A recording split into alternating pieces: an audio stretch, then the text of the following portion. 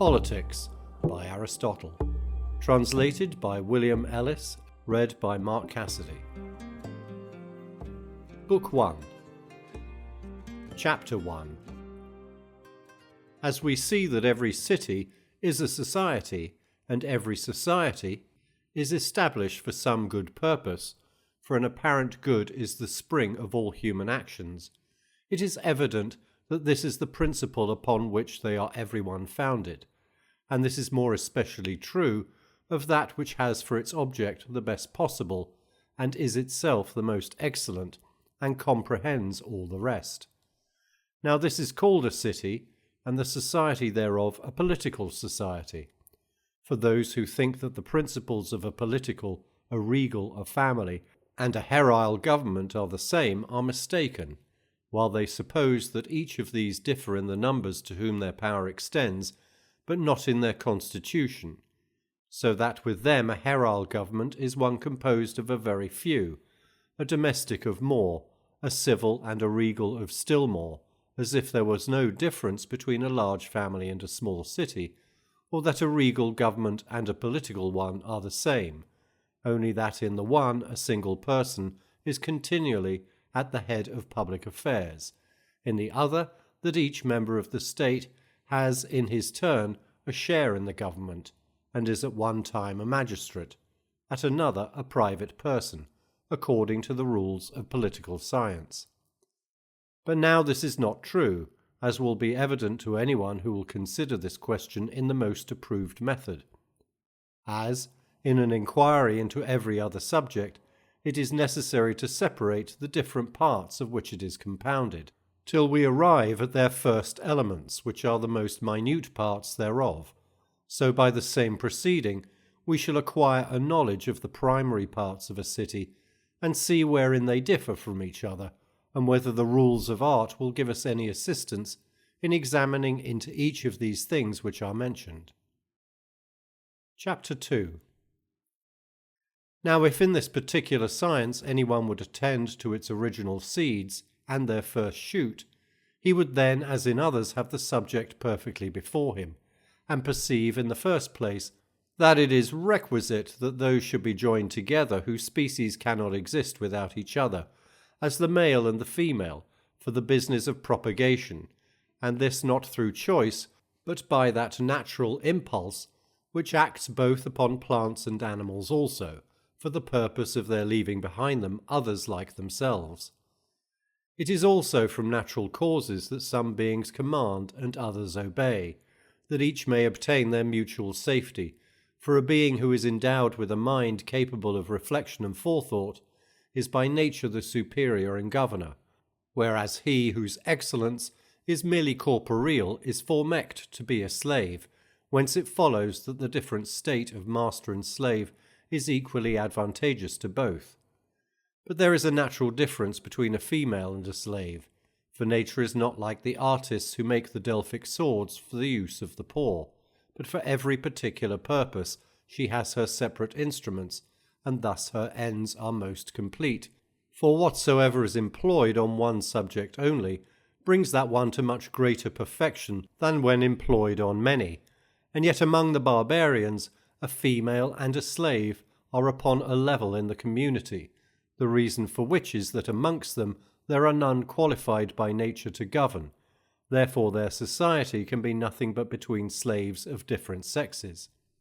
For which reason the poets say it is proper for the Greeks to govern the barbarians, as if a barbarian and a slave were by nature one. Now of these two societies the domestic is the first, and Hesiod is right when he says, "First a house, then a wife, then an ox for the plough," for the poor man has always an ox before a household slave. That society then which nature has established for daily support is the domestic, and those who compose it are called by Charondas homosippoi, and by Epimenides the Cretan homokapnoi.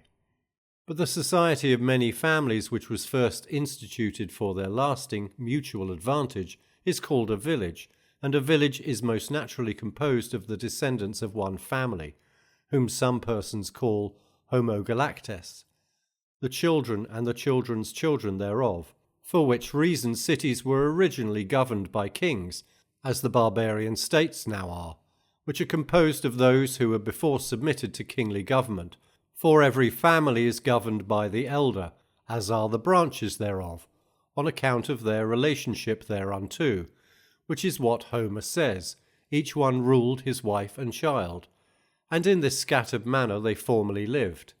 And the opinion which universally prevails, that the gods themselves are subject to kingly government, arises from hence, that all men formerly were, and many are so now, and as they imagine themselves to be made in the likeness of the gods, so they suppose their manner of life must needs be the same. And when many villages so entirely join themselves together, as in every respect to form but one society, that society is a city, and contains in itself, if I may so speak, the end and perfection of government, first founded that we might live, but continued that we may live happily, for which reason every city must be allowed to be the work of nature, if we admit that the original society between male and female is, for to this, as their end, all subordinate societies tend, and the end of everything is the nature of it. For what every being is in its most perfect state, that certainly is the nature of that being, whether it be a man, a horse, or a house. Besides, whatsoever produces the final cause and the end which we desire must be best. But a government complete in itself is that final cause and what is best. Hence it is evident that a city is a natural production, and that man is naturally a political animal, and that whosoever is naturally and not accidentally unfit for society must be either inferior or superior to man. Thus the man in Homer, who is reviled for being without society, without law, without family. Such a one must naturally be of a quarrelsome disposition, and as solitary as the birds. The gift of speech also evidently proves that man is a more social animal than the bees, or any of the herding cattle, for nature, as we say, does nothing in vain, and man is the only animal who enjoys it. Voice indeed, as being the token of pleasure and pain, is imparted to others also, and thus much their nature is capable of, to perceive pleasure and pain, and to impart these sensations to others. But it is by speech that we are enabled to express what is useful for us, and what is hurtful, and of course what is just and what is unjust. For in this particular, man differs from other animals, that he alone has a perception of good and evil, of just and unjust, and it is a participation of these common sentiments which forms a family and a city. Besides, the notion of a city naturally precedes that of a family or an individual, for the whole must necessarily be prior to the parts, for if you take away the whole man, you cannot say a foot or a hand remains, unless by equivocation, as supposing a hand of stone to be made, but that would only be a dead one, but everything is understood to be this or that by its energic qualities and powers, so that when these no longer remain, neither can that be said to be the same, but something of the same name. That a city then precedes an individual is plain, for if an individual is not in himself sufficient to compose a perfect government, he is to a city as other parts are to a whole. But he that is incapable of society, or so complete in himself as not to want it, makes no part of a city as a beast or a god. There is then in all persons a natural impetus to associate with each other in this manner, and he who first founded civil society was the cause of the greatest good. For as by the completion of it man is the most excellent of all living beings, so without law and justice he would be the worst of all, for nothing is so difficult to subdue as injustice in arms. But these arms man is born with, namely prudence and valour, which he may apply to the most opposite purposes, for he who abuses them will be the most wicked, the most cruel, the most lustful, and most gluttonous being imaginable. For justice is a political virtue. By the rules of it the state is regulated, and these rules are the criterion of what is right. Chapter 3. Since it is now evident of what parts a city is composed, it will be necessary to treat first of family government, For every city is made up of families, and every family has again its separate parts of which it is composed. When a family is complete, it consists of freemen and slaves, but as in every subject we should begin with examining into the smallest parts of which it consists, and as the first and smallest parts of a family are the master and slave, the husband and wife, the father and child, let us first inquire into these three, what each of them may be, and what they ought to be, that is to say, the herile, the nuptial, and the paternal. Let these then be considered as the three distinct parts of a family. Some think that the providing what is necessary for the family is something different from the government of it, others that this is the greatest part of it. It shall be considered separately, but we will first speak of a master and a slave, that we may both understand the nature of those things which are absolutely necessary, and also try, if we can, learn anything better on this subject than what is already known.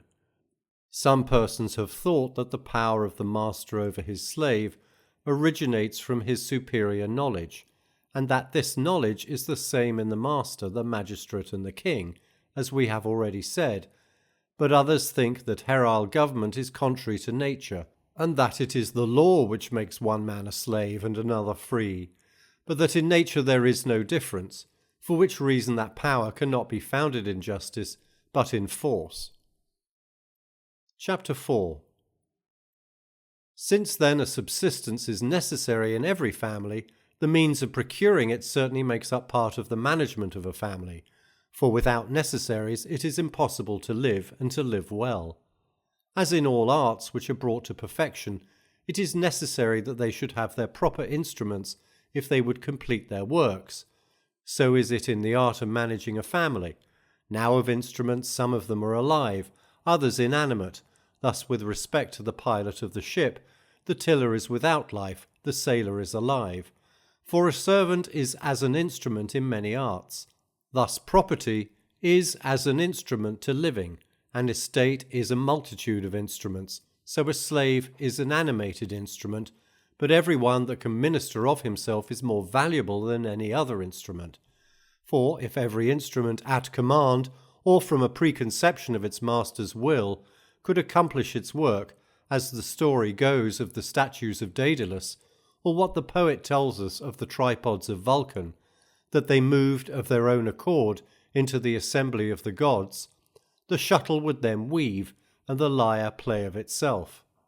Nor would the architect want servants, or the master slaves. Now what are generally called instruments are the efficients of something else, but possessions are what we simply use. Thus with a shuttle we make something else for our use, but we only use a coat or a bed, since their making and using differ from each other in species, and they both require their instruments. It is necessary that these should be different from each other. Now life is itself what we use, and not what we employ as the efficient of something else, for which reason the services of a slave are of use. A possession may be considered in the same nature as a part of anything. Now a part is not only a part of something, but also is nothing else, so is a possession.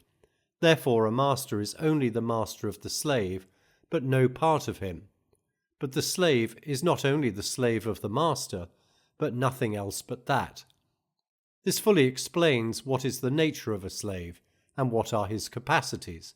For that being who by nature is nothing of himself, but totally another's, and is a man, is a slave by nature, and that man who is the property of another is his mere chattel, though he continues a man, but a chattel is an instrument for use, separate from the body. Chapter 5. But whether any person is such by nature, and whether it is advantageous and just for anyone to be a slave or no, or whether all slavery is contrary to nature, shall be considered hereafter, not that it is difficult to determine it upon general principles, or to understand it from matters of fact. For that some should govern, and others be governed, is not only necessary but useful, and from the hour of their birth some are marked out for those purposes, and others for the other, and there are many species of both sorts. And the better those are who are governed, the better also is the government, as for instance of man, rather than the brute creation. For the more excellent the materials are with which the work is finished, the more excellent certainly is the work. And wherever there is a governor and a governed, there certainly is some work produced. For whatsoever is composed of many parts, which jointly become one, whether conjunct or separate, evidently show the marks of governing and governed, and this is true of every living thing in all nature, nay, even in some things which partake not of life, as in music, but this probably would be a disquisition too foreign to our present purpose. Every living thing in the first place is composed of soul and body. Of these the one is by nature the governor, the other the governed. Now if we would know what is natural, we ought to search for it in those subjects in which nature appears most perfect, and not in those which are corrupted. We should therefore examine into a man who is most perfectly formed both in soul and body, in whom this is evident, for in the depraved and vicious the body seems to rule rather than the soul, on account of their being corrupt and contrary to nature. We may then, as we affirm, perceive in an animal the first principles of herile and political government, for the soul governs the body as the master governs his slave. The mind governs the appetite with a political or a kingly power, which shows that it is both natural and advantageous that the body should be governed by the soul, and the pathetic part by the mind, and that part which is possessed of reason, but to have no ruling power, or an improper one, is hurtful to all. And this holds true not only of man, but of other animals also, for tame animals are naturally better than wild ones, and it is advantageous that both should be under subjection to man, for this is productive of their common safety. So is it naturally with the male and the female. The one is superior, the other inferior. The one governs, the other is governed, and the same rule must necessarily hold good with respect to all mankind. Those men, therefore, who are as much inferior to others as the body is to the soul, are to be thus disposed of, as the proper use of them is their bodies, in which their excellence consists. And if what I have said be true, they are slaves by nature, and it is advantageous to them to be always under government. He then is by nature formed a slave who is qualified to become the chattel of another person, and on that account is so, and who has just reason enough to know that there is such a faculty, without being endued with the use of it. For other animals have no perception of reason, but are entirely guided by appetite, and indeed they vary very little in their use from each other, for the advantage which we receive, both from slaves and tame animals, arises from their bodily strength administering to our necessities. For it is the intention of nature to make the bodies of slaves and freemen different from each other, that the one should be robust for their necessary purposes, the others erect, useless indeed for what slaves are employed in, but fit for civil life, which is divided into the duties of war and peace, though these rules do not always take place, for slaves have sometimes the bodies of freemen, sometimes the souls. If then it is evident that if some bodies are as much more excellent than others, as the statues of the gods excel the human form, every one will allow that the inferior ought to be slaves to the superior. And if this is true with respect to the body, it is still juster to determine in the same manner when we consider the soul, though it is not so easy to perceive the beauty of the soul as it is of the body. Since then some men are slaves by nature, and others are freemen, it is clear that where slavery is advantageous to anyone, then it is just to make him a slave. Chapter 6. But it is not difficult to perceive that those who maintain the contrary opinion have some reason on their side, for a man may become a slave two different ways, for he may be so by law also, and this law is a certain compact, by which whatsoever is taken in battle is adjudged to be the property of the conquerors.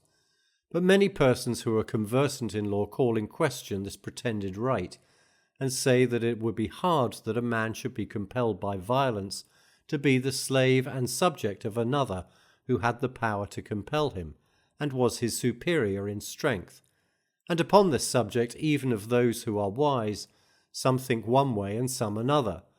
But the cause of this doubt and variety of opinions arises from hence, that great abilities, when accompanied with proper means, are generally able to succeed by force. For victory is always owing to a superiority in some advantageous circumstances, so that it seems that force never prevails, but in consequence of great abilities. But still, the dispute concerning the justice of it remains, for some persons think that justice consists in benevolence, others think it just that the powerful should govern. In the midst of these contrary opinions, there are no reasons sufficient to convince us that the right of being master and governor ought not to be placed with those who have the greatest abilities. Some persons, entirely resting upon the right which the law gives, for that which is legal is in some respects just, insist upon it that slavery occasioned by war is just. Not that they say it is wholly so, for it may happen that the principle upon which the wars were commenced is unjust. Moreover, no one will say that a man who is unworthily in slavery is therefore a slave. For if so, men of the noblest families might happen to be slaves, and the descendants of slaves, if they should chance to be taken prisoners in war and sold. To avoid this difficulty, they say that such persons should not be called slaves, but barbarians only should. But when they say this, they do nothing more than inquire who is a slave by nature, which was what we at first said. For we must acknowledge that there are some persons who, wherever they are, must necessarily be slaves, but others in no situation. Thus also it is with those of noble descent. It is not only in their own country that they are esteemed as such, but everywhere. But the barbarians are respected on this account at home only, as if nobility and freedom were of two sorts, the one universal, the other not so. Thus says the Helen of Theodectes: "Who dares reproach me with the name of slave, when from the immortal gods on either side I draw my lineage?" Those who express sentiments like these show only that they distinguish the slave and the freeman, the noble and the ignoble from each other by their virtues and their vices, for they think it reasonable that as a man begets a man, and a beast, so from a good man should be descended, and this is what nature desires to do, but frequently cannot accomplish it. It is evident then that this doubt has some reason in it, and that these persons are not slaves, and those freemen, by the appointment of nature, and also that in some instances it is sufficiently clear that it is advantageous to both parties for this man to be a slave and that to be a master, and that it is right and just that some should be governed and others govern, in the manner that nature intended, of which sort of government is that which a master exercises over a slave. But to govern ill is disadvantageous to both, for the same thing is useful to the part and to the whole, to the body and to the soul.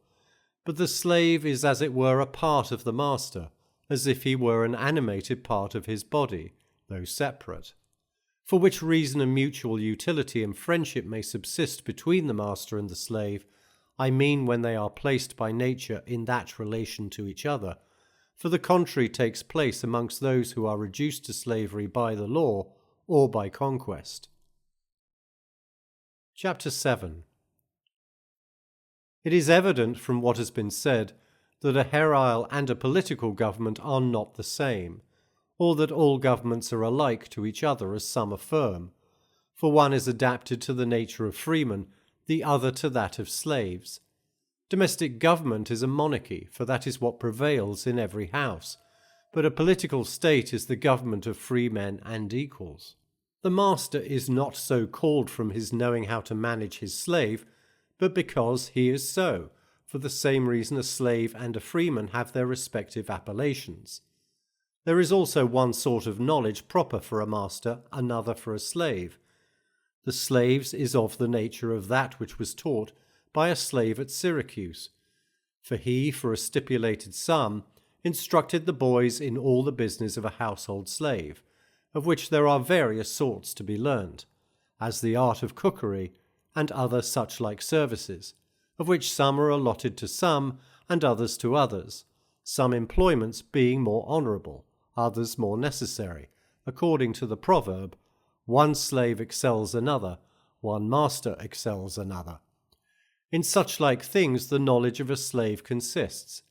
The knowledge of the master is to be able properly to employ his slaves, for the mastership of slaves is the employment, not the mere possession of them.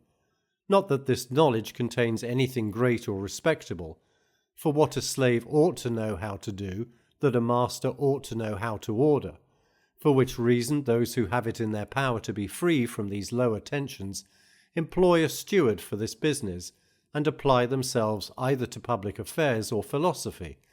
The knowledge of procuring what is necessary for a family is different from that which belongs either to the master or the slave, and to do this justly must be either by war or hunting, and thus much of the difference between a master and a slave. Chapter 8. As a slave is a particular species of property, let us by all means inquire into the nature of property in general, and the acquisition of money, according to the manner we have proposed. In the first place, then, someone may doubt whether the getting of money is the same thing as economy, or whether it is a part of it, or something subservient to it. And if so, whether it is as the art of making shuttles is to the art of weaving, or the art of making brass to that of statue founding, for they are not of the same service, for the one supplies the tools, the other the matter. By the matter I mean the subject out of which the work is finished, as wool for the cloth and brass for the statue. It is evident then that the getting of money is not the same thing as economy, for the business of the one is to furnish the means of the other to use them, and what art is there employed in the management of a family but economy?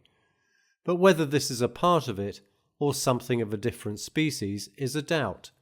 For if it is the business of him who is to get money to find out how riches and possessions may be procured, and both these arise from various causes, we must first inquire whether the art of husbandry is part of money-getting or something different, and in general whether the same is not true of every acquisition and every attention which relates to provision. But as there are many sorts of provision, so are the methods of living both of man and the brute creation very various, and as it is impossible to live without food, the difference in that particular makes the lives of animals so different from each other. Of beasts, some live in herds, others separate, as is most convenient for procuring themselves food, as some of them live upon flesh, others on fruit, and others on whatsoever they light on, nature having so distinguished their course of life, that they can very easily procure themselves subsistence. And as the same things are not agreeable to all, but one animal likes one thing and another another, it follows that the lives of those beasts who live upon flesh must be different from the lives of those who live on fruits.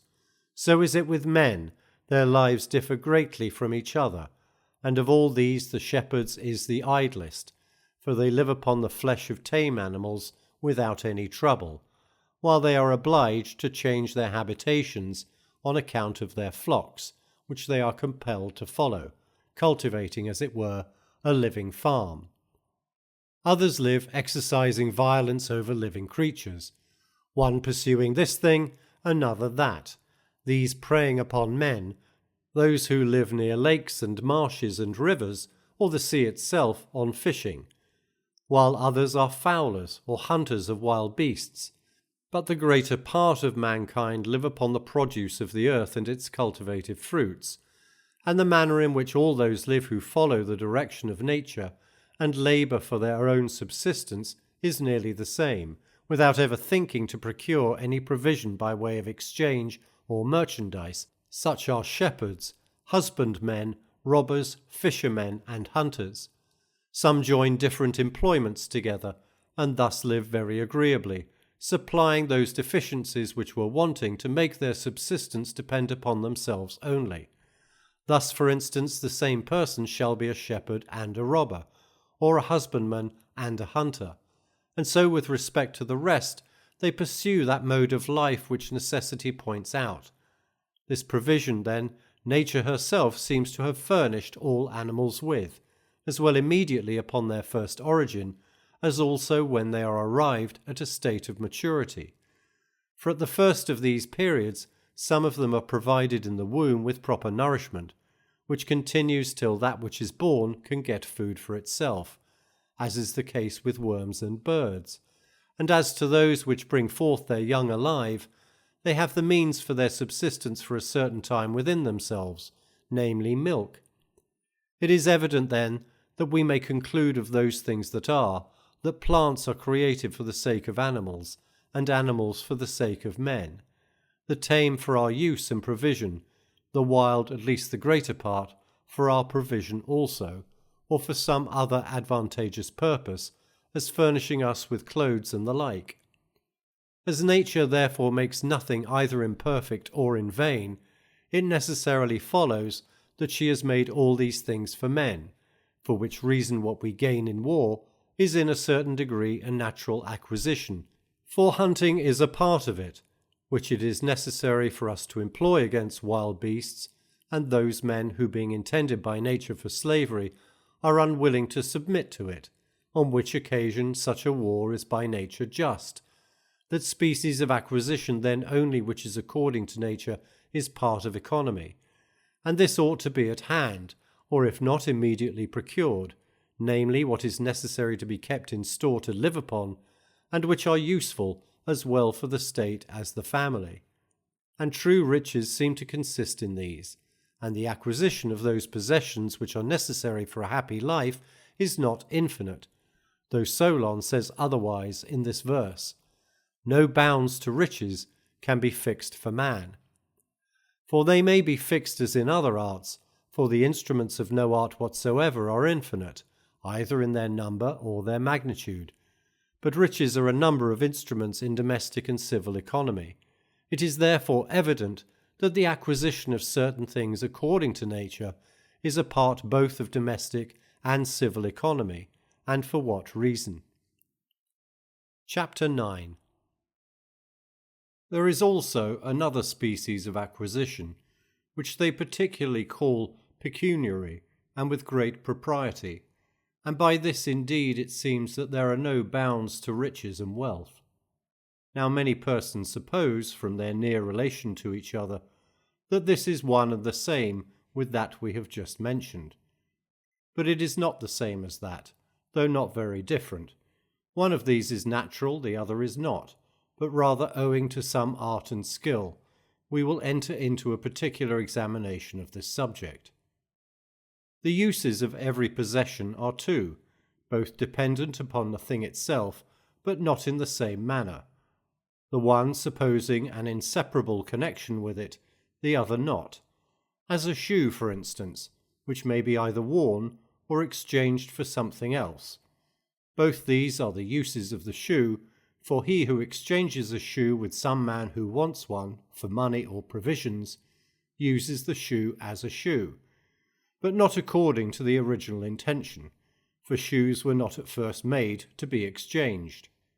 The same thing holds true of all other possessions, for barter in general had its original beginning in nature, some men having a surplus, others too little of what was necessary for them. Hence it is evident that the selling provisions for money is not according to the natural use of things, for they were obliged to use barter for those things which they wanted, but it is plain that barter could have no place in the first, that is to say, in family society, but must have begun when the number of those who composed the community was enlarged, for the first of these had all things in common. But when they came to be separated, they were obliged to exchange with each other many different things which both parties wanted. Which custom of barter is still preserved amongst many barbarous nations, who procure one necessary with another, but never sell anything, as giving and receiving wine for corn and the like. This sort of barter is not contradictory to nature, nor is it any species of money-getting, but is necessary in procuring that subsistence which is so consonant thereunto. But this barter introduced the use of money, as might be expected, for a convenient place from whence to import what you wanted, or to export what you had a surplus of, being often at a great distance.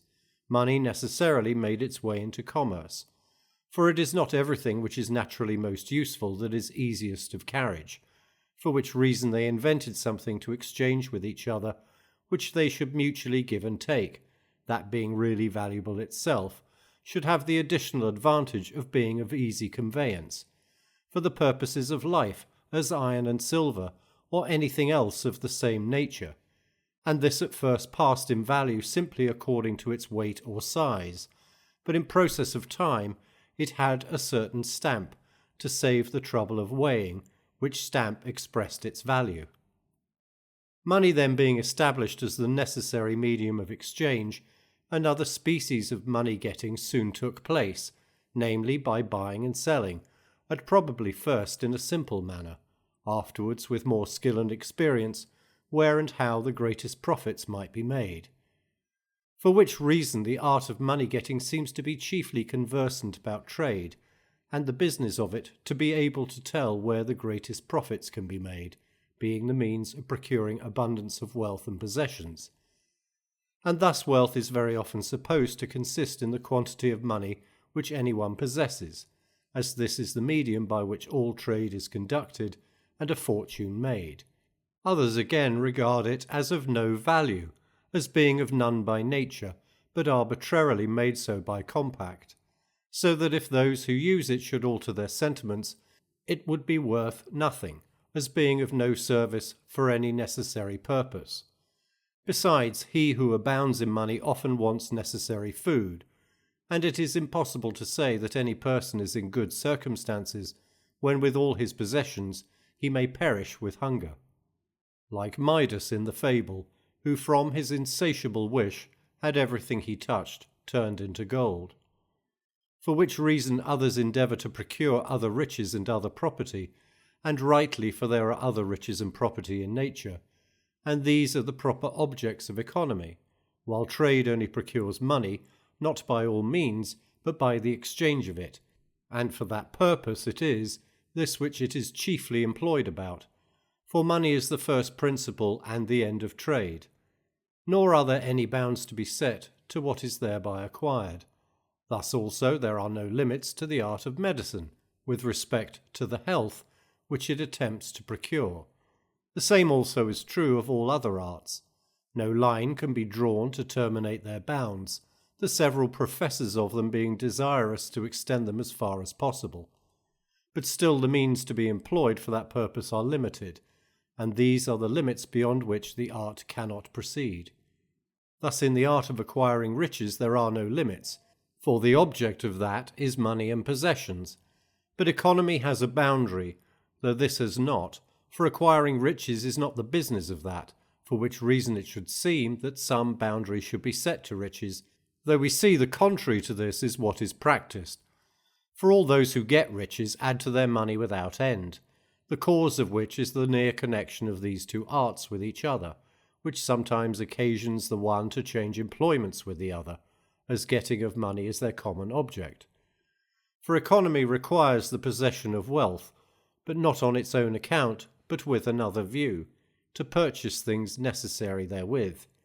But the other procures it merely to increase it, so that some persons are confirmed in their belief that this is the proper object of economy, and think that for this purpose money should be saved and hoarded up without end, the reason for which disposition is that they are intent upon living, but not upon living well, and this desire being boundless in its extent, the means which they aim at for that purpose are boundless also.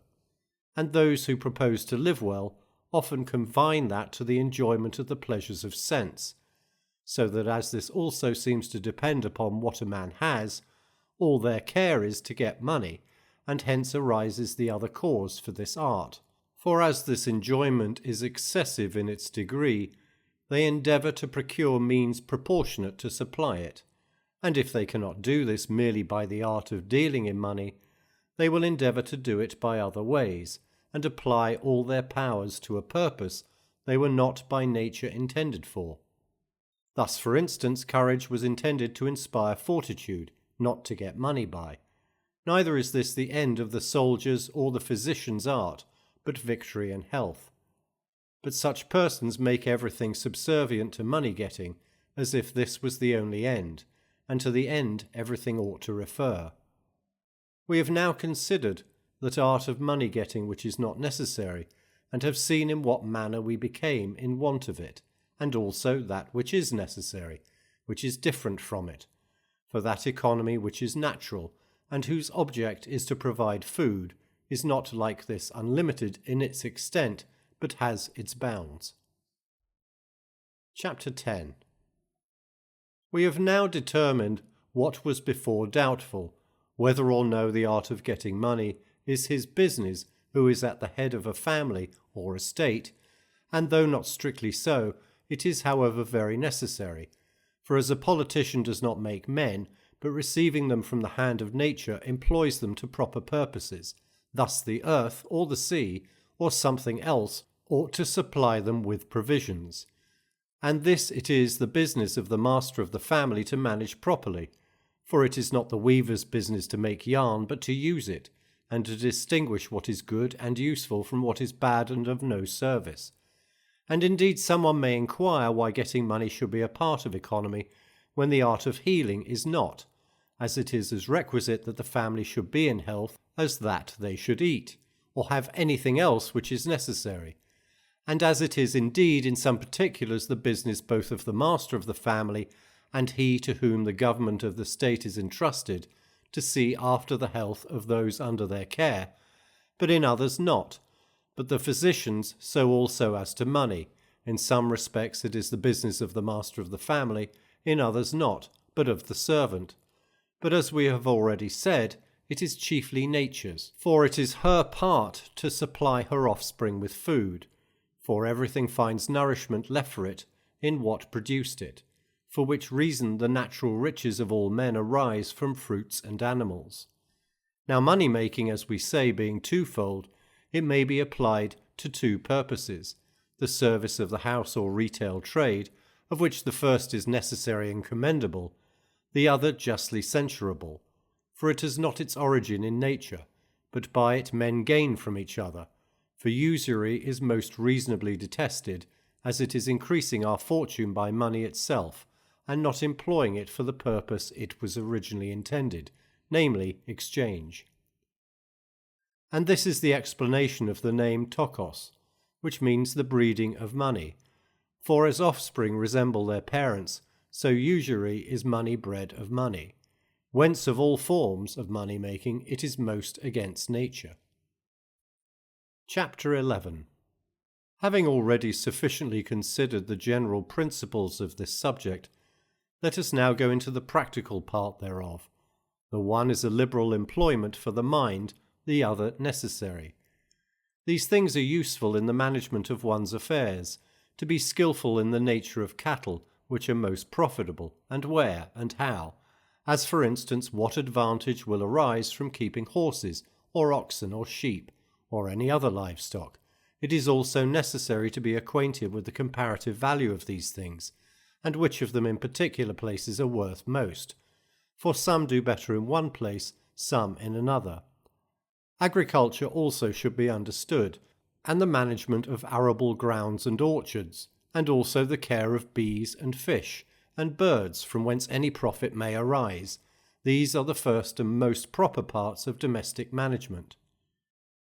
With respect to gaining money by exchange, the principal method of doing this is by merchandise, which is carried on in three different ways, either by sending the commodity for sale by sea or by land, or else selling it on the place where it grows, and these differ from each other in this, that the one is more profitable, the other safer.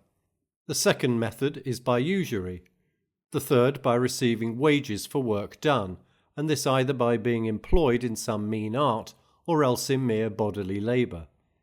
There is also a third species of improving a fortune that is something between this and the first, for it partly depends upon nature, partly upon exchange, the subject of which is things that are immediately from the earth, or their produce, which though they bear no fruit are yet useful, such as selling of timber and the whole art of metallurgy, which includes many different species, for there are various sorts of things dug out of the earth.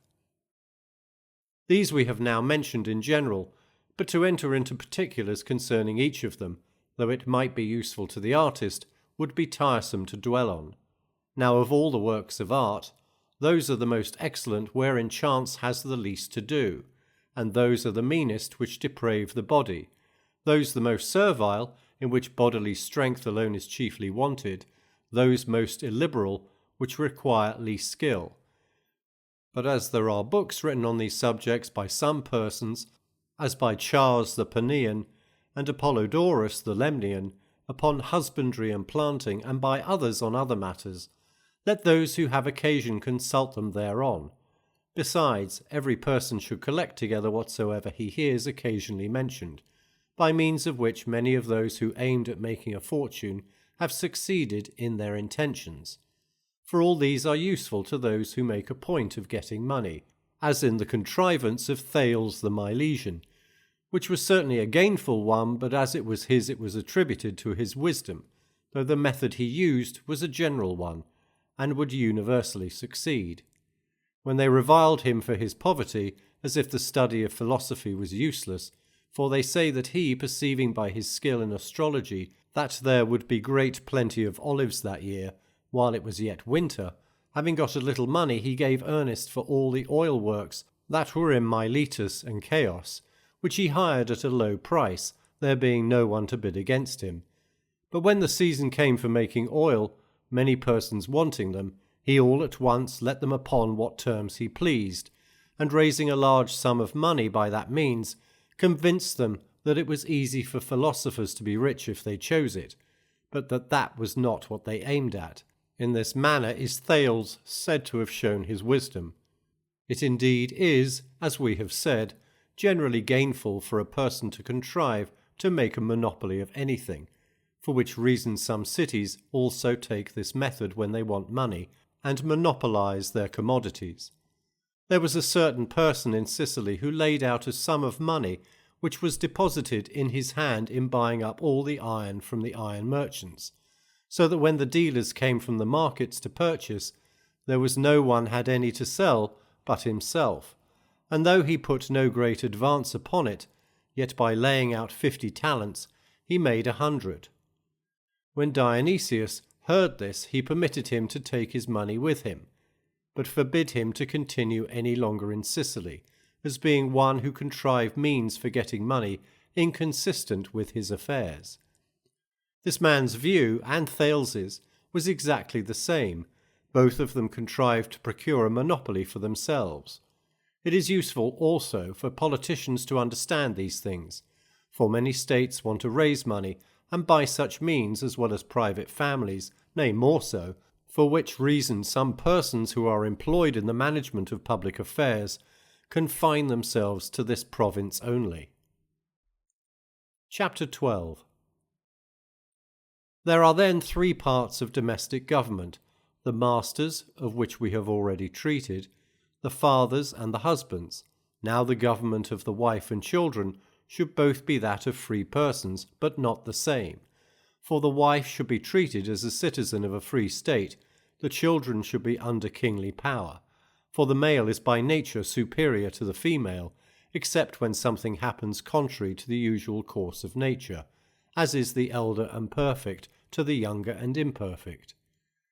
Now in the generality of free states, the governors and the governed alternately change place, for an equality without any preference is what nature chooses. However, when one governs, and another is governed, she endeavours that there should be a distinction between them in forms, expressions, and honours, according to what Amasis said of his laver. This then should be the established rule between the man and the woman. The government of children should be kingly, for the power of the father over the child is founded in affection and seniority, which is a species of kingly government, for which reason Homer very properly calls Jupiter the father of gods and men, who is king of both these, for nature requires that a king should be of the same species with those whom he governs, though superior in some particulars, as is the case between the elder and the younger, the father and the son. Chapter 13. It is evident, then, that in the due government of a family greater attention should be paid to the several members of it and their virtues than to the possessions or riches of it, and greater to the freemen than the slaves. But here someone may doubt whether there is any other virtue in a slave than his organic services, and of higher estimation than these as temperance, fortitude, justice, and such like habits, or whether they possess only bodily qualities. Each side of the question has its difficulties, for if they possess these virtues, wherein do they differ from free men? And that they do not, since they are men and partakers of reason, is absurd. Nearly the same inquiry may be made concerning a woman and a child, whether these also have their proper virtues, whether a woman ought to be temperate, brave, and just, and whether a child is temperate or no.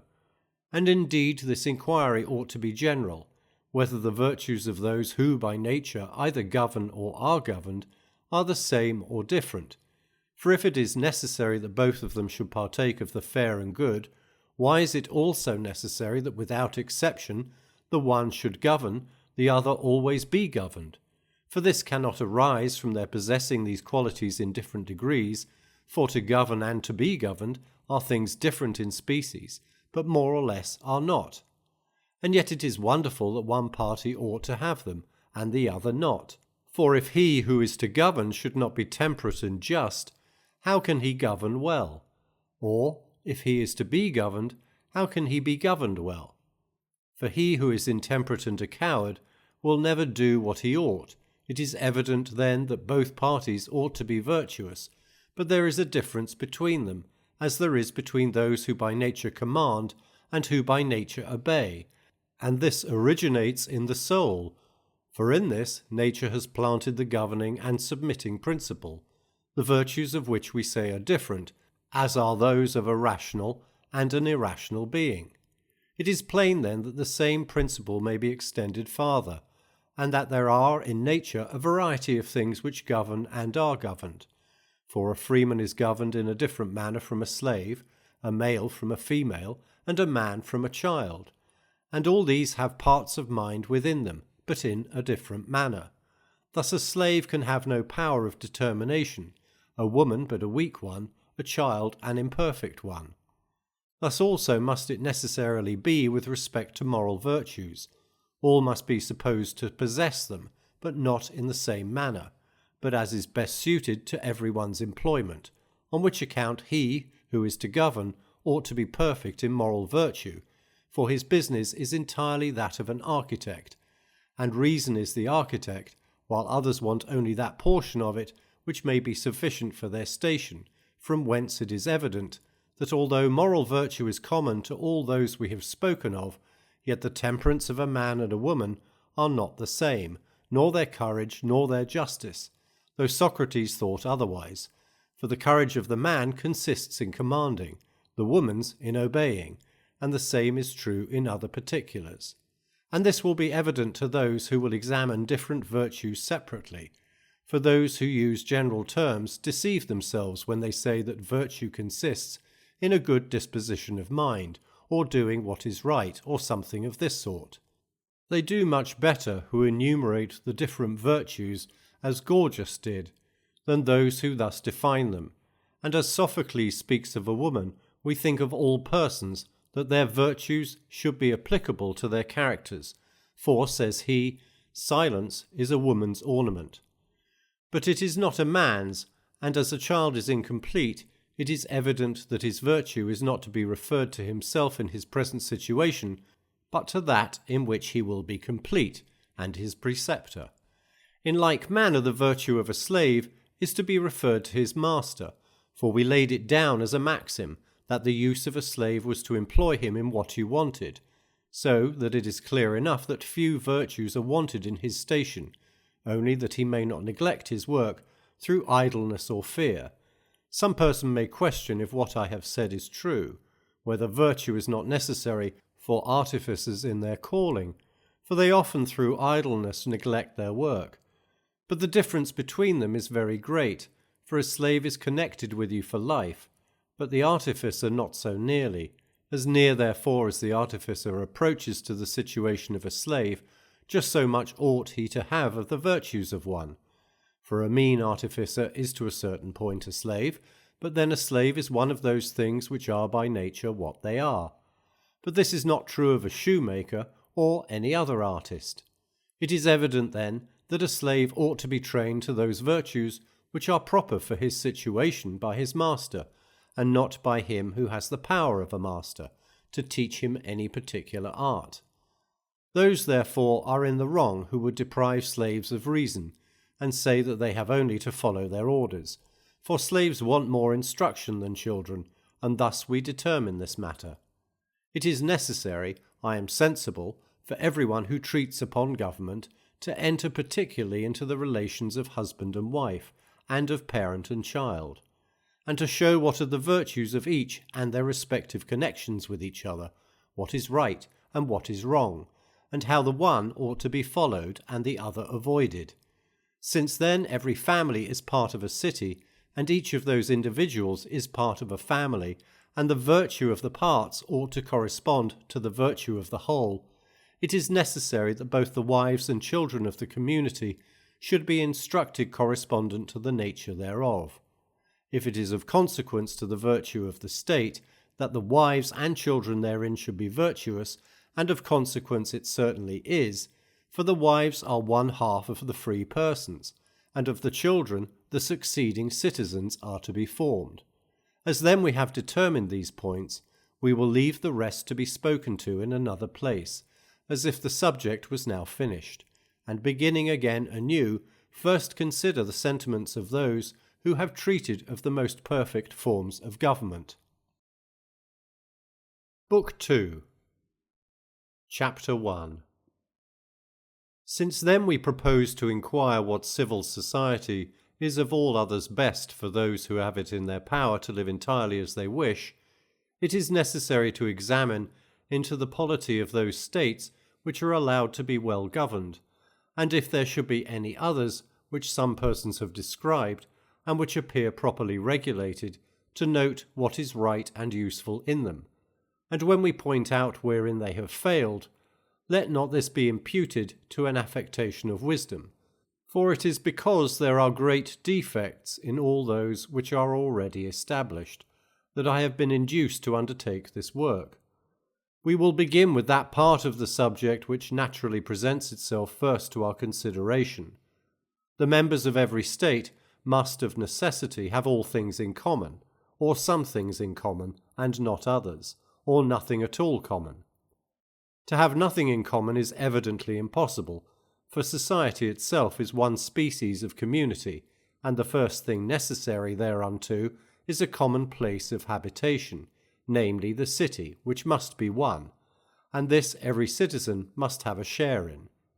But in a government which is to be well founded, will it be best to admit of a community in everything which is capable thereof, or only in some particulars, but in others not? For it is possible that the citizens may have their wives and children and goods in common, as in Plato's Commonwealth, for in that Socrates affirms that all these particulars ought to be so. Which then shall we prefer, the custom which is already established, or the laws which are proposed in that treatise? Chapter 2.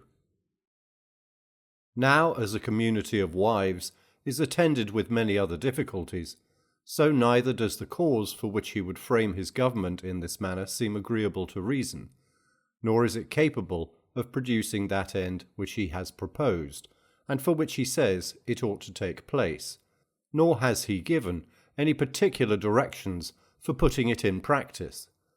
Now I also am willing to agree with Socrates in the principle which he proceeds upon, and admit that the city ought to be one as much as possible, and yet it is evident that if it is contracted too much, it will be no longer a city, for that necessarily supposes a multitude, so that if we proceed in this manner, we shall reduce a city to a family, and a family to a single person.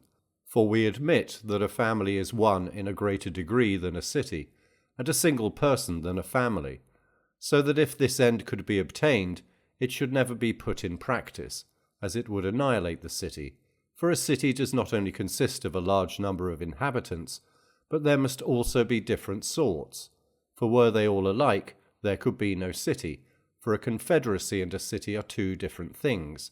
For a confederacy is valuable from its numbers, although all those who compose it are men of the same calling, for this is entered into for the sake of mutual defence, as we add an additional weight to make the scale go down. The same distinction prevails between a city and a nation when the people are not collected into separate villages, but live as the Arcadians.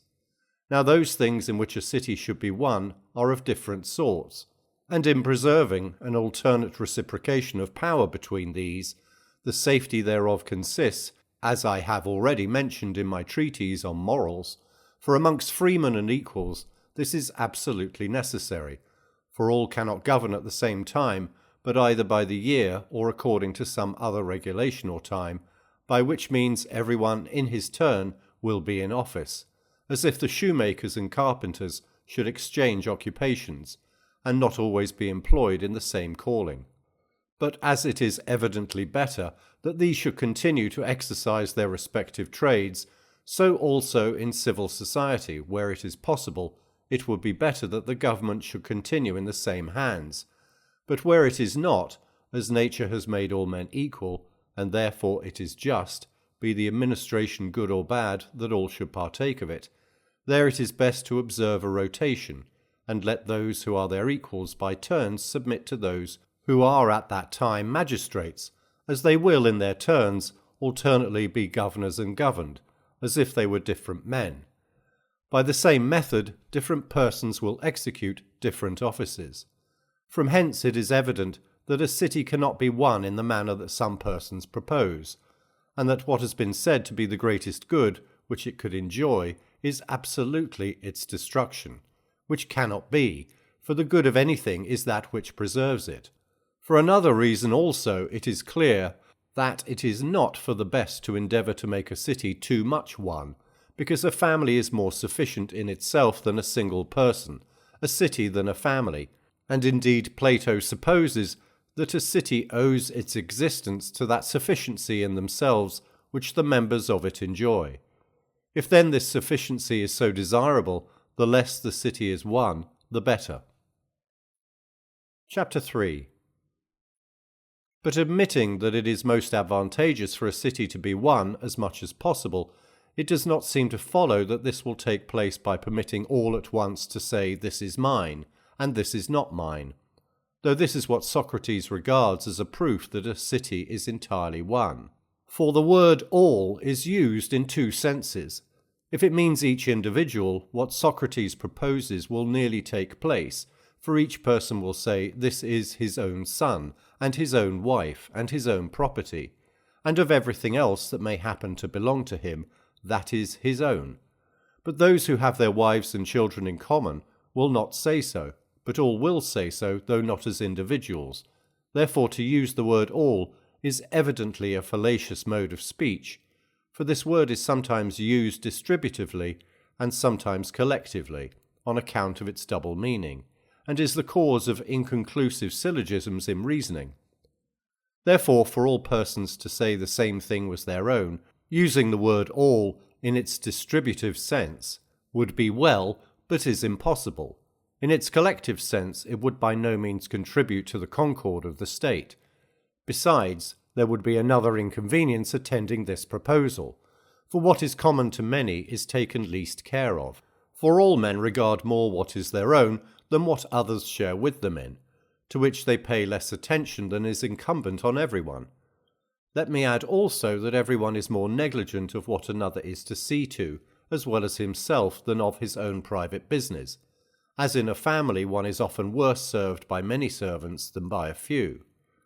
Let each citizen then in the state have 1,000 children, but let none of them be considered as the children of that individual, but let the relation of father and child be common to them all, and they will all be neglected. Besides, in consequence of this, whenever any citizen behaved well or ill, every person, be the number what it would, might say, "This is my son," or this man's, or that. And in this manner would they speak, and thus would they doubt of the whole 1,000, or of whatever number the city consisted.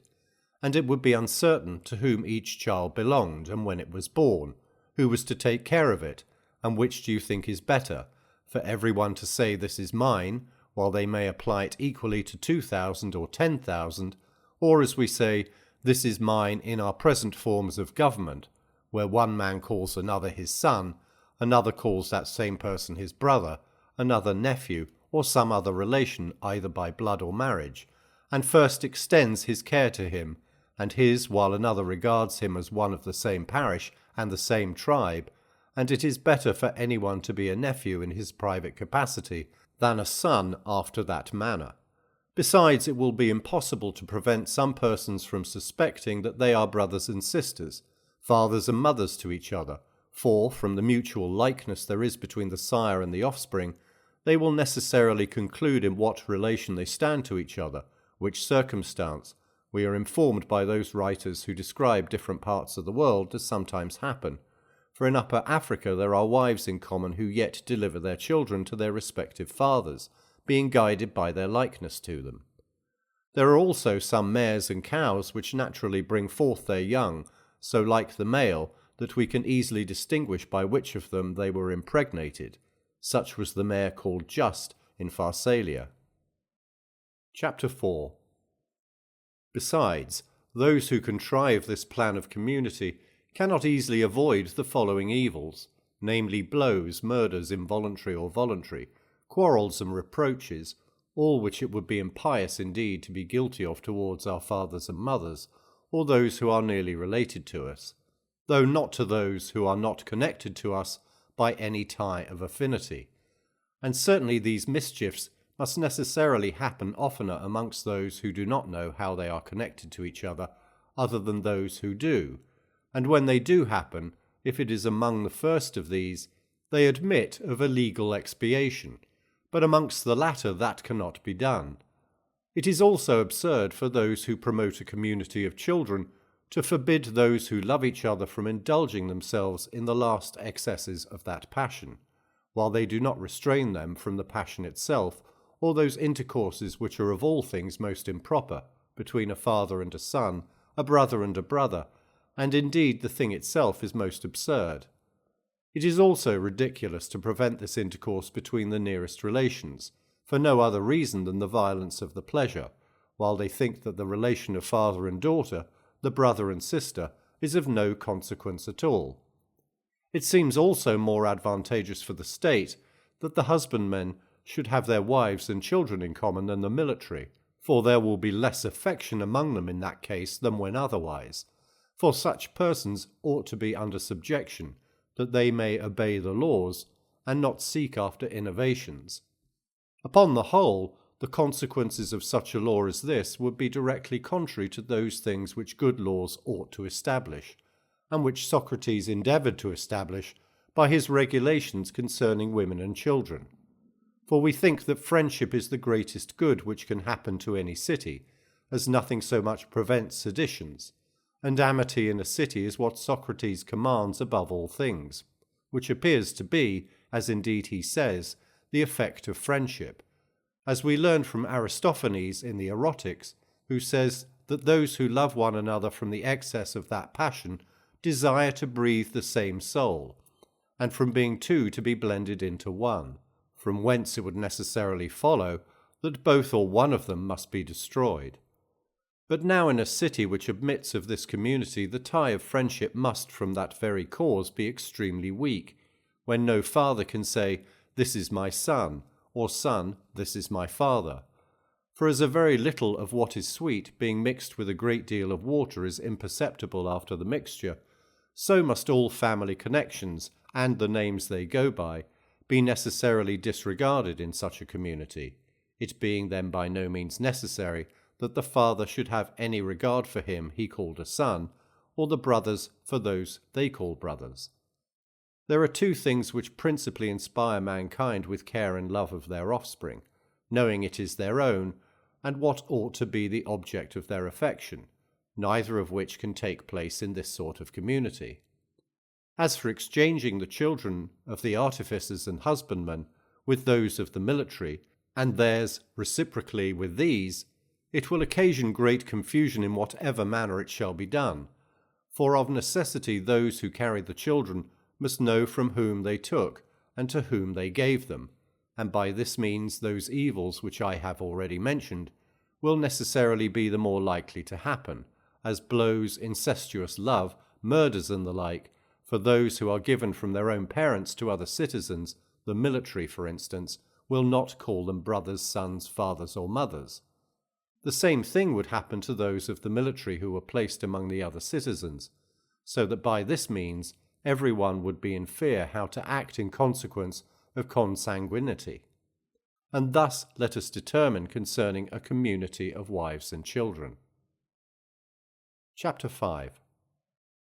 We proceed next to consider in what manner property should be regulated in a state which is formed after the most perfect mode of government, whether it should be common or not, for this may be considered as a separate question from what had been determined concerning wives and children.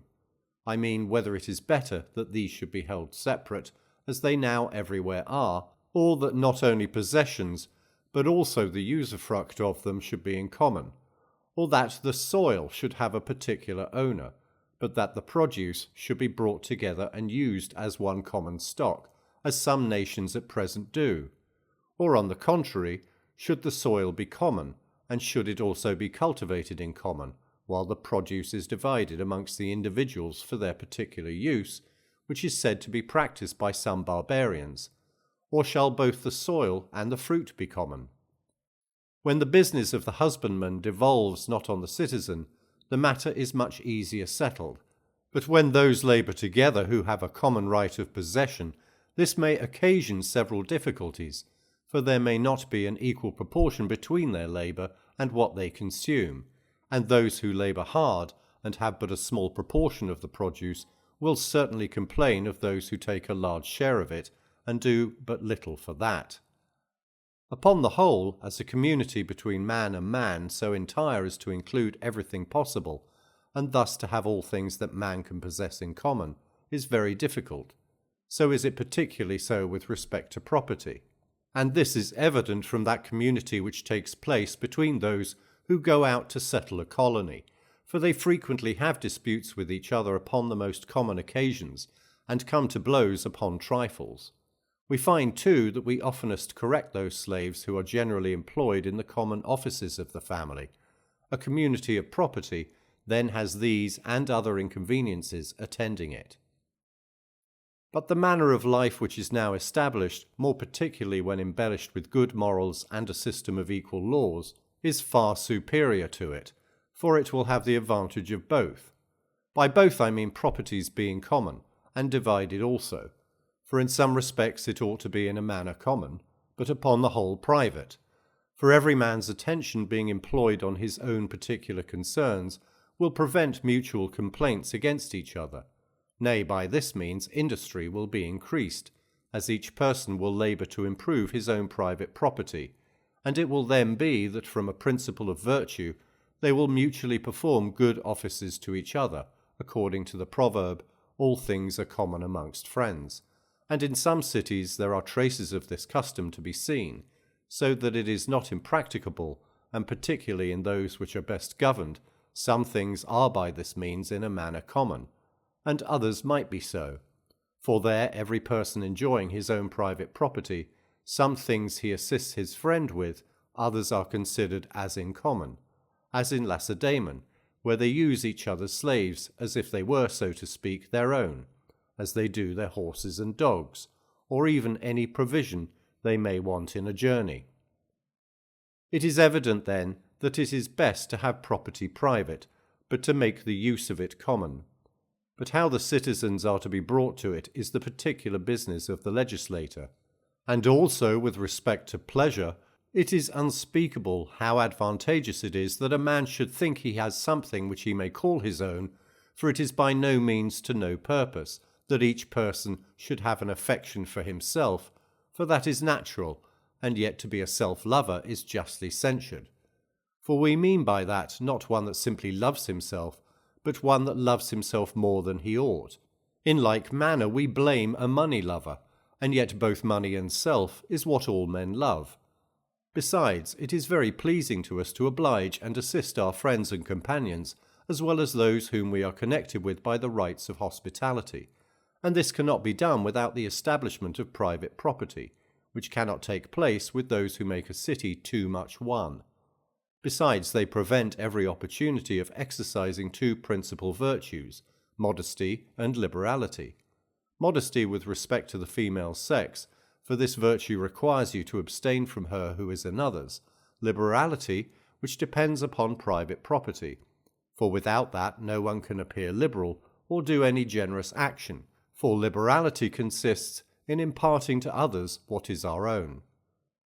This system of polity does indeed recommend itself by its good appearance and specious pretences to humanity, and when first proposed to anyone, must give him great pleasure, as he will conclude it to be a wonderful bond of friendship, connecting all to all, particularly when anyone censures the evils which are now to be found in society, as arising from properties not being common. I mean the disputes which happen between man and man, upon their different contracts with each other, those judgments which are passed in court, in consequence of fraud and perjury, and flattering the rich, none of which arise from properties being private, but from the vices of mankind. Besides, those who live in one general community, and have all things in common, oftener dispute with each other than those who have their property separate. From the very small number indeed of those who have their property in common, compared with those where it is appropriated, the instances of their quarrels are but few. It is also but right to mention not only the inconveniences they are preserved from who live in a communion of goods, but also the advantages they are deprived of. For when the whole comes to be considered, this manner of life will be found impracticable. We must suppose then that Socrates' mistake arose from the principle he set out with being false. We admit indeed that both a family and a city ought to be one in some particulars, but not entirely. For there is a point beyond which, if a city proceeds in reducing itself to one, it will be no longer a city. There is also another point at which it will still continue to be a city, but it will approach so near to not being one, that it will be worse than none. As if anyone should reduce the voices of those who sing in concert to one, or a verse to a foot.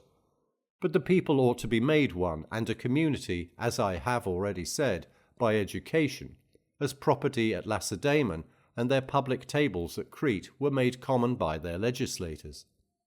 But yet whosoever shall introduce any education, and think thereby to make his city excellent and respectable, will be absurd, while he expects to form it by such regulations, and not by manners, philosophy, and laws.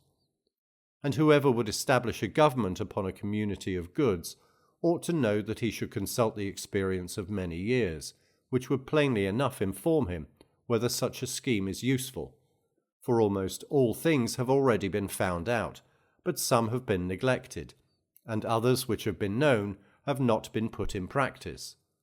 But this would be most evident if anyone could see such a government really established, for it would be impossible to frame such a city without dividing and separating it into its distinct parts, as public tables, wards, and tribes, so that here the laws will do nothing more than forbid the military to engage in agriculture, which is what the Lacedaemonians are at present endeavouring to do.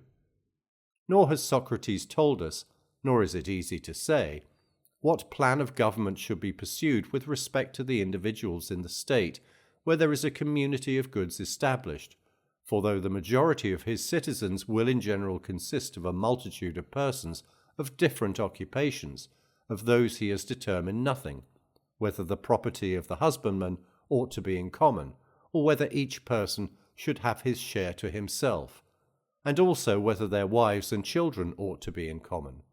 For if all things are to be alike common to all, where will be the difference between them and the military, or what would they get by submitting to their government? And upon what principles would they do it, unless they should establish the wise practice of the Cretans? For they, allowing everything else to their slaves, forbid them only gymnastic exercises and the use of arms. And if they are not, but these should be in the same situation with respect to their property which they are in other cities, what sort of a community will there be? In one city there must of necessity be two, and those contrary to each other. For he makes the military the guardians of the state, and the husbandmen artisans, and others citizens. And all those quarrels, accusations, and things of the like sort, which he says are the bane of other cities, will be found in his also. Notwithstanding, Socrates says they will not want many laws in consequence of their education, but such only as may be necessary for regulating the streets, the markets, and the like, while at the same time it is the education of the military only that he has taken any care of. Besides, he makes the husbandmen masters of property upon paying a tribute, but this would be likely to make them far more troublesome and high-spirited than the helots, the penestes, or the slaves which others employ. Nor has he ever determined whether it is necessary to give any attention to them in these particulars, nor thought of what is connected therewith, their polity, their education, their laws. Besides, it is of no little consequence, nor is it easy to determine how these should be framed so as to preserve the community of the military. Besides, if he makes the wives common, while the property continues separate, who shall manage the domestic concerns with the same care which the man bestows upon his fields? Nor will the inconvenience be remedied by making property as well as wives common, and it is absurd to draw a comparison from the brute creation, and say that the same principle should regulate the connection of a man and a woman, which regulates theirs amongst whom there is no family association. It is also very hazardous to settle the magistracy as Socrates has done, for he would have persons of the same rank always in office, which becomes the cause of sedition even amongst those who are of no account, but more particularly amongst those who are of a courageous and warlike disposition. It is indeed evidently necessary that he should frame his community in this manner, for that golden particle which God has mixed up in the soul of man flies not from one to the other, but always continues with the same. For he says that some of our species have gold and others silver, blended in their composition from the moment of their birth, but those who are to be husbandmen and artists, brass and iron. Besides, though he deprives the military of happiness, he says that the legislator ought to make all the citizens happy. But it is impossible that the whole city can be happy, without all or the greater or some part of it be happy. For happiness is not like that numerical equality which arises from certain numbers when added together, although neither of them may separately contain it, for happiness cannot be thus added together, but must exist in every individual, as some properties belong to every integral, and if the military are not happy, who else are so? For the artisans are not, nor the multitude of those who are employed in inferior offices. The state which Socrates has described has all these defects, and others which are not of less consequence. Chapter 6.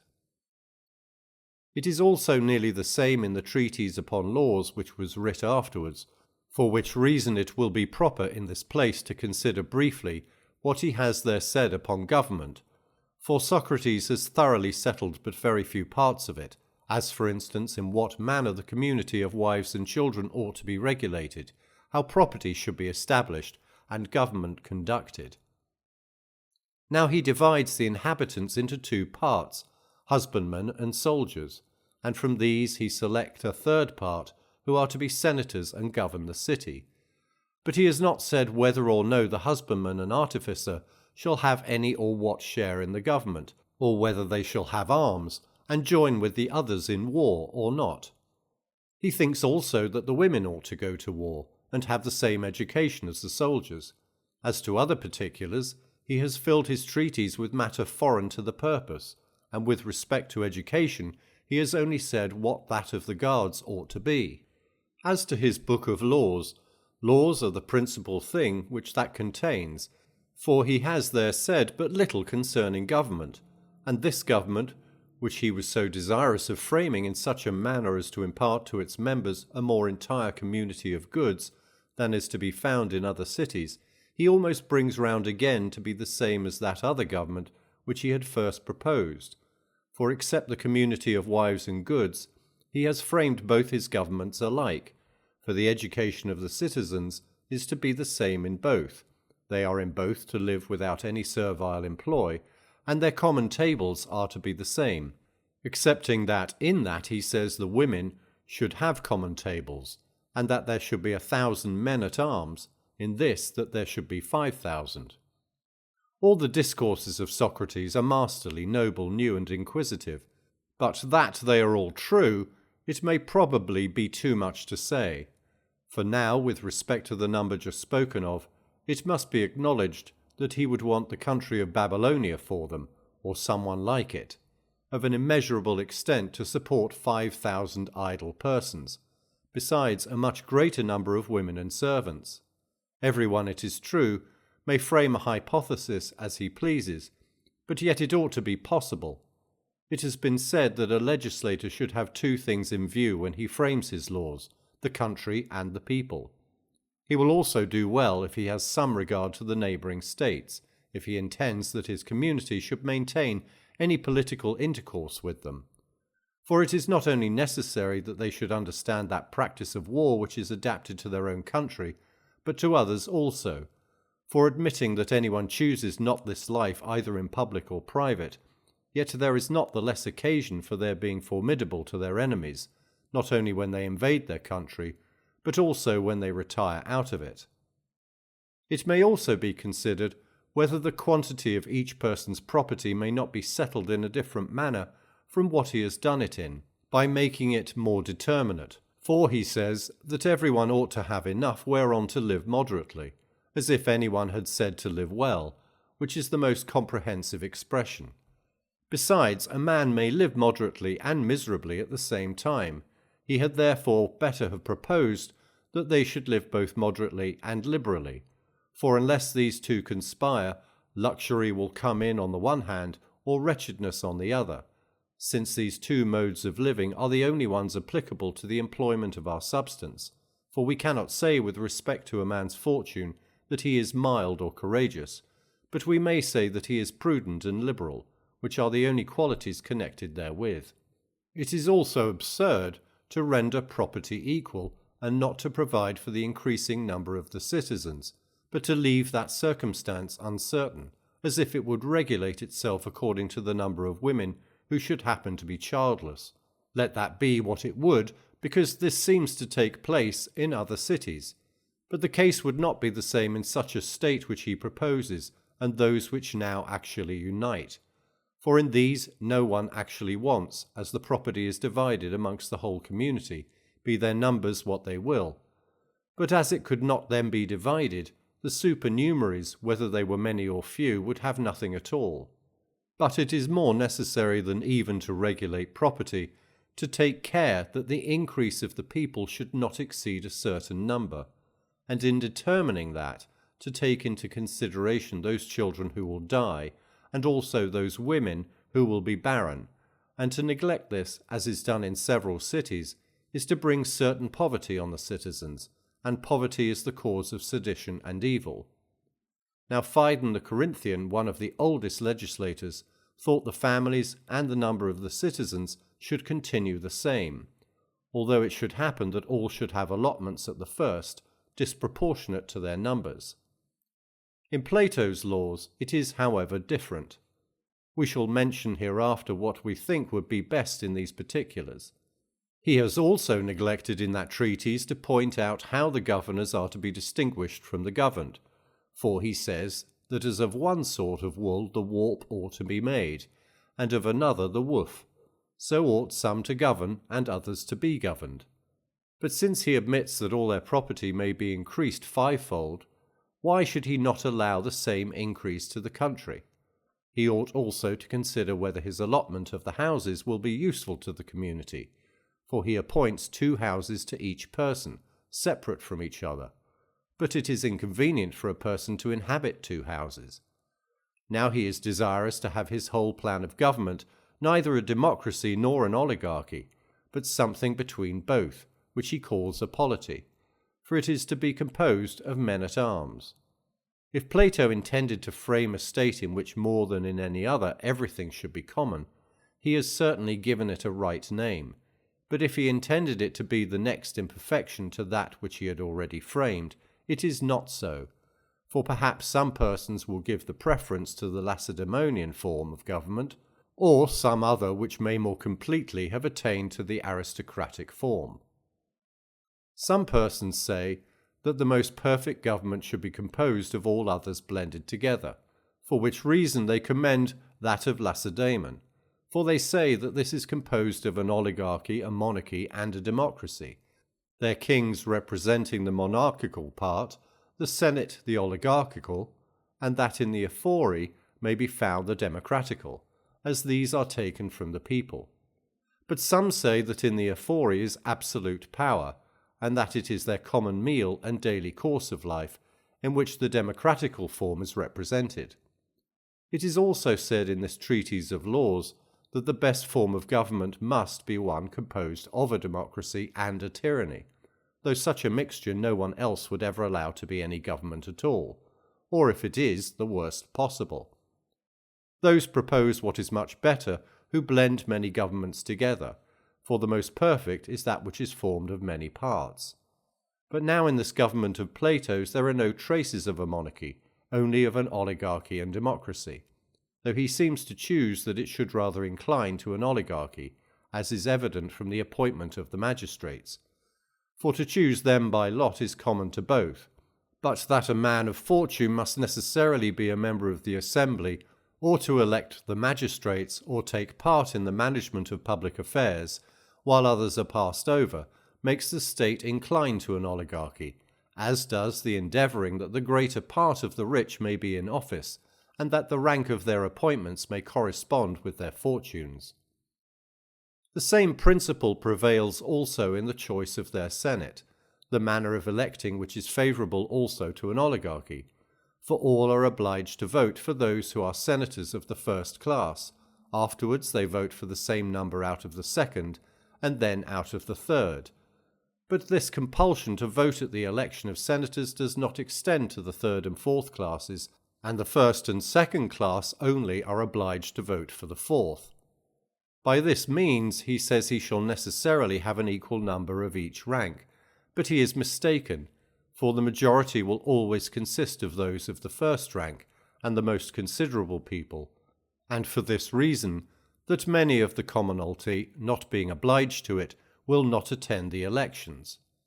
From hence it is evident that such a state will not consist of a democracy and a monarchy, and this will be further proved by what we shall say when we come particularly to consider this form of government.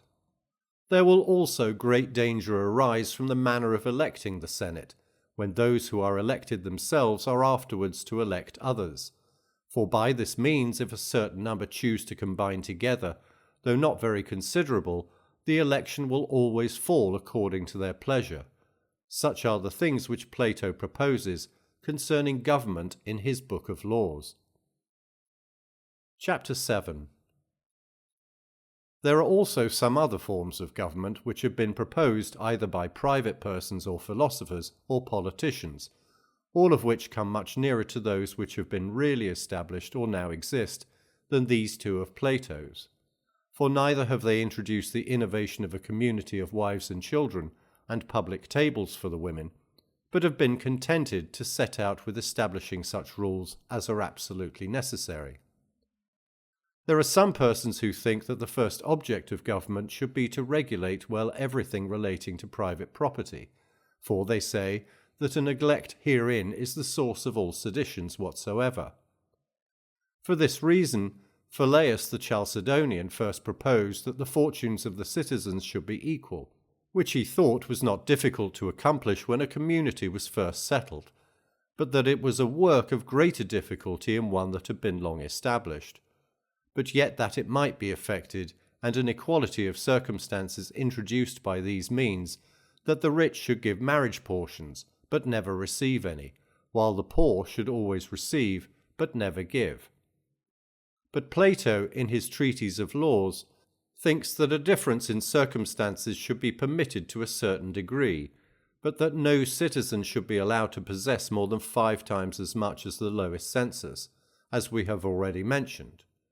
But legislators who would establish this principle are apt to overlook what they ought to consider, that while they regulate the quantity of provisions which each individual shall possess, they ought also to regulate the number of his children, for if these exceed the allotted quantity of provision, the law must necessarily be repealed, and yet, in spite of the repeal, it will have the bad effect of reducing many from wealth to poverty. So difficult is it for innovators not to fall into such mistakes. That an equality of goods was in some degree serviceable to strengthen the bands of society seems to have been known to some of the ancients, for Solon made a law, as did some others also, to restrain persons from possessing as much land as they pleased. And upon the same principle there are laws which forbid men to sell their property, as among the Locrians, unless they can prove that some notorious misfortune has befallen them.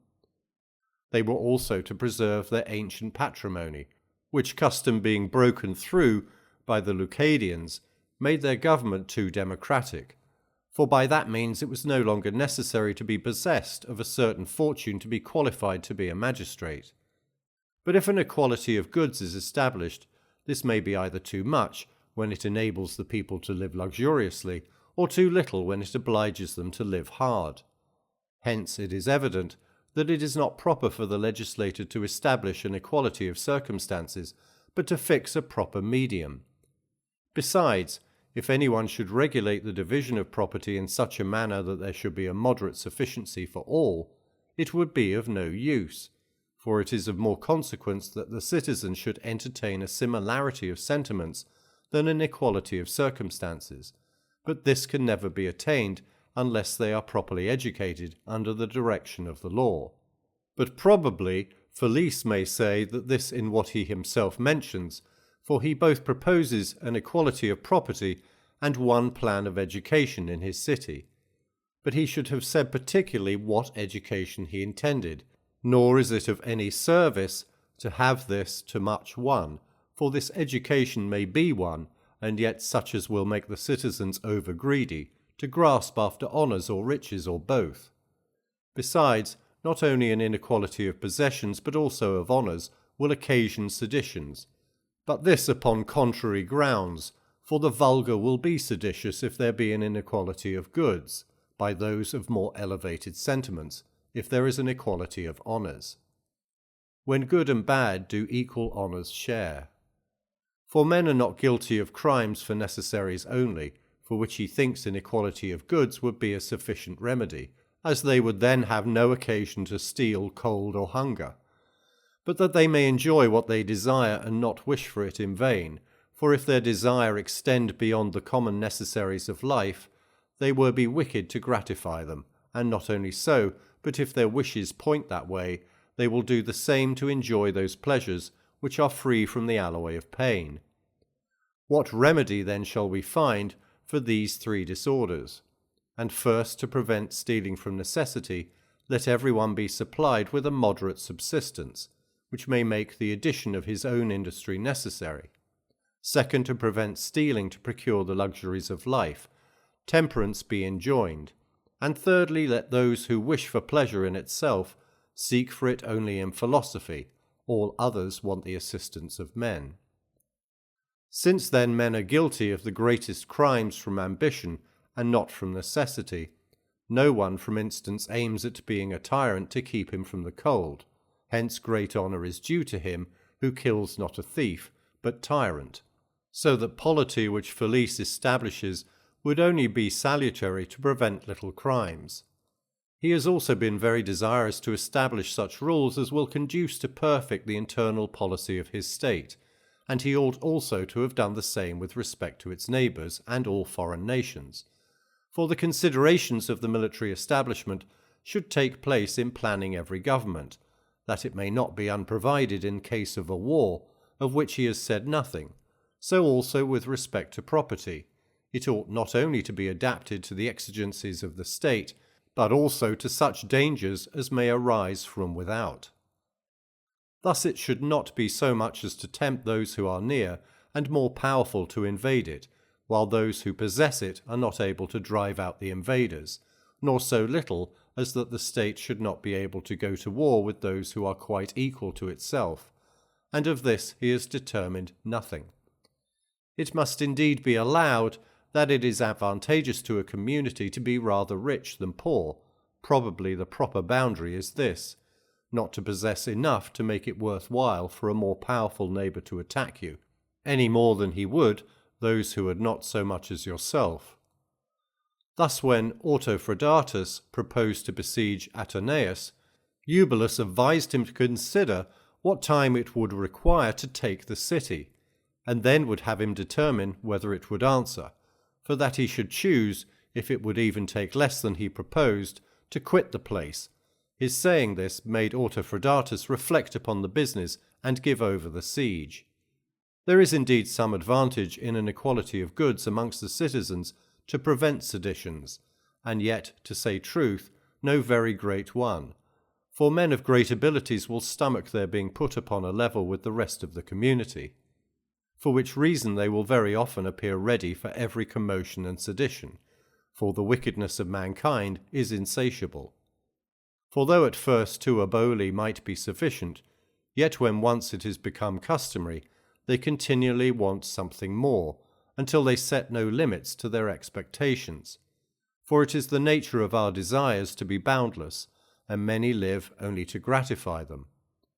But for this purpose the first object is not so much to establish an equality of fortune, as to prevent those who are of a good disposition from desiring more than their own, and those who are of a bad one from being able to acquire it. And this may be done if they are kept in an inferior station, and not exposed to injustice. Nor has he treated well the equality of goods, for he has extended his regulation only to land, whereas a man's substance consists not only in this, but also in slaves, cattle, money, and all that variety of things which fall under the name of chattels. Now there must be either an equality established in all these, or some certain rule, or they must be left entirely at large. It appears too by his laws that he intends to establish only a small state, as all the artificers are to belong to the public, and add nothing to the complement of citizens. But if all those who are to be employed in public works are to be the slaves of the public, it should be done in the same manner as it is at Epidamnum, and as Diophantus formerly regulated it at Athens. From these particulars anyone may nearly judge whether Felice's community is well or ill established. Chapter 8. Hippodamus, the son of Euryphon a Milesian, contrived the art of laying out towns, and separated the Piraeus. This man was in other respects too eager after notice, and seemed to many to live in a very affected manner, with his flowing locks and his expensive ornaments, and a coarse warm vest which he wore, not only in the winter, but also in the hot weather. As he was very desirous of the character of a universal scholar, he was the first who, not being actually engaged in the management of public affairs, sat himself to inquire what sort of government was best. And he planned a state consisting of 10,000 persons, divided into 3 parts, one consisting of artisans, another of husbandmen, and the third of soldiers. He also divided the lands into 3 parts, and allotted one to sacred purposes, another to the public, and the third to individuals. The first of these was to supply what was necessary for the established worship of the gods. The second was to be allotted to the support of the soldiery, and the third was to be the property of the husbandman. He thought also that there need only be 3 sorts of laws, corresponding to the 3 sorts of actions which can be brought, namely for assault, trespasses, or death. He ordered also that there should be a particular court of appeal, into which all causes might be removed which were supposed to have been unjustly determined elsewhere, which court should be composed of old men chosen for that purpose. He thought also that they should not pass sentence by votes, but that everyone should bring with him a tablet, on which he should write that he found the party guilty, if it was so, but if not he should bring a plain tablet. But if he acquitted him of one part of the indictment but not of the other, he should express that also on the tablet.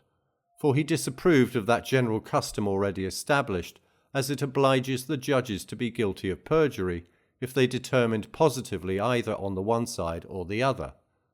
He also made a law that those should be rewarded who found out anything for the good of the city, and that the children of those who fell in battle should be educated at the public expense, which law had never been proposed by any other legislator, though it is at present in use at Athens as well as in other cities. He would have the magistrates chosen out of the people in general, by whom he meant the 3 parts before spoken of, and that those who were so elected should be the particular guardians of what belonged to the public, to strangers and to orphans. These are the principal parts and most worthy of notice in Hippodamus's plan, but some persons might doubt the propriety of his division of the citizens into 3 parts, for the artisans, the husbandmen, and the soldiers are to compose one community, where the husbandmen are to have no arms, and the artisans neither arms nor land, which would in a manner render them slaves to the soldiery. It is also impossible that the whole community should partake of all the honourable employments in it, for the generals and the guardians of the state must necessarily be appointed out of the soldiery, and indeed the most honourable magistrates. But as the 2 other parts will not have their share in the government, how can they be expected to have any affection for it? But it is necessary that the soldiery should be superior to the other 2 parts, and this superiority will not be easily gained without they are very numerous. And if they are so, why should the community consist of any other members? Why should any others have a right to elect the magistrates? Besides, of what use are the husbandmen to this community? Artisans, 'tis true, are necessary, for these every city wants, and they can live upon their business. If the husbandmen indeed furnished the soldiers with provisions, they would be properly part of the community, but these are supposed to have their private property, and to cultivate it for their own use. Moreover, if the soldiers themselves are to cultivate that common land which is appropriated for their support, there will be no distinction between the soldier and the husbandman, which the legislator intended there should be. And if there should be any others who are to cultivate the private property of the husbandman and the common lands of the military, there will be a 4th order in the state, which will have no share in it, and always entertain hostile sentiments towards it. If anyone should propose that the same persons should cultivate their own lands, and the public ones also, then there would be a deficiency of provisions to supply 2 families, as the lands would not immediately yield enough for themselves and the soldiers also, and all these things would occasion great confusion. Nor do I approve of his method of determining causes, when he would have the judge split the case which comes simply before him, and thus instead of being a judge become an arbitrator. Now when any matter is brought to arbitration, it is customary for many persons to confer together upon the business that is before them, but when a cause is brought before judges it is not so, and many legislators take care that the judges shall not have it in their power to communicate their sentiments to each other. Besides, what can prevent confusion on the bench when one judge thinks a fine should be different from what another has set it at, one proposing 20 minae, another 10, albeit more or less, another 4, and another 5, and it is evident that in this manner they will differ from each other, while some will give the whole damages sued for, and others nothing. In this situation, how shall their determinations be settled? Besides, a judge cannot be obliged to perjure himself who simply acquits or condemns, if the action is fairly and justly brought. For he who acquits the party does not say that he ought not to pay any fine at all, but that he ought not to pay a fine of 20 minae. But he that condemns him is guilty of perjury if he sentences him to pay 20 minae, while he believes the damages ought not to be so much. Now with respect to these honours which he proposes to bestow on those who can give any information useful to the community, this, though very pleasing in speculation, is what the legislator should not settle, for it would encourage informers and probably occasion commotions in the state. And this proposal of his gives rise also to further conjectures and inquiries, for some persons have doubted whether it is useful or hurtful to alter the established law of any country, if even for the better, for which reason one cannot immediately determine upon what he here says, whether it is advantageous to alter the law or not. We know indeed that it is possible to propose to new model both the laws and government as a common good, and since we have mentioned this subject, it may be very proper to entertain into a few particulars concerning it, for it contains some difficulties, as I have already said, and it may appear better to alter them, since it has been found useful in other sciences. Thus the science of physic is extended beyond its ancient bounds, so is the gymnastic, and indeed all other arts and powers, so that one may lay it down for certain that the same thing will necessarily hold good in the art of government. And it may also be affirmed that experience itself gives a proof of this, for the ancient laws are too simple and barbarous, which allowed the Greeks to wear swords in the city and to buy their wives of each other. And indeed all the remains of old laws which we have are very simple, for instance a law in Cuma relative to murder. If any person who prosecutes another for murder can produce a certain number of witnesses to it of his own relations, the accused person shall be held guilty. Upon the whole, all persons ought to endeavour to follow what is right and not what is established, and it is probable that the first men, whether they sprung out of the earth or were saved from some general calamity, had very little understanding or knowledge, as is affirmed of these aborigines, so that it would be absurd to continue in the practice of their rules. Nor is it, moreover, right to permit written laws always to remain without alteration, for as in all other sciences, so in politics, it is impossible to express everything in writing with perfect exactness, for when we commit anything to writing, we must use general terms, but in every action there is something particular to itself, which these may not comprehend, from whence it is evident that certain laws will at certain times admit of alterations. But if we consider this matter in another point of view, it will appear to require great caution, for when the advantage proposed is trifling, as the accustoming the people easily to abolish their laws is of bad consequence, it is evidently better to pass over some faults which either the legislator or the magistrates may have committed, for the alterations will not be of so much service as a habit of disobeying the magistrates will be of disservice. Besides, the instance brought from the arts is fallacious, for it is not the same thing to alter the one as the other. For a law derives all its strength from custom, and this requires long time to establish, so that to make it an easy matter to pass from the established laws to other new ones is to weaken the power of laws. Besides, here is another question. If the laws are to be altered, are they all to be altered, and in every government or not, and whether at the pleasure of one person or many? All which particulars will make a great difference, for which reason we will at present drop the inquiry, to pursue it at some other time. Chapter 9. There are two considerations which offer themselves with respect to the government established at Lacedaemon and Crete, and indeed in almost all other states whatsoever. One is whether their laws do or do not promote the best establishment possible. The other is whether there is anything, if we consider either the principles upon which it is founded or the executive part of it, which prevents the form of government that they have proposed to follow from being observed.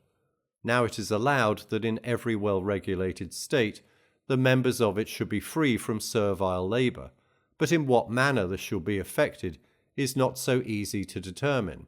For the Penestae have very often attacked the Thessalonians, and the Helots the Lacedaemonians, for they in a manner continually watch an opportunity for some misfortune befalling them.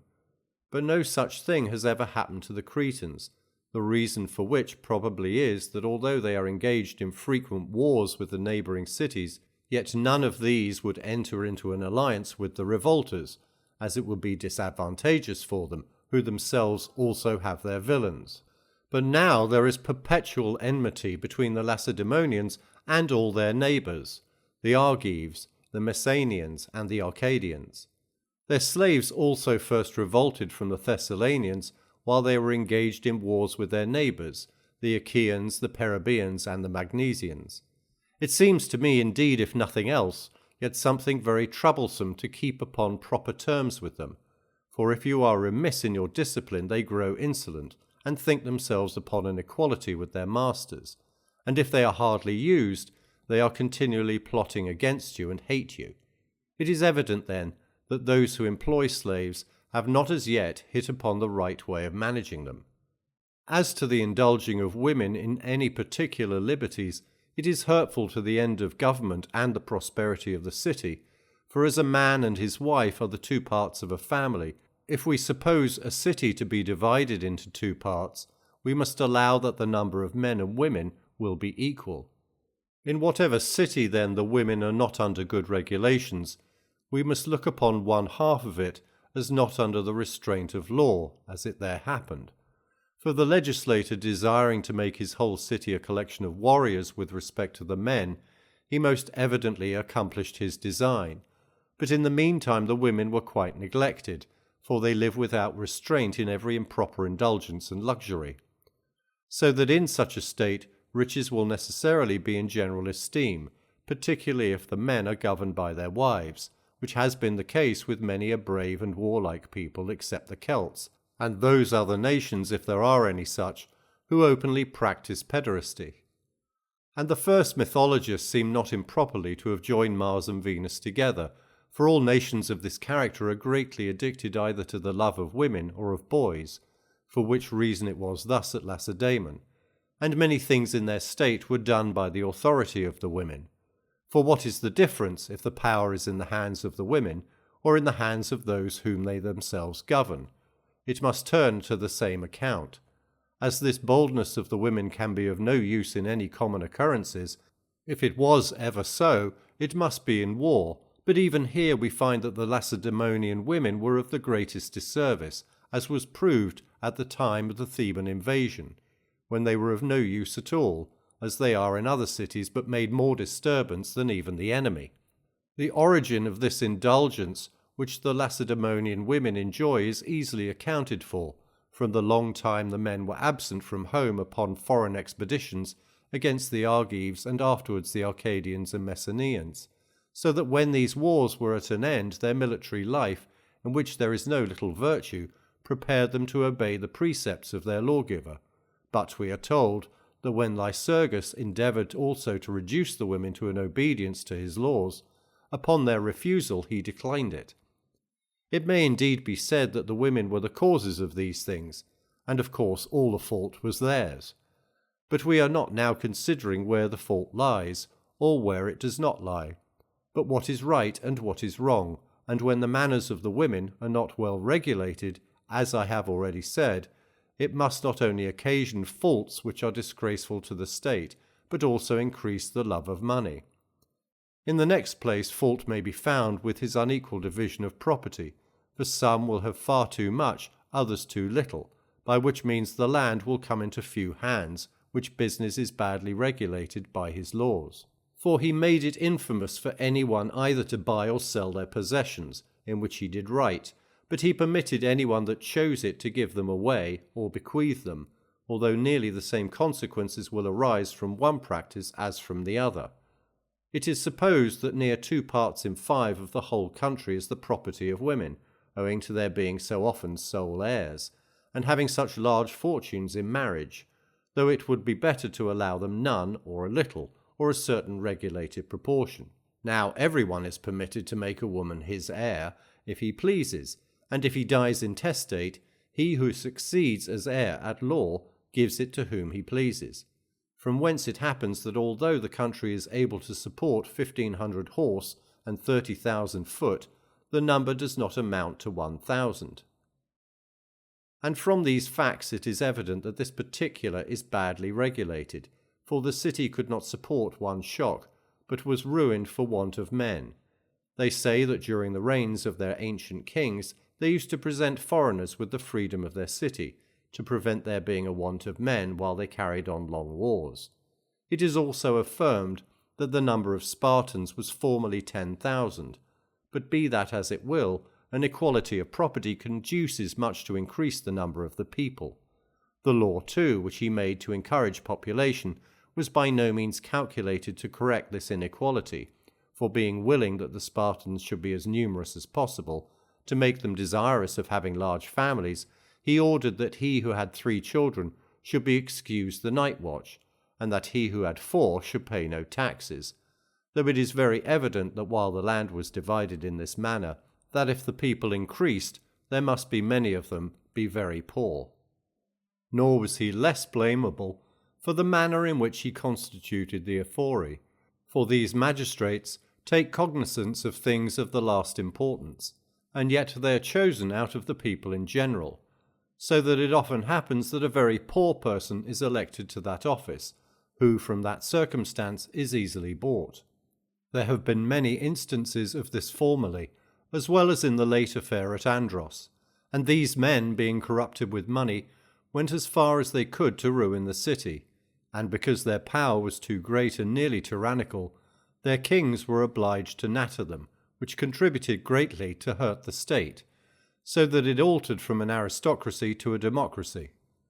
This magistracy is indeed the great support of the state, for the people are easy, knowing that they are eligible to the first office in it, so that whether it took place by the intention of the legislator, or whether it happened by chance, this is of great service to their affairs.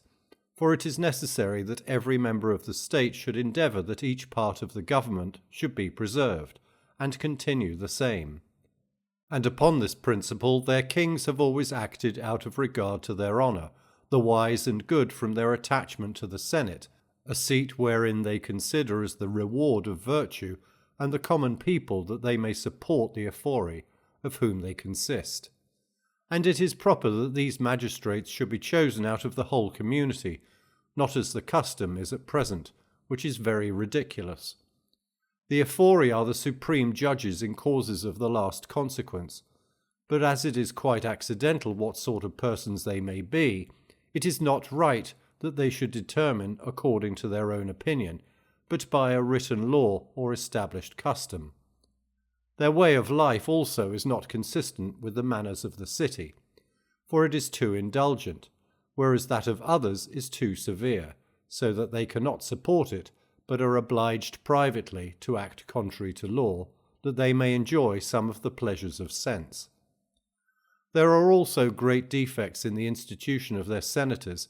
If indeed they were fitly trained to the practice of every human virtue, every one would readily admit that they would be useful to the government, but still it might be debated whether they should be continued judges for life to determine points of the greatest moment, since the mind has its old age as well as the body. But as they are so brought up that even the legislator could not depend upon them as good men, their power must be inconsistent with the safety of the state, for it is known that the members of that body have been guilty both of bribery and partiality in many public affairs, for which reason it had been much better if they had been made answerable for their conduct, which they are not. But it may be said the ephori seem to have a check upon all the magistrates. They have indeed in this particular very great power, but I affirm that they should not be entrusted with this control in the manner they are. Moreover, the mode of choice which they make use of at the election of their senators is very childish, nor is it right for anyone to solicit for a place he is desirous of, for every person, whether he chooses it or not, ought to execute any office he is fit for.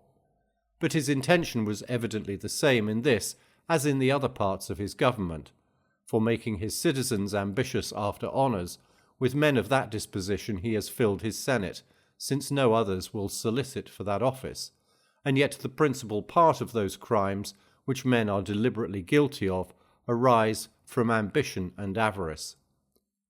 We will inquire at another time whether the office of a king is useful to the state.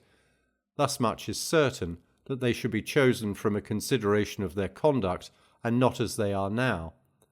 But that the legislator himself did not expect to make all his citizens honourable and completely virtuous is evident from this, that he distrusts them as not being good men, for he sent those upon the same embassy that were at variance with each other, and thought that in the dispute of the kings the safety of the state consisted. Neither were their common meals at first well established, for these should rather have been provided at the public expense, as at Crete, where, as at Lacedaemon, every one was obliged to buy his portion, although he might be very poor, and could by no means bear the expense, by which means the contrary happened to what the legislator desired, for he intended that those public meals should strengthen the democratic part of his government. But this regulation had quite the contrary effect, for those who were very poor could not take part in them, and it was an observation of their forefathers that the not allowing those who could not contribute their proportion to the common tables to partake of them would be the ruin of the state. Other persons have censured his laws concerning naval affairs, and not without reason, as it gave rise to disputes. For the commander of the fleet is in a manner set up in opposition to the kings, who are generals of the army for life. There is also another defect in his laws worthy of censure, which Plato has given in his Book of Laws, that the whole constitution was calculated only for the business of war. It is indeed excellent to make them conquerors, for which reason the preservation of the state depended thereon. The destruction of it commenced with their victories, for they knew not how to be idle or engage in any other employment than war. In this particular also they were mistaken, that though they rightly thought that those things which are the objects of contention amongst mankind are better procured by virtue than vice, yet they wrongfully preferred the things themselves to virtue. Nor was the public revenue well managed at Sparta, for the state was worth nothing, while they were obliged to carry on the most extensive wars, and the subsidies were very badly raised. For as the Spartans possessed a large extent of country, they were not exact upon each other as to what they paid in, and thus an event contrary to the legislator's intention took place, for the state was poor, the individuals avaricious. Enough of the Lacedaemonian government, for these seem the chief defects in it. Chapter 10. The government of Crete bears a near resemblance to this. In some few particulars it is not worse, but in general it is far inferior in its contrivance. For it appears and is allowed in many particulars the constitution of Lacedaemon was formed in imitation of that of Crete, and in general most new things are an improvement upon the old.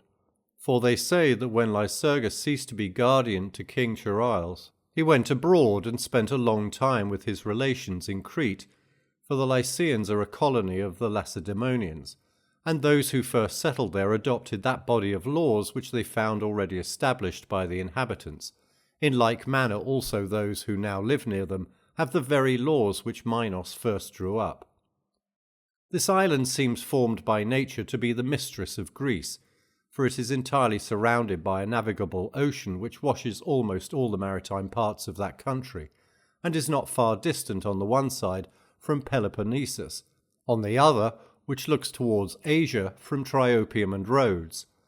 By means of this situation Minos acquired the empire of the sea and the islands, some of which he subdued, in others planted colonies. At last he died at Chamicus while he was attacking Sicily. There is this analogy between the customs of the Lacedaemonians and the Cretans. The Helots cultivate the grounds for the one, the domestic slaves for the other. Both states have their common meals, and the Lacedaemonians called these formerly not Psiditia, but Antpia, as the Cretans do, which proves from whence the custom arose. In this particular their governments are also alike. The Ephori have the same power with those of Crete, who are called Cosmos, with this difference only, that the number of the one is 5, of the other 10. The senators are the same as those whom the Cretans call the council. There was formerly also a kingly power in Crete, but it was afterwards dissolved, and the command of their armies was given to the Cosmos. Everyone also has a vote in their public assembly, but this is only the power of confirming what has already passed the council and the Cosmos. The Cretans conducted their public meals better than the Lacedaemonians, for at Lacedaemon each individual was obliged to furnish what was assessed upon him, which if he could not do, there was a law which deprived him of the rights of a citizen, as has been already mentioned. But in Crete they were furnished by the community, for all the corn and cattle, taxes and contributions, which the domestic slaves were obliged to furnish, were divided into parts and allotted to the gods, the exigencies of the states, and these public meals, so that all the men, women, and children were maintained from a common stock. The legislator gave great attention to encourage a habit of eating sparingly as very useful to the citizens. He also endeavoured that his community might not be too populous to lessen the connection with women, by introducing the love of boys.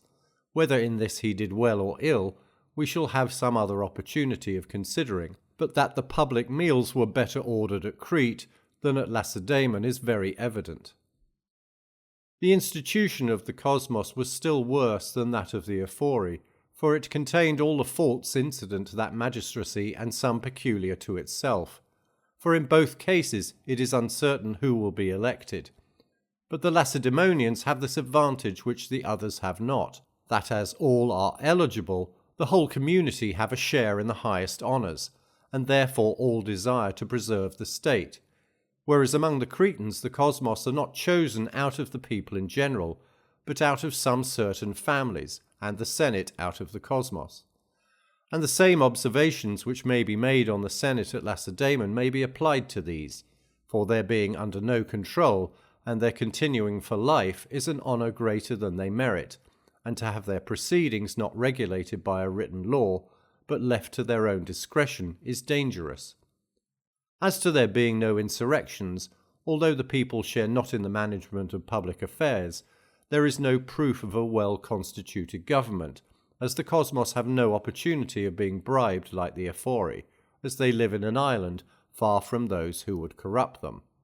But the method they take to correct that fault is absurd, impolitic, and tyrannical, for very often either their fellow magistrates or some private persons conspire together and turn out the cosmos.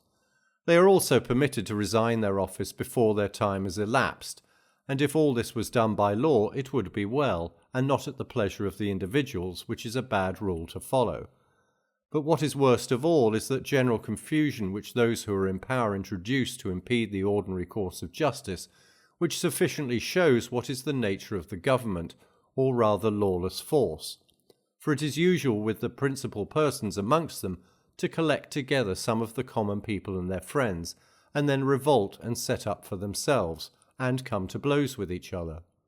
And what is the difference if a state is dissolved at once by such violent means, or if it gradually so alters in process of time as to be no longer the same constitution?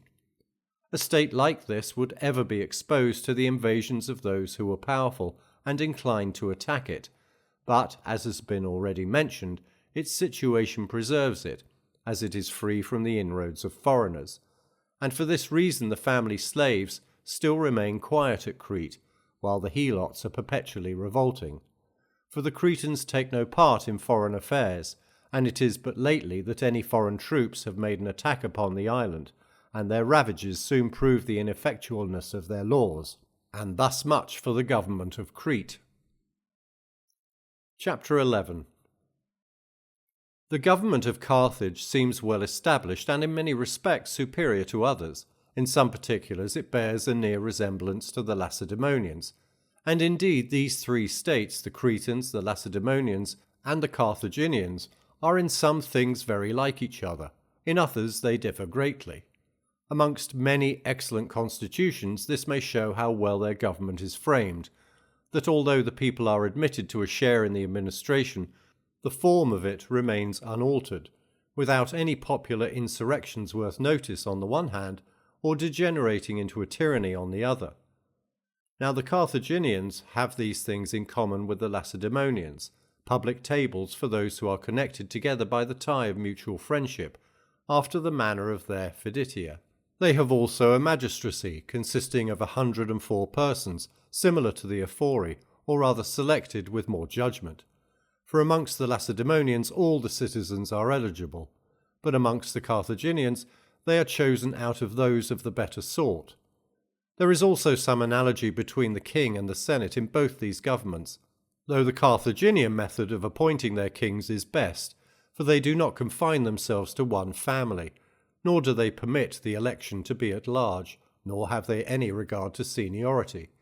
For if amongst the candidates there are any of greater merit than the rest, these they prefer to those who may be older, for as their power is very extensive, if they are persons of no account, they may be very hurtful to the state, as they have always been to the Lacedaemonians.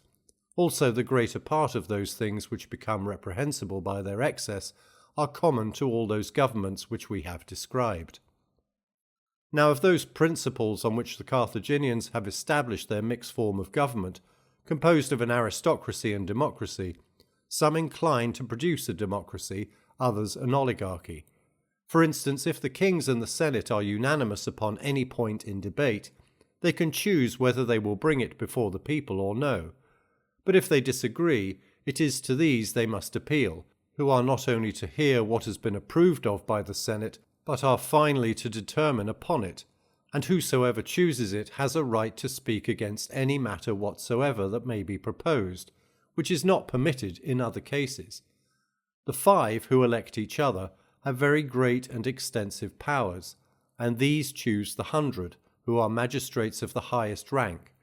Their power also continues longer than any other magistrates, for it commences before they come into office, and is prolonged after they are out of it, and in this particular the state inclines to an oligarchy. But as they are not elected by lot, but by suffrage, and are not permitted to take money, they are the greatest supporters imaginable of an aristocracy. The determining all causes by the same magistrates, and not ore in one court and another in another, as at Lacedaemon, has the same influence.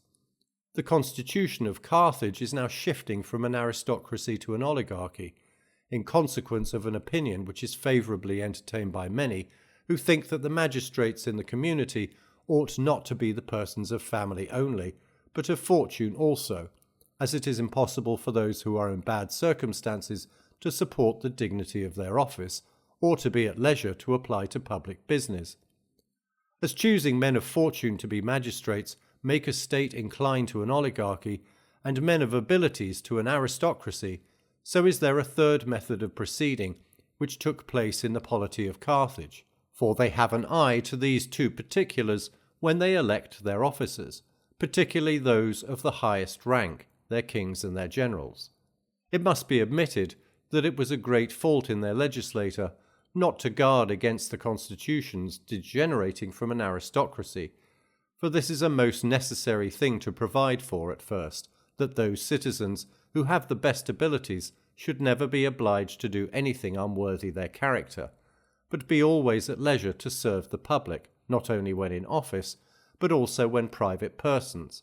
For if once you are obliged to look among the wealthy, that you may have men at leisure to serve you, your greatest offices of king and general will soon become venal, in consequence of which riches will be more honourable than virtue, and a love of money be the ruling principle in the city. For what those who have the chief power regard as honourable will necessarily be the object which the citizens in general will aim at, and where the first honours are not paid to virtue, there the aristocratic form of government cannot flourish, for it is reasonable to conclude that those who bought their places should generally make an advantage of what they laid out their money for, as it is absurd to suppose that if a man of probity who is poor should be desirous of gaining something, a bad man should not endeavour to do the same, especially to reimburse himself, for which the magistracy should be formed of those who are most able to support an aristocracy. It would have been better for the legislature to have passed over the poverty of men of merit, and only to have taken care to have ensured them sufficient leisure, when in office, to attend to public affairs.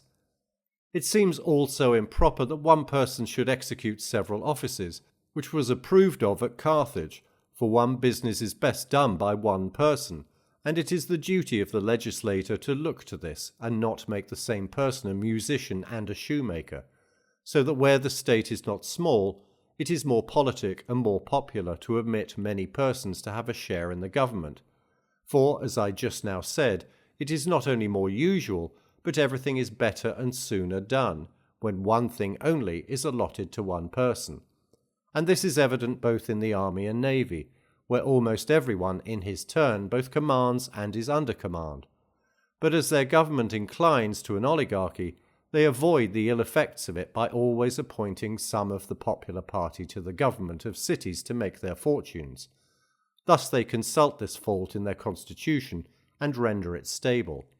But this is depending on chance, whereas the legislator ought to frame his government, that there be no room for insurrections.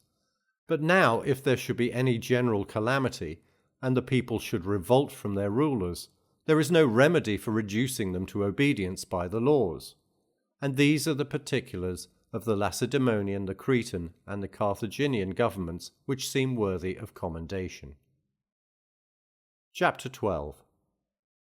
Some of those persons who have written upon government had never any share in public affairs, but always led a private life. Everything worthy of notice in their works we have already spoke to. Others were legislators, some in their own cities, others were employed in regulating the governments of foreign states. Some of them only composed a body of laws, others formed the constitution also, as Lycurgus and Solon, who did both. The Lacedaemonians have been already mentioned. Some persons think that Solon was an excellent legislator, who could dissolve a pure oligarchy and save the people from that slavery which hung over them, and establish the ancient democratic form of government in his country, wherein every part of it was so framed as to be well adapted to the whole. In the Senate of Areopagus, an oligarchy was preserved by the manner of electing their magistrates, an aristocracy, and in their courts of justice, a democracy. Solon seems not to have altered the established form of government either with respect to the Senate or the mode of electing their magistrates, but to have raised the people to great consideration in the state by allotting the supreme judicial department to them, and for this some persons blame him as having done what would soon overturn that balance of power he intended to establish. For by trying all causes whatsoever before the people, who were chosen by lot to determine them, it was necessary to flatter a tyrannical populace who had got this power, which contributed to bring the government to that pure democracy it now is. Both Ephialtes and Pericles abridged the power of the Areopagites, the latter of whom introduced the method of paying those who attended the courts of justice, and thus everyone who aimed at being popular proceeded increasing the power of the people to what we now see it. But it is evident that this was not Solon's intention, but that it arose from accident, for the people being the cause of the naval victory over the Medes assumed greatly upon it, and enlisted themselves under factious demagogues, although opposed by the better part of the citizens. He thought it indeed most necessary to entrust the people with the choice of their magistrates and the power of calling them to account, for without that they must have been slaves and enemies to the other citizens. But he ordered them to elect those only who were persons of good account and property, either out of those who were worth 500 medimnoi, or those who were called Zugita, or those of the third census who were called horsemen. As for those of the fourth, which consisted of mechanics, they were incapable of any office. Zaleucus was the legislator of the western Locrians, as was Charondas the Catanæan of his own cities, and those also in Italy and Sicily, which belonged to the Chalcidians. Some persons endeavour to prove that Onomacritus the Locrian was the first person of note who drew up laws, and that he employed himself in that business while he was at Crete, where he continued some time to learn the prophetic art. And they say that Thales was his companion, and that Lycurgus and Zaleucus were the scholars of Thales, and Charondas of Zaleucus. But those who advance this advance what is repugnant to chronology. Philolaus, also of the family of the Bacchiades, was a Theban legislator. This man was very fond of Diocles, a victor in the Olympic Games, and when he left his country from a disgust at an improper passion which his mother Alitho had entertained for him, and settled at Thebes, Philolaus followed him, where they both died, and where they still show their tombs placed in view of each other, but so disposed that one of them looks towards Corinth, the other does not. The reason they give for this is that Diocles, from his detestation of his mother's passion, would have his tomb so placed that no one could see Corinth from it, but Philolaus chose that it might be seen from his, and this was the cause of their living at Thebes. As Philolaus gave them laws concerning many other things, so did he upon adoption, which they call adoptive laws, and this he in particular did to preserve the number of families. Charondas did nothing new, except in actions for perjury, which he was the first person who took into particular consideration. He also drew up his laws with greater elegance and accuracy than even any of our present legislators. Philolaus introduced the law for the equal distribution of goods, Plato that for the community of women, children, and goods, and also for public tables for the women, and one concerning drunkenness, that they might observe sobriety in their symposiums.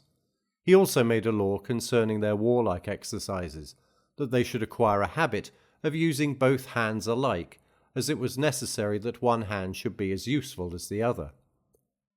As for Draco's laws, they were published when the government was already established, and they have nothing particular in them worth mentioning, except their severity on account of the enormity of their punishments.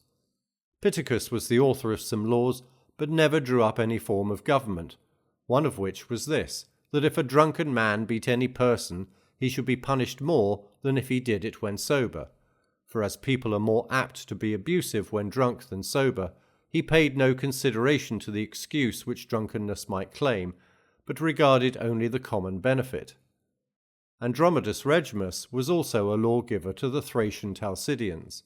There are some laws of his concerning murders and heiresses extant, but these contain nothing that anyone can say is new and his own, and thus much for different sorts of governments, as well those which really exist as those which different persons have proposed. Book 3. Chapter 1. Everyone who inquires into the nature of government and what are its different forms should make this almost his first question. What is a city? For upon this there is a dispute, for some persons say the city did this or that, while others say not the city but the oligarchy or the tyranny. We see that the city is the only object which both the politician and legislator have in view in all they do. But government is a certain ordering of those who inhabit a city.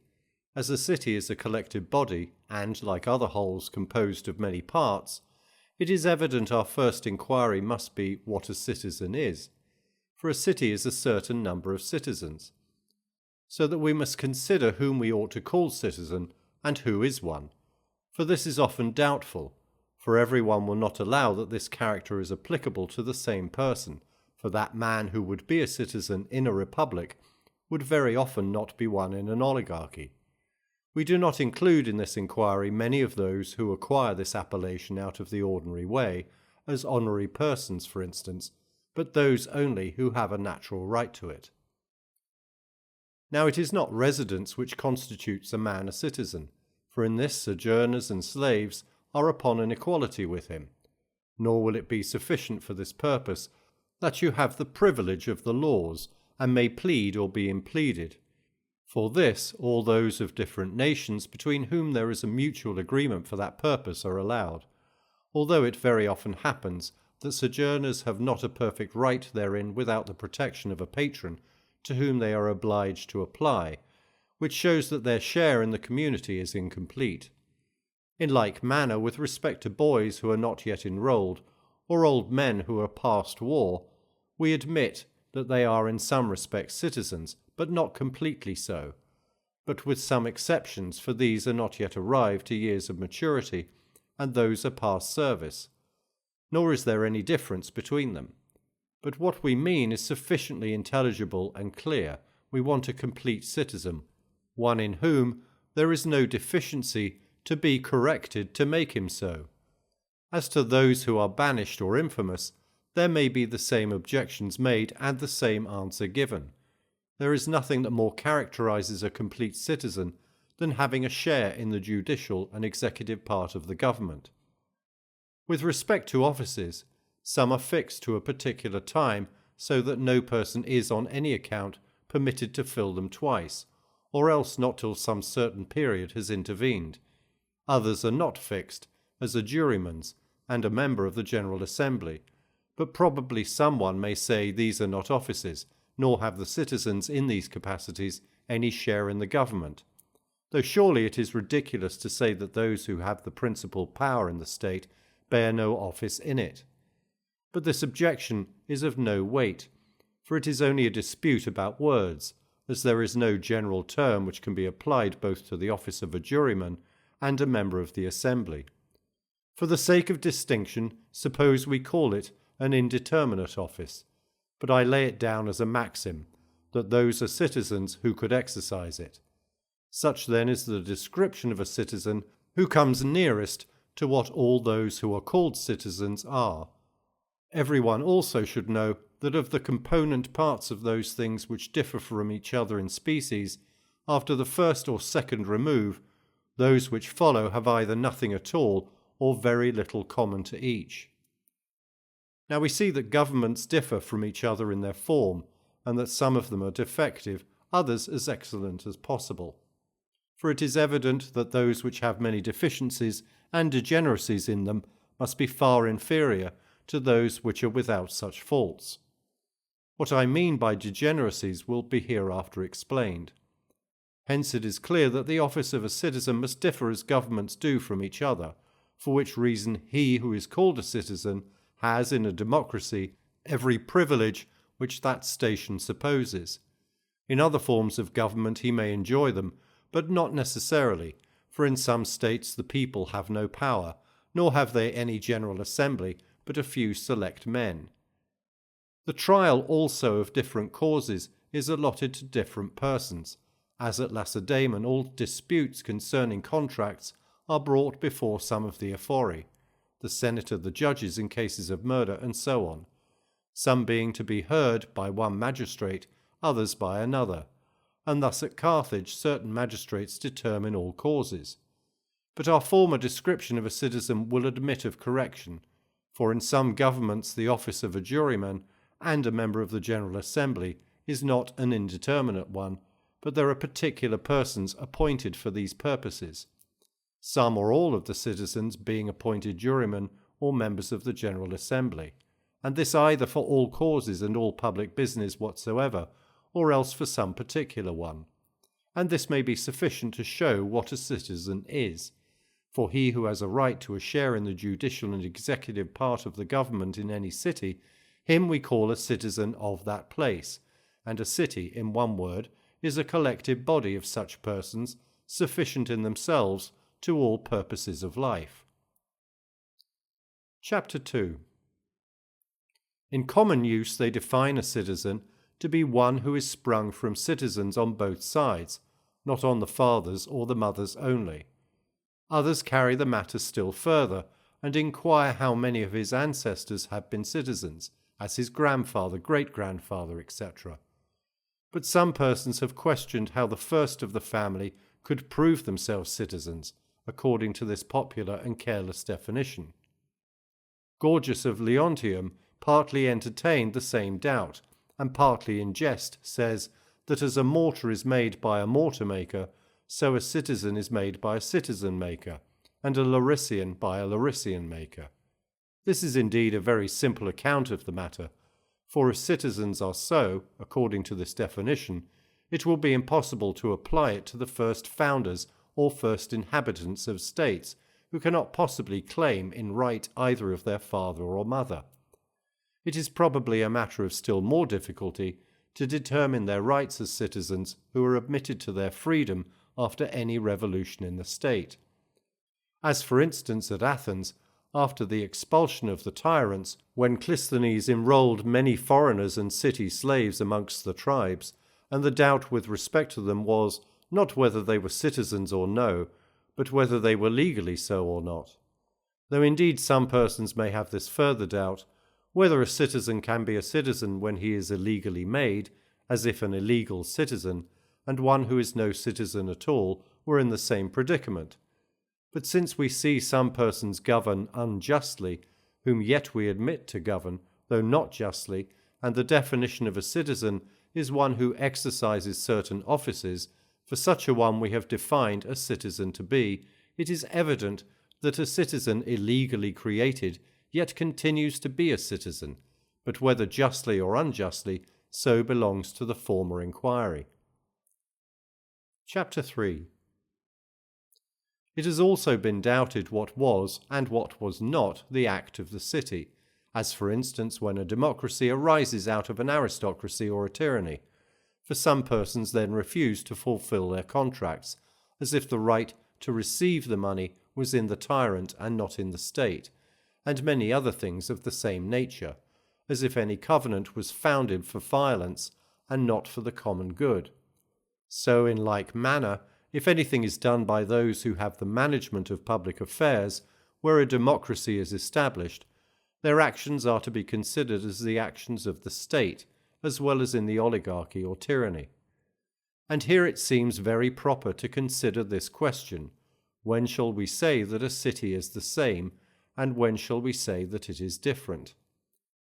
It is but a superficial mode of examining into this question to begin with the place and the people, for it may happen that these may be divided from that, or that some one of them may live in one place and some in another. But this question may be regarded as no very knotty one, for as a city may acquire that appellation on many accounts, it may be solved many ways. And in like manner, when men inhabit one common place, when shall we say that they inhabit the same city, or that the city is the same? For it does not depend upon the walls, for I can suppose Peloponnesus itself surrounded with a wall, as Babylon was, and every other place, which rather encircles many nations than one city, and that they say was taken 3 days, when some of the inhabitants knew nothing of it. But we shall find a proper time to determine this question. For the extent of a city, how large it should be, and whether it should consist of more than one people, these are particulars that the politician should by no means be unacquainted with. This too is a matter of inquiry, whether we shall say that a city is the same while it is inhabited by the same race of men, though some of them are perpetually dying, others coming into the world, as we say that a river or a fountain is the same, though the waters are continually changing. Or when a revolution takes place, shall we say the men are the same, but the city is different? For if a city is a community, it is a community of citizens. But if the mode of government should alter and become of another sort, it would seem a necessary consequence that the city is not the same, as we regard the tragic chorus as different from the comic, though it may probably consist of the same performers. Thus every other community or composition is said to be different if the species of composition is different, as in music the same hands produce different harmony, as the Doric and Phrygian. If this is true, it is evident that when we speak of a city as being the same, we refer to the government there established, and this, whether it is called by the same name or any other, or inhabited by the same men or different. But whether or no it is right to dissolve the community when the constitution is altered is another question. Chapter 4. What has been said, it follows that we should consider whether the same virtues which constitute a good man make a valuable citizen, or different, and if a particular inquiry is necessary for this matter, we must first give a general description of the virtues of a good citizen.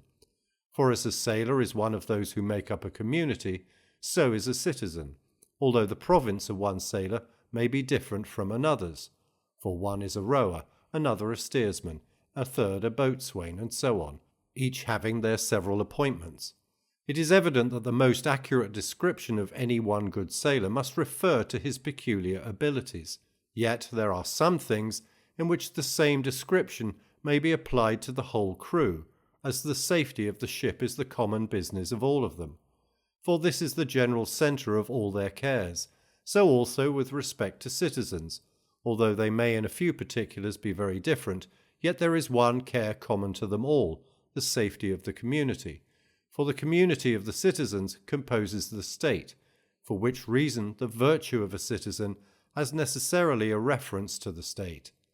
But if there are different sorts of governments, it is evident that those actions which constitute the virtue of an excellent citizen in one community will not constitute it in another. Wherefore the virtue of such a one cannot be perfect. But we say a man is good when his virtues are perfect, from whence it follows that an excellent citizen does not possess that virtue which constitutes a good man.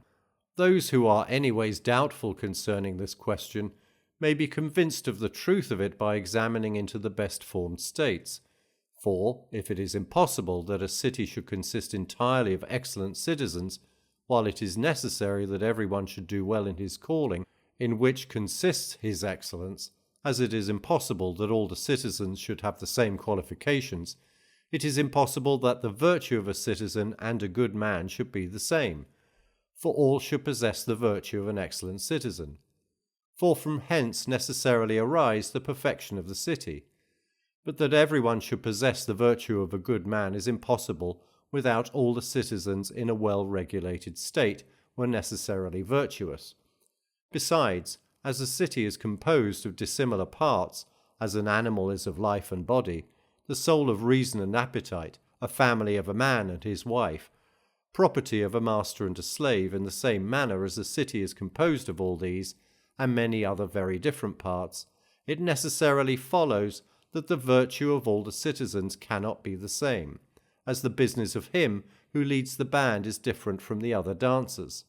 From all which proofs it is evident that the virtues of a citizen cannot be one and the same. But do we never find those virtues united which constitute a good man and excellent citizen? For we say such a one is an excellent magistrate, and a prudent and good man. But prudence is a necessary qualification for all those who engage in public affairs. Nay, some persons affirm that the education of those who are intended to command should, from the beginning, be different from other citizens, as the children of kings are generally instructed in riding and warlike exercises. And thus Euripides says, "No showy arts be mine, but teach me what the state requires." As if those who are to rule were to have an education peculiar to themselves. But if we allow that the virtues of a good man and a good magistrate may be the same, and a citizen is one who obeys the magistrate, it follows that the virtue of the one cannot in general be the same as the virtue of the other, although it may be true of some particular citizen, for the virtue of the magistrate must be different from the virtue of the citizen. For which reason Jason declared that was he deprived of his kingdom, he should pine away with regret, as not knowing how to live a private man. But it is a great recommendation to know how to command as well as to obey, and to do both these things well is the virtue of an accomplished citizen. If then the virtue of a good man consists only in being able to command, but the virtue of a good citizen renders him equally fit for the one as well as the other, the commendation of both of them is not the same. It appears then that both he who commands and he who obeys should each of them learn their separate business, but that the citizen should be master of and take part in both these, as anyone may easily perceive. In a family government there is no occasion for the master to know how to perform the necessary offices, but rather to enjoy the labour of others. For to do the other is a servile part. I mean by the other the common family business of the slave. There are many sorts of slaves, for their employments are various. Of these the handicraftsmen are one, who, as their name imports, get their living by the labour of their hands, and amongst these all mechanics are included, for which reason such workmen in some states were not formally admitted into any share in the government, till at length democracies were established. It is not therefore proper for any man of honour or any citizen, or anyone who engages in public affairs, to learn these servile employments without they have occasion for them for their own use. For without this was observed, the distinction between a master and a slave would be lost. But there is a government of another sort, in which men govern those who are their equals in rank, and freemen, which we call a political government, in which men learn to command by first submitting to obey, as a good general of horse, or a commander-in-chief, must acquire a knowledge of their duty by having been long under the command of another, and the like in every appointment in the army. For well is it said, no one knows how to command who has not himself been under command of another. The virtues of those are indeed different, but a good citizen must necessarily be endowed with them.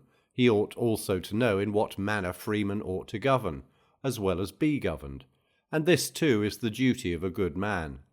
And if the temperance and justice of him who commands is different from his, who though a freeman is under command, it is evident that the virtues of a good citizen cannot be the same as justice, for instance, but must be of a different species in these two different situations, as the temperance and courage of a man and a woman are different from each other. For a man would appear a coward who had only that courage which would be graceful in a woman, and a woman would be thought a talker who should take as large a part in the conversation as would become a man of consequence. The domestic employments of each of them are also different. It is the man's business to acquire subsistence, the woman's to take care of it. But direction and knowledge of public affairs is a virtue peculiar to those who govern, while all others seem to be equally requisite for both parties. But with this the governed have no concern.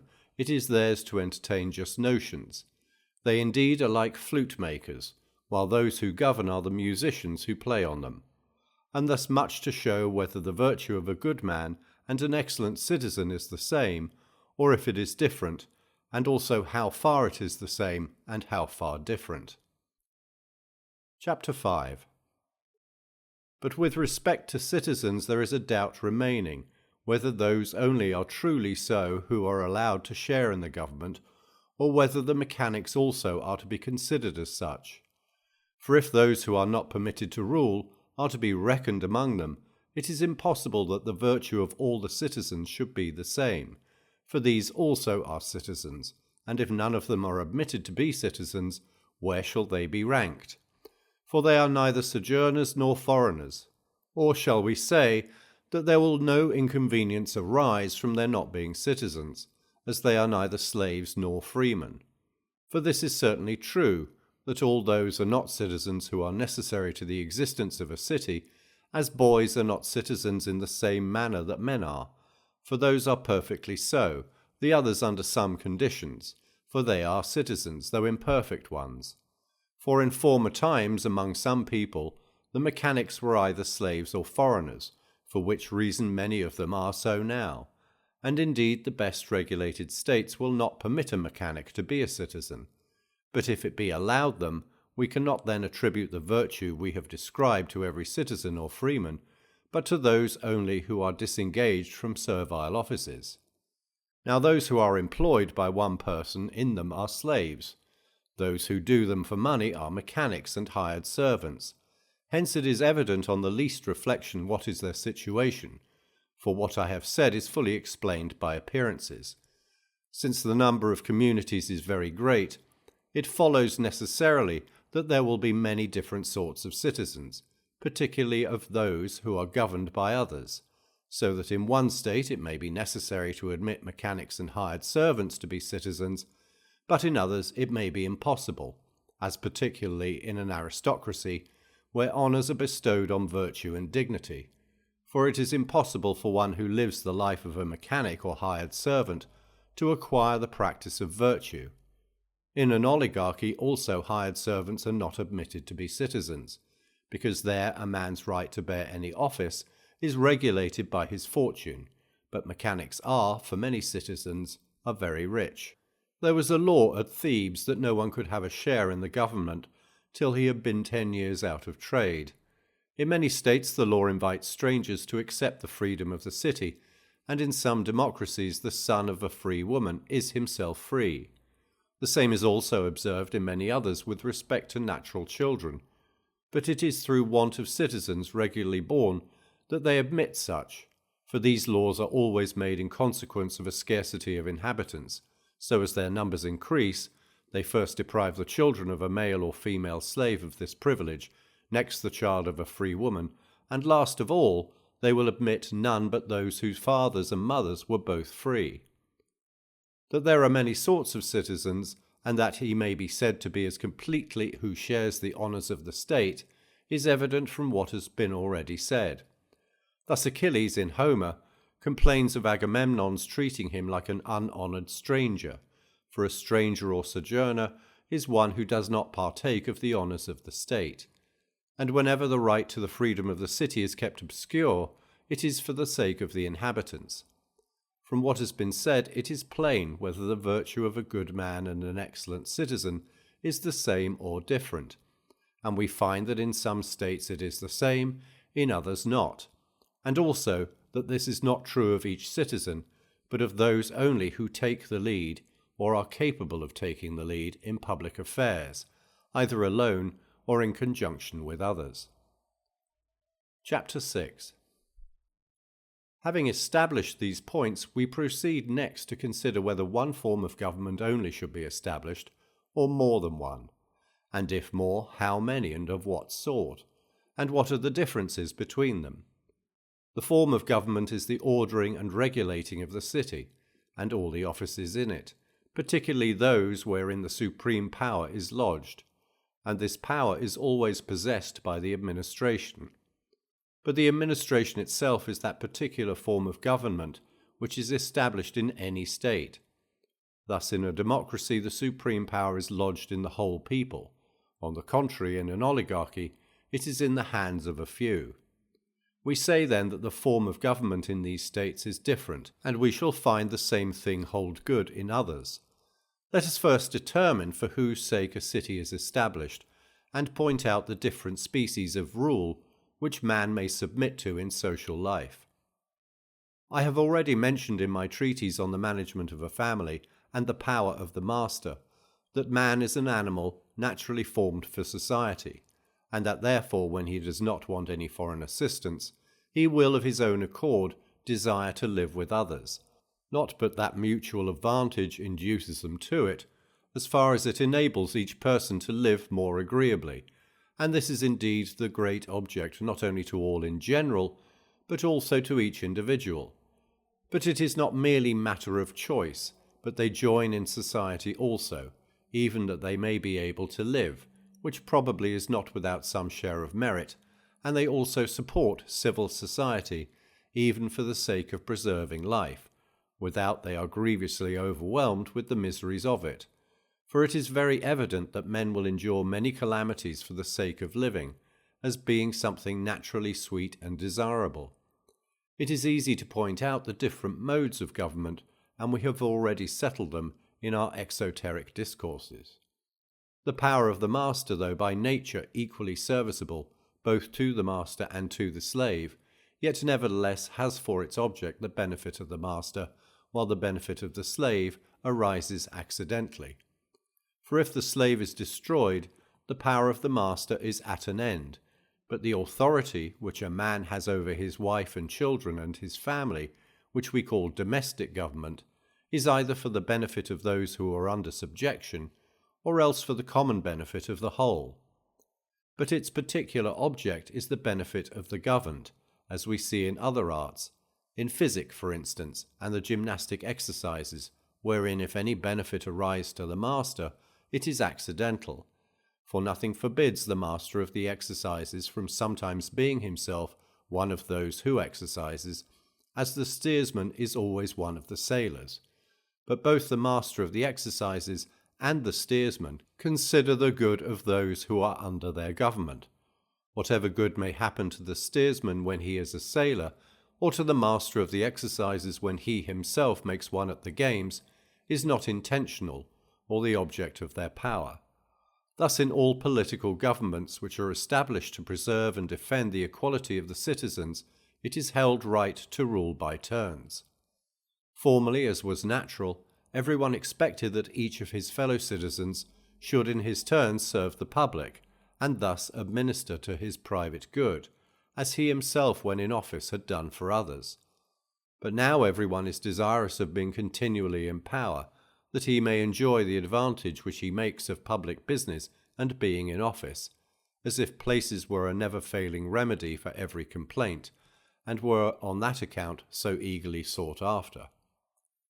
It is evident then that all those governments which have a common good in view are rightly established and strictly just, but those who have in view only the good of the rulers are all founded on wrong principles, and are widely different from what a government ought to be, for they are tyranny over slaves, whereas a city is a community of freemen.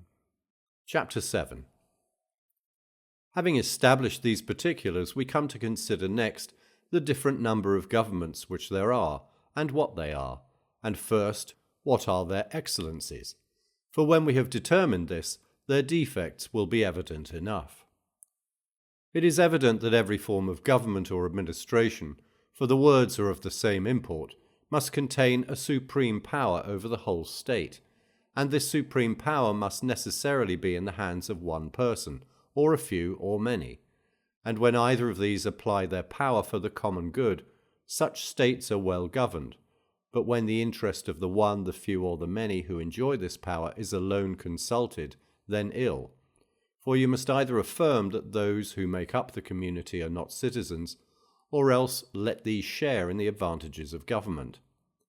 We usually call a state which is governed by one person for the common good a kingdom, one that is governed by more than one, but by a few only, an aristocracy, either because the government is in the hands of the most worthy citizens, or because it is the best form for the city and its inhabitants.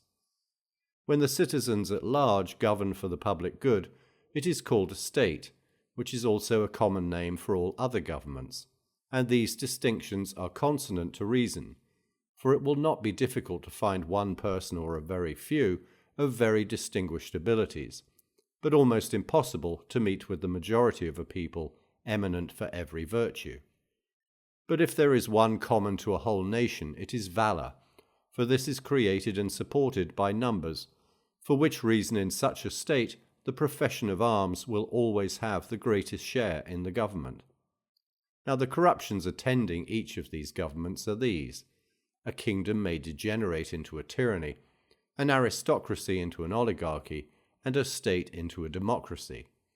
Now a tyranny is a monarchy where the good of one man only is the object of government, an oligarchy considers only the rich, and a democracy only the poor, but neither of them have a common good in view. Chapter 8. It will be necessary to enlarge a little more upon the nature of each of these states, which is not without some difficulty, for he who would enter into a philosophical inquiry into the principles of them, and not content himself with a superficial view of their outward conduct, must pass over and omit nothing, but explain the true spirit of each of them. A tyranny, then, is, as has been said, a monarchy, where one person has an absolute and despotic power over the whole community and every member therein. An oligarchy, where the supreme power of the state is lodged with the rich. A democracy, on the contrary, is where those who have it, who are worth little or nothing. But the first difficulty that arises from the distinctions which we have laid down is this: should it happen that the majority of the inhabitants who possess the power of the state, for this is a democracy, should be rich, the question is, how does this agree with what we have said? The same difficulty occurs, should it ever happen that the poor compose a smaller part of the people than the rich, but from their superior abilities acquire the supreme power, for this is what they call an oligarchy. It should seem, then, that our definition of the different states was not correct. Nay, moreover, could anyone suppose that the majority of the people were poor, and the minority rich, and then describe the state in this manner, that an oligarchy was a government in which the rich, being few in number, possessed the supreme power, and that a democracy was a state in which the poor, being many in number, possessed it? Still there will be another difficulty, for what name shall we give to those states we have been describing? I mean that in which the greater number are rich, and that in which the lesser number are poor, where each of these possesses the supreme power, if there are no other states than those we have described. It seems therefore evident to reason that whether the supreme power is vested in the hands of many or few may be a matter of accident, but that it is clear enough that when it is in the hands of the few, it will be a government of the rich, when in the hands of the many, it will be a government of the poor, since in all countries there are many poor and few rich. It is not therefore the cause that has been already assigned, namely the number of people in power, that makes the difference between the two governments, but an oligarchy and democracy differ in this from each other, in the poverty of those who govern in the one, and the riches of those who govern in the other. For when the government is in the hands of the rich, be they few or be they more, it is an oligarchy. When it is in the hands of the poor, it is a democracy. But, as we have already said, the one will be always few, the other numerous, but both will enjoy liberty, and from the claims of wealth and liberty will arise continual disputes with each other, for the lead in public affairs. Chapter 9. Let us first determine what are the proper limits of an oligarchy and a democracy, and what is just in each of these states. For all men have some natural inclination to justice, but they proceed therein only to a certain degree, nor can they universally point out what is absolutely just, as for instance, what is equal appears just and is so, but not to all, only among those who are equals, and what is unequal appears just and is so, but not to all, only amongst those who are unequals, which circumstance some people neglect and therefore judge ill, the reason for which is they judge for themselves, and everyone almost is the worst judge in his own cause. Since then justice has reference to persons, the same distinctions must be made with respect to persons which are made with respect to things, in the manner that I have already described in my Ethics. As to the equality of the things, these they agree in, but their dispute is concerning the equality of the persons, and chiefly for the reason above assigned, because they judge ill in their own cause, and also because each party thinks that if they admit what is right in some particulars, they have done justice on the whole. Thus, for instance, if some persons are unequal in riches, they suppose them unequal in the whole, or, on the contrary, if they are equal in liberty, they suppose them equal in the whole. But what is absolutely just they omit, for if civil society was founded for the sake of preserving and increasing property, everyone's right in the city would be equal to his fortune, and then the reasoning of those who insist upon an oligarchy would be valid.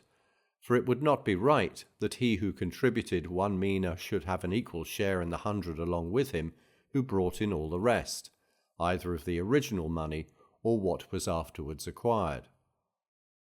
Nor was civil society founded merely to preserve the lives of its members, but that they might live well, for otherwise a state might be composed of slaves or the animal creation.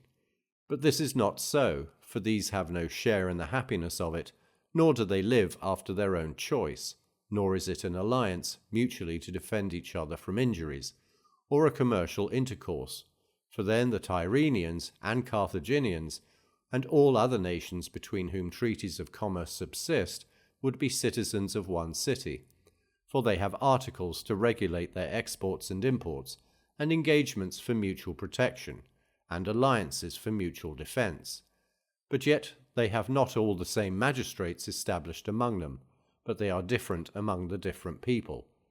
Nor does the one take any care that the morals of the other should be as they ought, or that none of those who have entered into the common agreements should be unjust, or in any degree vicious, only that they do not injure any member of the confederacy. But whosoever endeavours to establish wholesome laws in a state attends to the virtues and the vices of each individual who composes it, from whence it is evident that the first care of him who would found a city truly deserving that name and not nominally so, must be to have his citizens virtuous, for otherwise it is merely an alliance for self-defence, differing from those of the same caste, which are made between different people only in place. For law is an agreement and a pledge, as the sophist Lycophron says, between the citizens of their intending to do justice to each other, though not sufficient to make all the citizens just and good. And that this is fact is evident, for could anyone bring different places together, as for instance enclose Megara and Corinth in a wall, yet they would not be one city, not even if the inhabitants intermarried with each other, though this intercommunity contributes much to make a place one city. Besides, could we suppose a set of people to live separate from each other, but within such a distance as would admit of an intercourse, and that there were laws subsisting between each party to prevent their injuring one another in their mutual dealings, supposing one a carpenter, another a husbandman, shoemaker, and the like, and that their numbers were 10,000. Still all that they would have together in common would be a tariff for trade or an alliance for mutual defence, but not the same city. And why? Not because their mutual intercourse is not near enough, for even if persons so situated should come to one place, and everyone should live in his own house as in his native city, and there should be alliances subsisting between each party to mutually assist and prevent any injury being done to the other, still they would not be admitted to be a city by those who think correctly, if they preserved the same customs when they were together as when they were separate. It is evident then that a city is not a community of place, nor established for the sake of mutual safety or traffic with each other, but that these things are the necessary consequences of a city, although they may all exist where there is no city. But a city is a society of people joining together with their families and their children to live agreeably for the sake of having their lives as happy and as independent as possible. And for this purpose, it is necessary that they should live in one place and intermarry with each other. Hence in all cities there are family meetings, clubs, sacrifices, and public entertainments to promote friendship, for a love of sociability is friendship itself. So that the end then for which a city is established is that the inhabitants of it may live happy, and these things are conducive to that end. For it is a community of families and villages for the sake of a perfect independent life. That is, as we have already said, for the sake of living well and happily. It is not therefore founded for the purpose of men's merely living together, but for their living as men ought, for which reason those who contribute most to this end deserve to have greater power in the city than those who are their equals in family and freedom, but their inferiors in civil virtue, or those who excel them in wealth, but are below them in worth. It is evident from what has been said that in all disputes upon government each party says something that is just. Chapter 10. It may also be a doubt where the supreme power ought to be lodged. Shall it be with the majority, or the wealthy, with a number of proper persons, or one better than the rest, or with a tyrant? But whichever of these we prefer, some difficulty will arise. For what? Shall the poor have it because they are the majority? They may then divide among themselves what belongs to the rich, nor is this unjust, because truly it has been so judged by the supreme power. But what avails it to point out what is the height of injustice, if this is not? Again, if the many seize into their own hands everything which belongs to the few, it is evident that the city will be at an end. But virtue will never destroy what is virtuous, nor can what is right be the ruin of the state. Therefore such a law can never be right, nor can the acts of a tyrant ever be wrong, for of necessity they must all be just. For he, from his unlimited power, compels everyone to obey his command, as the multitude oppress the rich. Is it right then that the rich, the few, should have the supreme power? And what if they be guilty of the same rapine and plunder the possessions of the majority? That will be as right as the other, but that all things of this sort are wrong and unjust is evident. Well then, these of the better sort shall have it, but must not then all the other citizens live unhonoured, without sharing the offices of the city? For the offices of the city are its honours, and if one set of men are always in power, it is evident that the rest must be without honour. Well then, let it be with one person of all others the fittest for it, but by this means the power will be still more contracted, and a greater number than before continue unhonoured.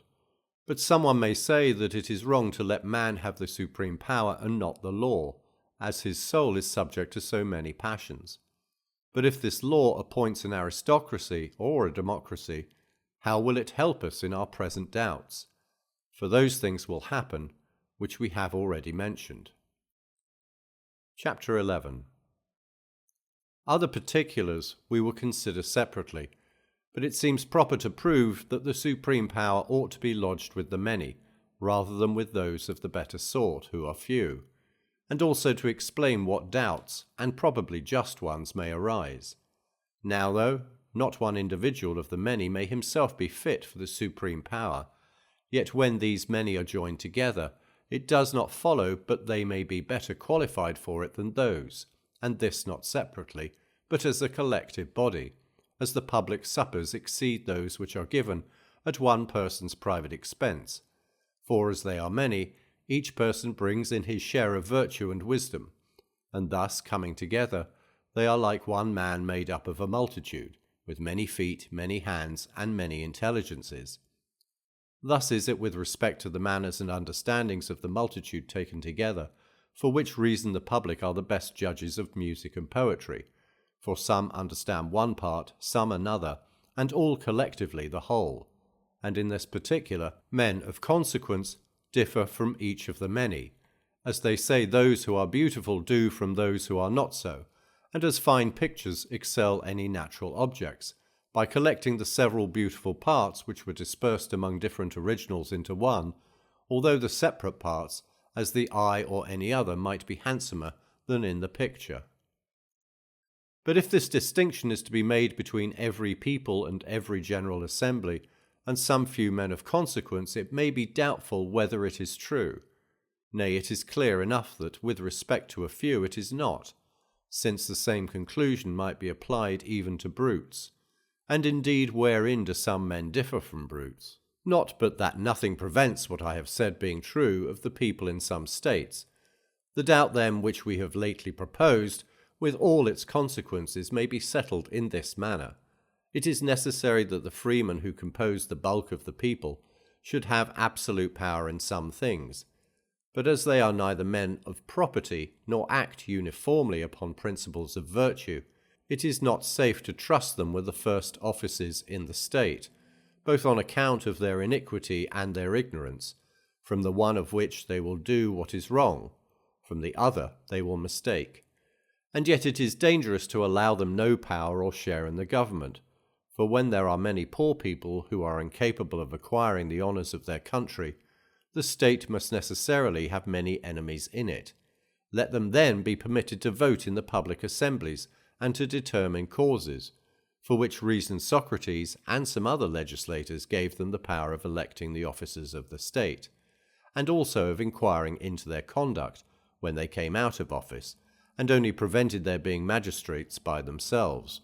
For the multitude, when they are collected together, have all of them sufficient understanding for these purposes, and, mixing among those of higher rank, are serviceable to the city, as some things which alone are improper for food, when mixed with others, make the whole more wholesome than a few of them would be.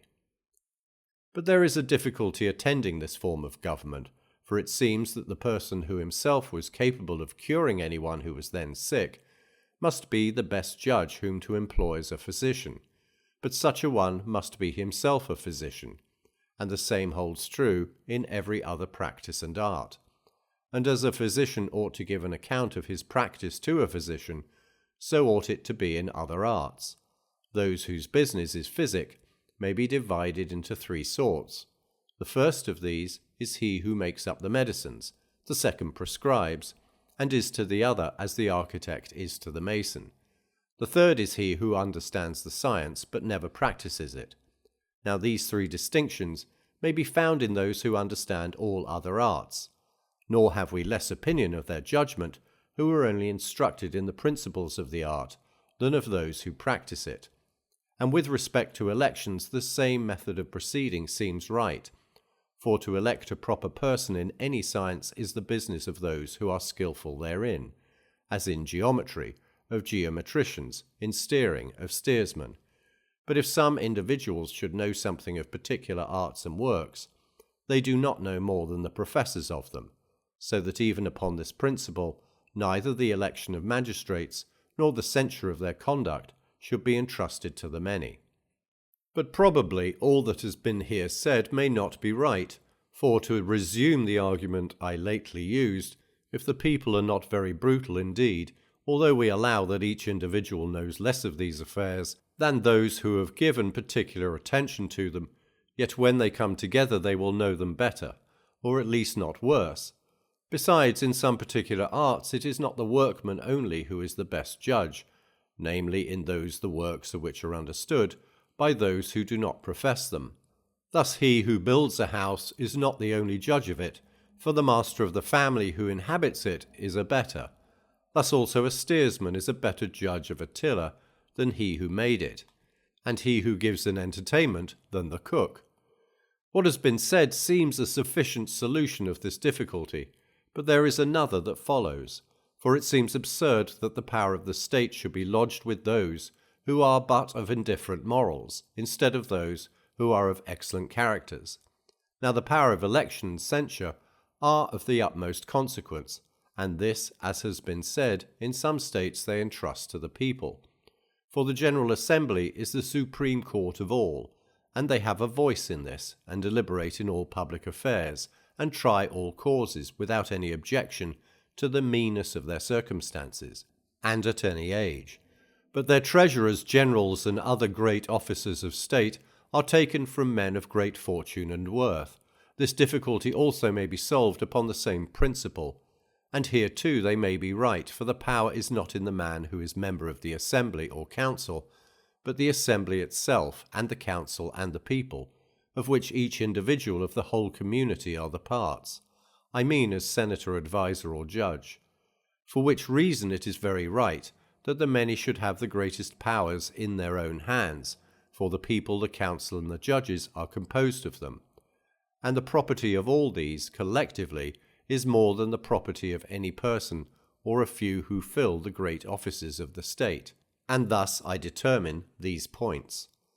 The first question that we stated shows plainly that the supreme power should be lodged in laws duly made, and that the magistrate or magistrates, either one or more, should be authorized to determine those cases which the laws cannot particularly speak to, as it is impossible for them in general language to explain themselves upon everything that may arise. But what these laws are, which are established upon the best foundations, has not been yet explained, but still remains a matter of some question. But the laws of every state will necessarily be like every state, either trifling or excellent, just or unjust. For it is evident that the laws must be framed correspondent to the constitution of the government, and if so, it is plain that a well-formed government will have good laws, a bad one, bad ones. Chapter 12. Since in every art and science the end aimed at is always good, so particularly in this, which is the most excellent of all, the founding of civil society, the good wherein aimed at is justice, for it is this which is for the benefit of all. Now it is the common opinion that justice is a certain equality, and in this point all the philosophers are agreed when they treat of morals, for they say what is just and to whom, and that equals ought to receive equal. But we should know how we are to determine what things are equal and what unequal, and in this there is some difficulty, which calls for the philosophy of the politician. Some persons will probably say that the employments of the state ought to be given according to every particular excellence of each citizen, if there is no other difference between them and the rest of the community, but they are in every respect else alike. For justice attributes different things to persons differing from each other in their character, according to their respective merits. But if this is admitted to be true, complexion or height or any such advantage will be a claim for a greater share of the public rights. But that this is evidently absurd is clear from other arts and sciences.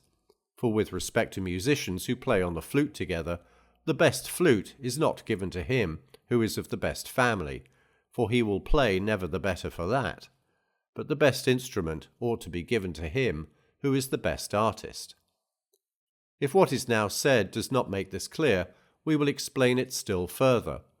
If there should be anyone, a very excellent player on the flute, but very deficient in family and beauty, though each of them are more valuable endowments than a skill in music, and excel this art in a higher degree than that player excels others, yet the best flutes ought to be given to him, for the superiority in beauty and fortune should have a reference to the business in hand, but these have none. Moreover, according to this reasoning, every possible excellence might come in comparison with every other, for if bodily strength might dispute the point with riches or liberty, even any bodily strength might do it, so that if one person excelled in size more than another did in virtue, and his size was to qualify him to take place of the other's virtue, everything must then admit of a comparison with each other. For if such a size is greater than virtue by so much, it is evident another must be equal to it. But, since this is impossible, it is plain that it would be contrary to common sense to dispute a right to any office in the state from every superiority whatsoever. For if one person is slow and the other swift, neither is the one better qualified, nor the other worse on that account. though in the gymnastic races a difference in these particulars would gain the prize. But a pretension to the offices of the state should be founded on a superiority in those qualifications which are useful to it. For which reason those of family, independency, and fortune, with great propriety, contend with each other for them, for these are the fit persons to fill them. For a city can no more consist of all poor men than it can of all slaves. But if such persons are requisite, it is evident that those also who are just and valiant are equally so.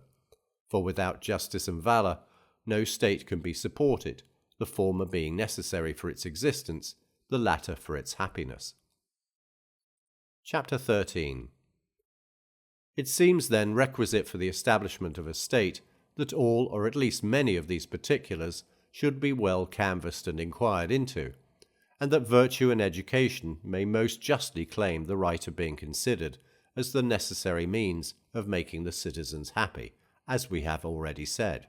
As those who are equal in one particular are not therefore equal in all, and those who are unequal in one particular are not therefore unequal in all, it follows that all those governments which are established upon a principle which supposes they are erroneous.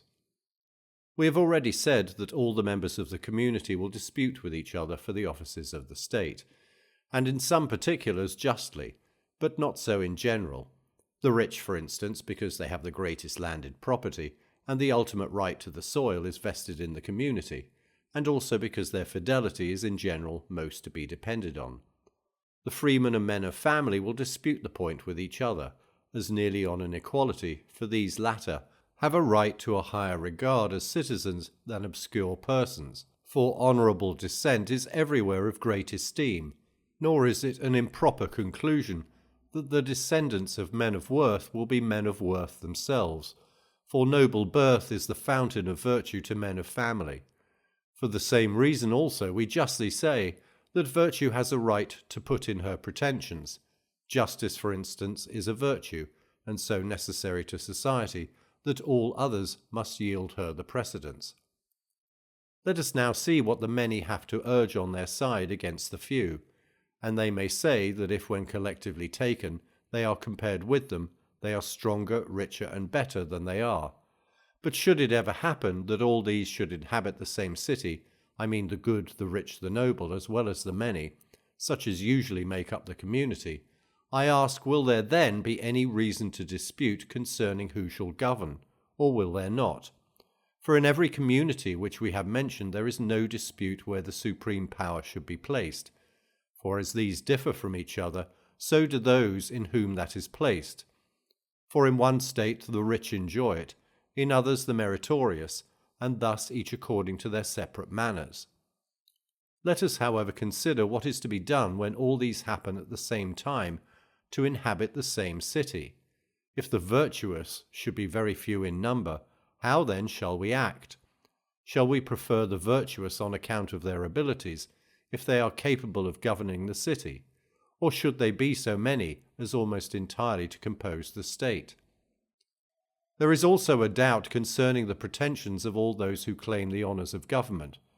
For those who found them either on fortune or family have nothing which they can justly say in their defence, since it is evident upon their principle that if any one person can be found richer than all the rest, the right of governing all these will be justly vested in this one person. In the same manner, one man who is of the best family will claim it from those who dispute the point upon family merit, and probably in an aristocracy the same dispute might arise on the score of virtue, if there is one man better than all the other men of worth who are in the same community. It seems just by the same reasoning that he should enjoy the supreme power. And upon this principle also, while the many suppose they ought to have the supreme command, as being more powerful than the few, if one or more than one, though a small number, should be found stronger than themselves, these ought rather to have it than they. All these things seem to make it plain that none of these principles are justly founded on which these persons would establish their right to the supreme power, and that all men whatsoever ought to obey them, for with respect to those who claim it as due to their virtue or their fortune, they might have justly some objection to make, for nothing hinders but that it may sometimes happen that the many may be better or richer than the few, not as individuals, but in their collective capacity. As to the doubt which some persons have proposed and objected, we may answer it in this manner. It is this, whether a legislator who would establish the most perfect system of laws should calculate them for the use of the better part of the citizens, or the many, in the circumstances we have already mentioned. The rectitude of anything consists in its equality, that therefore which is equally right will be advantageous to the whole state and to every member of it in common. Now in general, a citizen is one who both shares in the government and also in his turn submits to be governed. Their condition, it is true, is different in different states. The best is that in which a man is enabled to choose and to persevere in a course of virtue during his whole life, both in his public and private state. But should there be one person or a very few, eminent for an uncommon degree of virtue, though not enough to make up a civil state, so that the virtue of the many or their political abilities should be too inferior to come in comparison with theirs, if more than one, or, if but one, with his only, such are not to be considered as part of the city, for it would be doing them injustice to rate them on a level with those who are so far their inferiors in virtue and political abilities that they appear to them like a god amongst men. From whence it is evident that a system of laws must be calculated for those who are equal to each other in nature and power. Such men, therefore, are not the object of law, for they are themselves a law, and it would be ridiculous in any one to endeavour to include them in the penalties of a law. For probably they might say what Antisthenes tells us the lions did to the hares when they demanded to be admitted to an equal share with them in the government. And it is on this account that democratic states have established the ostracism, for inequality seems the principal object of their government. For which reason they compel all those who are very eminent for their power, their fortune, their friendships, or any other cause which may give them too great weight in the government, to submit to the ostracism, and leave the city for a stated time. As the fabulous histories relate, the Argonauts served Hercules, for they refused to take him with them in the ship Argo on account of his superior valour.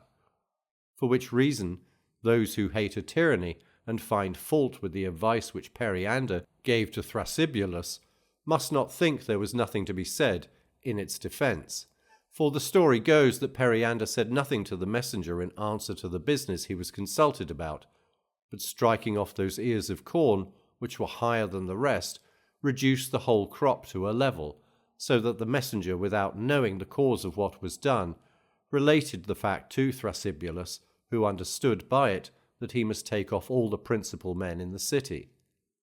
Nor is this serviceable to tyrants only, nor is it tyrants only who do it, for the same thing is practised both in oligarchies and democracies, for the ostracism has in a manner nearly the same power, by restraining and banishing those who are too great. And what is done in one city is done also by those who have the supreme power in separate states, as the Athenians with respect to the Samians, the Chians, and the Lesbians. For when they suddenly acquired the superiority over all Greece, they brought the other states into subjection, contrary to the treaties which subsisted between them. The king of Persia also very often reduces the Medes and Babylonians when they assume upon their former power. And this is a principle which all governments whatsoever keep in their eye, even those which are best administered, as well as those which are not, do it, these for the sake of private utility, the others for the public good. The same thing is to be perceived in the other arts and sciences, for a painter would not represent an animal with a foot disproportionately large, though he had drawn it remarkably beautiful, nor would the shipwright make the prow or any other part of the vessel larger than it ought to be, nor will the master of the band permit any who sings louder and better than the rest to sing in concert with them. There is therefore no reason that a monarch should not act in agreement with free states to support his own power, if they do the same thing for the benefit of their respective communities. Upon which account, when there is any acknowledged difference in the power of the citizens, the reason upon which the ostracism is founded will be politically just. But it is better for the legislator so to establish his state at the beginning as not to want this remedy. but if in course of time such an inconvenience should arise, to endeavour to amend it by some such correction. Not that this was the use it was put to, for many did not regard the benefit of their respective communities, but made the ostracism a weapon in the hand of sedition. It is evident then that in corrupt governments it is partly just and useful to the individual, though probably it is as clear that it is not entirely just, for in a well-governed state there may be great doubts about the use of it, not on account of the preeminence which one may have in strength, riches, or connection, but when the preeminence is virtue, what then is to be done? For it seems not right to turn out and banish such a one, neither does it seem right to govern him, for that would be like desiring to share the power with Jupiter and to govern him. Nothing then remains but what indeed seems natural, and that is for all persons quietly to submit to the government of those who are thus eminently virtuous, and let them be perpetually kings in the separate states. Chapter 14. What has been now said, it seems proper to change our subject and to inquire into the nature of monarchies, for we have already admitted them to be one of those species of government which are properly founded. And here let us consider whether a kingly government is proper for a city or a country whose principal object is the happiness of the inhabitants, or rather some other. But let us first determine whether this is of one kind only or more, and it is easy to know that it consists of many different species, and that the forms of government are not the same in all. For at Sparta the kingly power seems chiefly regulated by the laws, for it is not supreme in all circumstances, but when the king quits the territories of the state, he is their general in war, and all religious affairs are entrusted to him. Indeed, the kingly power with them is chiefly that of a general who cannot be called to an account for his conduct, and whose command is for life. For he has not the power of life and death except as a general, as they frequently had in their expeditions by martial law, which we learn from Homer, for when Agamemnon is confronted in council, he restrains his resentment, but when he is in the field and armed with his power, he tells the Greeks, "Whoe'er I know shall shunt th' impending fight, to dogs and vultures soon shall be a prey, for death is mine." This then is one species of monarchical government in which the kingly power is in a general for life, and is sometimes hereditary, sometimes elective. Besides, there is also another which is to be met with among some of the barbarians, in which the kings are invested with powers nearly equal to a tyranny, yet are in some respects bound by the laws and the customs of their country. For as the barbarians are by nature more prone to slavery than the Greeks, and those in Asia more than those in Europe, they endure without murmuring a despotic government. For this reason their governments are tyrannies, but yet not liable to be overthrown, as being customary and according to law. Their guards also are such as are used in a kingly government, not a despotic one. For the guards of their kings are his citizens, but a tyrant's are foreigners. The one commands, in the manner the law directs, those who willingly obey, the other arbitrarily, those who consent not. The one therefore is guarded by the citizens, the other against them.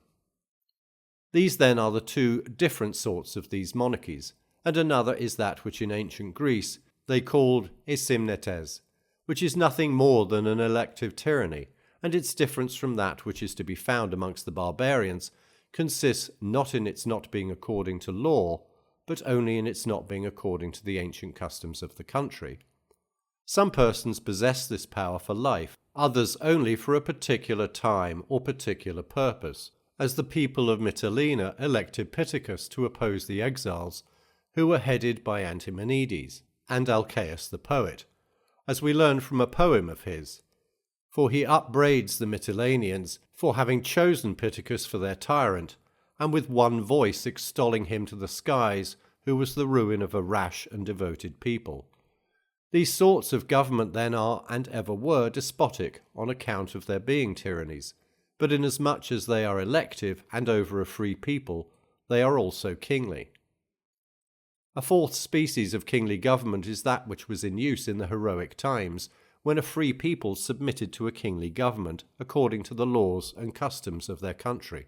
For those who were at first of benefit to mankind, either in arts or arms, or by collecting them into civil society, or procuring them in establishment, became the kings of a willing people, and established a hereditary monarchy. They were particularly their generals in war, and presided over their sacrifices, excepting such only as belonged to the priests. They were also the supreme judges over the people, and in this case some of them took an oath, others did not.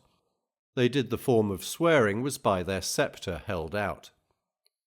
In ancient times the power of the kings extended to everything whatsoever, both civil, domestic, and foreign. But in after times they relinquished some of their privileges, and others the people assumed, so that in some states they left their kings only the right of presiding over the sacrifices, and even those whom it were worth while to call by that name had only the right of being commander-in-chief in their foreign wars. These then are the four sorts of kingdoms. The first is that of the heroic times, which was a government over a free people, with its rights in some particulars marked out, for the king was their general, their judge, and their high priest. The second, that of the barbarians, which is a hereditary despotic government regulated by laws. The third is that which they call asymnetic, which is an elective tyranny. The fourth is the Lacedaemonian, and this, in few words, is nothing more than a hereditary generalship. And in these particulars they differ from each other.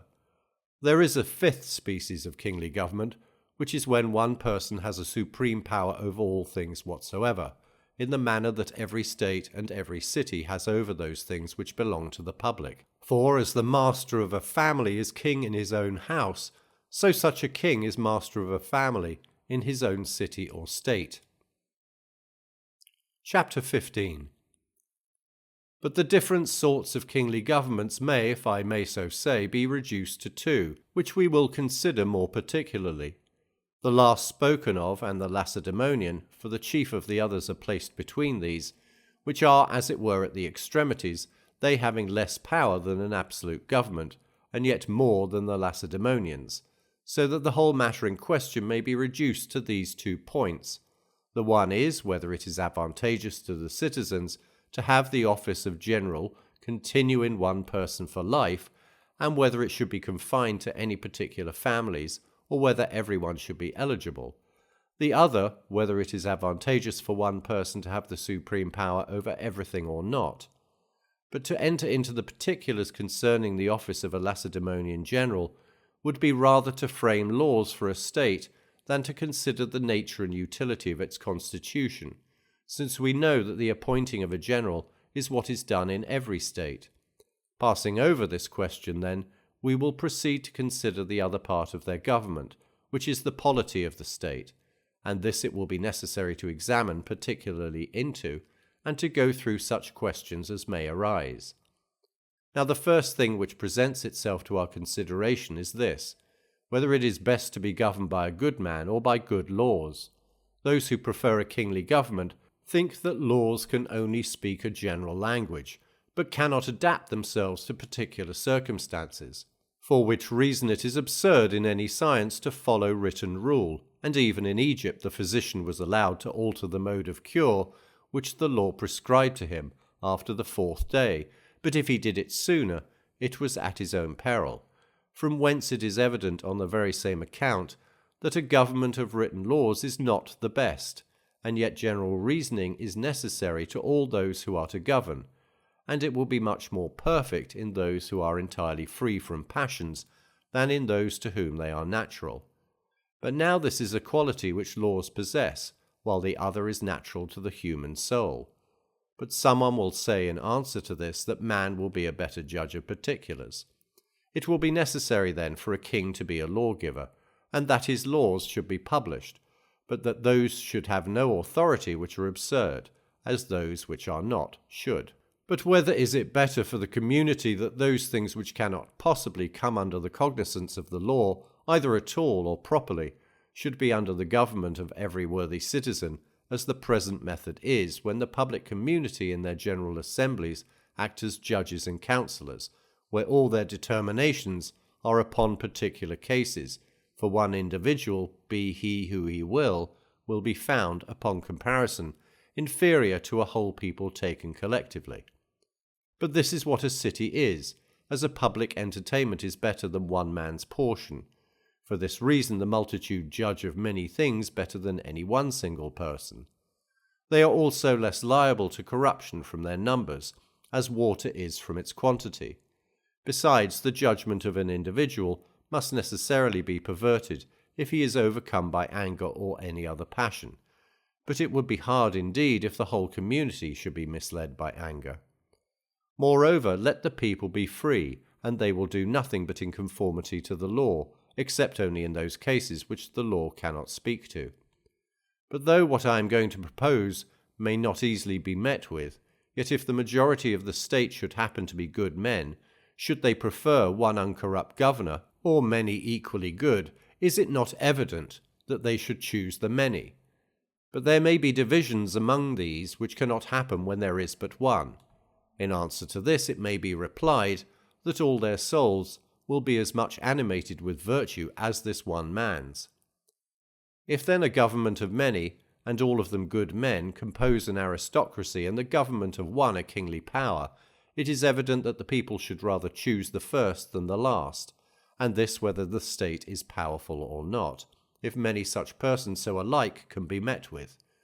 And for this reason probable it was that the first governments were generally monarchies, because it was difficult to find a number of persons eminently virtuous, more particularly as the world was then divided into small communities. Besides, kings were appointed in return for the benefits they had conferred on mankind, but such actions are peculiar to good men. But when many persons equal in virtue appeared at the time, they brooked not a superiority, but sought after an equality and established a free state. But after this, when they degenerated, they made a property of the public, which probably gave rise to oligarchies, for they made wealth meritorious, and the honours of government were reserved for the rich. And these afterwards turned to tyrannies, and these in their turn gave rise to democracies, for the power of the tyrants continually decreasing on account of their rapacious avarice, the people grew powerful enough to frame and establish democracies. And as cities after that happened to increase, probably it was not easy for them to be under any other government than a democracy. But if any person prefers a kingly government in a state, what is to be done with the king's children? Is the family also to reign?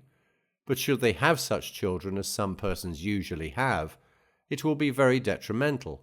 It may be said that then the king who has it in his power will never permit such children to succeed to his kingdom. But it is not easy to trust to that, for it is very hard and requires greater virtue than is to be met with in human nature.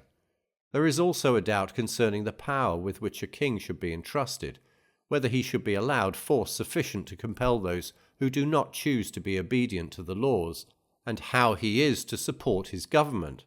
For if he is to govern according to law, and do nothing of his own will which is contrary thereunto, at the same time it will be necessary to protect that power with which he guards the law. This matter, however, may not be very difficult to determine, for he ought to have a proper power, and such a one is that which will be sufficient to make the king superior to any one person or even a large part of the community, but inferior to the whole, as the ancients always appointed guards for that person whom they created, a Simnetes or tyrant, and someone advised the Syracusans when Dionysius asked for guards to allow him such. Chapter 16. We will next consider the absolute monarch that we have just mentioned, who does everything according to his own will. For a king governing under the direction of laws which he is obliged to follow does not of himself create any particular species of government, as we have already said. For in every state whatsoever, either aristocracy or democracy, it is easy to appoint a general for life, and there are many who entrust the administration of affairs to one person only. Such is the government at Dyrrhachium, and nearly the same at Opus. As for an absolute monarchy, as it is called, that is to say, when the whole state is wholly subject to the will of one person, namely the king, it seems to many that it is unnatural that one man should have the entire rule over his fellow citizens, when the state consists of equals. For nature requires that the same right and the same rank should necessarily take place amongst all those who are equal by nature. For as it would be hurtful to the body for those who are of different constitutions to observe the same regimen, either of diet or clothing, so is it with respect to the honours of the state as hurtful that those who are equal in merit should be unequal in rank, for which reason it is as much a man's duty to submit to command as to assume it, and this also by rotation.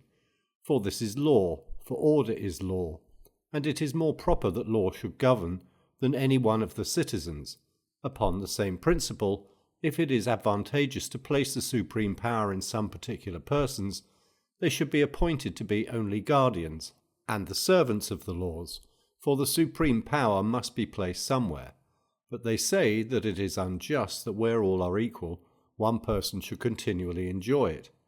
But it seems unlikely that man should be able to adjust that which the law cannot determine. It may be replied that the law, having laid down the best rules possible, leaves the adjustment and application of particulars to the discretion of the magistrate. Besides, it allows anything to be altered which experience proves may be better established. Moreover, he who would place the supreme power in mind would place it in God and the laws, but he who entrusts man with it gives it to a wild beast, for such his appetites sometimes make him. For passion influences those who are in power, even the very best of men, for which reason law is reason without desire. The instance taken from the arts seems fallacious, wherein it is said to be wrong for a sick person to apply for a remedy to books, but that it would be far more eligible to employ those who are skilful in physic, for these do nothing contrary to reason from motives of friendship, but earn their money by curing the sick, whereas those who have the management of public affairs do many things through hatred or favour. And as a proof of what we have advanced, it may be observed that whenever a sick person suspects that his physician has been persuaded by his enemies to be guilty of any foul practice to him in his profession, he then rather chooses to apply to books for his cure. And not only this, but even physicians themselves, when they are ill, call in other physicians, and those who teach others the gymnastic exercises exercise with those of the same profession, as being incapable from self-partiality to form a proper judgment of what concerns themselves. From whence it is evident that those who seek for what is just seek for a mean. Now law is a mean. Moreover, the moral law is far superior and conversant with far superior objects than the written law. For the supreme magistrate is safer to be trusted to than the one, though he is inferior to the other. But as it is impossible that one person should have an eye to everything himself, it will be necessary that the supreme magistrate should employ several subordinate ones under him. Why then should not this be done at first, instead of appointing one person in this manner? Besides, if according to what has been already said, the man of worth is on that account fit to govern, two men of worth are certainly better than one, as for instance in Homer, let two together go, and also Agamemnon's wish, where 10 such faithful counsel mine. Not but that there are even now some particular magistrates invested with supreme power to decide, as judges, those things which the law cannot, as being one of those cases which comes not properly under its jurisdiction. For of those which can there is no doubt. Since then laws comprehend some things but not all, it is necessary to inquire and consider which of the two is preferable, that the best man or the best law should govern. For to reduce every subject which can come under the deliberation of man into a law is impossible. No one then denies that it is necessary that there should be some person to decide those cases which cannot come under the cognizance of a written law.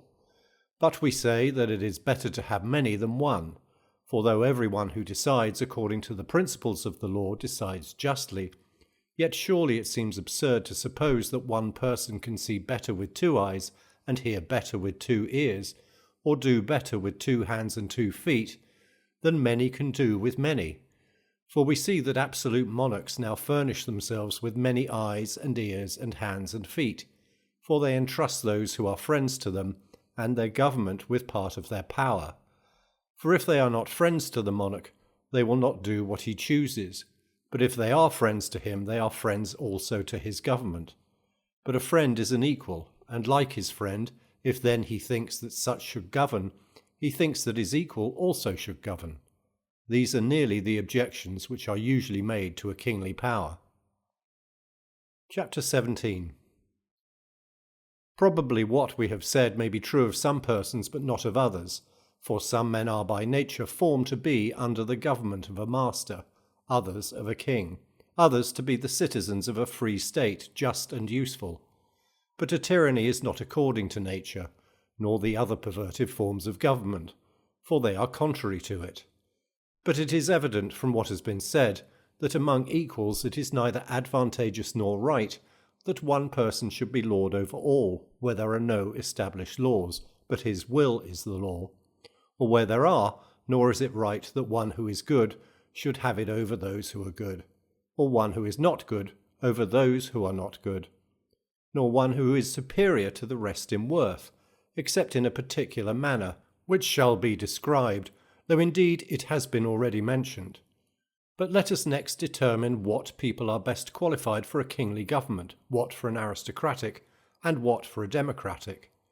And first for a kingly, and it should be those who are accustomed by nature to submit the civil government of themselves to a family eminent for virtue, for an aristocracy, those who are naturally framed to bear the rule of free men, whose superior virtue makes them worthy of the management of others, for a free state a warlike people, formed by nature both to govern and be governed by laws which admit the poorest citizen to share the honours of the commonwealth according to his worth. But whenever a whole family or any one of another shall happen so far to excel in virtue as to exceed all other persons in the community, then it is right that the kingly power should be in them, or if it is an individual who does so, that he should be king and lord of all. For this, as we have just mentioned, is not only correspondent to that principle of right which all founders of all states, whether aristocracies, oligarchies or democracies, have a regard to, for in placing the supreme power they all think it right to fix it to excellence, though not the same. But it is also agreeable to what has been already said, as it would not be right to kill or banish or ostracize such a one for his superior merit. Nor would it be proper to let him have the supreme power only in turn, for it is contrary to nature that what is highest should ever be lowest. But this would be the case should such a one ever be governed by others, so that there can nothing else be done but to submit and permit him continually to enjoy the supreme power. And thus much with respect to kingly power in different states, and whether it is or is not advantageous to them, and to what and in what manner. Chapter 18. Since then we have said that there are three sorts of regular governments, and of these the best must necessarily be that which is administered by the best men, and this must be that which happens to have one man or one family, or a number of persons excelling all the rest in virtue, who are able to govern and be governed in such a manner as will make life most agreeable. And we have already shown that the virtue of a good man and of a citizen in the most perfect government will be the same. It is evident that in the same manner and for those very qualities which would procure a man the character of good, any one would say that the government of a state was a well-established aristocracy or kingdom, so that it will be found to be education and morals that are almost the whole which go to make a good man, and the same qualities will make a good citizen or good king. These particulars being treated of, we will now proceed to consider what sort of government is best, how it naturally arises, and how it is established, for it is necessary to make a proper inquiry concerning this. Book 4. Chapter 1. In every art and science which is not conversant in parts but in some one genus in which it is complete, it is the business of that art alone to determine what is fitted to its particular genus, as what particular exercise is fitted to a certain particular body and suits it best. For that body which is formed by nature the most perfect and superior to others necessarily requires the best exercise, and also of what one kind that must be which will suit the generality. And this is the business of the gymnastic arts. And although anyone should not desire to acquire an exact knowledge and skill in these exercises, yet it is not, on that account, the less necessary that he who professes to be a master and instruct the youth in them should be perfect therein. And we see that this is what equally befalls the healing, shipbuilding, cloth-making, and indeed all other arts, so that it evidently belongs to the same art to find out what kind of government is best, and would of all others be most correspondent to our wish, while it receive no molestation from without, and what particular species of it is adapted to particular persons, for there are many who probably are incapable of enjoying the best form, so that the legislator and he who is truly a politician ought to be acquainted not only with that which is most perfect imaginable, but also that which is the best suited to any given circumstances. There is, moreover, a third sort, an imaginary one, and he ought, if such a one should be presented to his consideration, to be able to discern what sort of one it would be at the beginning, and when once established, what would be the proper means to preserve it a long time. I mean, for instance, if a state should happen not to have the best form of government, or be deficient in what was necessary, or not receive every advantage possible, but something less. And besides all this, it is necessary to know what sort of government is best fitting for all cities. For most of those writers who have treated this subject, however speciously they may handle other parts of it, have failed in describing the practical parts. For it is not enough to be able to perceive what is best without it is what can be put in practice. It should also be simple and easy for all to attain to. But some seek only the most subtle forms of government. Others again, choosing rather to treat of what is common, censure those under which they live, and extol the excellence of a particular state, as the Lacedaemonian, or some other. But every legislator ought to establish such a form of government as from the present state and disposition of the people who are to receive it, they will most readily submit to and persuade the community to partake of. For it is not a business of less trouble to correct the mistakes of an established government than to form a new one, as it is as difficult to recover what we have forgot as to learn anything fresh. He, therefore, who aspires to the character of a legislator ought, besides all we have already said, to be able to correct the mistakes of a government already established, as we have before mentioned. But this is impossible to be done by him who does not know how many different forms of government there are. Some persons think that there is only one species both of democracy and oligarchy, but this is not true. So that everyone should be acquainted with the difference of these governments, how great they are and whence they arise, and should have equal knowledge to perceive what laws are best, and what are most suitable to each particular government. For all laws are, and ought to be, framed agreeable to the state that is to be governed by them, and not the state to the laws. For government is a certain ordering in a state, which particularly respects the magistrates in what manner they shall be regulated, and where the supreme power shall be placed, and what shall be the final object which each community shall have in view. But the laws are something different from what regulates and expresses the form of the constitution. It is their office to direct the conduct of the magistrate in the execution of his office and the punishment of offenders. From whence it is evident that the founders of laws should attend both to the number and the different sorts of government, for it is impossible that the same laws should be calculated for all sorts of oligarchies and all sorts of democracies, for of both these governments there are many species, not one only. Chapter 2.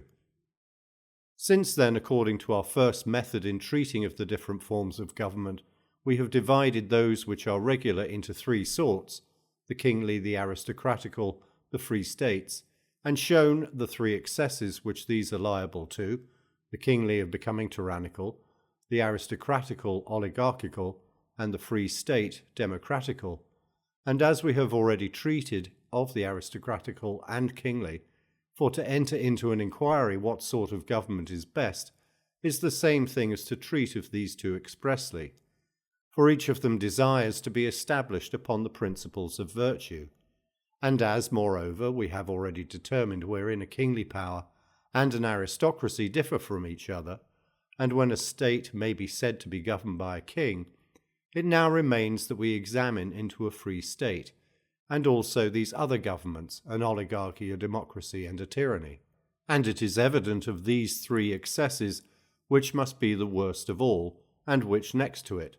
For, of course, the excesses of the best and most holy must be the worst, for it must necessarily happen either that the name of the king only will remain, or else that the king will assume more power than belongs to him, from whence tyranny will arise, the worst excess imaginable, a government the most contrary possible to a free state. The excess next hurtful is an oligarchy, for an aristocracy differs much from this sort of government. That which is least so is a democracy. This subject has been already treated of by one of those writers who have gone before me, though his sentiments are not the same as mine, for he thought that of all excellent constitutions, as a good oligarchy or the like, a democracy was the worst, but of all bad ones, the best. Now I affirm that all these states have, without exception, fallen into excess, and also that he should not have said that one oligarchy was better than another, but that it was not quite so bad. But this question we shall not enter into at present. We shall first inquire how many different sorts of free states there are, since there are many species of democracies and oligarchies, and which of them is the most comprehensive and most desirable after the best form of government, or if there is any other like an aristocracy well established, and also which of these is best adapted to most cities, and which of them is preferable for particular persons. For probably some may suit better with an oligarchy than a democracy, and others better with a democracy than an oligarchy, and afterwards in what manner anyone ought to proceed who desires to establish either of these states, I mean every species of democracy and also of oligarchy.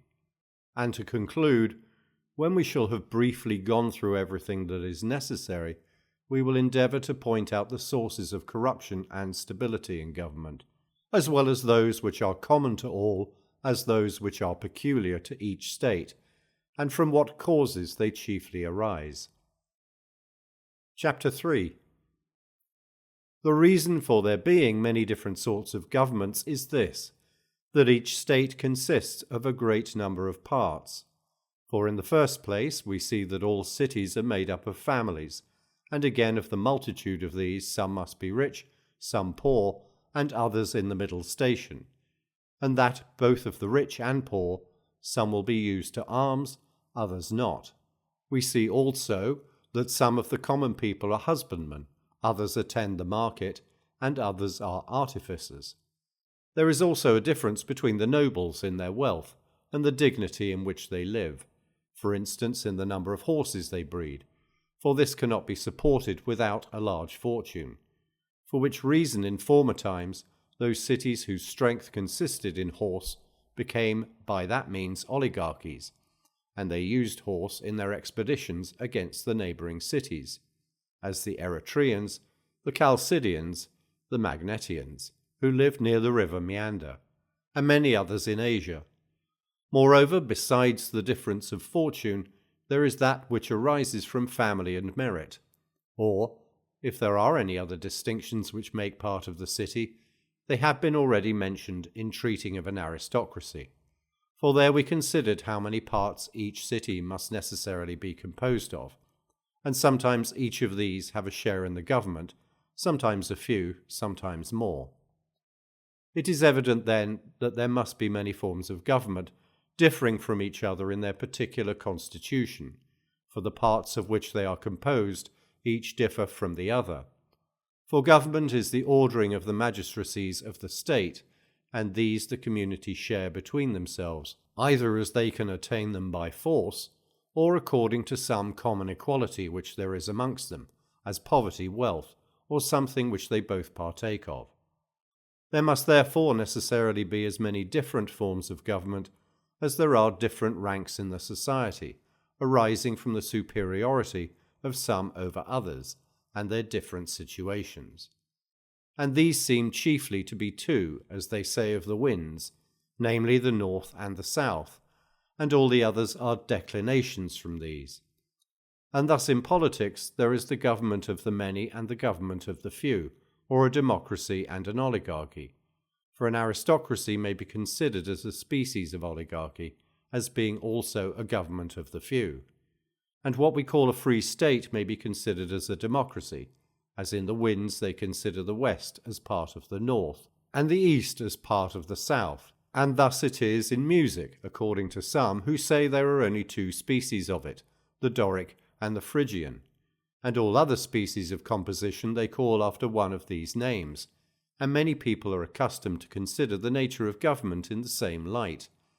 But it is more convenient and more correspondent to truth to distinguish governments as I have done, into two species, one of those which are established upon proper principles, of which there may be one or two sorts, the other which includes all the different excesses of these, so that we may compare the best form of government to the most harmonious piece of music, the oligarchic and despotic to the more violent tunes, and the democratic to the soft and gentle airs. Chapter 4. We ought not to define a democracy as some do, who say simply that it is a government where the supreme power is lodged in the people. For even in oligarchies the supreme power is in the majority. Nor should they define an oligarchy a government where the supreme power is in the hands of a few. For let us suppose the number of a people to be 1,300, and that of these 1,000 were rich, who would not permit the 300 poor to have any share in the government, although they were free and their equal in everything else. No one would say that this government was a democracy. In like manner, if the poor, when few in number, should acquire the power over the rich, though more than themselves, no one would say that this was an oligarchy, nor this when the rest who are rich have no share in the administration. We should rather say that a democracy is when the supreme power is in the hands of the free men, an oligarchy when it is in the hands of the rich. It happens indeed that in the one case the many will possess it, in the other the few, because there are many poor and few rich. And if the power of the state was to be distributed according to the size of the citizens, as they say it is in Ethiopia, or according to their beauty, it would be an oligarchy, for the number of those who are large and beautiful is small. Now are those things which we have already mentioned alone sufficient to describe these states? For since there are many species both of a democracy and an oligarchy, the matter requires further consideration, as we cannot admit that if a few persons who are free possess the supreme power over the many who are not free, that this government is a democracy. As in Apollonia, in Ionia, and in Thera, for in each of these cities the honours of the state belong to some few particular families who first founded the colonies. Nor would the rich, because they are superior in numbers, form a democracy, as formerly at Colophon, for there the majority had large possessions before the Lydian War. But a democracy is a state where the freemen and the poor, being the majority, are invested with the power of the state. An oligarchy is a state where the rich and those of noble families, being few, possess it. We have now proved that there are various forms of government and have assigned a reason for it, and shall proceed to show that there are even more than these, and what they are and why, setting out with the principle we have already laid down. We admit that every city consists not of one but many parts. Thus, if we should endeavour to comprehend the different species of animals, we should first of all note those parts which every animal must have, as a certain sensorium, and also what is necessary to acquire and retain food, as a mouth and a belly, besides certain parts to enable it to move from place to place. If then these are the only parts of an animal, and there are differences between them, namely in their various sorts of stomachs, bellies, and sensoriums, to which we must add their motive powers, the number of the combinations of all these must necessarily make up the different species of animals. For it is not possible that the same kind of animal should have any very great difference in its mouth or ears, so that when all these are collected, who happens to have these things similar in all, they make up a species of animals, of which there are as many as there are of these general combinations of necessary parts. The same thing is true of what are called states, for a city is not made of one but many parts, as has already been often said, one of which is those who supply it with provisions, called husbandmen, another called mechanics, whose employment is in the manual arts, without which the city could not be inhabited. Of these some are busied about what is absolutely necessary, others in what contribute to the elegancies and pleasures of life. The third sort are your exchange men. I mean by these your buyers, sellers, merchants, and victuallers. The fourth are your hired labourers or workmen. The fifth are the men-at-arms, a rank not less useful than the other. Without you would have the community slaves to every invader. But what cannot defend itself is unworthy of the name of a city, for a city is self-sufficient, a slave not. So that when Socrates, in Plato's Republic, says that a city is necessarily composed of 4 sorts of people, he speaks elegantly but not correctly, and these are, according to him, weavers, husbandmen, shoemakers, and builders. He then adds, as if these were not sufficient, smiths, herdsmen, for what cattle are necessary, and also merchants and victuallers. And these are by way of appendix to his first list, as if a city was established for necessity and not happiness, or as if a shoemaker and a husbandman were equally useful. He reckons not the military apart before the increase of territory, and joining to the borders of the neighbouring powers will make war necessary. And even amongst them who compose his 4 divisions, or whoever have any connection with each other, it will be necessary to have someone to distribute justice and determine between man and man. If then the mind is a more valuable part of man than the body, everyone would wish to have those things more regarded in his city which tend to the advantage of these than common matters. Such are war and justice, to which may be added counsel, which is the business of civil wisdom. Nor is it of any consequence whether these different employments are filled by different persons or one, as the same man is oftentimes both a soldier and a husbandman. So that if both the judge and the senator are parts of the city, it necessarily follows that the soldier must be so also. The 7th sort are those who serve the public in expensive employments at their own charge. These are called the rich. The 8th are those who execute the different offices of the state, and without these it could not possibly subsist. It is therefore necessary that there should be some persons capable of governing and filling the places in the city, and this either for life or in rotation. The office of senator and judge, of which we have already sufficiently treated, are the only ones remaining. If then these things are necessary for a state, that it may be happy and just, it follows that the citizens who engage in public affairs should be men of abilities therein. Several persons think that different employments may be allotted to the same person, as a soldier's, a husbandman's, and an artificer's, as also that others may be both senators and judges. Besides, everyone supposes himself a man of political abilities, and that he is qualified for almost every department in the state. But the same person cannot at once be poor and rich, for which reason the most obvious division of the city is into 2 parts, the poor and rich. Moreover, since for the generality the one are few, the other many, they seem of all the parts of a city most contrary to each other, so that as the one or the other prevail, they form different states, and these are the democracy and the oligarchy. But that there are many different states, and from what causes they arise, has been already mentioned, and that there are also different species both of democracies and oligarchies, we will now show. Though this indeed is evident from what we have already said, there are also many different sorts of common people, and also of those who are called gentlemen. Of the different sorts of the first are husbandmen, artificers, exchangemen, who are employed in buying and selling, seamen, of which some are engaged in war, some in traffic, some in carrying goods, and passengers from place to place, others in fishing. And of each of these there are often many, as fishermen at Tarentum and Byzantium, masters of galleys at Athens, merchants at Aegina and Chios, those who let ships on freight at Tenedos. We may add to these those who live by their manual labour, and have but little property, so that they cannot live without some employ. and also those who are not freeborn on both sides, and whatever other sort of common people there may be. As for gentlemen, they are such as are distinguished either by their fortune, their birth, their abilities, or their education, or any such like excellence which is attributed to them.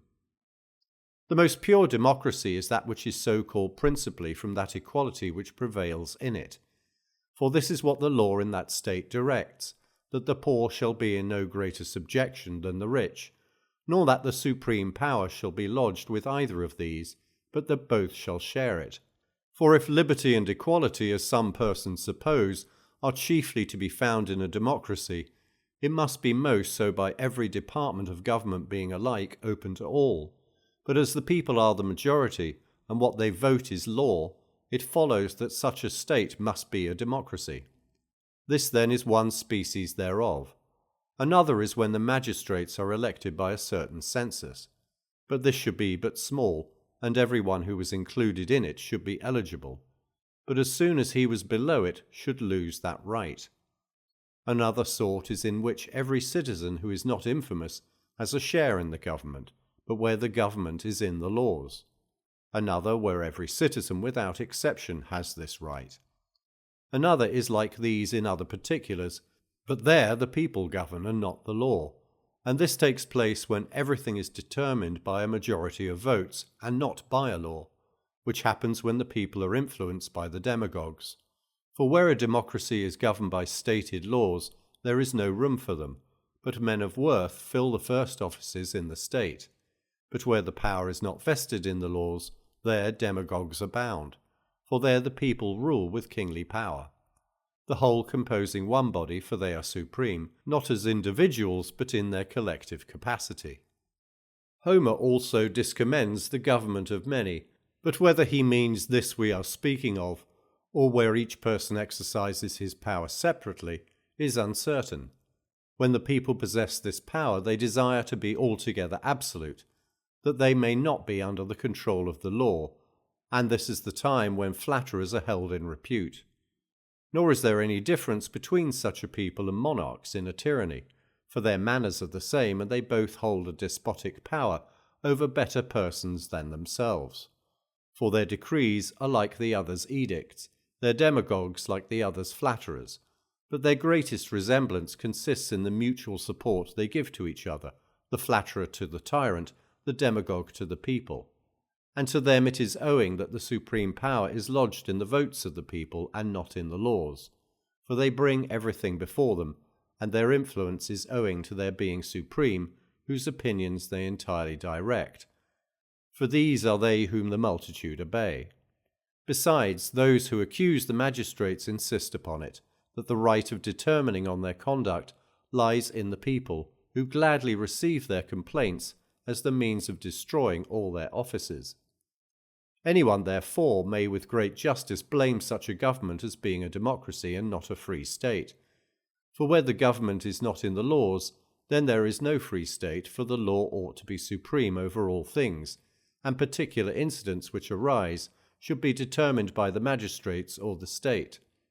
If therefore a democracy is to be reckoned a free state, it is evident that any such establishment which centres all power in the votes of the people cannot properly speaking be a democracy, for their decrees cannot be general in their extent. Thus then we may describe the several species of democracies. Chapter 5.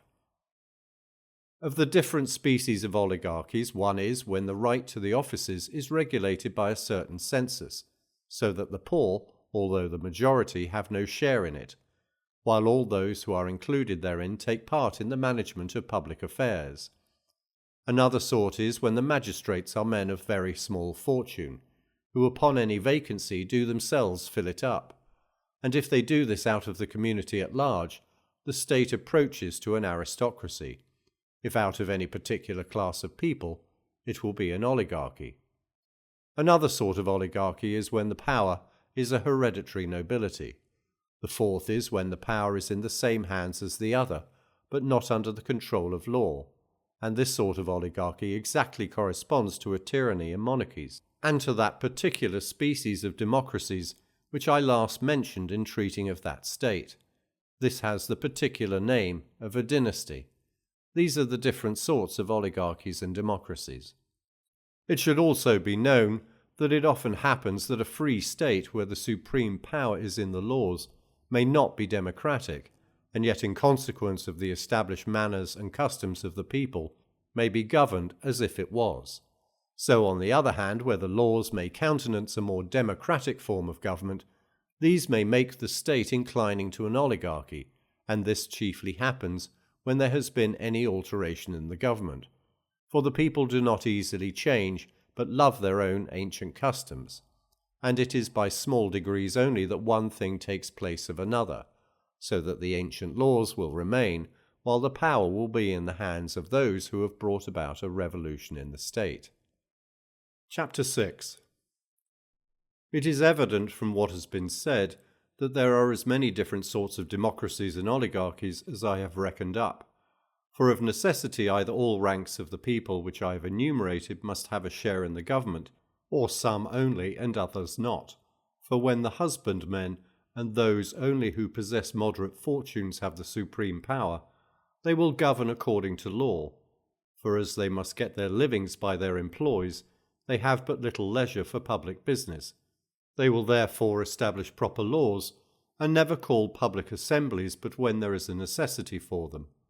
And they will readily let everyone partake with them in the administration of public affairs, as soon as they possess that fortune which the law requires for their qualification. Everyone, therefore, who is qualified will have his share in the government, for to exclude any would be to make the government an oligarchy, and for all to have leisure to attend without they had a subsistence would be impossible. For these reasons, therefore, this government is a species of democracy. Another species is distinguished by the mode of electing their magistrates, in which everyone is eligible, to whose birth there are no objections, provided he is supposed to have leisure to attend. For which reason in such a democracy the supreme power will be vested in the laws, as there will be nothing paid to those who go to the public assemblies. A third species is where every freeman has a right to a share in the government, which he will not accept for the cause already assigned. For which reason here also the supreme power will be in the law. The fourth species of democracy, the last which was established in order of time, arose when cities were greatly enlarged to what they were at first, and when the public revenue became something considerable. For then the populace, on account of their numbers, were admitted to share in the management of public affairs, for then even the poorest people were at leisure to attend to them, as they received wages for so doing. Nay, they were more so than others, as they were not hindered by having anything of their own to mind, as the rich had. For which reason these last very often did not frequent the public assemblies and the courts of justice. Thus the supreme power was lodged in the poor and not in the laws. These are the different sorts of democracies, and such are the causes which necessarily gave birth to them. The first species of oligarchy is when the generality of the state are men of moderate and not too large property, for this gives them leisure for the management of public affairs. And, as they are a numerous body, it necessarily follows that the supreme power must be in the laws and not in men. For as they are far removed from a monarchical government, and have not sufficient fortune to neglect their private affairs, while they are too many to be supported by the public, they will of course determine to be governed by the laws, and not by each other. But if the men of property in the state are but few, and their property is large, then an oligarchy of the second sort will take place, for those who have most power will think that they have a right to lord it over the others, and to accomplish this they will associate to themselves some who have an inclination for public affairs, and as they are not powerful enough to govern without law, they will make a law for that purpose. And if those few who have large fortunes should acquire still greater power, the oligarchy will then alter into one of the third sort, for they will get all the offices of the state into their own hands by a law which directs the son to succeed upon the death of his father, and after that, when by means of their increasing wealth and powerful connections they extend still further their oppression, a monarchical dynasty will directly succeed wherein men will be supreme and not the law. and this is the fourth species of an oligarchy correspondent to the last mentioned class of democracies. Chapter 7. There are besides two other states, a democracy and an oligarchy, one of which all speak of, and it is always esteemed a species of the four sorts, and thus they reckon them up, a monarchy, an oligarchy, a democracy, and this fourth which they call an aristocracy. There is also a fifth, which bears a name that is also common to the other four, namely a state. But as this is seldom to be met with, it has escaped those who have endeavoured to enumerate the different sorts of governments, which they fix at four only, as does Plato in his Republic. An aristocracy, of which I have already treated in the first book, is rightly called so, for a state governed by the best men upon the most virtuous principles, and not upon any hypothesis which even good men may propose, has alone a right to be called an aristocracy. For it is there only that a man is at once a good man and a good citizen, while in other states men are good only relative to those states. Moreover, there are some other states which are called by the same name, that differ both from oligarchies and free states, wherein not only the rich but also the virtuous have a share in the administration, and have therefore acquired the name of aristocracies. For in those governments wherein virtue is not their common care, there are still men of worth and approved goodness. Whatever state, then, like the Carthaginians, favours the rich, the virtuous, and the citizens at large, is a sort of aristocracy, when only the two latter are held in esteem, as at Lacedaemon, and the state is jointly composed of these, it is a virtuous democracy. These are the two species of aristocracies after the first, which is the best of all governments. There is also a third, which is whenever a free state inclines to the dominion of a few. Chapter 8. It now remains for us to treat of that government which is particularly called a free state, and also of a tyranny. And the reason for my choosing to place that free state here is because this, as well as those aristocracies already mentioned, although they do not seem excesses, yet to speak true, they have all departed from what a perfect government is. Nay, they are deviations, both of them equally, from other forms, as I said at the beginning. It is proper to mention a tyranny the last of all governments, for it is of all others the least like one. But as my intention is to treat of all governments in general, for this reason that also, as I have said, will be taken into consideration in its proper place. I shall now inquire into a free state and show what it is, and we shall the better understand its positive nature, as we have already described an oligarchy and a democracy. For a free state is indeed nothing more than a mixture of them, and it has been usual to call those which incline most to a democracy a free state, those which incline most to an oligarchy an aristocracy, because those who are rich are generally men of family and education. Besides, they enjoy those things which others are often guilty of crimes to procure, for which reason they are regarded as men of worth and honour and note.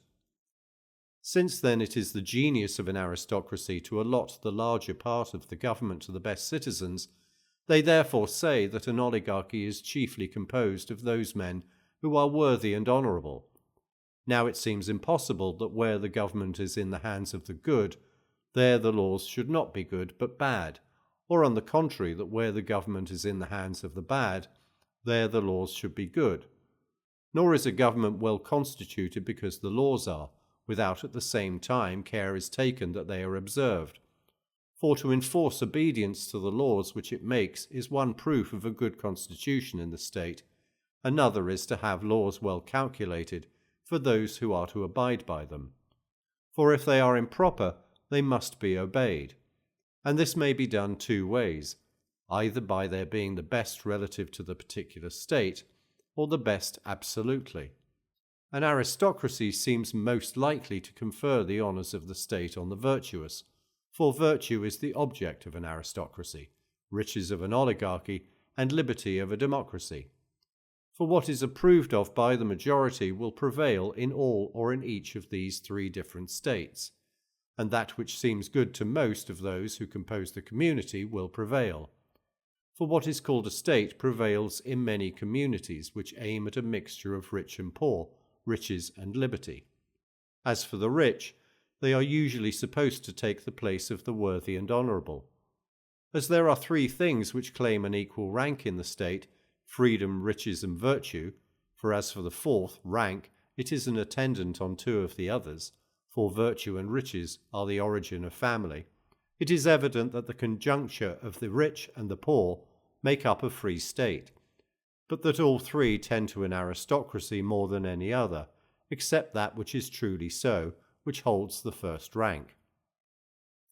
We have already seen that there are governments different from a monarchy, a democracy, and an oligarchy, and what they are and wherein they differ from each other, and also aristocracies and states properly so called which are derived from them, and it is evident that these are not much unlike each other. Chapter 9. We shall next proceed to show how that government which is peculiarly called a state arises alongside of democracy and oligarchy, and how it ought to be established.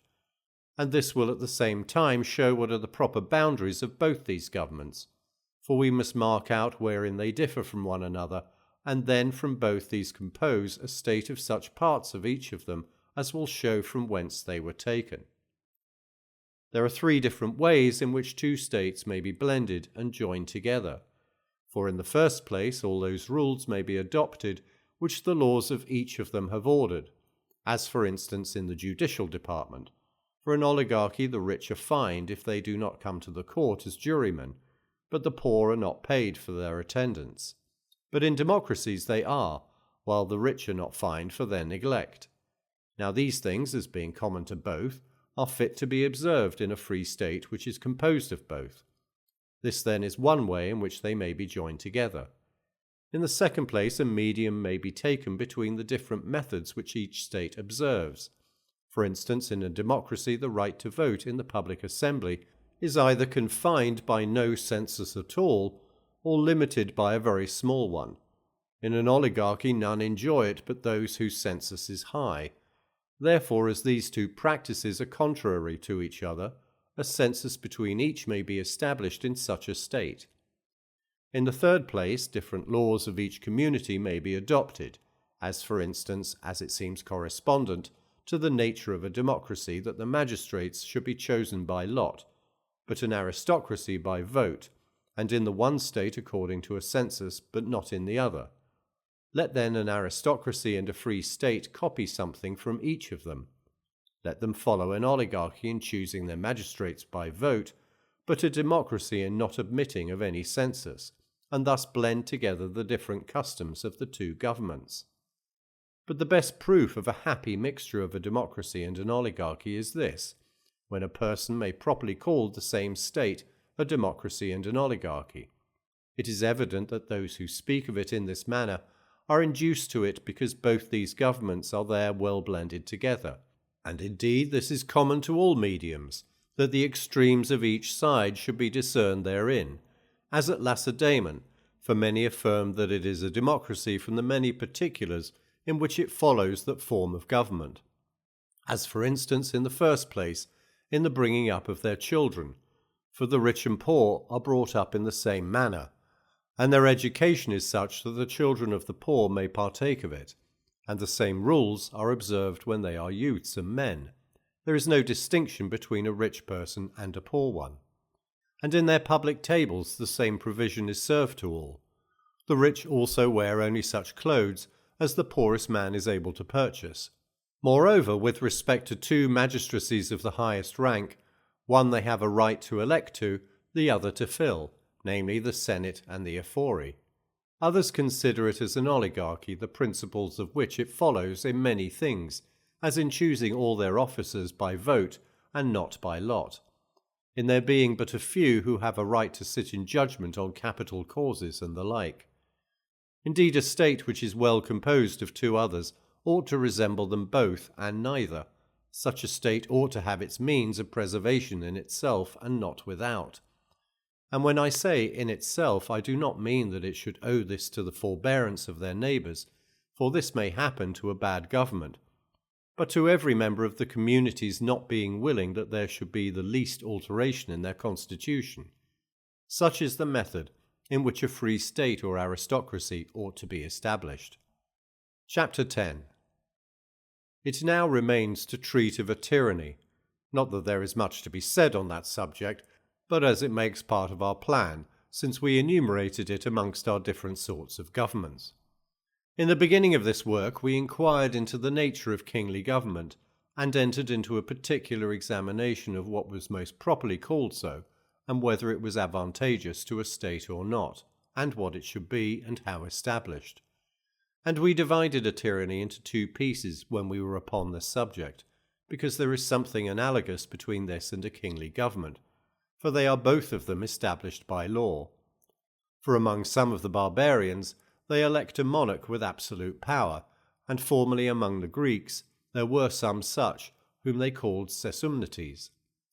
Now these differ from each other, for some possess only kingly power regulated by law, and rule those who voluntarily submit to their government. Others rule despotically according to their own will. There is a third species of tyranny, most properly so called, which is the very opposite to kingly power, for this is the government of one who rules over his equals and superiors without being accountable for his conduct, and whose object is his own advantage, and not the advantage of those he governs, for which reason he rules by compulsion, for no freeman will ever willingly submit to such a government. These are the different species of tyrannies, their principles, and their causes. Chapter 11.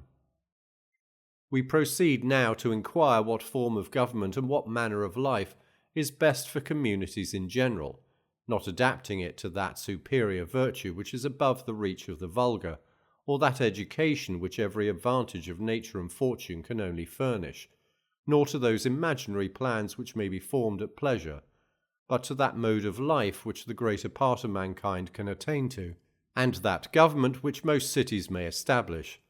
For as to those aristocracies which we have now mentioned, they are either too perfect for a state to support, or one so nearly alike to that state we now going to inquire into, that we shall treat of them both as one. The opinions which we form upon these subjects must depend upon one common principle, for if what I have said in my treatise on morals is true, a happy life must arise from an uninterrupted course of virtue, and if virtue consists in a certain medium, the middle life must certainly be the happiest, which medium is attainable by everyone.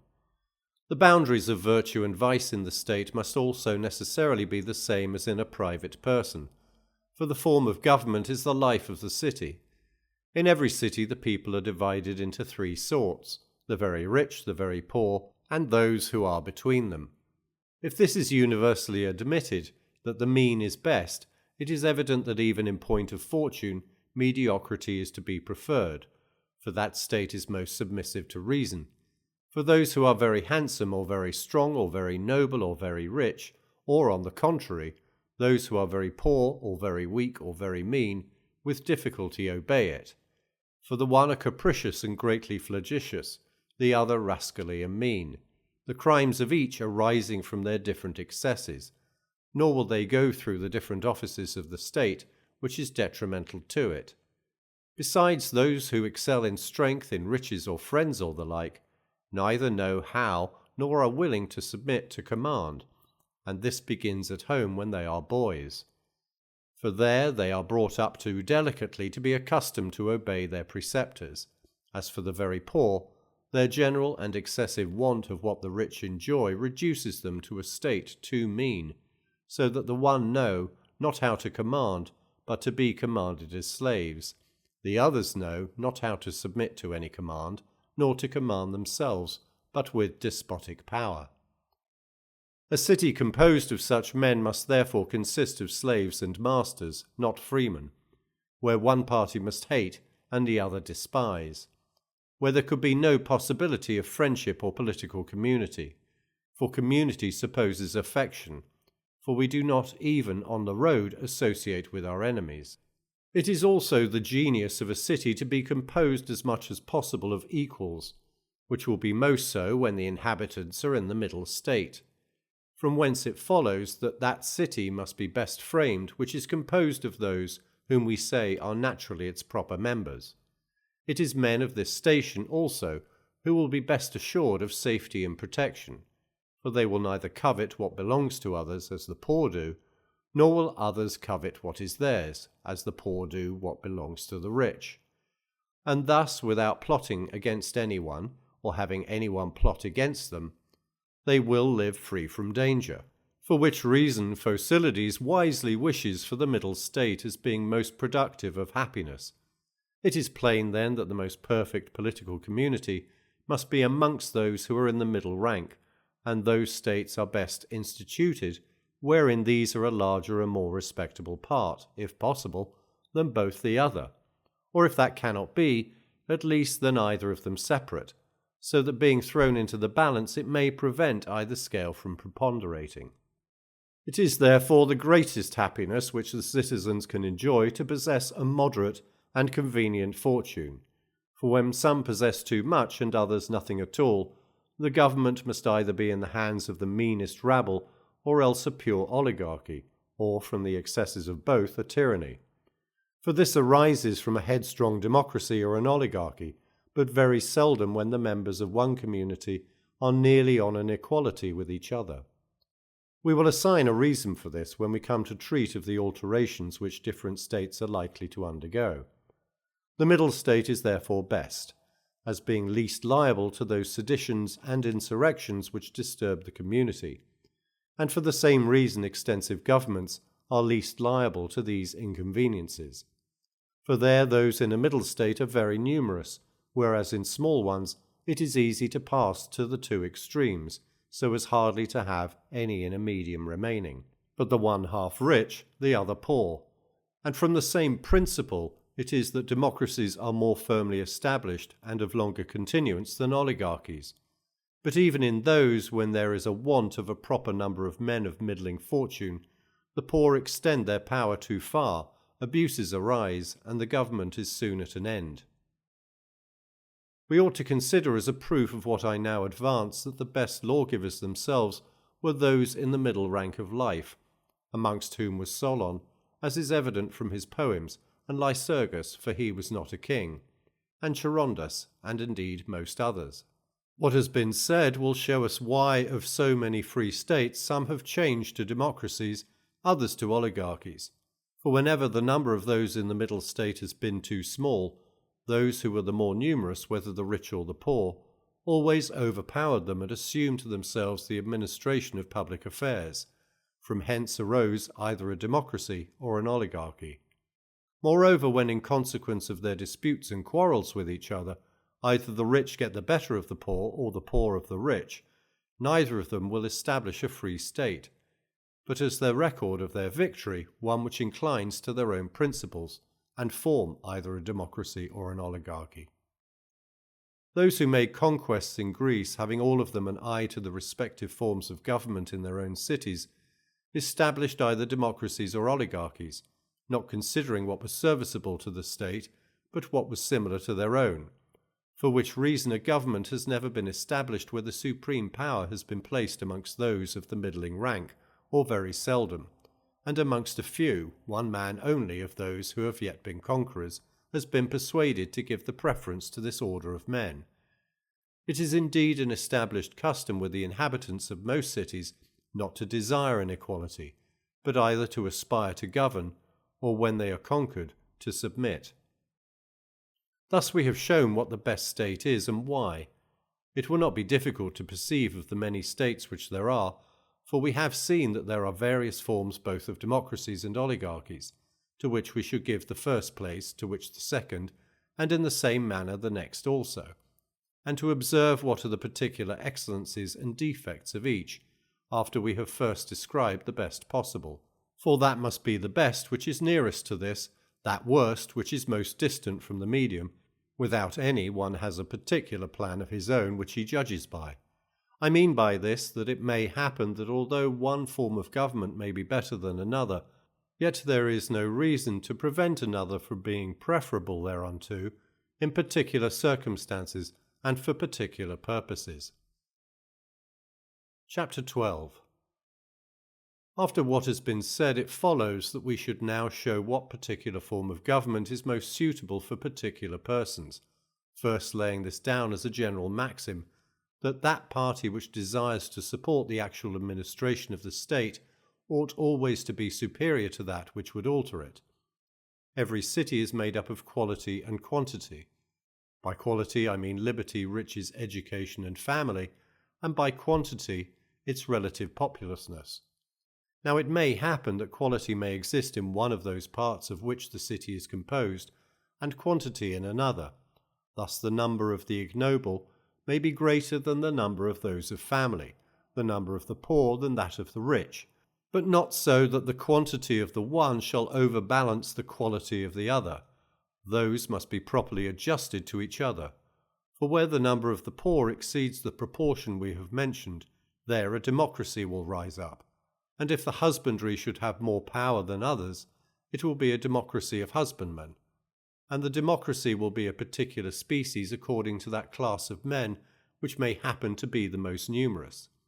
Thus, should these be the husbandmen, it will be of these, and the best. If of mechanics and those who hire themselves out, the worst possible. In the same manner it may be of any other set between these two. But when the rich and the noble prevail more by their quality than they are deficient in quantity, there an oligarchy ensues, and this oligarchy may be of different species according to the nature of the prevailing party. Every legislator in framing his constitution ought to have a particular regard to those in the middle rank of life, and if he intends an oligarchy, these should be the object of his laws. If a democracy, to these they should be entrusted, and whenever their number exceeds that of the two others, or at least one of them, they give stability to the constitution. For there is no fear that the rich and the poor should agree to conspire together against them, for neither of these will choose to serve the other. If any one would choose to fix the administration on the widest basis, he will find none preferable to this. For to rule by turns is what the rich and the poor will not submit to, on account of their hatred to each other. It is moreover allowed that an arbitrator is the most proper person for both parties to trust to. Now this arbitrator is the middle rank. Those who would establish aristocratical governments are mistaken not only in giving too much power to the rich, but also in deceiving the common people. For at last, instead of an imaginary good, they must feel a real evil, for the encroachments of the rich are more destructive to the state than those of the poor. Chapter 13. There are 5 particulars in which, under fair pretences, the rich craftily endeavour to undermine the rights of the people. These are their public assemblies, their offices of state, their courts of justice, their military power, and their gymnastic exercises. With respect to their public assemblies, in having them open to all, but in fining the rich only, or others very little, for not attending; with respect to offices, in permitting the poor to swear off, but not granting this indulgence to those who are within the census; with respect to their courts of justice, in fining the rich for non-attendance, but the poor not at all, or those a great deal, and these very little, as was done by the laws of Charondas. In some places, every citizen who was enrolled had a right to attend the public assemblies and to try causes, which if they did not do, a very heavy fine was laid upon them, that through fear of the fine they might avoid being enrolled, as they were then obliged to do neither the one nor the other. The same spirit of legislation prevailed with respect to their bearing arms and their gymnastic exercises. For the poor are excused if they have no arms, but the rich are fined. The same method takes place if they do not attend their gymnastic exercises. There is no penalty on one, but there is on the other, the consequence of which is that the fear of this penalty induces the rich to keep the one and attend the other, while the poor do neither. These are the deceitful contrivances of oligarchical legislators.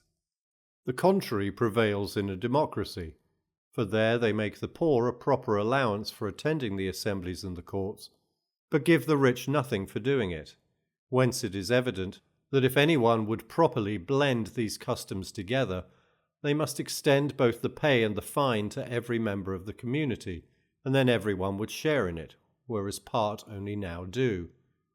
The citizens of a free state ought to consist of those only who bear arms, With respect to their census, it is not easy to determine exactly what it ought to be, but the rule that should direct upon this subject should be to make it as extensive as possible, so that those who are enrolled in it make up a greater part of the people than those who are not. For those who are poor, although they partake not of the offices of the state, are willing to live quiet, provided that no one disturbs them in their property. But this is not an easy matter, for it may not always happen that those who are at the head of public affairs are of a humane behaviour. In time of war, the poor are accustomed to show no alacrity without they have provisions found them. When they have, then indeed they are willing to fight. In some governments the power is vested not only in those who bear arms, but also in those who have borne them. Among the Malienses, the state was composed of these latter only, for all the officers were soldiers who had served their time. And the first states in Greece which succeeded those where kingly power was established were governed by the military, first of all the horse, for at that time the strength and excellence of the army depended on the horse, for as to the heavy-armed foot they were useless without proper discipline. But the art of tactics was not known to the ancients, for which reason their strength lay in their horse. But when cities grew larger and they depended more on their foot, greater numbers partook of the freedom of the city, for which reason what we call republics were formerly called democracies. The ancient governments were properly oligarchies or kingdoms, for on account of the few persons in each state it would have been impossible to have found a sufficient number of the middle rank. So these being but few, and those used to subordination, they more easily submitted to be governed. We have now shown why there are many sorts of governments, and others different from those we have treated of, for there are more species of democracies than one, and the like is true of other forms, and what are their differences and when they arise, and also of all others which is the best, at least in general, and which is best suited for particular people. Chapter 14. We will now proceed to make some general reflections upon the governments next in order, and also to consider each of them in particular, beginning with those principles which appertain to each.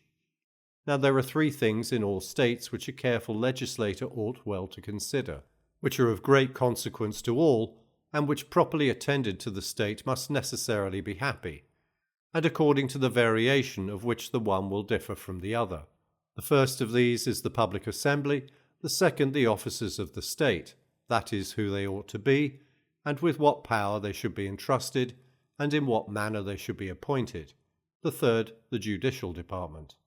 Now it is the proper business of the public assembly to determine concerning war and peace, making or breaking off alliances, to enact laws, to sentence to death, banishment or confiscation of goods, and to call the magistrates to account for their behaviour when in office.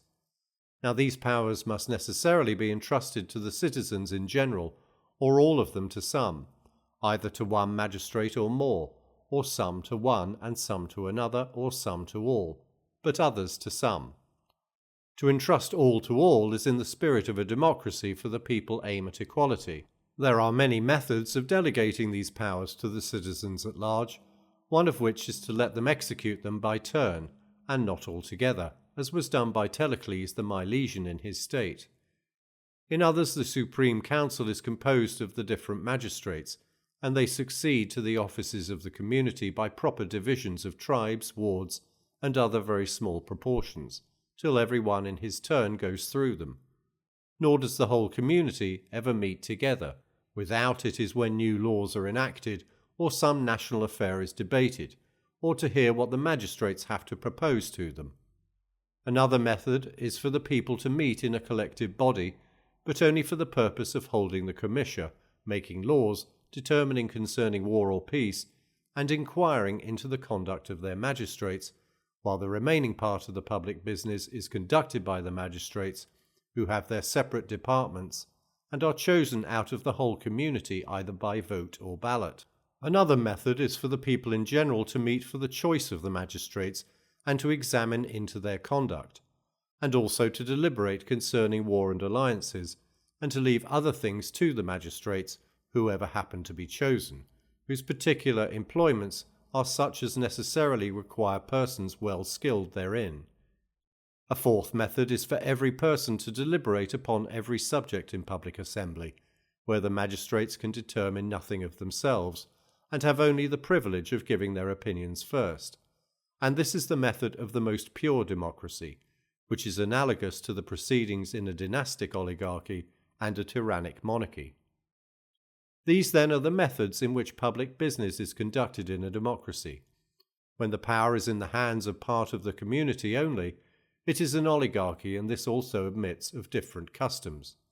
For whenever the officers of the state are chosen out of those who have a moderate fortune, and these from that circumstance are many, and when they depart not from that line which the law has laid down, but carefully follow it, and when all within the census are eligible, certainly it is then an oligarchy, but founded on true principles of government from its moderation.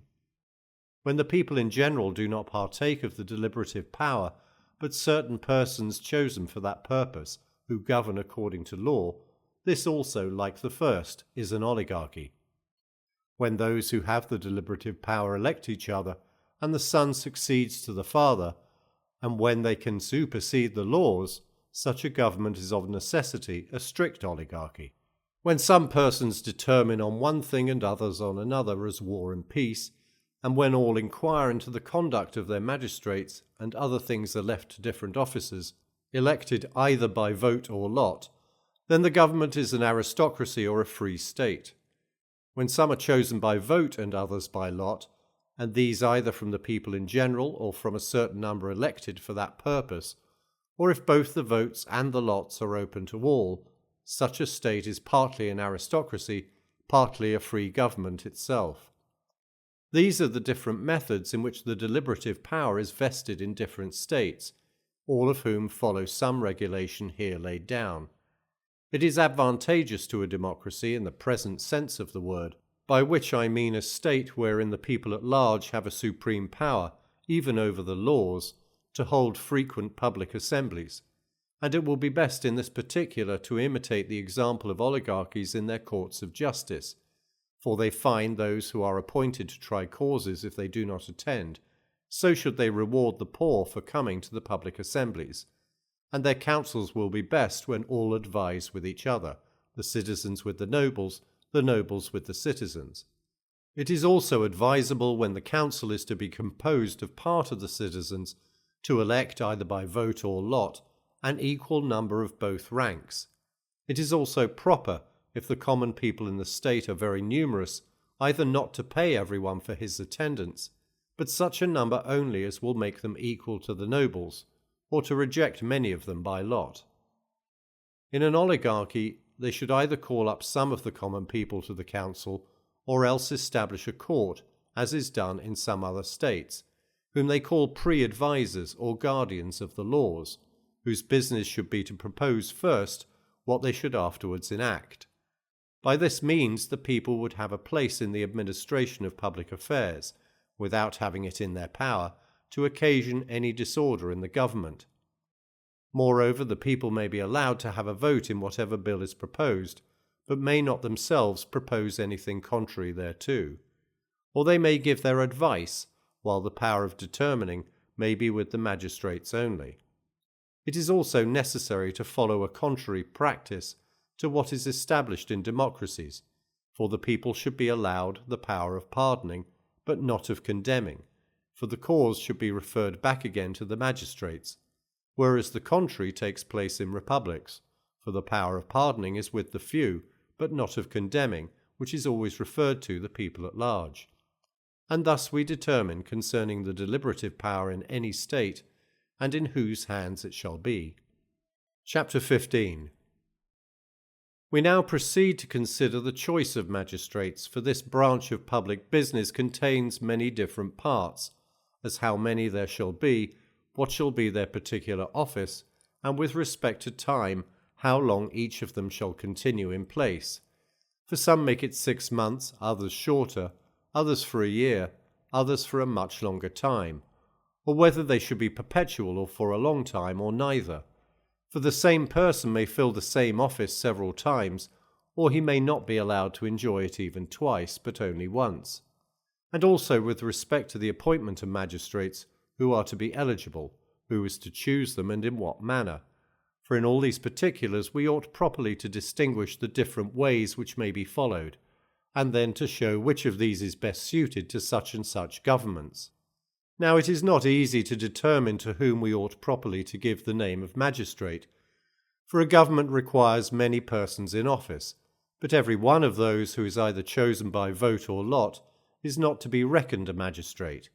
The priests, for instance, in the first place, for these are to be considered as very different from civil magistrates. To these we may add the chorurgy and heralds, nay, even ambassadors are elected. There are some civil employments which belong to the citizens, and these are either when they are all engaged in one thing, as when as soldiers they obey their general, or when part of them only are, as in governing the women or educating the youth, and also some economic, for they often elect corn meters, others are servile, and in which if they are rich, they employ slaves. But indeed they are most properly called magistrates who are members of the deliberative council, or decide causes, or are in some command, the last more especially, for to command is peculiar to magistrates. But to speak truth, this question is of no great consequence, nor is it the province of the judges to decide between those who dispute about words. It may indeed be an object of speculative inquiry, but to inquire what officers are necessary in a state and how many and what, though not most necessary, may yet be advantageous in a well-established government, is a much more useful employment, and this with respect to all states in general, as well as to small cities. In extensive governments it is proper to allot one employment to one person, as there are many to serve the public in so numerous a society, where some may be passed over for a long time, and others never be in office but once. And indeed everything is better done which has the whole attention of one person, than when that attention is divided amongst many. But in small states it is necessary that a few of the citizens should execute many employments, for their numbers are so small it will not be convenient to have many of them in office at the same time, for where shall we find others to succeed them in turn? Small states will sometimes want the same magistrates and the same laws as large ones, but the one will not want to employ them so often as the other, so the different charges may be entrusted to the same person without any inconvenience, for they will not interfere with each other, and for want of sufficient members in the community it will be necessary. If we could tell how many magistrates are necessary in every city, and how many, though not necessary, it is yet proper to have, we could then the better know how many different offices one might assign to one magistrate. It is also necessary to know what tribunals in different places should have different things under their jurisdiction, and also what things should always come under the cognizance of the same magistrate, as for instance, decency of manners. Shall the clerk of the market take cognizance of that, if the cause arises in the market, and another magistrate in another place, or the same magistrate everywhere? Or shall there be a distinction made of the fact or the parties? As for instance, in decency of manners, shall it be one cause when it relates to a man, another when it relates to a woman? In different states, shall the magistrates be different or the same? I mean whether in a democracy, an oligarchy, an aristocracy, and a monarchy, the same persons shall have the same power, or shall it vary according to the different formation of the government? As in an aristocracy, the offices of the state are allotted to those who are well educated, in an oligarchy to those who are rich, in a democracy to the freemen. Or shall the magistrates differ as the communities differ? For it may happen that the very same may be sometimes proper, sometimes otherwise. In this state it may be necessary that the magistrate have great powers, in that but small. There are also certain magistrates peculiar to certain states, as the pre-advisers are not proper in a democracy but a senate is. For one such order is necessary whose business shall be to consider beforehand, and prepare those bills which shall be brought before the people, that they may have leisure to attend to their own affairs. And when these are few in number, the state inclines to an oligarchy. The pre-advisers indeed must always be few, for they are peculiar to an oligarchy, and where there are both these offices in the same state, The pre-advisors is superior to the senators, the one having only a democratical power, the other an oligarchical. And indeed the power of the Senate is lost in those democracies in which the people, meeting in one public assembly, take all the business into their own hands, and this is likely to happen either when the community in general are in easy circumstances, or when they are paid for their attendance, for they are then at leisure often to meet together and determine everything for themselves. A magistrate whose business is to control the manners of the boys or women, or who takes any department similar to this, is to be found in an aristocracy, not in a democracy. For who can forbid the wives of the poor from appearing in public? Neither is such a one to be met with in an oligarchy, for the women there are too delicate to bear control. And thus much for this subject. Let us endeavour to treat at large of the establishment of magistrates beginning from first principles. Now they differ from each other in three ways, from which blended together all the varieties which can be imagined arise. The first of these differences is in those who appoint the magistrates, the second consists in those who are appointed, the third in the mode of appointment, and each of these three differ in three manners, for either all the citizens may appoint collectively, or some out of their whole body, or some out of a particular order in it, according to fortune, family, or virtue, or some other rule, as at Megara, where the right of election was amongst those who had returned together to their country, and had reinstated themselves by force of arms, and this either by vote or lot. Again, these several modes may be differently formed together, as some magistrates may be chosen by part of the community, others by the whole, some out of part, others out of the whole, some by vote, others by lot. And each of these different modes admit of a fourfold subdivision, for either all may elect all by vote or by lot, and when all elect, they may either proceed without any distinction, or they may elect by a certain division of tribes, wards, or companies, till they have gone through the whole community. And some magistrates may be elected one way, and others another. Again, if some magistrates are elected either by vote or lot of all the citizens, or by the vote of some and the lot of some, or some one way and some another, that is to say, some by the vote of all, others by the lot of all, there will then be 12 different methods of electing the magistrates without blending the two together. Of these, there are 2 adapted to a democracy, namely to have all the magistrates chosen out of all the people, either by vote or lot, or both. That is to say, some of them by lot, some by vote. In a free state, the whole community should not elect at the same time, but some out of the whole, or out of some particular rank, and this either by lot, or vote, or both. And they should elect either out of the whole community, or out of some particular persons in it, and this both by lot and vote. In an oligarchy, it is proper to choose some magistrates out of the whole body of the citizens, some by vote, some by lot, others by both. By lot is most correspondent to that form of government. In a free aristocracy, some magistrates should be chosen out of the community in general, others out of a particular rank, or these by choice, those by lot. In a pure oligarchy, the magistrates should be chosen out of certain ranks, and by certain persons, and some of those by lot, others by both methods. But to choose them out of the whole community is not correspondent to the nature of this government. It is proper in an aristocracy for the whole community to elect their magistrates out of particular persons, and this by vote. These then are all the different ways of electing of magistrates, and they have been allotted according to the nature of the different communities. But what mode of proceeding is proper for different communities, or how the offices ought to be established, or with what powers, shall be particularly explained.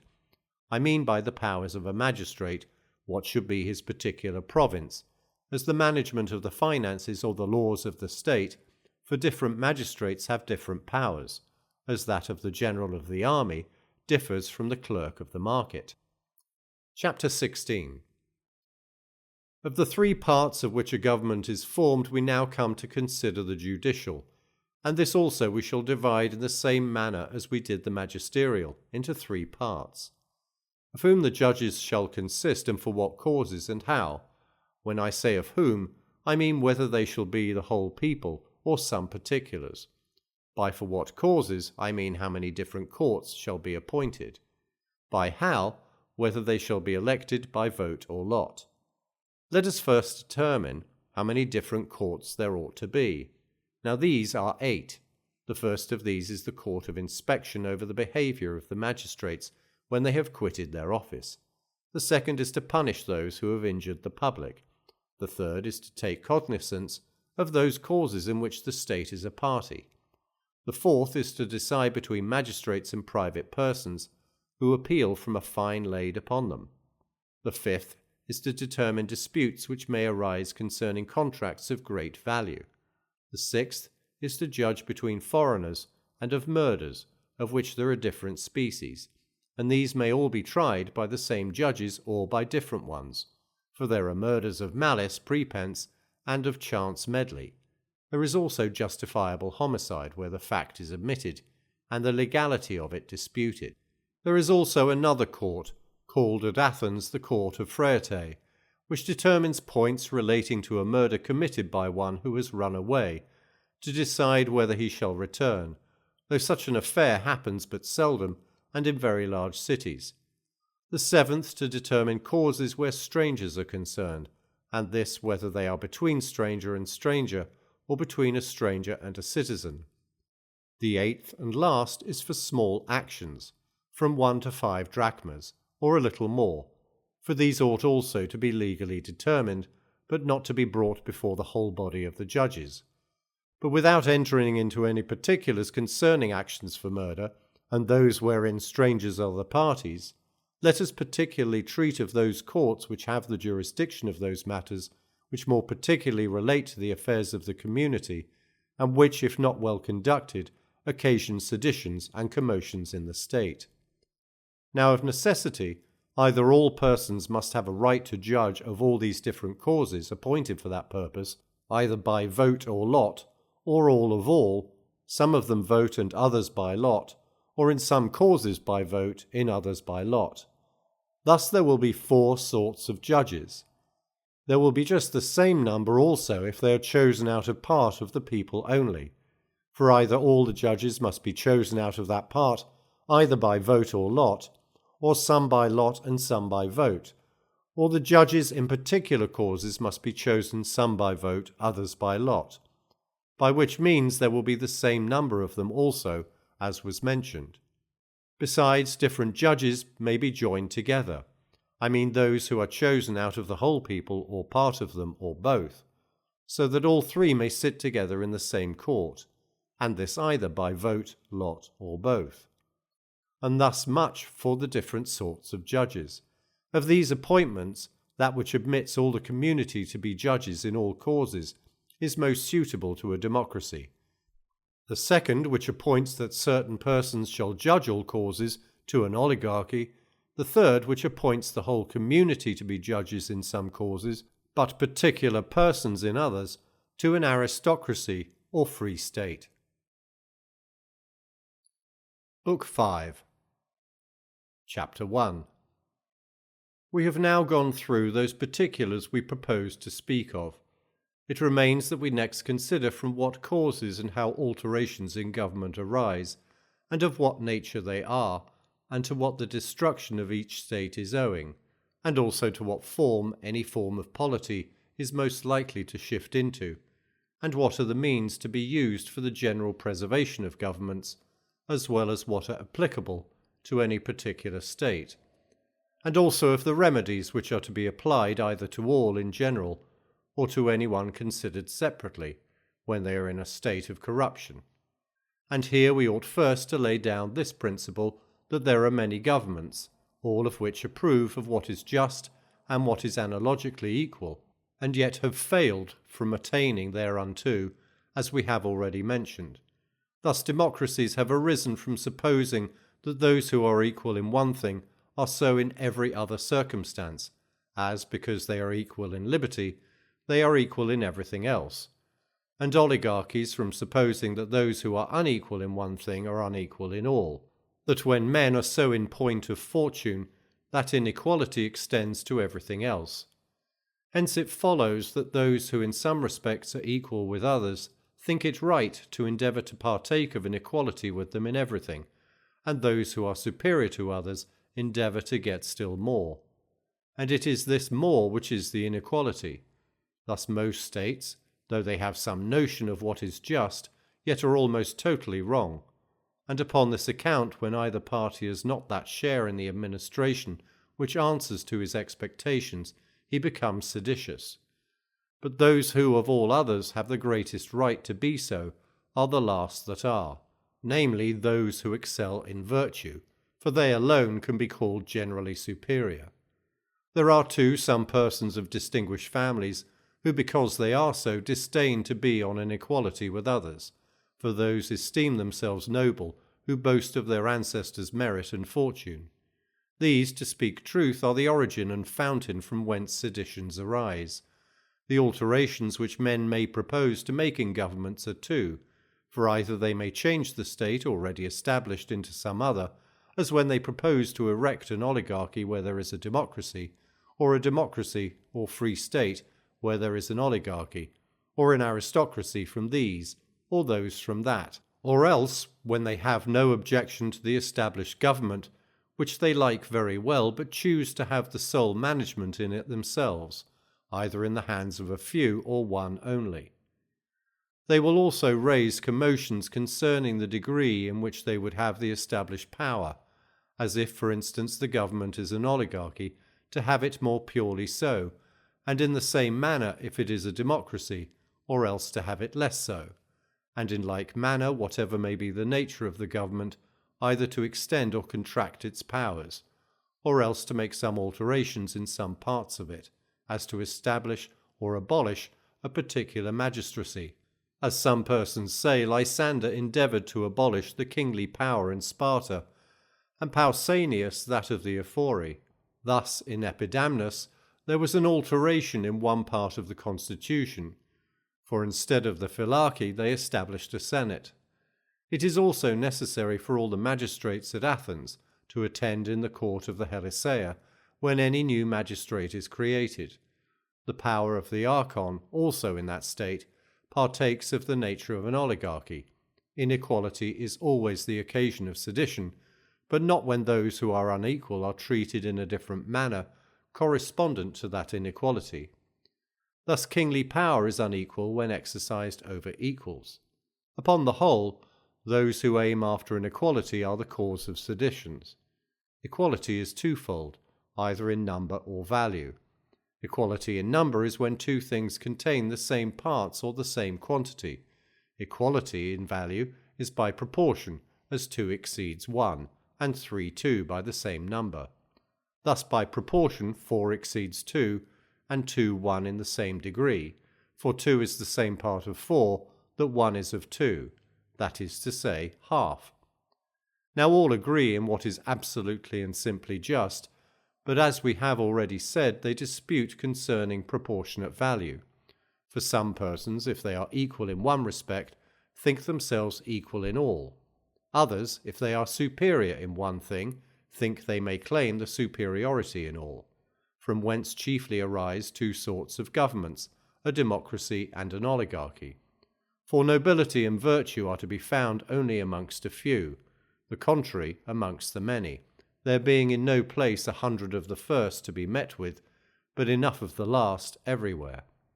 But to establish a government entirely upon either of these equalities is wrong, and this the example of those so established makes evident, for none of them have been stable, and for this reason, that it is impossible that whatever is wrong at the first, and in its principles, should not at last meet with a bad end, for which reason in some things an equality of numbers ought to take place, in others an equality in value.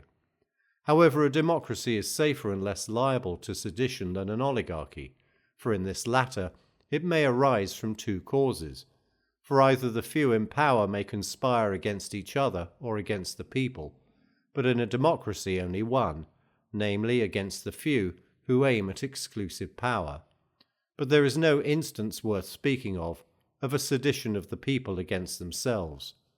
Moreover, a government composed of men of moderate fortunes comes much nearer to a democracy than an oligarchy, and is the safest of all such states.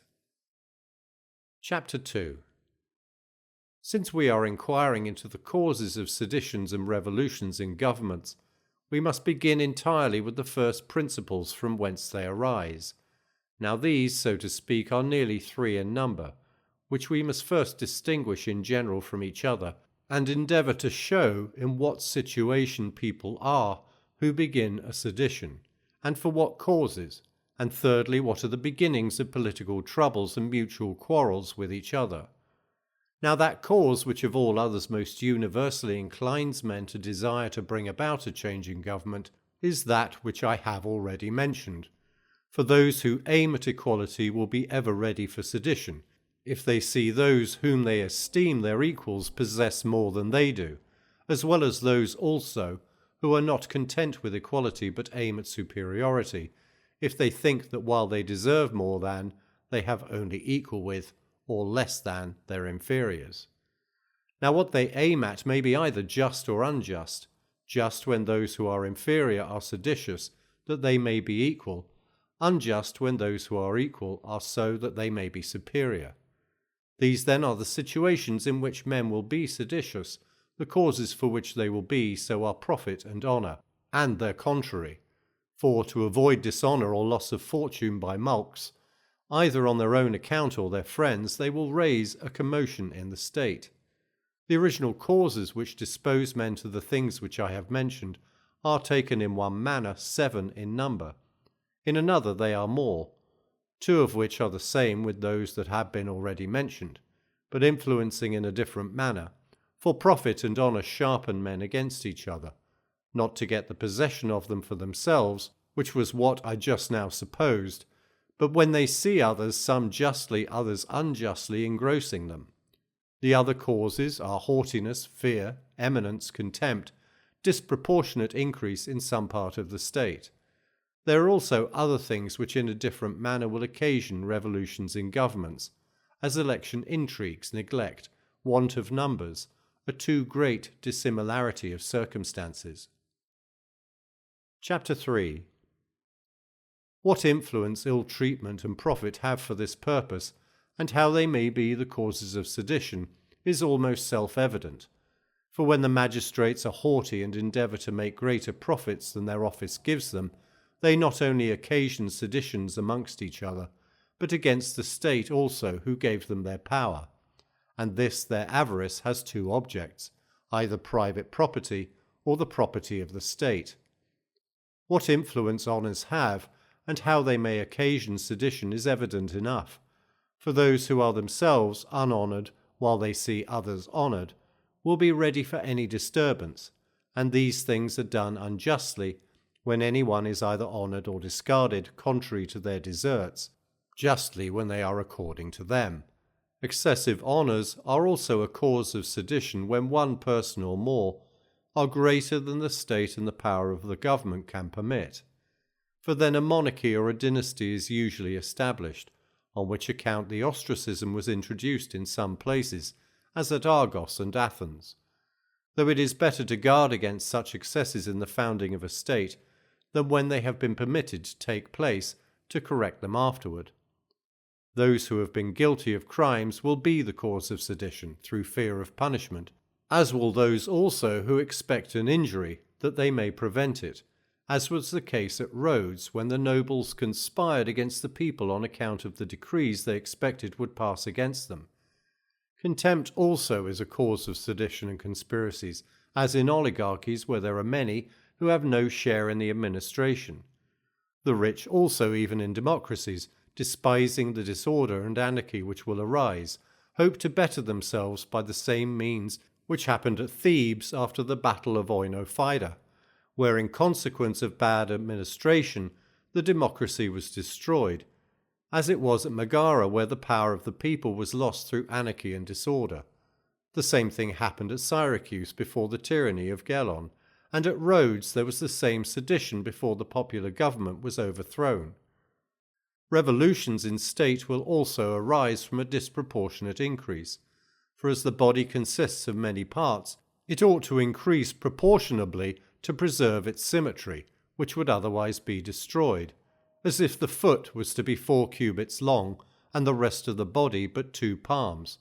It might otherwise be changed into an animal of a different form, if it increased beyond proportion not only in quantity, but also in disposition of parts.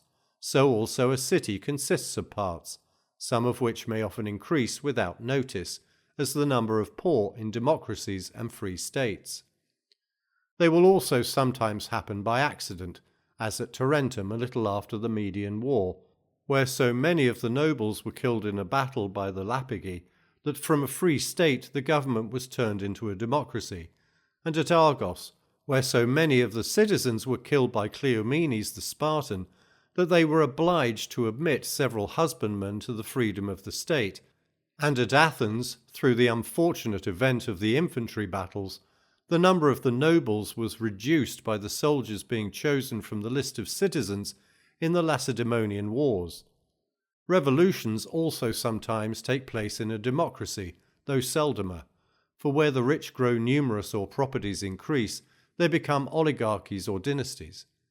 Governments also sometimes alter without seditions by a combination of the meaner people, as at Hircea, for which purpose they changed the mode of election from votes to lots, and thus got themselves chosen, and by negligence, as when the citizens admit those who are not friends to the constitution into the chief offices of the state, which happened at Aurus, when the oligarchy of the archons was put an end to at the election of Heracliodorus, who changed that form of government into a democratic free state.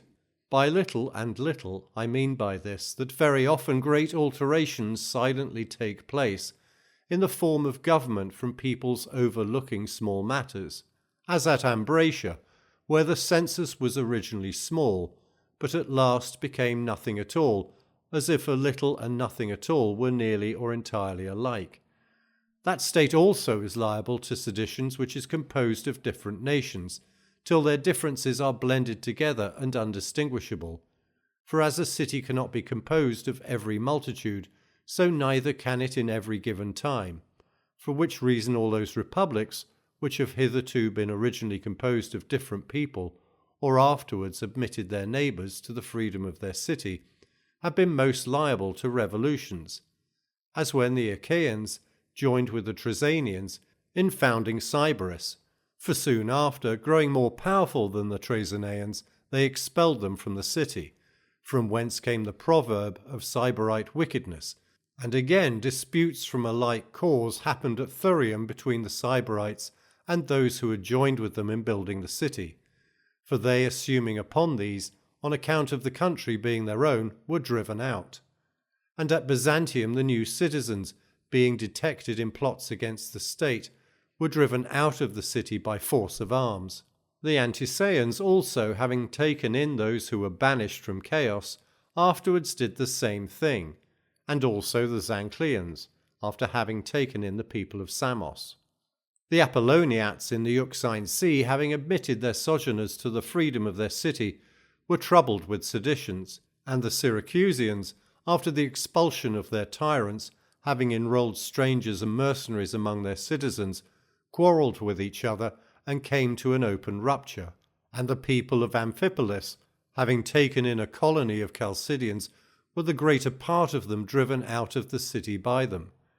Many persons occasion seditions in oligarchies because they think themselves ill-used in not sharing the honours of the state with their equals, as I have already mentioned.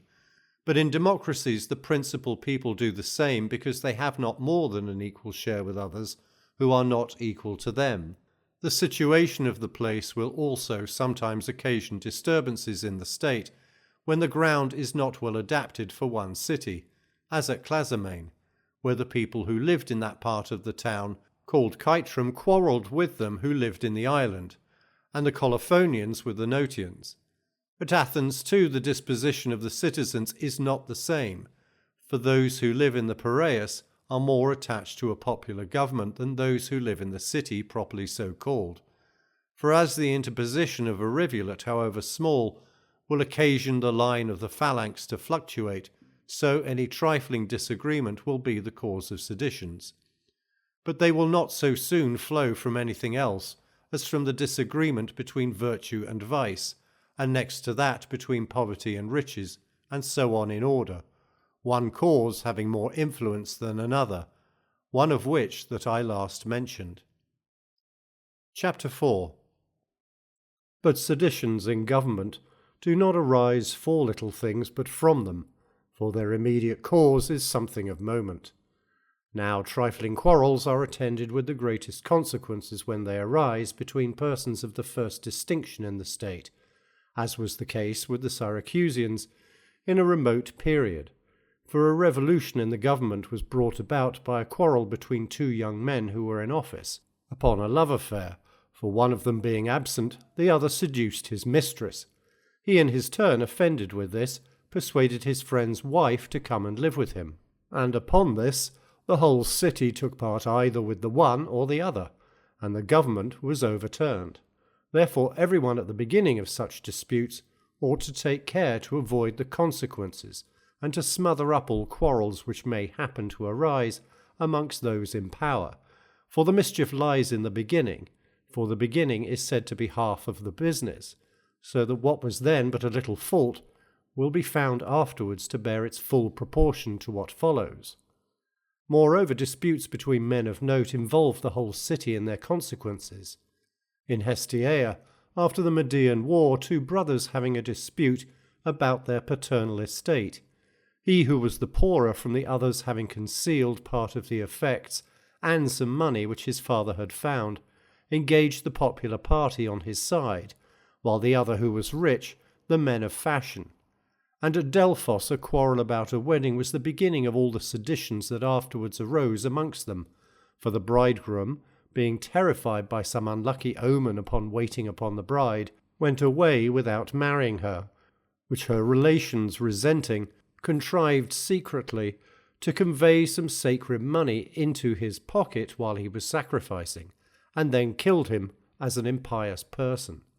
At Mytilene also a dispute which arose concerning a right of heritage was the beginning of great evils, and a war with the Athenians, in which Paches took their city, for Timophanes a man of fortune, leaving two daughters. Doxander, who was circumvented in procuring them in marriage for his two sons, began a sedition, and excited the Athenians to attack them, being the host of that state. There was also a dispute at Phocea concerning a right of inheritance, between Manasses, the father of Manasses, and Euthycrates, the father of Onomarchus, which brought on the Phocaeans the sacred war. The government, too, of Epidamnus was changed from a quarrel that arose from an intended marriage, for a certain man having contracted his daughter in marriage, the father of the young person to whom she was contracted, being Archon, punishes him, upon which account he, resenting the affront, associated himself with those who were excluded from any share in the government, and brought about a revolution.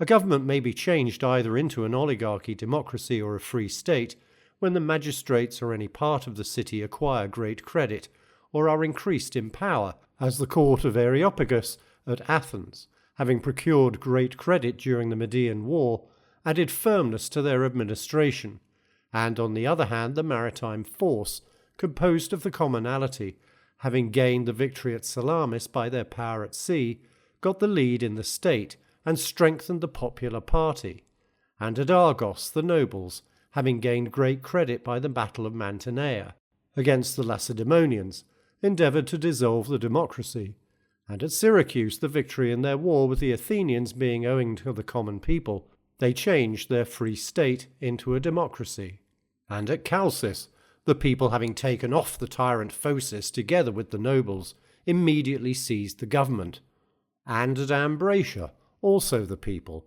having expelled the tyrant Periander with his party, placed the supreme power in themselves. And this in general ought to be known, that whosoever has been the occasion of a state being powerful, whether private persons or magistrates, a certain tribe, or any particular part of the citizens, or the multitude, be they who they will be the cause of disputes in the state. For either some persons who envy them the honours they have acquired will begin to be seditious, or they, on account of the dignity they have acquired, will not be content with their former equality. A state is also liable to commotions when those parts of it which seem to be opposite to each other approach to inequality, as the rich and the common people, so that the part which is between them both is either nothing at all or too little to be noticed. For if one party is so much more powerful than the other as to be evidently stronger, that other will not be willing to hazard the danger, for which reason those who are superior in excellence and virtue will never be the cause of seditions, for they will be too few for that purpose when compared to the many. In general, the beginning and the causes of seditions in all states are such as I have now described, and revolutions therein are brought about in two ways, either by violence or fraud. If by violence, either at first by compelling them to submit to the change when it is made.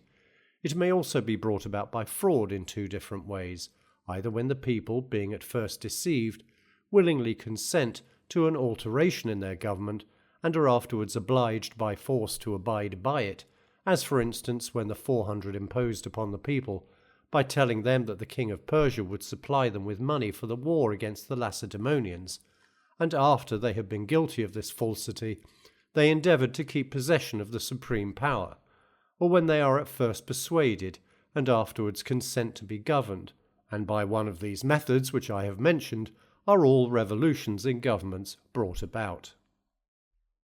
Chapter 5. We ought now to inquire into those events which will arise from these causes in every species of government. Democracies will be most subject to revolutions from the dishonesty of their demagogues, for partly by informing against men of property, they induce them to join together through self-defence, for a common fear will make the greatest enemies unite, and partly by setting the common people against them. And this is what anyone may continually see practised in many states. In the island of Kos, for instance, the democracy was subverted by the wickedness of the demagogues, and for the nobles entered into a combination with each other. And at Rhodes the demagogues, by distributing of bribes, prevented the people from paying the triarchs what was owing to them, who were obliged, by the number of actions they were harassed with, to conspire together and destroy the popular state. The same thing was brought about at Heraclea, soon after the settlement of the city by the same persons, for the citizens of note, being ill-treated by them, quitted the city, but afterwards joining together, they returned and overthrew the popular state. Just in the same manner the democracy was destroyed in Megara, for there the demagogues to procure money by confiscations drove out the nobles, till the number of those who were banished was considerable, who, returning, got the better of the people in a battle, and established an oligarchy. The like happened at Coum, during the time of the democracy, which Thrasymachus destroyed, and whoever considers what has happened in other states may perceive the same revolutions to have arisen from the same causes. The demagogues, to curry favour with the people, drive the nobles to conspire together, either by dividing their estates, or obliging them to spend them on public services, or by banishing them, that they may confiscate the fortunes of the wealthy. In former times, when the same person was both demagogue and general, the democracies were changed into tyrannies, and indeed most of the ancient tyrannies arose from those states, a reason for which then subsisted, but not now, for at that time the demagogues were of the soldiery, for they were not then powerful by their eloquence. But now the art of oratory is cultivated, the able speakers are at present the demagogues, but as they are unqualified to act in a military capacity, they cannot impose themselves on the people as tyrants, if we except in one or two trifling instances. Formerly, too, tyrannies were more common than now, on account of the very extensive powers with which some magistrates were entrusted, as the Prytanes at Miletus, for they were supreme in many things of the last consequence, and also because at that time the cities were not of that very great extent, the people in general living in the country, and being employed in husbandry, which gave them, who took the lead in public affairs, an opportunity, if they had a turn for war, to make themselves tyrants, which they all did when they had gained the confidence of the people, and this confidence was their hatred to the rich. This was the case of Pisistratus at Athens, when he opposed the pediarchy, and of Theaenes in Megara, who slaughtered the cattle belonging to the rich, after he had seized those who kept them by the riverside. Dionysius also, for accusing Daphnseus and the rich, was thought worthy of being raised to a tyranny, from the confidence which the people had of his being a popular man in consequence of these enmities. A government shall also alter from its ancient and approved democratic form into one entirely new, if there is no census to regulate the election of magistrates. For, as the election is with the people, the demagogues who are desirous of being in office to flatter them will endeavour with all their power to make the people superior even to the laws. To prevent this entirely, or at least in a great measure, the magistrates should be elected by the tribes and not by the people at large. These are nearly the revolutions to which democracies are liable, and also the causes from whence they arise. Chapter 6. There are two things which of all others most evidently occasion a revolution in an oligarchy. One is when the people are ill-used, for then every individual is ripe for sedition, more particularly if one of the oligarchy should happen to be their leader, as Lygdamis at Naxos, who was afterwards tyrant of that island. Seditions also which arise from different causes will differ from each other, for sometimes a revolution is brought about by the rich who have no share in the administration, which is in the hands of a very few indeed. And this happened at Massilia, Ister, Heraclea, and other cities. For those who had no share in the government ceased not to raise disputes till they were admitted to it, first the elder brothers, and then the younger also. For in some places the father and son are never in office at the same time, in others the elder and younger brother, and where this is observed the oligarchy partakes something of a free state. At Ister it was changed into a democracy. In Heraclea, instead of being in the hands of a few, it consisted of 600. At Cnidus the oligarchy was destroyed by the nobles quarrelling with each other, because the government was in the hands of so few. For there, as we have just mentioned, if the father was in office, the son could not, or if there were many brothers, the eldest only. For the people, taking advantage of their disputes, elected one of the nobles for their general, and got the victory. For where there are seditions, government is weak. And formerly, at Erythrea, during the oligarchy of the Basilides, although the state flourished greatly under their excellent management, yet because the people were displeased that the power should be in the hands of so few, they changed the government. Oligarchies are also subject to revolutions, from those who are in office therein, from the quarrels of the demagogues with each other. The demagogues are of two sorts: one who flatter the few when they are in power, for even these have their demagogues. Such was Charicles at Athens, who had great influence over the 30, and in the same manner Phrynichus over the 400. The others are those demagogues who have a share in the oligarchy and flatter the people. Such were the state guardians at Larissa, who flattered the people because they were elected by them. And this will always happen in every oligarchy where the magistrates do not elect themselves, but are chosen out of men either of great fortune or certain ranks, by the soldiers or by the people, as was the custom at Abydos. And when the judicial department is not in the hands of the supreme power, the demagogues, favouring the people in their causes, overturn the government, which happened at Heraclea in Pontus, and also when some desire to contract the power of the oligarchy into fewer hands. For those who endeavour to support an equality are obliged to apply to the people for assistance. An oligarchy is also subject to revolutions when the nobility spend their fortunes by luxury, for such persons are desirous of innovations, and either endeavour to be tyrants themselves, or to support others in being so, as Hipporinus supported Dionysius of Syracuse, and at Amphipolis one Cleotimus collected a colony of Chalcidians, and when they came, set them to quarrel with the rich.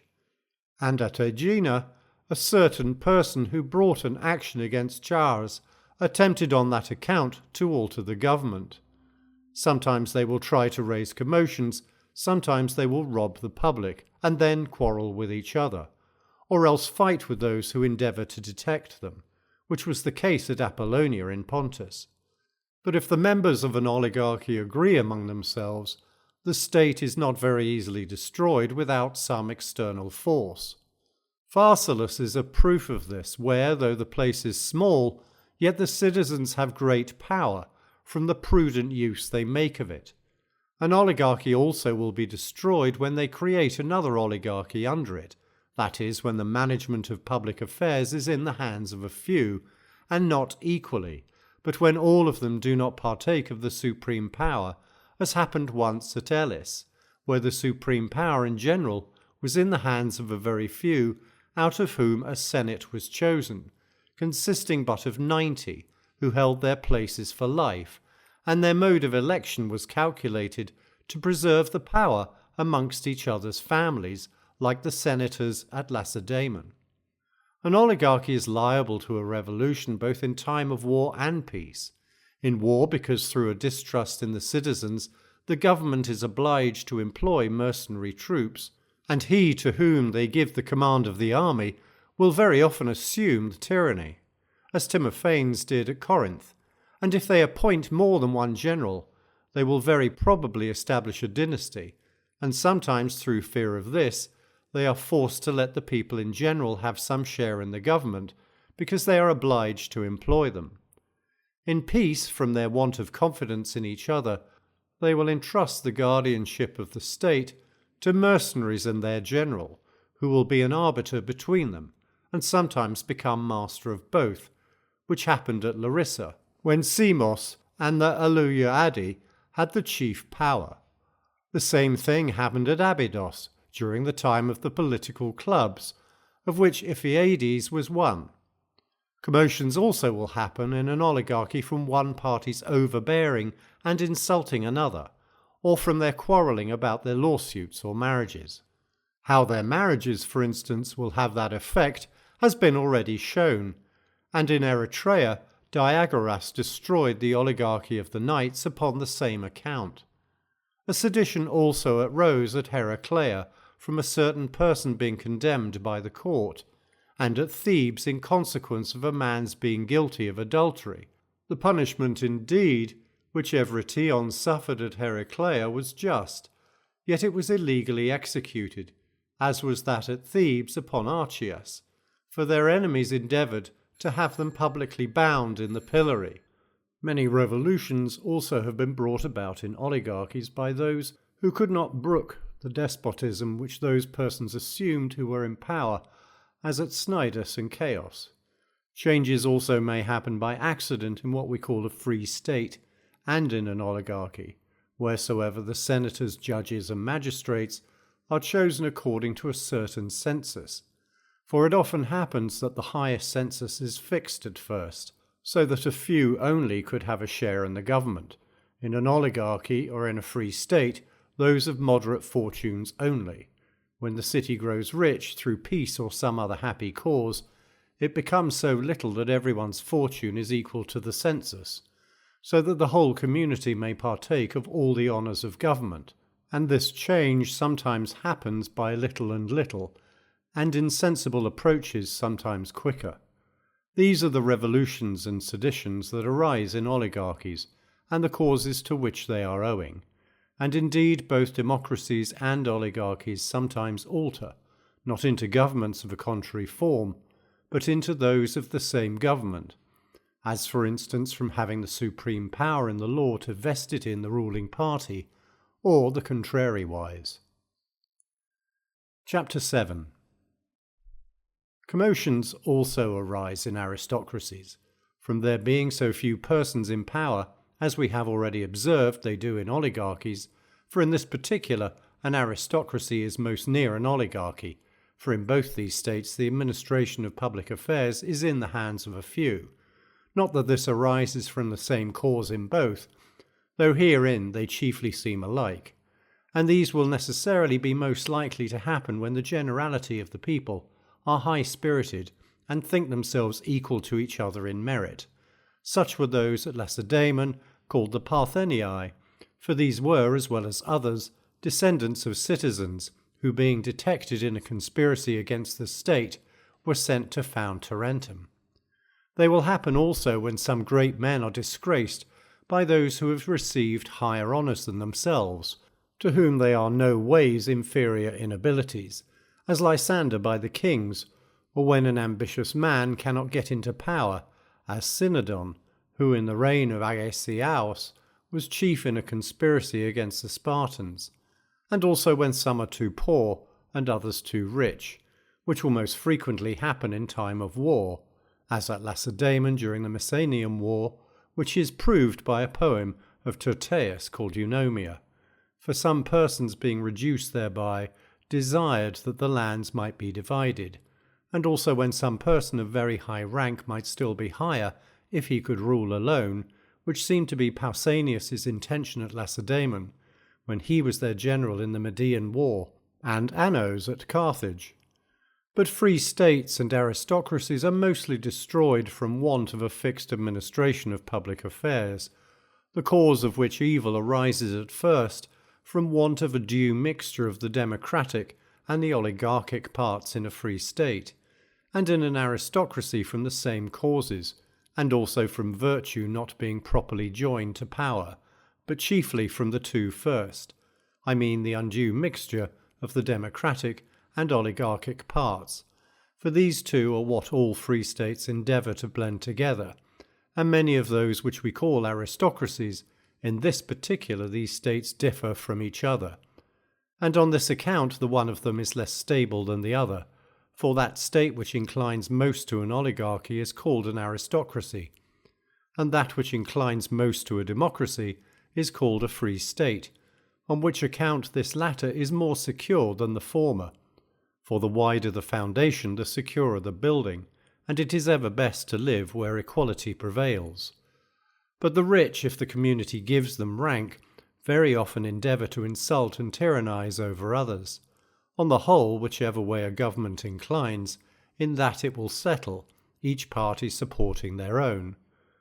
Thus a free state will become a democracy, an aristocracy, an oligarchy, or the contrary, an aristocracy may change into a democracy, for the poor, if they think themselves injured, directly take part with the contrary side, and a free state into an oligarchy. The only firm state is that where everyone enjoys that equality he has a right to, and fully possesses what is his own. And what I have been speaking of happened to the Thurians, for the magistrates being elected according to a very high census, it was altered to a lower, and they were subdivided into more courts. But in consequence of the nobles possessing all the land, contrary to law, the state was too much of an oligarchy, which gave them an opportunity of encroaching greatly on the rest of the people. But these, after they had been well inured to war, so far got the better of their guards as to expel everyone out of the country who possessed more than he ought. Moreover, as all aristocracies are free oligarchies, the nobles therein endeavour to have rather too much power, as at Lacedaemon, where property is now in the hands of a few, and the nobles have too much liberty to do as they please, and make such alliances as they please. Thus the city of the Locrians was ruined from an alliance with Dionysius, which state was neither a democracy nor well-tempered aristocracy, but an aristocracy chiefly approaches to a secret change by its being destroyed by degrees, as we have already said of all governments in general, and this happens from the cause of the alteration being trifling. For whenever anything which in the least regards the state is treated with contempt, after that something else, and this of a little more consequence, will be more easily altered, until the whole fabric of government is entirely subverted, which happened in the government of Thurium. For the law being that they should continue soldiers for 5 years, some young men of a martial disposition, who were in great esteem amongst their officers, despising those who had the management of public affairs, and imagining they could easily accomplish their intention, first endeavoured to abolish this law, with the view of having it lawful to continue the same person perpetually in the military, perceiving that the people would readily appoint them. Upon this the magistrates, who are called councillors, first joined together with an intention to oppose it, but were afterwards induced to agree to it, from a belief that if that law was not repealed, they would permit the management of all other public affairs to remain in their hands. But afterwards, when they endeavoured to restrain some fresh alterations that were making, they found that they could do nothing, for the whole form of government was altered into a dynasty of those who first introduced the innovations. In short, all governments are liable to be destroyed either from within or from without. From without, when they have for their neighbour a state whose policy is contrary to theirs, and indeed, if it has great power, the same thing will happen if it is not their neighbour, of which both the Athenians and the Lacedaemonians are a proof. For the one, when conquerors everywhere destroyed the oligarchies, the other the democracies. These are the chief causes of revolutions and dissensions in governments. Chapter 8. We are now to consider upon what the preservation of governments in general and of each state in particular depends. And in the first place, it is evident that if we are right in the causes we have assigned for their destruction, we know also the means of their preservation. For things contrary produce contraries, but destruction and preservation are contrary to each other. In well-tempered governments it requires as much care as anything whatsoever, that nothing be done contrary to law, and this ought chiefly to be attended to in matters of small consequence, for an illegality that approaches insensibly, approaches secretly, as in a family small expenses continually repeated consume a man's income, for the understanding is deceived thereby, as by this false argument. If every part is little, then the whole is little. Now this in one sense is true, in another is false, for the whole and all the parts together are large, though made up of small parts. The first, therefore, of anything is what the state ought to guard against. In the next place, no credit ought to be given to those who endeavour to deceive the people with false pretences, for they will be confuted by facts. The different ways in which they will attempt to do this have been already mentioned. You may often perceive both aristocracies and oligarchies continuing firm, not from the stability of their forms of government, but from the wise conduct of the magistrates, both towards those who have a part in the management of public affairs, and those also who have not, towards those who have not, by never injuring them, and also introducing those who are of most consequence amongst them into office, nor disgracing those who are desirous of honour, or encroaching on the property of individuals, towards those who have, by behaving to each other upon an equality. For that equality which the favourers of a democracy desire to have established in the state is not only just but convenient also amongst those who are of the same rank. For which reason, if the administration is in the hands of many, those rules which are established in democracies will be very useful, as to let no one continue in office longer than 6 months, that all those who are of the same rank may have their turn, for between these there is a sort of democracy, for which reason demagogues are most likely to arise up amongst them, as we have already mentioned. Besides, by this means both aristocracies and democracies will be the less liable to be corrupted into dynasties, because it will not be so easy for those who are magistrates, for a little, to do as much mischief as they could in a long time. For it is from hence that tyrannies arise in democracies and oligarchies. For either those who are most powerful in each state establish a tyranny, as the demagogues in the one, the dynasties in the other, or the chief magistrates who have been long in power. Governments are sometimes preserved not only by having the means of their corruption at a great distance, but also by its being very near them, for those who are alarmed at some impending evil keep a stricter hand over the state, for which reason it is necessary for those who have the guardianship of the constitution to be able to awaken the fears of the people, that they may preserve it, and not like a night guard to be remiss in protecting the state, but to make the distant danger appear at hand. Great care ought also to be used to endeavour to restrain the quarrels and disputes of the nobles by laws, as well as to prevent those who are not already engaged in them from taking a part therein. For to perceive an evil at its very first approach is not the lot of everyone, but of the politician. To prevent any alteration taking place in an oligarchy or free state, on account of the census, if that happens to continue the same while the quantity of money is increased, it will be useful to take a general account of the whole amount of it in former times, to compare it with the present, and to do this every year in those cities where the census is yearly, in larger communities once in 3 or 5 years, and if the whole should be found much larger or much less than it was at the time when the census was first established in the state, let there be a law either to extend or contract it, doing both these according to its increase or decrease. If it increases, making the census larger; if it decreases, smaller. And if this latter is not done in oligarchies and free states, you will have a dynasty arise in the one, an oligarchy in the other. If the former is not, free states will be changed into democracies, and oligarchies into free states or democracies. It is a general maxim in democracies, oligarchies, monarchies, and indeed in all governments, not to let anyone acquire a rank far superior to the rest of the community, but rather to endeavour to confer moderate honours for a continuance than great ones for a short time. For these latter spoil men, for it is not everyone who can bear prosperity. But if this rule is not observed, let not those honours which were conferred all at once be all at once taken away, but rather by degrees. But above all things, let this regulation be made by the law, that no one shall have too much power, either by means of his fortune or friends. But if he has, for his excess therein, let it be contrived that he shall quit the country. Now as many persons promote innovations, that they may enjoy their own particular manner of living, there ought to be a particular officer to inspect the manners of every one, and see that these are not contrary to the genius of the state in which he lives, whether it may be an oligarchy, a democracy, or any other form of government.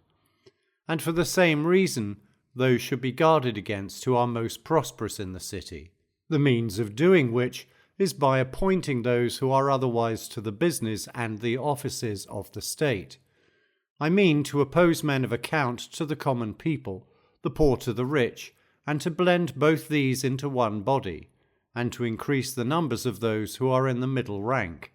And this will prevent those seditions which arise from an inequality of condition.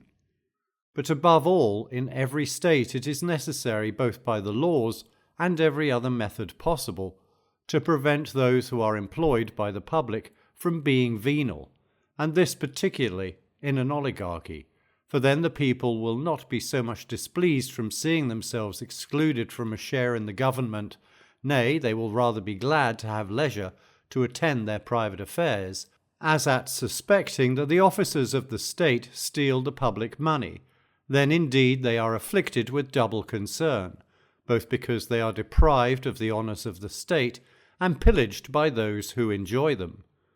There is one method of blending together a democracy and an aristocracy, if office brought no profit, by which means both the rich and the poor will enjoy what they desire. For to admit all to a share in the government is democratical, that the rich should be in office is aristocratical. This must be done by letting no public employment whatsoever be attended with any emolument, for the poor will not desire to be in office when they can get nothing by it, but had rather attend to their own affairs. But the rich will choose it, as they want nothing of the community. Thus the poor will increase their fortunes by being wholly employed in their own concerns, and the principal part of the people will not be governed by the lower sort. To prevent the exchequer from being defrauded, let all public money be delivered out openly in the face of the whole city, and let copies of the accounts be deposited in the different wards, tribes, and divisions. But, as the magistrates are to execute their offices without any advantages, the law ought to provide proper honours for those who execute them well. In democracies also it is necessary that the rich should be protected, by not permitting their lands to be divided, nor even the produce of them, which in some states is done unperceivably. It would be also better if the people would prevent them, when they offer to exhibit, a number of unnecessary and yet expensive public entertainments of plays, music, processions, and the like. In an oligarchy it is necessary to take great care of the poor, and allot them public employments which are gainful, and, if any of the rich insult them, to let their punishment be severer than if they insulted one of their own rank, and to let estates pass by affinity and not gift, nor to permit any person to have more than one, for by this means property will be more equally divided, and the greater part of the poor get into better circumstances. It is also serviceable in a democracy and an oligarchy to allot those who take no part in public affairs an equality or a preference in other things, the rich in a democracy to the poor in an oligarchy, but still all the principal offices in the state to be filled only by those who are best qualified to discharge them. Chapter 9. There are 3 qualifications necessary for those who fill the first departments in government. First of all, an affection for the established constitution. Second place, abilities every way completely equal to the business of their office.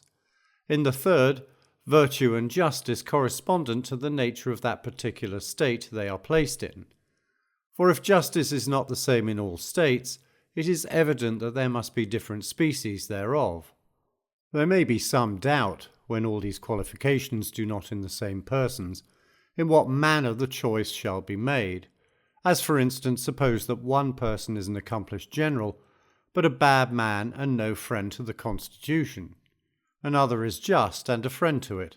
Which shall one prefer? We should then consider of 2 qualities, which of them the generality possess in a greater degree, which in a less. For which reason in the choice of a general we should regard his courage more than his virtue as the more uncommon quality, as there are fewer capable of conducting an army than there are good men.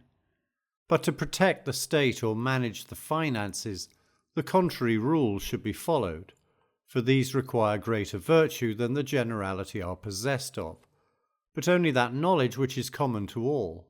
It may be asked, if a man has abilities equal to his appointment in the state, and is affectionate to the constitution, what occasion is there for being virtuous, since these 2 things alone are sufficient to enable him to be useful to the public? It is because those who possess those qualities are often deficient in prudence, for as they often neglect their own affairs, though they know them and love themselves, so nothing will prevent their serving the public in the same manner. In short, whatsoever the laws contain which we allow to be useful to the state contributes to its preservation, but its first and principal support is, as has been often insisted upon, to have the number of those who desire to preserve it greater than those who wish to destroy it. Above all things that ought not to be forgotten, which many governments now corrupted neglect, namely to preserve a mean. For many things seemingly favourable to a democracy destroy a democracy, and many things seemingly favourable to an oligarchy destroy an oligarchy. Those who think this the only virtue extend it to excess, not considering that as a nose which varies a little from perfect straightness, either towards a hook nose or a flat one, may yet be beautiful and agreeable to look at. But if this particularity is extended beyond measure, first of all the properties of the part is lost, but at last it can hardly be admitted to be a nose at all, on account of the excess of the rise or sinking. Thus it is with other parts of the human body, so also the same thing is true with respect to states.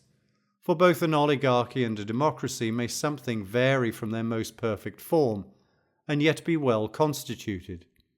But if anyone endeavours to extend either of them too far, at first he will make the government the worse for it, but at last there will be no government at all remaining. The lawgiver and the politician therefore should know well what preserves and what destroys a democracy or an oligarchy, for neither the one nor the other can possibly continue without rich and poor, but that whenever an entire equality of circumstances prevails, the state must necessarily become of another form, so that those who destroy these laws, which authorize an inequality in property, destroy the government. It is also an error in democracies for the demagogues to endeavour to make the common people superior to the laws, and thus by setting them at variance with the rich, dividing one city into two, whereas they ought rather to speak in favour of the rich. In oligarchies, on the contrary, it is wrong to support those who are in administration against the people. The oaths also which they take in an oligarchy ought to be contrary to what they now are. For at present in some places they swear, I will be adverse to the common people, and contrive all I can against them. Whereas they ought rather to suppose and pretend the contrary, expressing in their oaths that they will not injure the people. But of all things which I have mentioned, that which contributes most to preserve the state is what is now most despised, to educate your children for the state.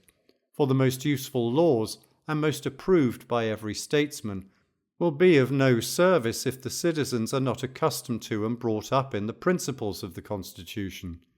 Of a democracy, if that is by law established, of an oligarchy, if that is.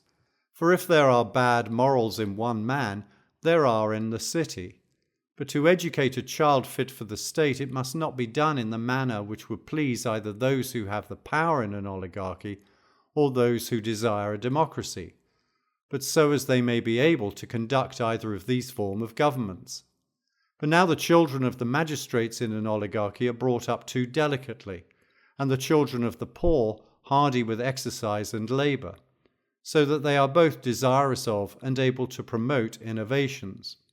In democracies of the purest form they pursue a method which is contrary to their welfare, the reason of which is that they define liberty wrong.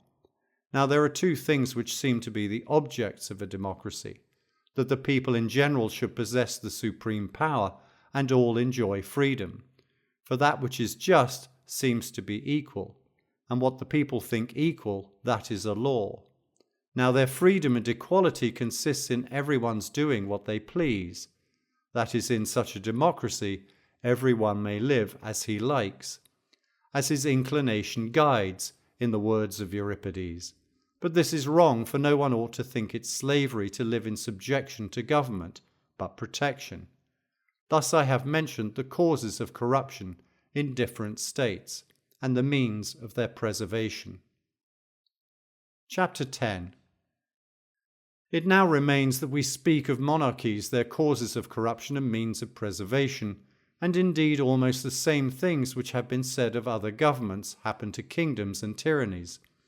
For a kingdom partakes of an aristocracy, a tyranny of the worst species of an oligarchy and democracy, for which reason it is the worst that man can submit to, as being composed of two, both of which are bad, and collectively retains all the corruptions and all the defects of both these states.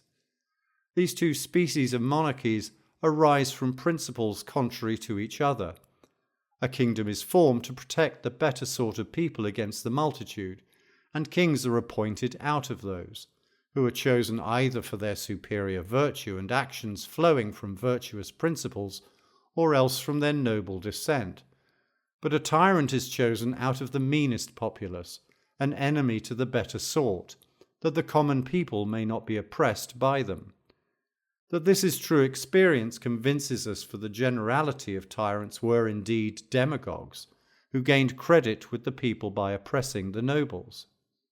Some tyrannies were established in this manner after the cities were considerably enlarged, others before that time, by kings who exceeded the power which their country allowed them, from a desire of governing despotically. Others were founded by those who were elected to the superior offices in the state, for formerly the people appointed officers for life, who came to be at the head of civil and religious affairs, and these chose one out of their body in whom the supreme power over all the magistrates was placed.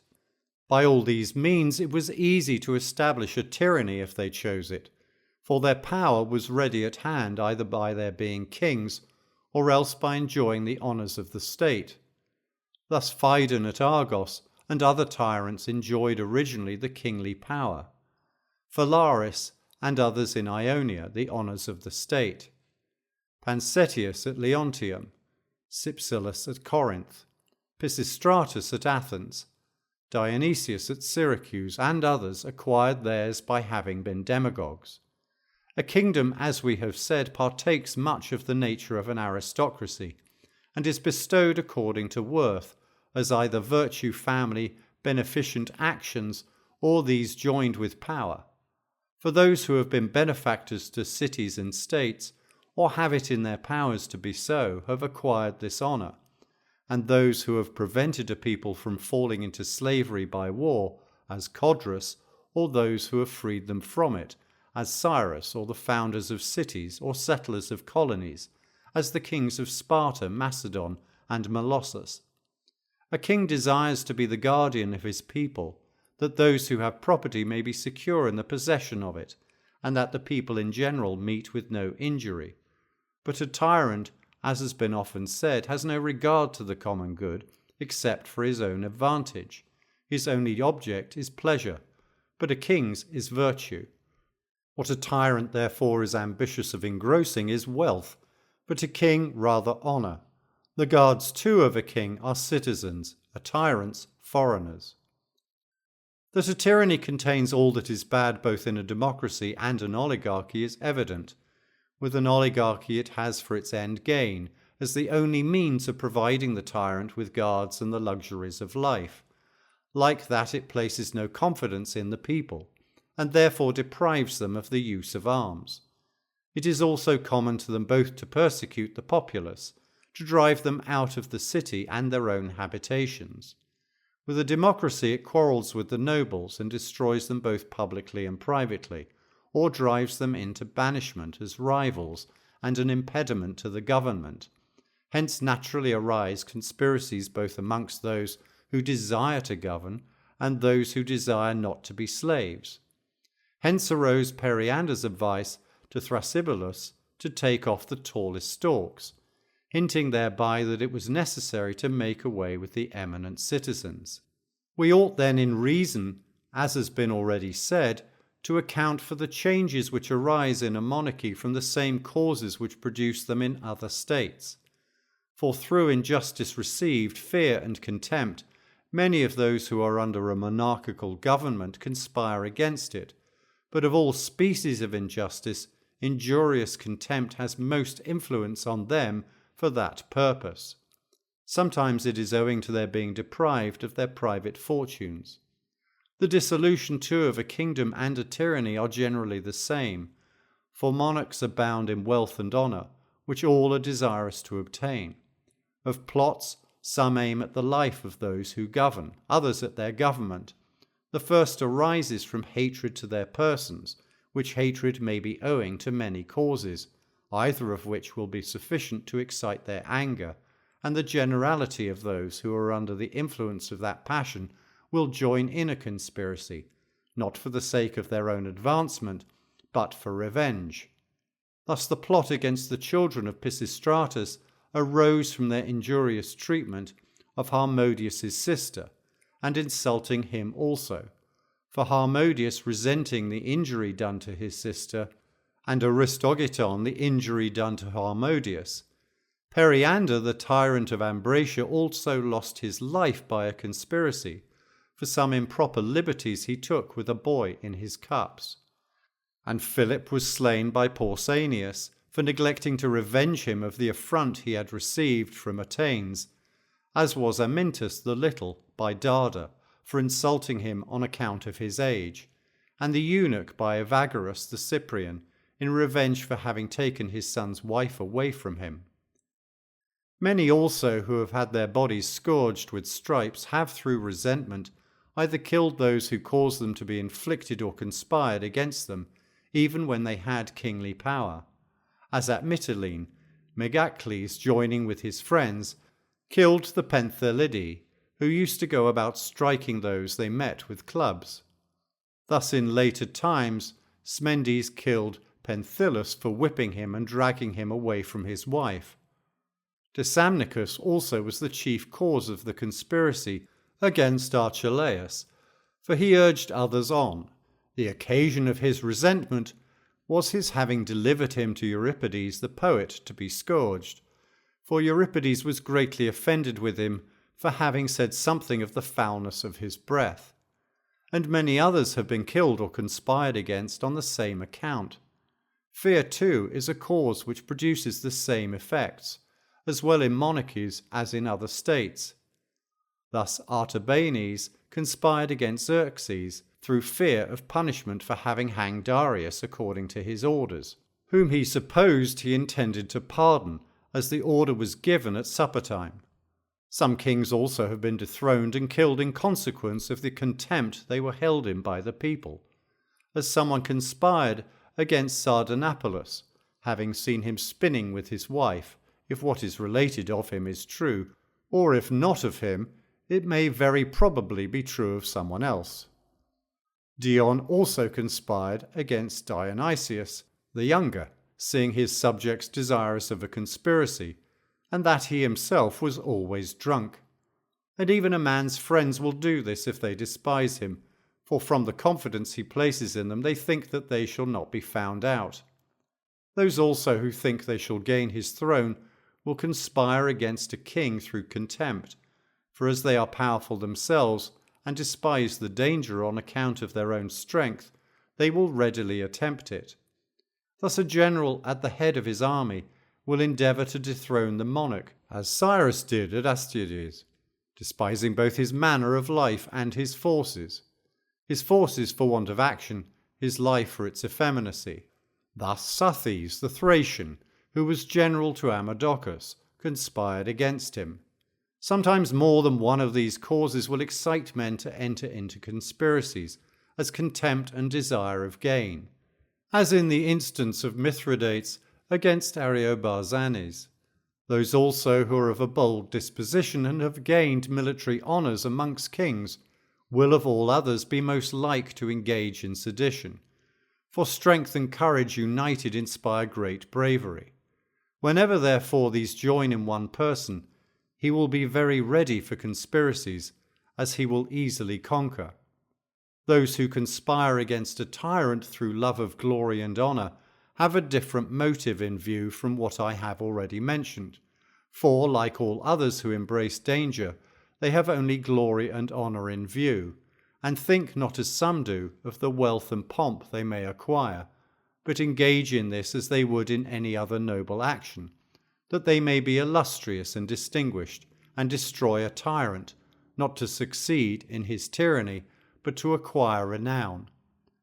No doubt but the number of those who act upon this principle is small, for we must suppose they regard their own safety as nothing in case they should not succeed, and must embrace the opinion of Dion, which few can do, when he made war upon Dionysius with a very few troops.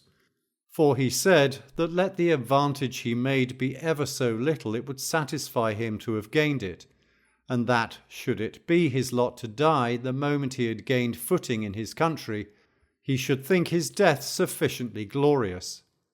A tyranny also is exposed to the same destruction as all other states are, from too powerful neighbours, for it is evident that an opposition of principles will make them desirous of subverting it, and what they desire all who can do, and there is a principle of opposition in one state to another, as a democracy against a tyranny, as says Hesiod, a potter against a potter. For the extreme of a democracy is a tyranny, a kingly power against an aristocracy from their different forms of government, for which reason the Lacedaemonians destroyed many tyrannies, as did the Syracusans during the prosperity of their state. Nor are they only destroyed from without, but also from within, when those who have no share in the power bring about a revolution, as happened to Gelon, and lately to Dionysius, to the first by means of Thrasybulus, the brother of Hiero, who nattered Gelon's son, and induced him to lead a life of pleasure, that he himself might govern. But the family joined together and endeavoured to support the tyranny and expel Thrasybulus, but those whom they made of their party seized the opportunity and expelled the whole family. Dion made war against his relation Dionysius, and being assisted by the people first expelled and then killed him. As there are two causes which chiefly induce men to conspire against tyrants, hatred and contempt, One of these, namely hatred, seems inseparable from them. Contempt also is often the cause of their destruction. For though, for instance, those who raised themselves to the supreme power generally preserved it, but those who received it from them have, to speak truth, almost immediately all of them lost it, for falling into an effeminate way of life, they soon grew despicable and generally fell victims to conspiracies. Part of their hatred may be very fitly ascribed to anger, for in some cases this is their motive to action, for it is often a cause which impels them to act more powerfully than hatred, and they proceed with greater obstinacy against those whom they attack, as this passion is not under the direction of reason. Many persons also indulge this passion through contempt, which occasioned the fall of the Pisistratidae and many others. But hatred is more powerful than anger, for anger is accompanied with grief which prevents the entrance of reason. But hatred is free from it. In short, whatever causes may be assigned as the destruction of a pure oligarchy unmixed with any other government, and an extreme democracy, the same may be applied to a tyranny, for these are divided tyrannies. Kingdoms are seldom destroyed by any outward attack, for which reason they are generally very stable. But they have many causes of subversion within, of which two are the principal. One is when those who are in power excite a sedition, the other when they endeavour to establish a tyranny by assuming greater power than the law gives them. A kingdom indeed is not what we ever see erected in our times, but rather monarchies and tyrannies, for a kingly government is one that is voluntarily submitted to, and its supreme power admitted upon great occasions. But where many are equal, and there are none in any respect so much better than another as to be qualified for the greatness and dignity of government over them, then these equals will not willingly submit to be commanded. But if anyone assumes the government either by force or fraud, this is a tyranny. To what we have already said, we shall add the causes of revolutions in a hereditary kingdom. One of these is that many of those who enjoy it are naturally proper objects of contempt only. Another is that they are insolent while their power is not despotic, but they possess kingly honours only. Such a state is soon destroyed, for a king exists but while the people are willing to obey, as their submission to him is voluntary, but to a tyrant involuntary. These and such like are the causes of the destruction of monarchies. Chapter 11. Monarchies, in a word, are preserved by means contrary to what I have already mentioned as the cause of their destruction. But to speak to each separately, the stability of a kingdom will depend upon the power of the king's being kept within moderate bounds, for by how much the less extensive his power is, by so much the longer will his government continue, for he will be less despotic and more upon an equality of condition with those he governs, who on that account will envy him the less. It was on this account that the kingdom of the Molossi continued so long, and the Lacedaemonians, from their government's being from the beginning, divided into two parts, and also by the moderation introduced into the other parts of it by Theopompus and his establishment of the Ephori. For by taking something from the power he increased the duration of the kingdom, so that in some measure he made it not less but bigger. As they say, he replied to his wife, who asked him if he was not ashamed to deliver down his kingdom to his children, reduced from what he received it from his ancestors. No, says he, I give it him more lasting. Tyrannies are preserved two ways most opposite to each other, one of which is when the power is delegated from one to the other, and in this manner many tyrants govern in their states. Report says that Periander founded many of these. There are also many of them to be met with amongst the Persians.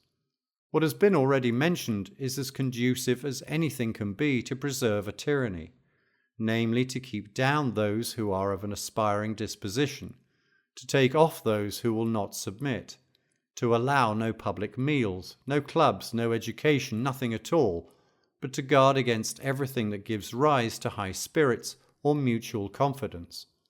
nor to suffer the learned meetings of those who are at leisure to hold conversation with each other, and to endeavour by every means possible to keep all the people strangers to each other. For knowledge increases mutual confidence, and to oblige all strangers to appear in public, and to live near the city gate, that all their actions may be sufficiently seen. For those who are kept like slaves seldom entertain any noble thoughts. In short, to imitate everything which the Persians and barbarians do, for they all contribute to support slavery, and to endeavour to know what everyone who is under their power does and says, and for this purpose to employ spies. Such were those women whom the Syracusans called potagogides.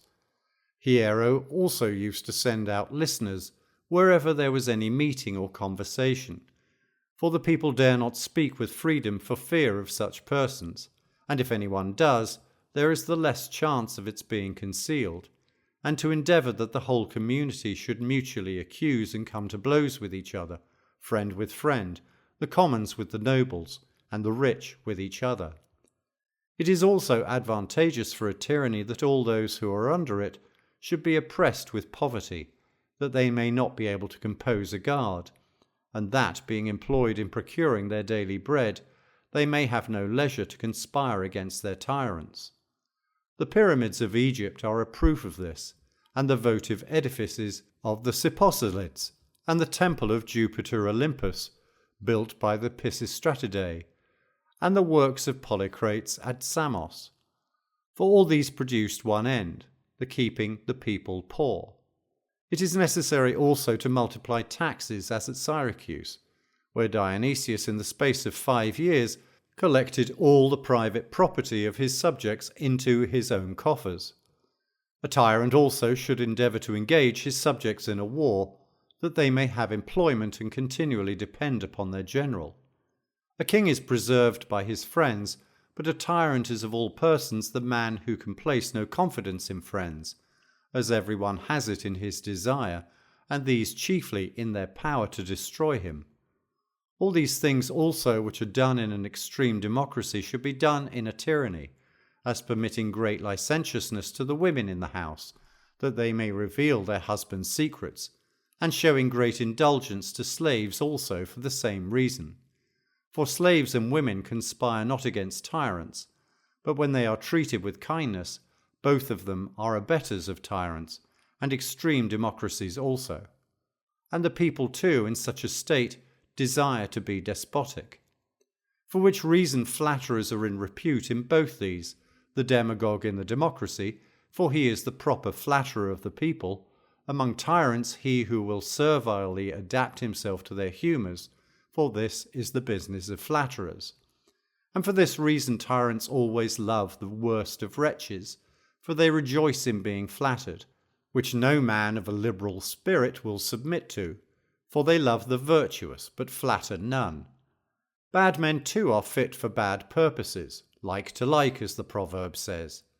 A tyrant also should show no favour to a man of worth or a freeman, for he should think that no one deserved to be thought these but himself, for he who supports his dignity, and is a friend to freedom, encroaches upon the superiority and the despotism of the tyrant. Such men, therefore, they naturally hate, as destructive to their government. A tyrant also should rather admit strangers to his table and familiarity than citizens, as these are his enemies, but the others have no design against him. These and such like are the supports of a tyranny, for it comprehends whatsoever is wicked. But all these things may be comprehended in 3 divisions, for there are 3 objects which a tyranny has in view, one of which is that the citizens should be of poor abject dispositions, for such men never propose to conspire against anyone. The second is that they should have no confidence in each other, for while they have not this, the tyrant is safe enough from destruction, for which reason they are always at enmity with those of merit, as hurtful to their government, not only as they scorn to be governed despotically, but also because they can rely upon each other's fidelity, and others can rely upon theirs, and because they will not inform against their associates, nor anyone else. The third is that they should be totally without the means of doing anything, for no one undertakes what is impossible for him to perform, so that without power a tyranny can never be destroyed. These then are the three objects which the inclinations of tyrants desire to see accomplished, for all their tyrannical plans tend to promote one of these three ends, that their people may neither have mutual confidence, power, nor spirit. This then is one of the two methods of preserving tyrannies. The other proceeds in a way quite contrary to what has been already described, and which may be discerned from considering to what the destruction of a kingdom is owing. For as one cause of that is making the government approach near to a tyranny, so the safety of a tyranny consists in making the government nearly kingly, preserving only one thing, namely power, that not only the willing, but the unwilling also must be obliged to submit. For if this is once lost, the tyranny is at an end. This then, as the foundation, must be preserved. In other particulars carefully do and affect to seem like a king, first appear to pay a great attention to what belongs to the public, nor make such profuse presents as will offend the people, while they are to supply the money out of the hard labour of their own hands, and see it given in profusion to mistresses, foreigners, and fiddlers, keeping an exact account both of what you receive and pay, which is a practice some tyrants do actually follow, by which means they seem rather fathers of families than tyrants.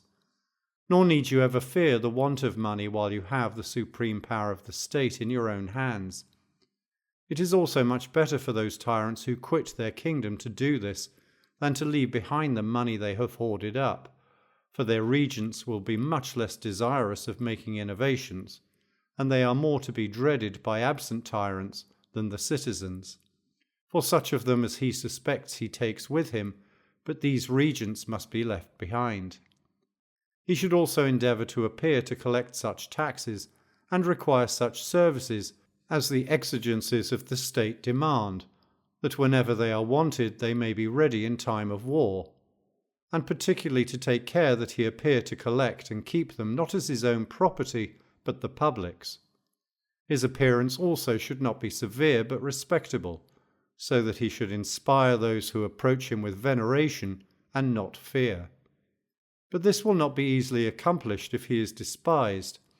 If therefore he will not take the pains to acquire any other, he ought to endeavour to be a man of political abilities, and to fix that opinion of himself in the judgment of his subjects.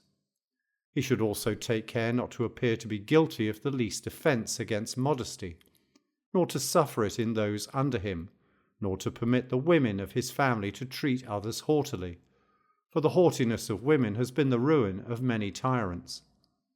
With respect to the pleasures of sense, he ought to do directly contrary to the practice of some tyrants at present, for they do not only continually indulge themselves in them for many days together, but they seem also to desire to have other witnesses of it, that they may wonder at their happiness, whereas he ought really to be moderate in these, and if not, to appear to others to avoid them, for it is not the sober man who is exposed either to plots or contempt, but the drunkard, not the early riser, but the sluggard.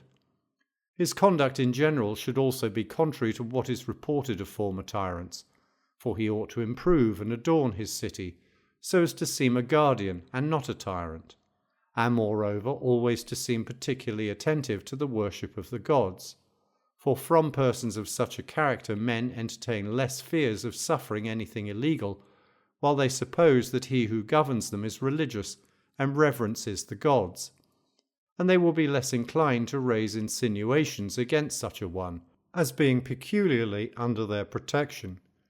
But this must be so done as to give no occasion for any suspicion of hypocrisy. He should also take care to show such respect to men of merit in every particular, that they should not think they could be treated with greater distinction by their fellow citizens in a free state. He should also let all honours flow immediately from himself, but every censure from his subordinate officers and judges. It is also a common protection of all monarchies not to make one person too great, or certainly not many, for they will support each other. But if it is necessary to entrust any large powers to one person, to take care that it is not one of an ardent spirit, for this disposition is upon every opportunity most ready for a revolution, and, if it should seem necessary to deprive anyone of his power, to do it by degrees, and not reduce him all at once. It is also necessary to abstain from all kinds of insolence, more particularly from corporal punishment, which you must be most cautious never to exercise over those who have a delicate sense of honour. For, as those who love money are touched to the quick when anything affects their property, so are men of honour and principle when they receive any disgrace. Therefore either never employ personal punishment, or if you do, let it be only in the manner in which a father would correct his son, and not with contempt, and upon the whole make amends for any seeming disgrace by bestowing greater honours. But of all persons who are most likely to entertain designs against the person of a tyrant, those are chiefly to be feared and guarded against who regard as nothing the loss of their own lives, so that they can but accomplish their purpose. Be very careful, therefore, of those who either think themselves affronted, or those who are dear to them. For those who are excited by anger to revenge regard as nothing their own persons. For, as Heraclitus says, it is dangerous to fight with an angry man who will purchase with his life the thing he aims at. As all cities are composed of two sorts of persons, the rich and the poor, it is necessary that both these should find equal protection from him who governs them, and that the one party should not have it in their power to injure the other, but that the tyrant should attach to himself that party which is the most powerful, which, if he does, he will have no occasion either to make his slaves free, or to deprive citizens of their arms, for the strength of either of the parties added to his own forces will render him superior to any conspiracy. It would be superfluous to go through all particulars, for the rule of conduct which the tyrant ought to pursue is evident enough, and that is to affect to appear not the tyrant, but the king, the guardian of those he governs, not their plunderer, but their protector, and to affect the middle rank in life, not one superior to all others. He should, therefore, associate his nobles with him and soothe his people, for his government will not only be necessarily more honourable and worthy of imitation, as it will be over men of worth, and not abject wretches who perpetually both hate and fear him, but it will be also more durable. Let him also frame his life so that his manners may be more consentaneous to virtue, or at least let half of them be so, that he may not be altogether wicked, but only so in part. Chapter 12. Indeed, an oligarchy and a tyranny are of all governments of the shortest duration.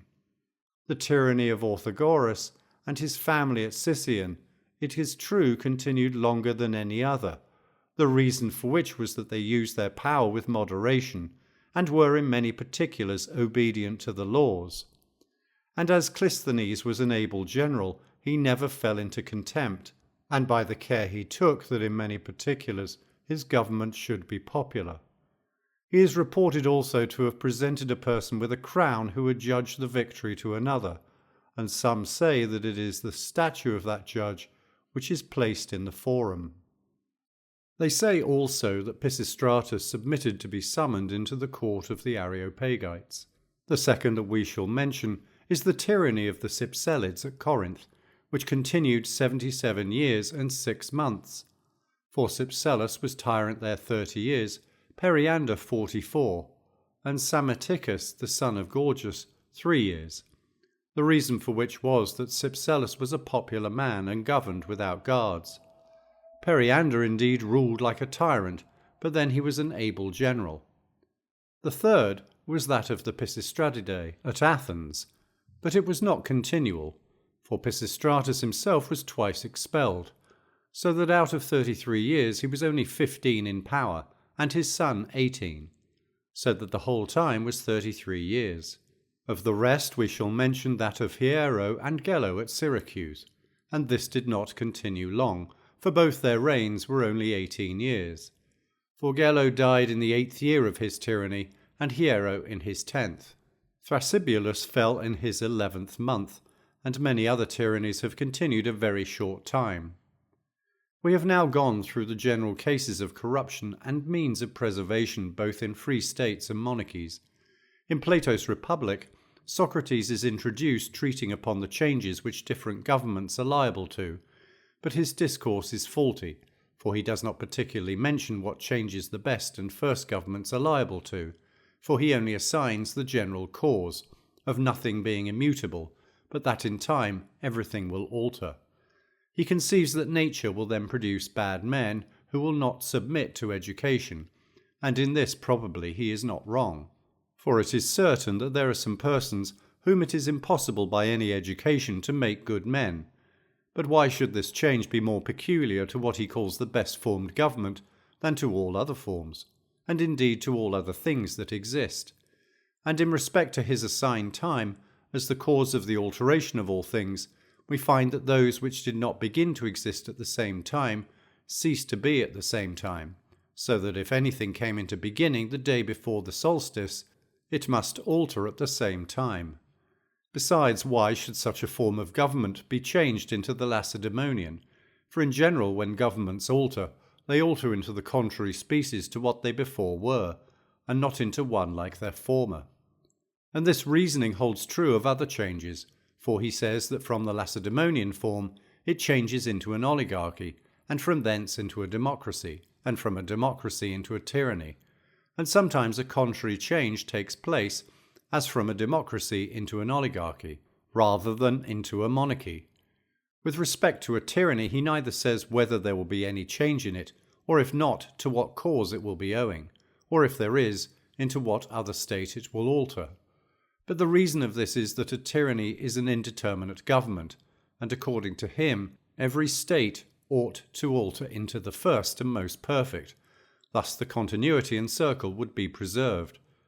But one tyranny often changed into another, as at Syria from Myrons to Clisthenes, or into an oligarchy, as was Antileos at Chalcis, or into a democracy, as was Gelos at Syracuse, or into an aristocracy, as was Charalaeus at Lacedaemon and at Carthage. An oligarchy is also changed into a tyranny. Such was the rise of most of the ancient tyrannies in Sicily.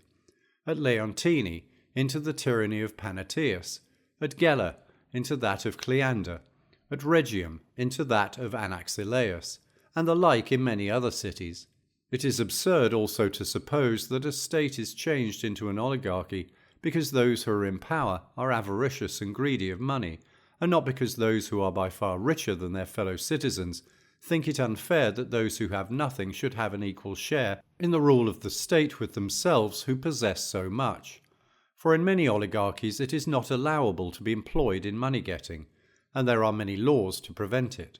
But in Carthage, which is a democracy, money-getting is creditable, and yet their form of government remains unaltered. It is also absurd to say that in an oligarchy there are two cities, one of the poor and another of the rich. For why should this happen to them more than to the Lacedaemonians, or any other state where all possess not equal property, or where all are not equally good? For though no one member of the community should be poorer than he was before, yet a democracy might nevertheless change into an oligarchy, if the rich should be more powerful than the poor, and the one too negligent and the other attentive. And though these changes are owing to many causes, yet he mentions but one only, that the citizens become poor by luxury, and paying interest money, as if at first they were all rich, or the greater part of them. But this is not so, but when some of those who have the principal management of public affairs lose their fortunes, they will endeavour to bring about a revolution. But when others do, nothing of consequence will follow, nor when such states do alter, is there any more reason for their altering into a democracy than any other. Besides, though some of the members of the community may not have spent their fortunes, yet if they share not in the honours of the state, or if they are ill-used and insulted, they will endeavour to raise seditions and bring about a revolution, that they may be allowed to do as they like, which Plato says arises from too much liberty. Although there are many oligarchies and democracies, yet Socrates, when he is treating of the changes they may undergo, speaks of them as if there was but one of each sort. Book 6. Chapter 1. We have already shown what is the nature of the Supreme Council in the state, and wherein one may differ from another, and how the different magistrates should be regulated, and also the judicial department, and what is best suited to what state, and also to what causes both the destruction and preservation of governments are owing. As there are very many species of democracies, as well as of other states, it will not be amiss to consider at the same time anything which we may have omitted to mention concerning either of them, and to allot to each that mode of conduct which is peculiar to and advantageous for them, and also to inquire into the combinations of all these different modes of government which we have mentioned. For as these are blended together, the government is altered, as from an aristocracy to be an oligarchy, and from a free state to be a democracy.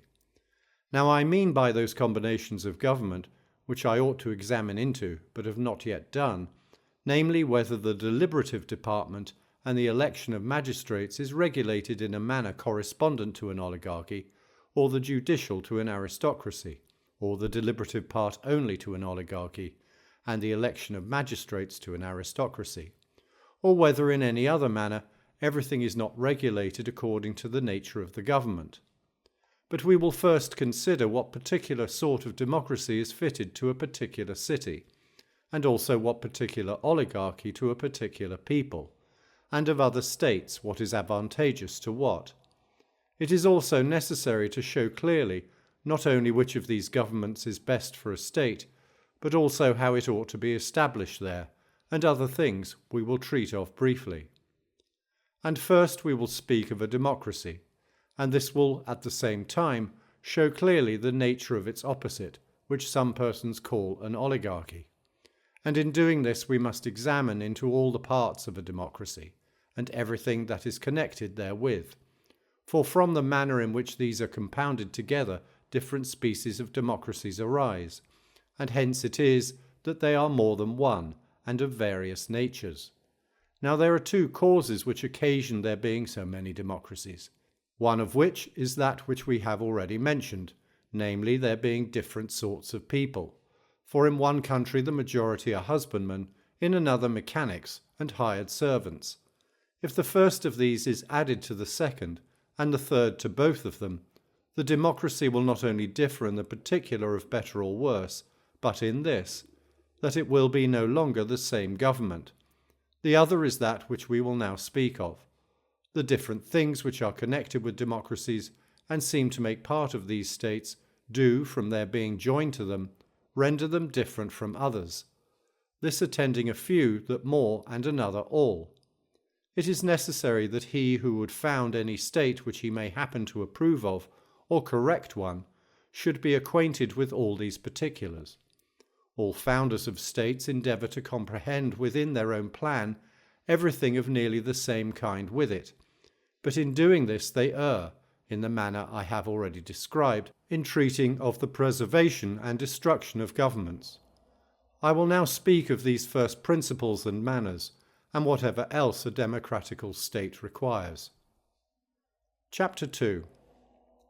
Now the foundation of a democratical state is liberty, and people have been accustomed to say this as if here only liberty was to be found, for they affirm that this is the end proposed by every democracy.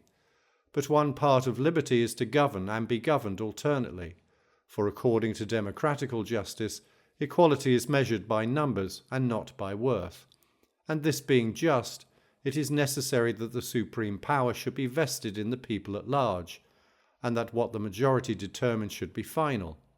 So that in a democracy the poor ought to have more power than the rich, as being the greater number. For this is one mark of liberty which all framers of a democracy lay down as a criterion of that state. Another is to live as everyone likes, for this they say is a right which liberty gives, since he is a slave who must live as he likes not. This then is another criterion of a democracy.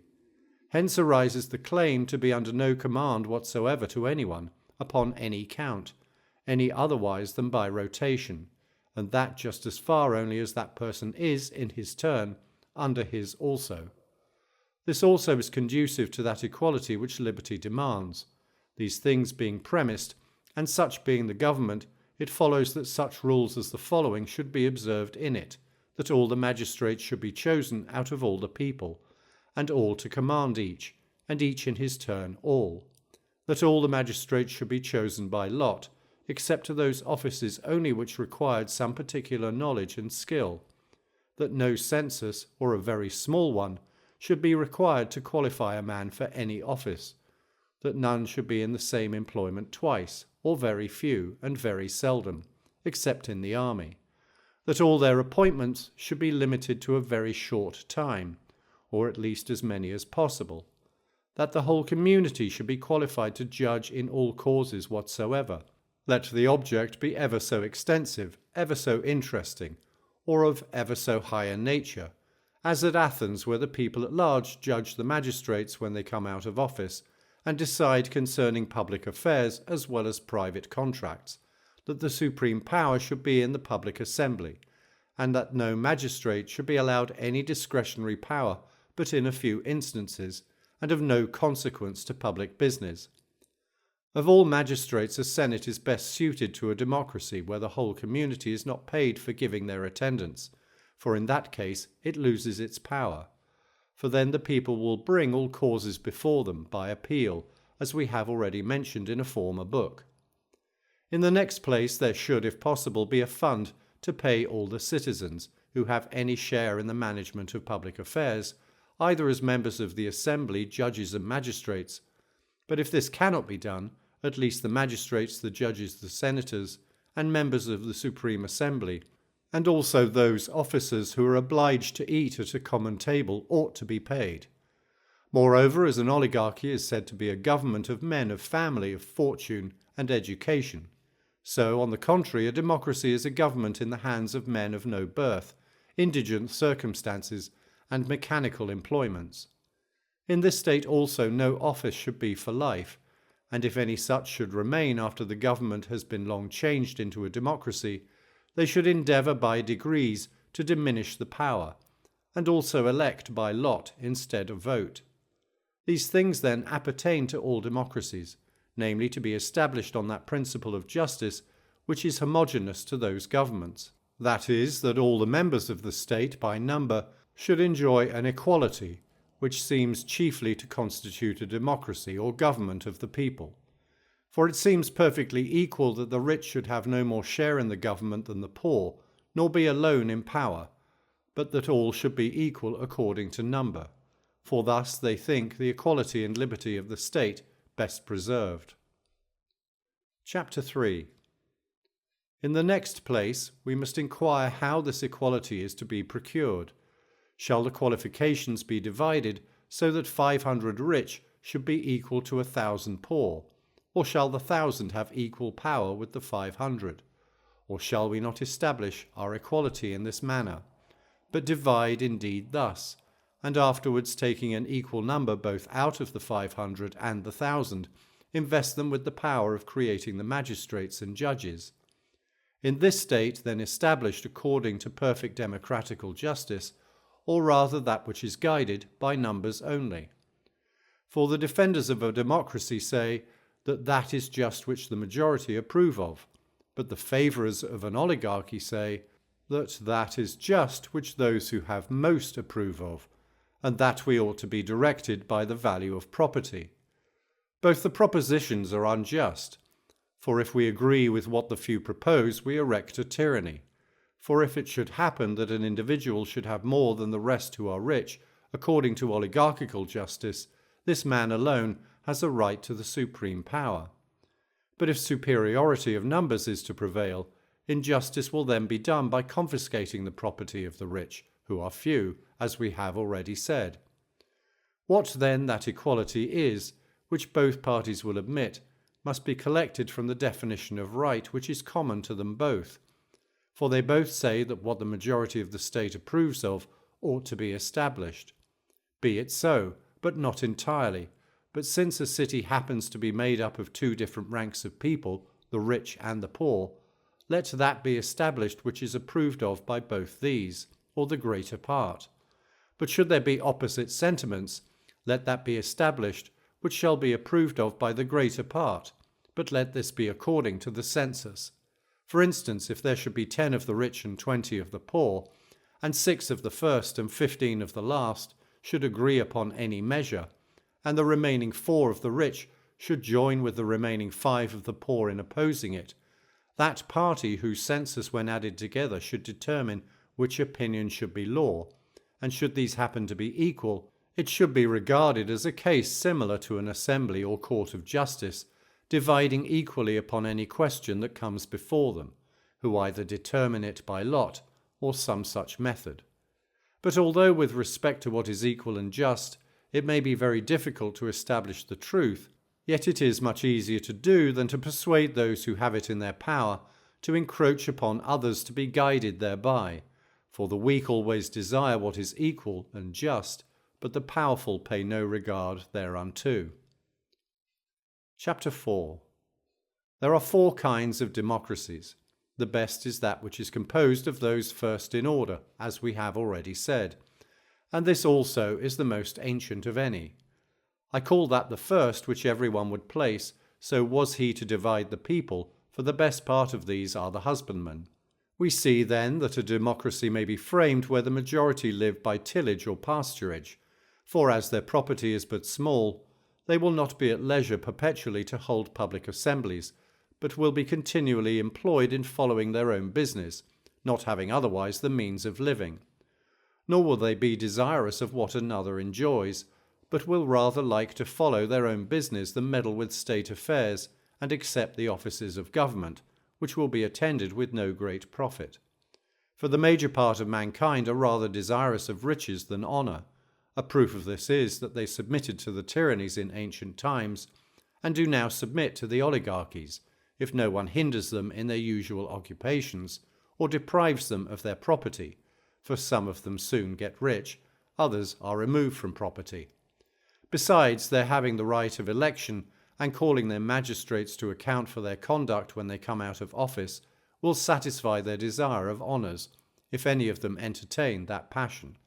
For in some states, though the commonalty have not the right of electing the magistrates, yet it is vested in part of that body chosen to represent them, and it is sufficient for the people at large to possess the deliberative power, and this ought to be considered as a species of democracy. Such was that formerly at Mantinsea, for which reason it is proper for the democracy we have been now treating of to have a power, and it has been usual for them to have it, of censuring their magistrates when out of office, and sitting in judgment upon all causes. But that the chief magistrates should be elected, and according to a certain census, which should vary with the rank of their office, or else not by a census, but according to their abilities, for their respective appointments. A state thus constituted must be well constituted, for the magistracies will be always filled with the best men with the approbation of the people, who will not envy their superiors, and these and the nobles should be content with this part in the administration, for they will not be governed by their inferiors. They will be also careful to use their power with moderation, as there are others to whom full power is delegated to censure their conduct, for it is very serviceable to the state to have them dependent upon others, and not to be permitted to do whatsoever they choose. For with such a liberty there would be no check to that evil particle there is in everyone. Therefore it is necessary, and most for the benefit of the state, that the offices thereof should be filled by the principal persons in it, whose characters are unblemished, and that the people are not oppressed. It is now evident that this is the best species of democracy, and on what account, because the people are such and have such powers as they ought to have. To establish a democracy of husbandmen, some of those laws which were observed in many ancient states are universally useful, as for instance on no account to permit anyone to possess more than a certain quantity of land, or within a certain distance from the city. Formerly also in some states, no one was allowed to sell their original lot of land. They also mention a law of 1 Oxylus, which forbade anyone to add to their patrimony by usury. We ought also to follow the law of the Afutaeans, as useful to direct us in this particular we are now speaking of, for they having but very little ground, while they were a numerous people, and at the same time were all husbandmen, did not include all their lands within the census, but divided them in such a manner that according to the census, the poor had more power than the rich. Next to the commonalty of husbandmen is one of shepherds and herdsmen, for they have many things in common with them, and by their way of life are excellently qualified to make good soldiers, stout in body, and able to continue in the open air all night.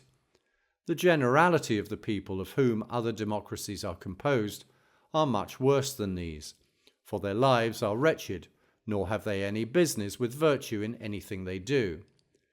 These are your mechanics, your exchange men, and hired servants.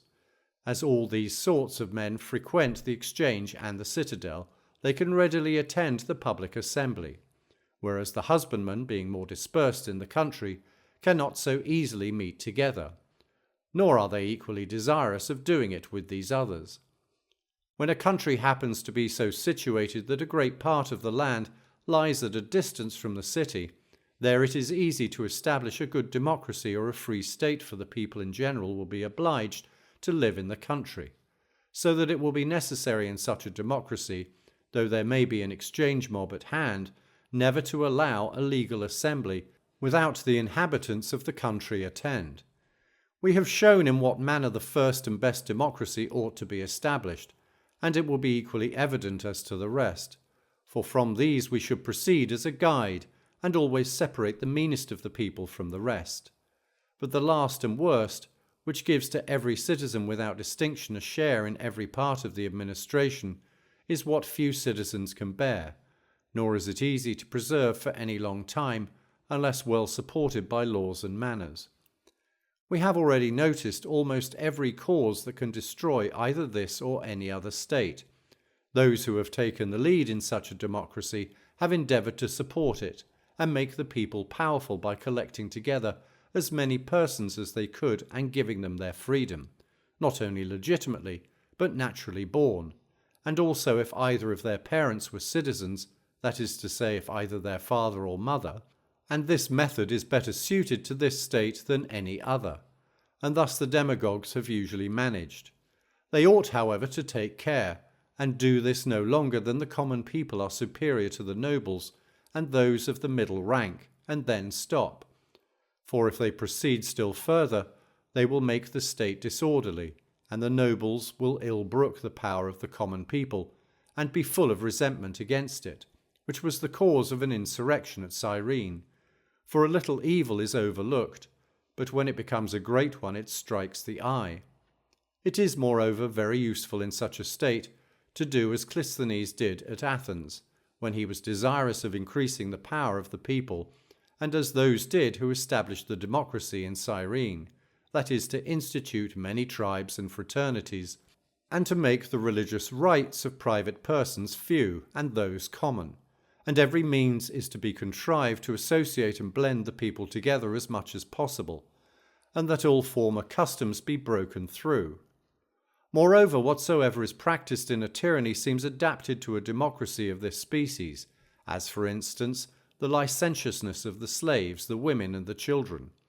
For this to a certain degree is useful in such a state, and also to overlook everyone's living as they choose, for many will support such a government. For it is more agreeable to many to live without any control than as prudence would direct. Chapter 5. It is also the business of the legislator and all those who would support a government of this sort not to make it too great a work or too perfect, but to aim only to render it stable. For let a state be constituted ever so badly, there is no difficulty in its continuing a few days. They should therefore endeavour to procure its safety by all those ways which we have described in assigning the causes of the preservation and destruction of governments, avoiding what is hurtful, and by framing such laws, written and unwritten, as contain those things which chiefly tend to the preservation of the state, nor to suppose that that is useful either for a democratic or an oligarchic form of government, which contributes to make them more purely so, but what will contribute to their duration. But our demagogues at present, to flatter the people, occasion frequent confiscations in the courts, for which reason those have the welfare of the state really at heart should act directly opposite to what they do, and enact a law to prevent forfeitures from being divided amongst the people or paid into the treasury, but to have them set apart for sacred uses. For those who are of a bad disposition would not then be the less cautious, as their punishment would be the same, and the community would not be so ready to condemn those whom they sat in judgment on when they were to get nothing by it. They should also take care that the causes which are brought before the public should be as few as possible, and punish with the utmost severity those who rashly brought an action against anyone. For it is not the commons but the nobles who are generally prosecuted, for in all things the citizens of the same state ought to be affectionate to each other, at least not to treat those who have the chief power in it as their enemies. Now as the democracies which have been lately established are very numerous, and it is difficult to get the common people to attend the public assemblies without they are paid for it, this, when there is not a sufficient public revenue, is fatal to the nobles, for the deficiencies therein must be necessarily made up by taxes, confiscations, and fines imposed by corrupt courts of justice, which things have already destroyed many democracies. Whenever then the revenues of the state are small, there should be but few public assemblies and but few courts of justice. These, however, should have very extensive jurisdictions, but should continue sitting a few days only, for by this means the rich would not fear the expense, although they should receive nothing for their attendance, though the poor did. And judgment also would be given much better, for the rich will not choose to be long absent from their own affairs, but will willingly be so for a short time. And when there are sufficient revenues, a different conduct ought to be pursued from what the demagogues at present follow. For now they divide the surplus of the public money amongst the poor, these receive it, and again want the same supply, while the giving it is like pouring water into a sieve.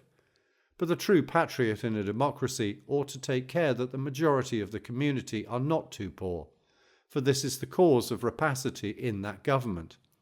He therefore should endeavour that they may enjoy perpetual plenty, and as this also is advantageous to the rich, what can be saved out of the public money should be put by, and then divided at once amongst the poor, if possible, in such a quantity as may enable every one of them to purchase a little field, and if that cannot be done, at least to give each of them enough to procure the implements of trade and husbandry, and if there is not enough for all to receive so much at once, then to divide it according to tribes or any other allotment. In the meantime let the rich pay them for necessary services, but not be obliged to find them in useless amusements. And something like this was the manner in which they managed at Carthage, and preserved the affections of the people, for by continually sending some of their community into colonies they procured plenty.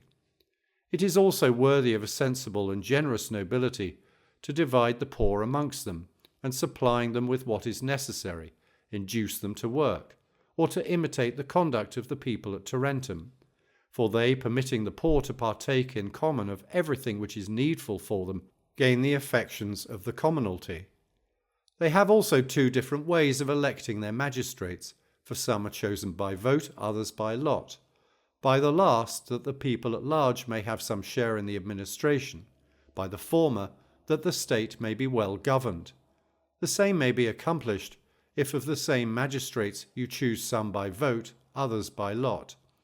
And thus much for the manner in which democracies ought to be established. Chapter 6. What has been already said will almost of itself sufficiently show how an oligarchy ought to be founded, for he who would frame such a state should have in his view a democracy to oppose it, for every species of oligarchy should be founded on principles diametrically opposite to some species of democracy. The first and best framed oligarchy is that which approaches near to what we call a free state, in which there ought to be two different census, the one high, the other low. From those who are within the latter, the ordinary officers of the state ought to be chosen, from the former, the supreme magistrates, nor should anyone be excluded from a part of the administration who was within the census, which should be so regulated that the commonalty who are included in it should by means thereof be superior to those who have no share in the government, For those who are to have the management of public affairs ought always to be chosen out of the better sort of the people. Much in the same manner ought that oligarchy to be established which is next in order. But as to that which is most opposite to a pure democracy, and approaches nearest to a dynasty and a tyranny, as it is of all others the worst, so it requires the greatest care and caution to preserve it. For as bodies of sound and healthy constitutions, and ships which are well manned and well found for sailing can bear many injuries without perishing, while a diseased body or a leaky ship with an indifferent crew cannot support the least shock, so the worst established governments want most looking after. A number of citizens is the preservation of a democracy, for these are opposed to those rights which are founded in rank. On the contrary, the preservation of an oligarchy depends upon the due regulation of the different orders in the society. Chapter 7.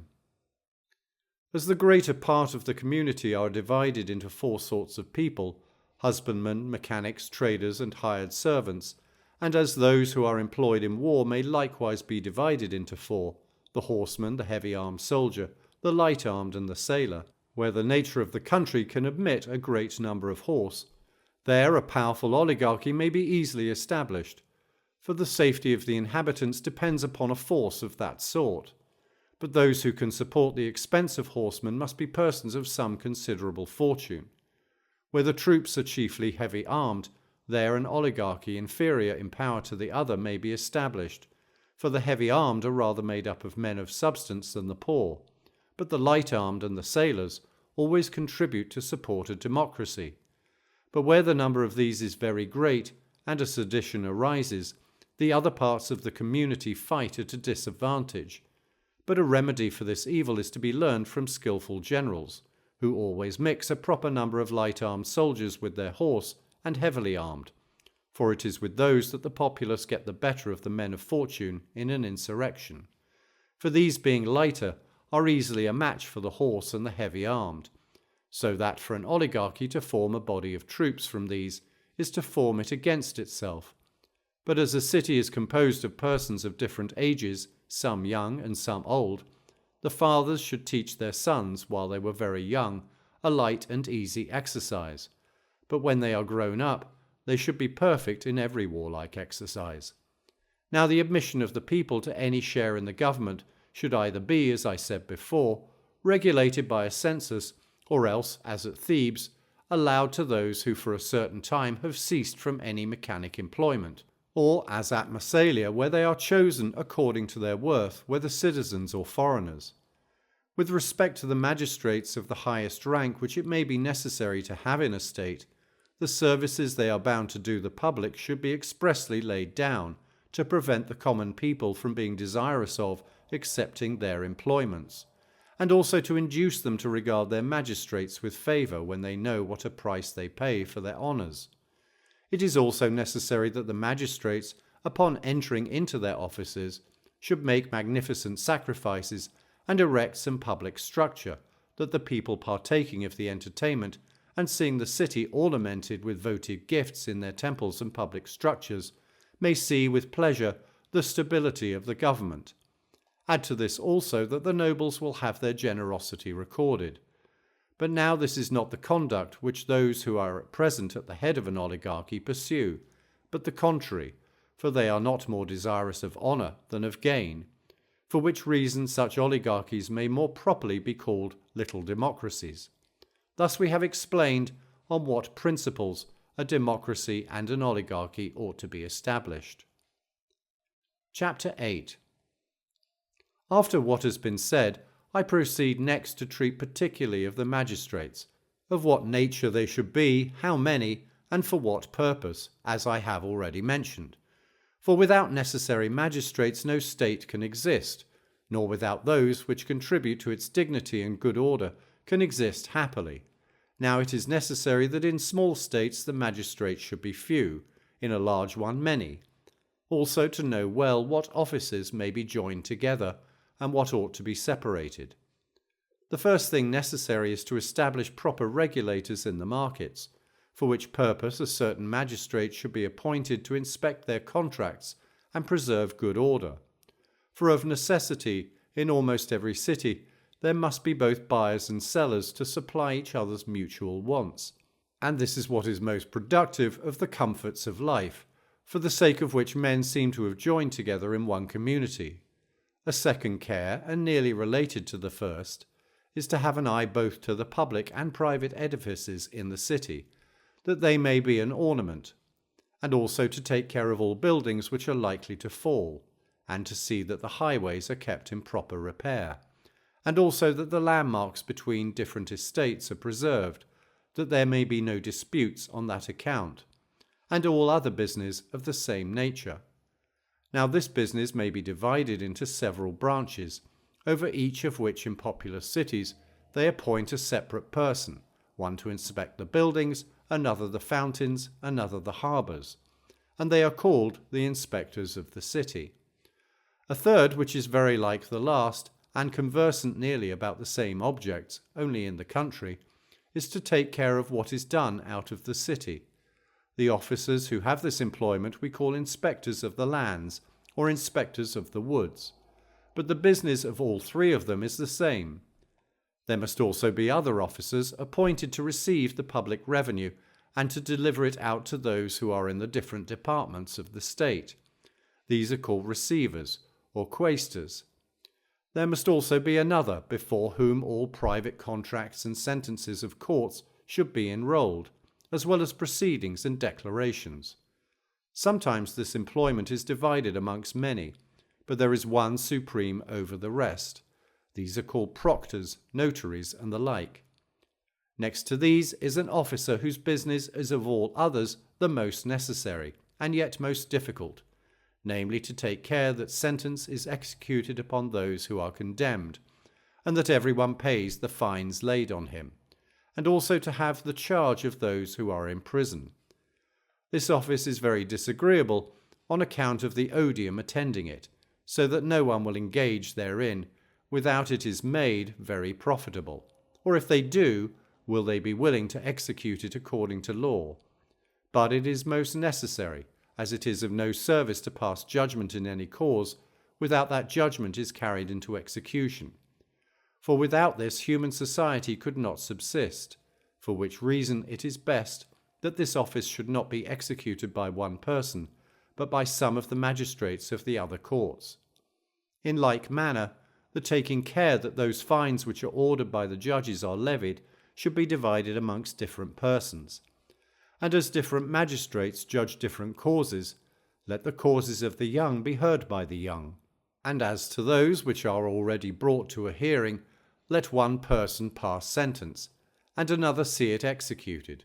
As for instance, let the magistrates who have the care of the public buildings execute the sentence which the inspectors of the markets have passed, and the like in other cases. For by so much the less odium attends those who carry the laws into execution, by so much the easier will they be properly put in force. Therefore, for the same persons to pass the sentence and to execute it will subject them to general hatred, and if they pass it upon all, they will be considered as the enemies of all. Thus one person has often the custody of the prisoner's body, while another sees the sentence against him executed, as the 11 did at Athens. For which reason it is prudent to separate these offices, and to give great attention thereunto as equally necessary with anything we have already mentioned. For it will certainly happen that men of character will decline accepting this office, and worthless persons cannot properly be entrusted with it, as having themselves rather an occasion for a guard than being qualified to guard others. This therefore ought by no means to be a separate office from others, nor should it be continually allotted to any individuals, but the young men. Where there is a city guard, the youths ought in turns to take these offices upon them. These then, as the most necessary magistrates, ought to be the first mentioned. Next to these are others no less necessary, but of much higher rank, for they ought to be men of great skill and fidelity. These are they who have the guard of the city, and provide everything that is necessary for war, whose business it is, both in war and peace, to defend the walls and the gates, and to take care to muster and marshal the citizens. Over all these there are sometimes more officers, sometimes fewer. Thus, in little cities there is only one whom they call either general or polemarch. But where there are horse and light-armed troops, and bowmen and sailors, they sometimes put distinct commanders over each of these, who again have others under them, according to their different divisions, all of which join together to make one military body, and thus much for this department. Since some of the magistrates, if not all, have business with the public money, it is necessary that there should be other officers whose employment should be nothing else than to take an account of what they have, and correct any mismanagement therein. But besides all these magistrates there is one who is supreme over them all, who very often has in his own power the disposal of the public revenue and taxes, who presides over the people when the supreme power is in them. For there must be some magistrate who has a power to summon them together, and to preside as head of the state. These are sometimes called pre-advisers, but where there are many, more properly a council. These are nearly the civil magistrates which are requisite to a government, but there are other persons whose business is confined to religion, as the priests, and those who are to take care of the temples, that they are kept in proper repair, or if they fall down, that they may be rebuilt, and whatever else belongs to public worship. This charge is sometimes entrusted to one person, as in very small cities. In others it is delegated to many, and these distinct from the priesthood, as the builders or keepers of holy places, and officers of the sacred revenue. Next to these are those who are appointed to have the general care of all those public sacrifices to the tutelar god of the state, which the laws do not entrust to the priests, and these in different states have different appellations. To enumerate in few words the different departments of all those magistrates who are necessary, these are either religion, war, taxes, expenditures, markets, public buildings, harbours, highways. Belonging to the courts of justice there are scribes to enrol private contracts, and there must also be guards set over the prisoners, others to see the law is executed, counsel on either side, and also others to watch over the conduct of those who are to decide the causes. Amongst the magistrates also may finally be reckoned those who are to give their advice in public affairs. But separate states, who are peculiarly happy, and have leisure to attend to more minute particulars, and are very attentive to good order, require particular magistrates for themselves, such as those who have the government of the women, who are to see the laws are executed, who take care of the boys, and preside over their education. To these may be added those who have the care of their gymnastic exercises, their theatres, and every other public spectacle which there may happen to be.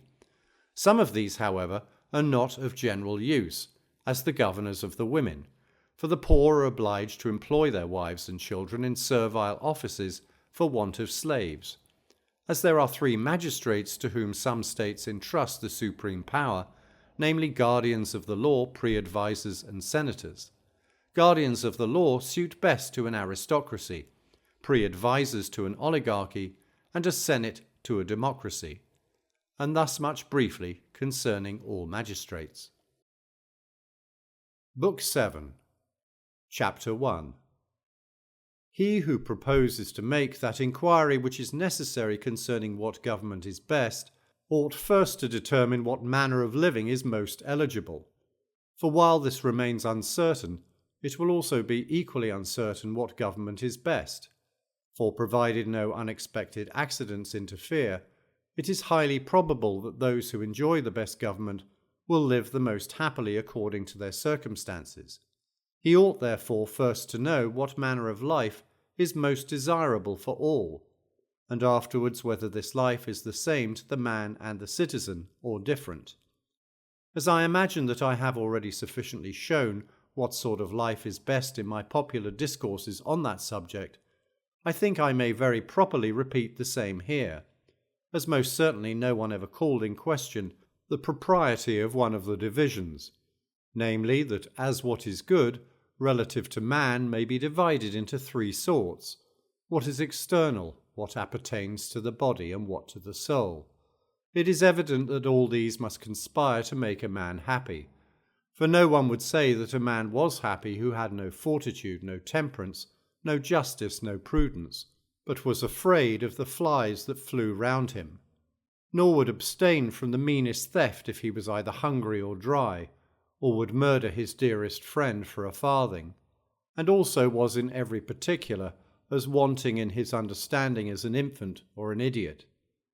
These truths are so evident that all must agree to them, though some may dispute about the quantity and the degree, for they may think that a very little virtue is sufficient for happiness, but for riches, property, power, honour, and all such things, they endeavour to increase them without bounds. But to such we reply that it is easy to prove from what experience teaches us in these cases, that these external goods produce not virtue, but virtue them. As to a happy life, whether it is to be found in pleasure or virtue or both, certain it is that those whose morals are most pure, and whose understandings are best cultivated, will enjoy more of it, although their fortune is but moderate, than those do who own an exuberance of wealth are deficient in those. And this utility anyone who reflects may easily convince himself of, for whatsoever is external has its boundary, as a machine, and whatsoever is useful in its excess is either necessarily hurtful, or at best useless to the possessor. But every good quality of the soul, the higher it is in degree, so much the more useful it is, if it is permitted on this subject to use the word useful as well as noble. It is also very evident that the accidents of each subject take place of each other, as the subjects themselves, of which we allow they are accidents, differ from each other in value, so that if the soul is more noble than any outward possession, as the body both in itself and with respect to us, it must be admitted, of course, that the best accidents of each must follow the same analogy. Besides, it is for the sake of the soul that these things are desirable, and it is on this account that wise men should desire them, not the soul for them. Let us therefore be well assured that everyone enjoys as much happiness as he possesses virtue and wisdom, and acts according to their dictates, since for this we have the example of God himself, who is completely happy, not from any external good, but in himself, and because such is his nature. For good fortune is something different from happiness, as every good which depends not on the mind is owing to chance or fortune. But it is not from fortune that anyone is wise and just. Hence it follows that that city is happiest which is the best and acts best. For no one can do well who acts not well, nor can the deeds either of man or city be praiseworthy without virtue and wisdom. For whatsoever is just or wise or prudent in a man, the same things are just, wise, and prudent in a city. Thus much by way of introduction, for I could not but just touch upon this subject, though I could not go through a complete investigation of it, as it properly belongs to another question. Let us at present suppose so much, that a man's happiest life, both as an individual and as a citizen, is a life of virtue, accompanied with those enjoyments which virtue usually procures. If there are any who are not convinced by what I have said, their doubts shall be answered hereafter. At present we shall proceed according to our intended method. Chapter 2. It now remains for us to say whether the happiness of any individual man and the city is the same or different.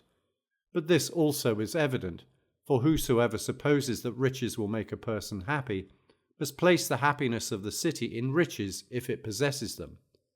Those who prefer a life which enjoys a tyrannic power over others will also think that the city which has many others under its command is most happy. Thus also, if anyone approves a man for his virtue, he will think the most worthy city the happiest. But here there are two particulars which require consideration, one of which is whether it is the most eligible life to be a member of the community and enjoy the rights of a citizen, or whether to live as a stranger without interfering in public affairs, and also what form of government is to be preferred, and what disposition of the state is best, whether the whole community should be eligible to a share in the administration, or only the greater part, and some only. As this, therefore, is a subject of political examination and speculation, and not what concerns the individual. And the first of these is what we are at present engaged in. The one of these I am not obliged to speak to, the other is the proper business of my present design. It is evident that government must be the best which is so established, that everyone therein may have it in his power to act virtuously and live happily. But some who admit that a life of virtue is most eligible, still doubt which is preferable, a public life of active virtue, or one entirely disengaged from what is without and spent in contemplation, which some say is the only one worthy of a philosopher. And one of these two different modes of life, both now and formerly, seem to have been chosen by all those who were the most virtuous men. I mean the public or philosophic. And yet it is of no little consequence on which side the truth lies, for a man of sense must naturally incline to the better choice, both as an individual and a citizen. Some think that a tyrannic government over those near us is the greatest injustice, but that a political one is not unjust. But that still is a restraint on the pleasures and tranquillity of life.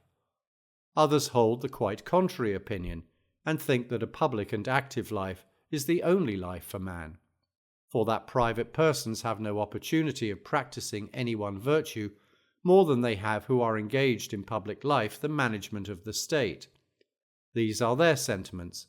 Others say that a tyrannical and despotical mode of government is the only happy one, for even amongst some free states the object of their laws seems to be to tyrannize over their neighbours, so that the generality of political institutions wheresoever dispersed, if they have any one common object in view, have all of them this, to conquer and govern. It is evident both from the laws of the Lacedaemonians and Cretans, as well as by the manner in which they educated their children, that all which they had in view was to make them soldiers. Besides, among all nations, those who have power enough and reduce others to servitude are honoured on that account, as were the Scythians, Persians, Thracians, and Gauls. With some there are laws to heighten the virtue of courage. Thus they tell us that at Carthage they allowed every person to wear as many rings for distinction as he had served campaigns. There was also a law in Macedonia that a man who had not himself killed an enemy should be obliged to wear a halter. Among the Scythians, at a festival none were permitted to drink out of the cup was carried about who had not done the same thing. Among the Iberians, a warlike nation, they fixed as many columns upon a man's tomb as he had slain enemies. And among different nations different things of this sort prevail, some of them established by law, others by custom. Probably it may seem too absurd to those who are willing to take this subject into their consideration to inquire whether it is the business of a legislator to be able to point out by what means a state may govern and tyrannize over its neighbours, whether they will or will not. For how can that belong either to the politician or legislator which is unlawful?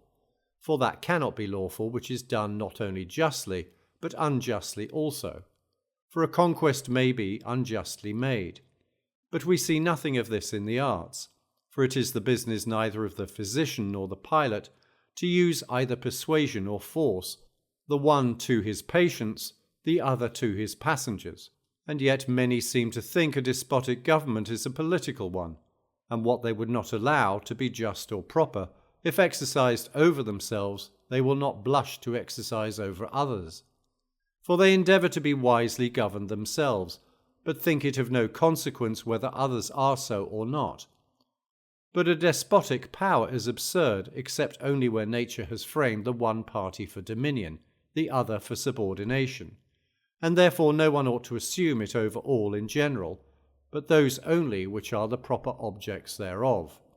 Thus no one should hunt men either for food or sacrifice, but what is fit for those purposes, and these are wild animals which are eatable. Now a city which is well governed might be very happy in itself, while it enjoyed a good system of laws, although it should happen to be so situated as to have no connection with any other state, though its constitution should not be framed for war or conquest, for it would then have no occasion for these. It is evident, therefore, that the business of war is to be considered as commendable, not as a final end, but as the means of procuring it. It is the duty of a good legislator to examine carefully into his state, and the nature of the people, and how they may partake of every intercourse, of a good life, and of the happiness which results from it. And in this respect some laws and customs differ from others. It is also the duty of a legislator, if he has any neighbouring states, to consider in what manner he shall oppose each of them, or what good offices he shall show them. But what should be the final end of the best governments will be considered hereafter. Chapter 3. We will now speak to those who, while they agree that a life of virtue is most eligible, yet differ in the use of it, addressing ourselves to both these parties. For there are some who disapprove of all political governments, and think that the life of one who is really free is different from the life of a citizen, and of all others most eligible. Others again think that the citizen is the best, and that it is impossible for him who does nothing to be well employed, but that virtuous activity and happiness are the same thing. Now both parties in some particulars say what is right, in others what is wrong. Thus that the life of a freeman is better than the life of a slave is true, for a slave as a slave is employed in nothing honourable, for the common servile employments which he is commanded to perform have nothing virtuous in them.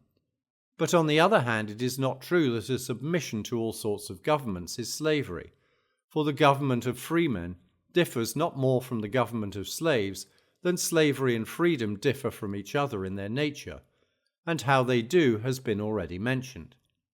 To prefer doing of nothing to virtuous activity is also wrong, for happiness consists in action, and many noble ends are produced by the actions of the just and wise. From what we have already determined on this subject, someone probably may think that supreme power is of all things best, as that will enable a man to command very many useful services from others, so that he who can attain this ought not to give it up to another, but rather to seize it. And for this purpose the father should have no attention or regard for the son, or the son for the father, or friend for friend, for what is best is most eligible. But to be a member of the community and be in felicity is best. What these persons advance might probably be true, if the supreme good was certainly theirs who plunder and use violence to others. But it is most unlikely that it should be so, for it is a mere supposition. For it does not follow that their actions are honourable, who thus assume the supreme power over others, without they were by nature as superior to them as a man to a woman, a father to a child, a master to a slave, so that he who so far forsakes the paths of virtue can never return back from whence he departed from them. For amongst equals, whatever is fair and just ought to be reciprocal, for this is equal and right. But that equals should not partake of what is equal, or like to like, is contrary to nature. But whatever is contrary to nature is not right. Therefore, if there is any one superior to the rest of the community in virtue and abilities for active life, him it is proper to follow, him it is right to obey. But the one alone will not do, but must be joined to the other also. And if we are right in what we have now said, it follows that happiness consists in virtuous activity, and that both with respect to the community as well as the individual, an active life is the happiest. Not that an active life must necessarily refer to other persons, as some think, or that those studies alone are practical which are pursued to teach others what to do. For those are much more so whose final object is in themselves, and to improve the judgment and understanding of the man. For virtuous activity has an end, therefore is something practical. Nay, those who contrive the plan which others follow are more particularly said to act, and are superior to the workmen who execute their designs. But it is not necessary that states which choose to have no intercourse with others should remain inactive, for the several members thereof may have mutual intercourse with each other, for there are many opportunities for this among the different citizens. The same thing is true of every individual, for was it otherwise, neither could the deity nor the universe be perfect, to neither of whom can anything external separately exist. Hence it is evident that that very same life which is happy for each individual is happy also for the state and every member of it. Chapter 4.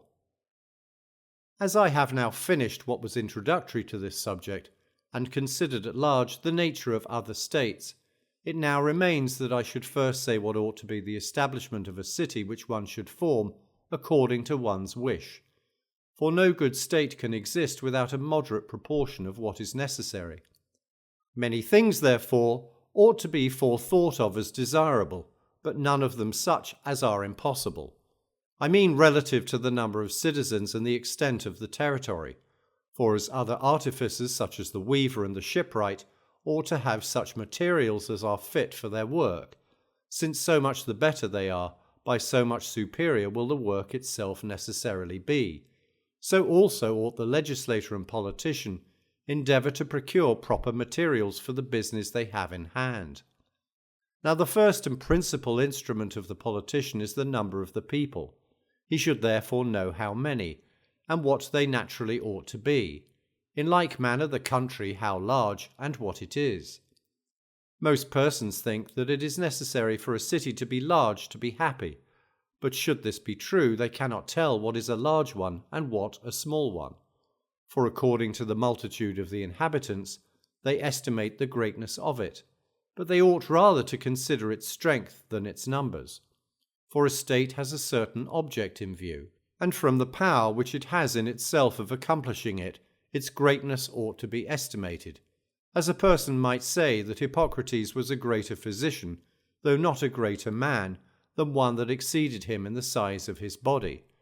But if it was proper to determine the strength of the city from the number of the inhabitants, it should never be collected from the multitude in general who may happen to be in it.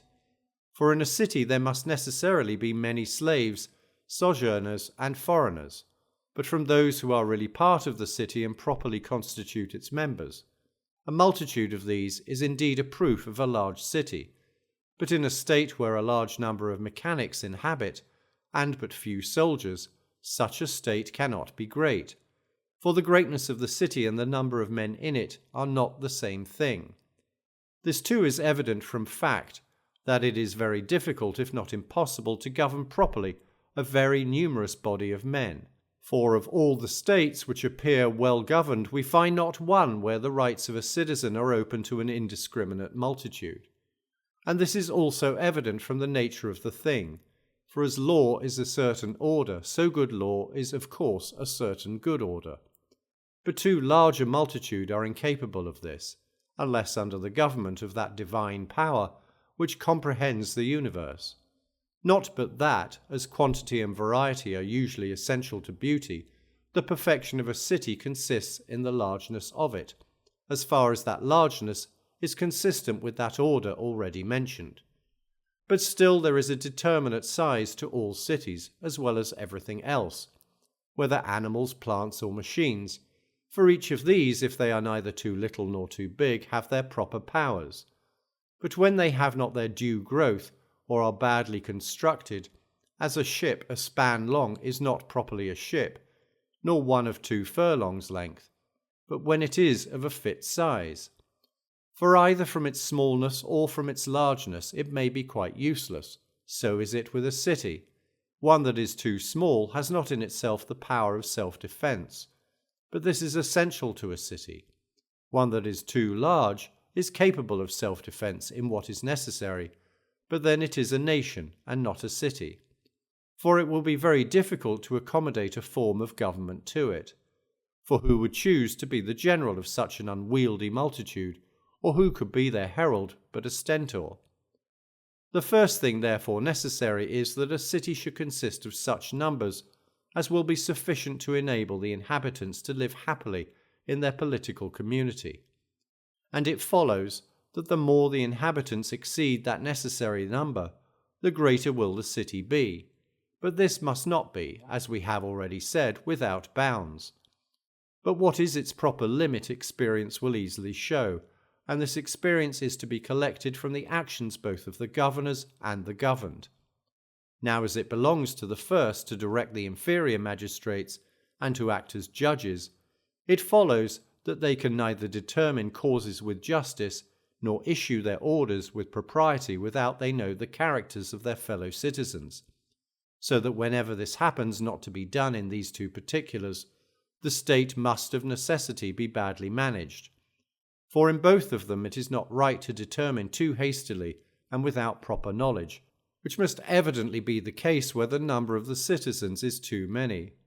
Besides, it is more easy for strangers and sojourners to assume the rights of citizens, as they will easily escape detection in so great a multitude. It is evident then that the best boundary for a city is that wherein the numbers are the greatest possible, that they may be the better able to be sufficient in themselves, while at the same time they are not too large to be under the eye and government of the magistrates. And thus let us determine the extent of a city. Chapter 5. What we have said concerning a city may nearly be applied to a country, for as to what soil it should be, everyone evidently will commend it if it is such as is sufficient in itself to furnish what will make the inhabitants happy, for which purpose it must be able to supply them with all the necessaries of life. For it is the having these in plenty without any want which makes them content. As to its extent, it should be such as may enable the inhabitants to live at their ease with freedom and temperance. Whether we have done right or wrong in fixing this limit to the territory shall be considered more minutely hereafter, when we come particularly to inquire into property, and what fortune is requisite for a man to live on, and how and in what manner they ought to employ it. For there are many doubts upon this question, while each party insists upon their own plan of life being carried to an excess, the one of severity, the other of indulgence. What the situation of the country should be, it is not difficult to determine, in some particulars respecting that we ought to be advised by those who are skilful in military affairs. It should be difficult of access to an enemy, but easy to the inhabitants. And as we said that the number of inhabitants ought to be such as can come under the eye of the magistrate, so should it be with the country, for then it is easily defended. As to the position of the city, if one could place it to one's wish, it is convenient to fix it on the seaside. With respect to the country, one situation which it ought to have has been already mentioned, namely that it should be so placed as easily to give assistance to all places, and also to receive the necessaries of life from all parts, and also wood or any other materials which may happen to be in the country. Chapter 6. But with respect to placing a city in the neighbourhood of the sea, there are some who have many doubts whether it is serviceable or hurtful to a well-regulated state. For they say that the resort of persons brought up under a different system of government is disserviceable to the state, as well by impeding the laws as by their numbers, for a multitude of merchants must necessarily arise from their trafficking backward and forward upon the seas, which will hinder the well-governing of the city. But if this inconvenience should not arise, it is evident that it is better both on account of safety and also for the easier acquisition of the necessaries of life, that both the city and the country should be near the sea. For it is necessary that those who are to sustain the attack of the enemy should be ready with their assistance both by land and by sea, and to oppose any inroad, both ways if possible, but if not, at least where they are most powerful, which they may do while they possess both. A maritime situation is also useful for receiving from others what your own country will not produce, and exporting those necessaries of your own growth which are more than you have occasion for. But a city ought to traffic to supply its own wants, and not the wants of others. For those who themselves furnish an open market for everyone do it for the sake of gain, which it is not proper for a well-established state to do, neither should they encourage such a commerce. Now as we see that many places and cities have docks and harbours lying very convenient for the city, while those who frequent them have no communication with the citadel, and yet they are not too far off, but are surrounded by walls and such like fortifications, it is evident that if any good arises from such an intercourse, the city will receive it, but if anything hurtful, it will be easy to restrain it by a law declaring and deputing whom the state will allow to have an intercourse with each other, and whom not. As to a naval power, it is by no means doubtful that it is necessary to have one to a certain degree, and this not only for the sake of the city itself, but also because it may be necessary to appear formidable to some of the neighbouring states, or to be able to assist them as well by sea as by land. But to know how great that force should be, the health of the state should be inquired into, and if that appears vigorous and enables her to take the lead of other communities, it is necessary that her force should correspond with her actions. As for that multitude of people which a maritime power creates, they are by no means necessary to a state, nor ought they to make a part of the citizens. For the mariners and infantry who have the command are freemen, and upon these depends a naval engagement.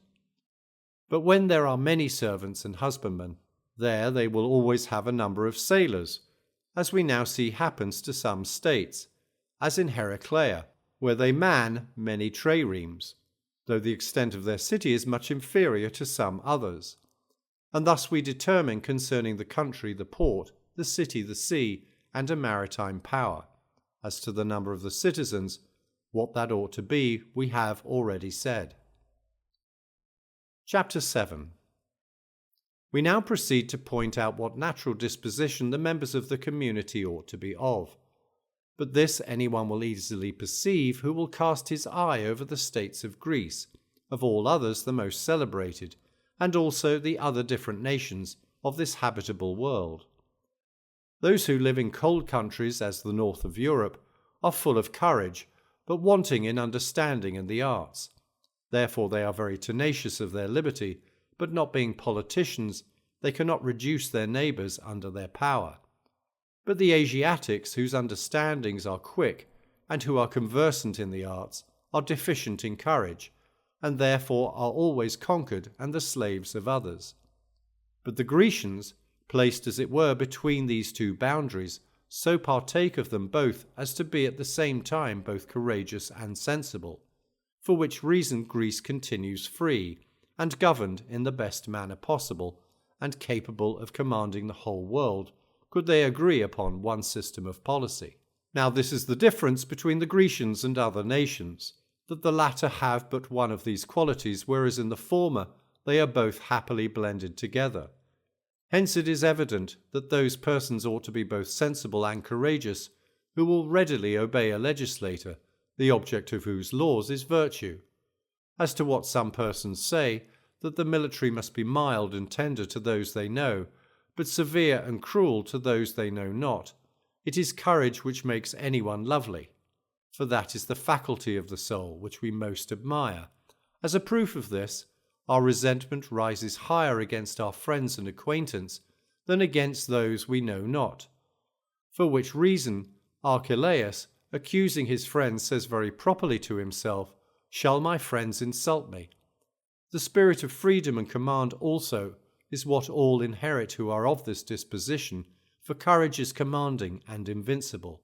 It also is not right for anyone to say that you should be severe to those you know not, for this behaviour is proper for no one, nor are those who are of a noble disposition harsh in their manners, excepting only to the wicked, and when they are particularly so, it is, as has been already said, against their friends, when they think they have injured them, which is agreeable to reason, for when those who think they ought to receive a favour from anyone do not receive it, beside the injury done them, they consider what they are deprived of. Hence the saying, "Cruel are the wars of brothers," and this, "Those who have greatly loved do greatly hate." And thus we have nearly determined how many the inhabitants of a city ought to be, and what their natural disposition, and also the country how large, and of what sort is necessary. I say nearly because it is needless to endeavour at as great accuracy in those things which are the objects of the senses, as in those which are inquired into by the understanding only. Chapter 8. As in natural bodies those things are not admitted to be parts of them, without which the whole would not exist, so also it is evident that in a political state everything that is necessary thereunto is not to be considered as a part of it, nor any other community from whence one whole is made. For one thing ought to be common and the same to the community, whether they partake of it equally or unequally, as for instance food, land, or the like. But when one thing is for the benefit of one person, and another for the benefit of another, in this there is nothing like a community, excepting that one makes it and the other uses it, as for instance between any instrument employed in making any work, and the workman, as there is nothing common between the house and the builder, but the art of the builder is employed on the house. Thus property is necessary for states, but property is no part of the state, though many species of it have life. But a city is a community of equals, for the purpose of enjoying the best life possible. But the happiest life is the best which consists in the perfect practice of virtuous energies, as therefore some persons have great, others little or no opportunity of being employed in these. It is evident that this is the cause of the difference there is between the different cities and communities there are to be found. For while each of these endeavour to acquire what is best by various and different means, they give rise to different modes of living and different forms of government. We are now to consider what those things are without which a city cannot possibly exist, for what we call parts of the city must of necessity inhere in it. And this we shall plainly understand, if we know the number of things necessary to a city. First, the inhabitants must have food. Secondly, arts, for many instruments are necessary in life. Thirdly, arms, for it is necessary that the community should have an armed force within themselves, both to support their government against those of their own body who might refuse obedience to it, and also to defend it from those who might attempt to attack it from without. Fourthly, a certain revenue, as well as for the internal necessities of the state as for the business of war. Fifthly, which is indeed the chief concern, a religious establishment. Sixthly, in order, but first of all in necessity, a court to determine both criminal and civil causes. These things are absolutely necessary, so to speak, in every state, for a city is a number of people not accidentally met together, but with a purpose of ensuring to themselves sufficient independency and self-protection. And if anything necessary for these purposes is wanting, it is impossible that in such a situation these ends can be obtained. It is necessary, therefore, that a city should be capable of acquiring all these things. For this purpose, a proper number of husbandmen are necessary to procure food, also artificers and soldiers, and rich men and priests and judges, to determine what is right and proper. Chapter 9. Having determined thus far, it remains that we consider whether all these different employments shall be open to all. For it is possible to continue the same persons always husbandmen, artificers, judges, or counsellors, or shall we appoint different persons to each of those employments which we have already mentioned? Or shall some of them be appropriated to particulars, and others of course common to all? But this does not take place in every state, for, as we have already said, it is possible that all may be common to all, or not, but only common to some. And this is the difference between one government and another, for in democracies the whole community partakes of everything, but in oligarchies it is different. Since we are inquiring what is the best government possible, and it is admitted to be that in which the citizens are happy, and that, as we have already said, it is impossible to obtain happiness without virtue, it follows that in the best governed states, where the citizens are really men of intrinsic and not relative goodness, none of them should be permitted to exercise any mechanic employment or follow merchandise, as being ignoble and destructive to virtue. Neither should they be husbandmen, that they may be at leisure to improve in virtue and perform the duty they owe to the state. With respect to the employments of a soldier, a senator, and a judge, which are evidently necessary to the community, shall they be allotted to different persons, or shall the same person execute both? This question too is easily answered, for in some cases the same persons may execute them, in others they should be different, where the different employments require different abilities, as when courage is wanting for one, judgment for the other, there they should be allotted to different persons. But when it is evident that it is impossible to oblige those who have arms in their hands, and can insist on their own terms to be always under command, there these different employments should be trusted to one person. For those who have arms in their hands have it in their option whether they will or will not assume the supreme power. To these two, namely those who have courage and judgment, the government must be entrusted, but not in the same manner, but as nature directs. What requires courage to the young, what requires judgment to the old? For with the young is courage, with the old is wisdom. Thus each will be allotted the part they are fit for according to their different merits. It is also necessary that the landed property should belong to these men, for it is necessary that the citizens should be rich, and these are the men proper for citizens. For no mechanic ought to be admitted to the rights of a citizen, nor any other sort of people whose employment is not entirely noble, honourable, and virtuous. This is evident from the principle we at first set out with, for to be happy it is necessary to be virtuous, and no one should say that a city is happy while he considers only one part of its citizens, but for that purpose he ought to examine into all of them.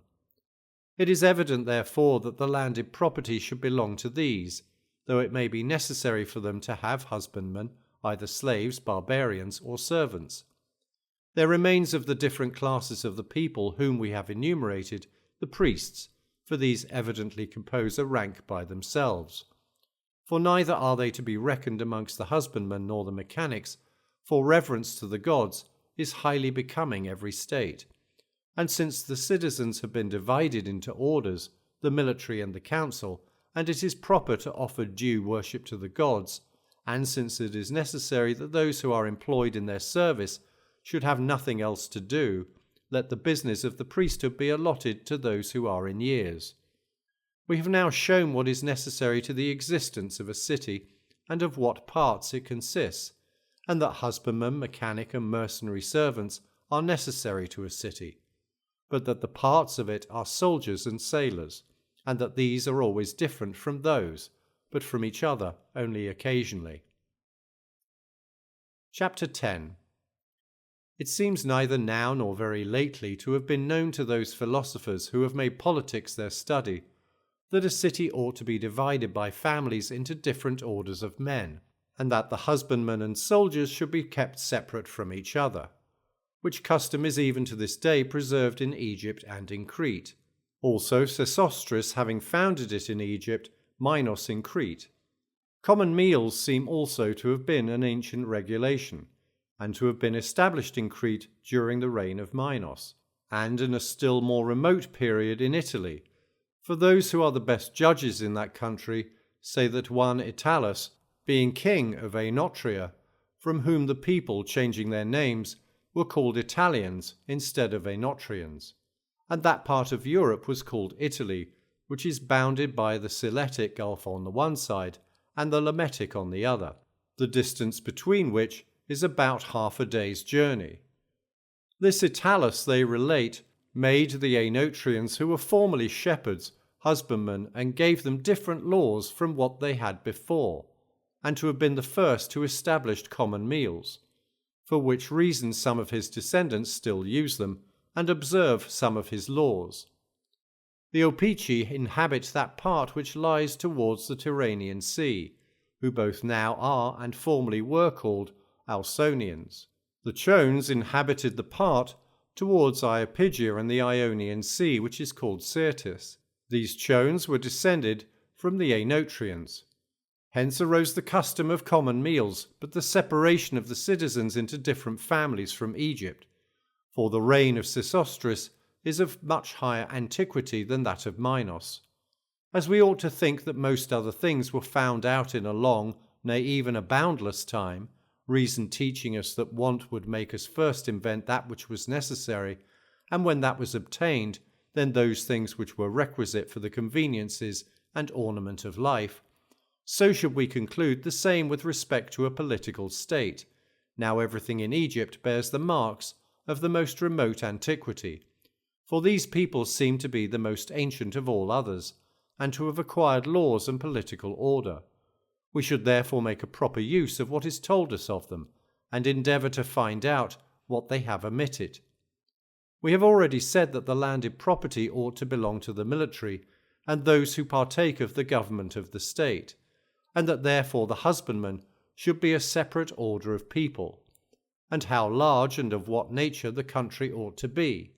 We will first treat of the division of the land and of the husbandman, how many and of what sort they ought to be, since we by no means hold that property ought to be common, as some persons have said, only thus far, in a friendship, it should be their custom to let no citizen want subsistence. As to common meals, it is in general agreed that they are proper in well-regulated cities.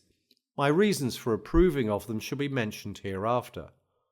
They are what all the citizens ought to partake of, but it will not be easy for the poor, out of what is their own, to furnish as much as they are ordered to do, and supply their own house besides. The expense also of religious worship should be defrayed by the whole state. Of necessity, therefore, the land ought to be divided into two parts, one of which should belong to the community in general, the other to the individuals separately, and each of these parts should again be subdivided into two. Half of that which belongs to the public should be appropriated to maintain the worship of the gods, the other half to support the common meals. Half of that which belongs to the individuals should be at the extremity of the country, the other half near the city, so that these two portions being allotted to each person, all would partake of land in both places, which would be both equal and right, and induce them to act in concert with greater harmony in any war with their neighbours. For when the land is not divided in this manner, one party neglects the inroads of the enemy on the borders, the other makes it a matter of too much consequence and more than is necessary. For which reason in some places there is a law which forbids the inhabitants of the borders to have any vote in the council when they are debating upon a war which is made against them, as their private interest might prevent their voting impartially. Thus therefore the country ought to be divided, and for the reasons before mentioned. Could one have one's choice, the husbandmen should by all means be slaves, not of the same nation, or men of any spirit, for thus they would be laborious in their business, and safe from attempting any novelties. Next to these, barbarian servants are to be preferred, similar in natural disposition to these we have already mentioned. Of these, let those who are to cultivate the private property of the individual belong to that individual, and those who are to cultivate the public territory belong to the public. In what manner these slaves ought to be used, and for what reason it is very proper that they should have the promise of their liberty made them as a reward for their services, shall be mentioned hereafter. Chapter 11. We have already mentioned that both the city and all the country should communicate both with the sea and the continent as much as possible. There are these four things which we should be particularly desirous of in the position of the city with respect to itself. In the first place, health is to be consulted as the first thing necessary. Now a city which fronts the east and receives the winds which blow from thence is esteemed most healthful. Next to this, that which has a northern position is to be preferred, as best in winter. It should next be contrived that it may have a proper situation for the business of government and for defence in war, that in war the citizens may have easy access to it, but that it may be difficult of access to and hardly to be taken by the enemy. In the next place particularly, that there may be plenty of water and rivers near at hand, but if those cannot be found, very large cisterns must be prepared to save rainwater, so that there may be no want of it in case they should be driven into the town in time of war. And as great care should be taken of the health of the inhabitants, the first thing to be attended to is that the city should have a good situation and a good position. The second is that they may have good water to drink, and this not be negligently taken care of, for what we chiefly and most frequently use for the support of the body must principally influence the health of it, and this influence is what the air and water naturally have. For which reason in all wise governments the waters ought to be appropriated to different purposes, and if they are not equally good, and if there is not a plenty of necessary water, that which is to drink should be separated from that which is for other uses. As to fortified places, what is proper for some governments is not proper for all, as for instance a lofty citadel is proper for a monarchy and an oligarchy. A city built upon a plain suits a democracy, neither of these for an aristocracy, but rather many strong places. As to the form of private houses, those are thought to be best and most useful for their different purposes, which are distinct and separate from each other, and built in the modern manner, after the plan of Hippodamus. But for safety in time of war, on the contrary, they should be built as they formerly were, for they were such that strangers could not easily find their way out of them, and the method of access to them such as an enemy could with difficulty find out if he proposed to besiege them. A city therefore should have both these sorts of buildings, which may easily be contrived if anyone will so regulate them as the planters do their rows of vines. Not that the buildings throughout the city should be detached from each other, only in some parts of it. Thus elegance and safety will be equally consulted. With respect to walls, those who say that a courageous people ought not to have any pay too much respect to obsolete notions, particularly as we may see those who pride themselves therein continually confuted by facts. It is indeed disreputable for those who are equal, or nearly so, to the enemy to endeavour to take refuge within their walls. But since it very often happens that those who make the attack are too powerful for the bravery and courage of those few who oppose them to resist, if you would not suffer the calamities of war and the insolence of the enemy, it must be thought the part of a good soldier to seek for safety under the shelter and protection of walls, more especially since so many missile weapons and machines have been most ingeniously invented to besiege cities with. Indeed, to neglect surrounding a city with a wall would be similar to choosing a country which is easy of access to an enemy or levelling the eminences of it, or as if an individual should not have a wall to his house, lest it should be thought that the owner of it was a coward.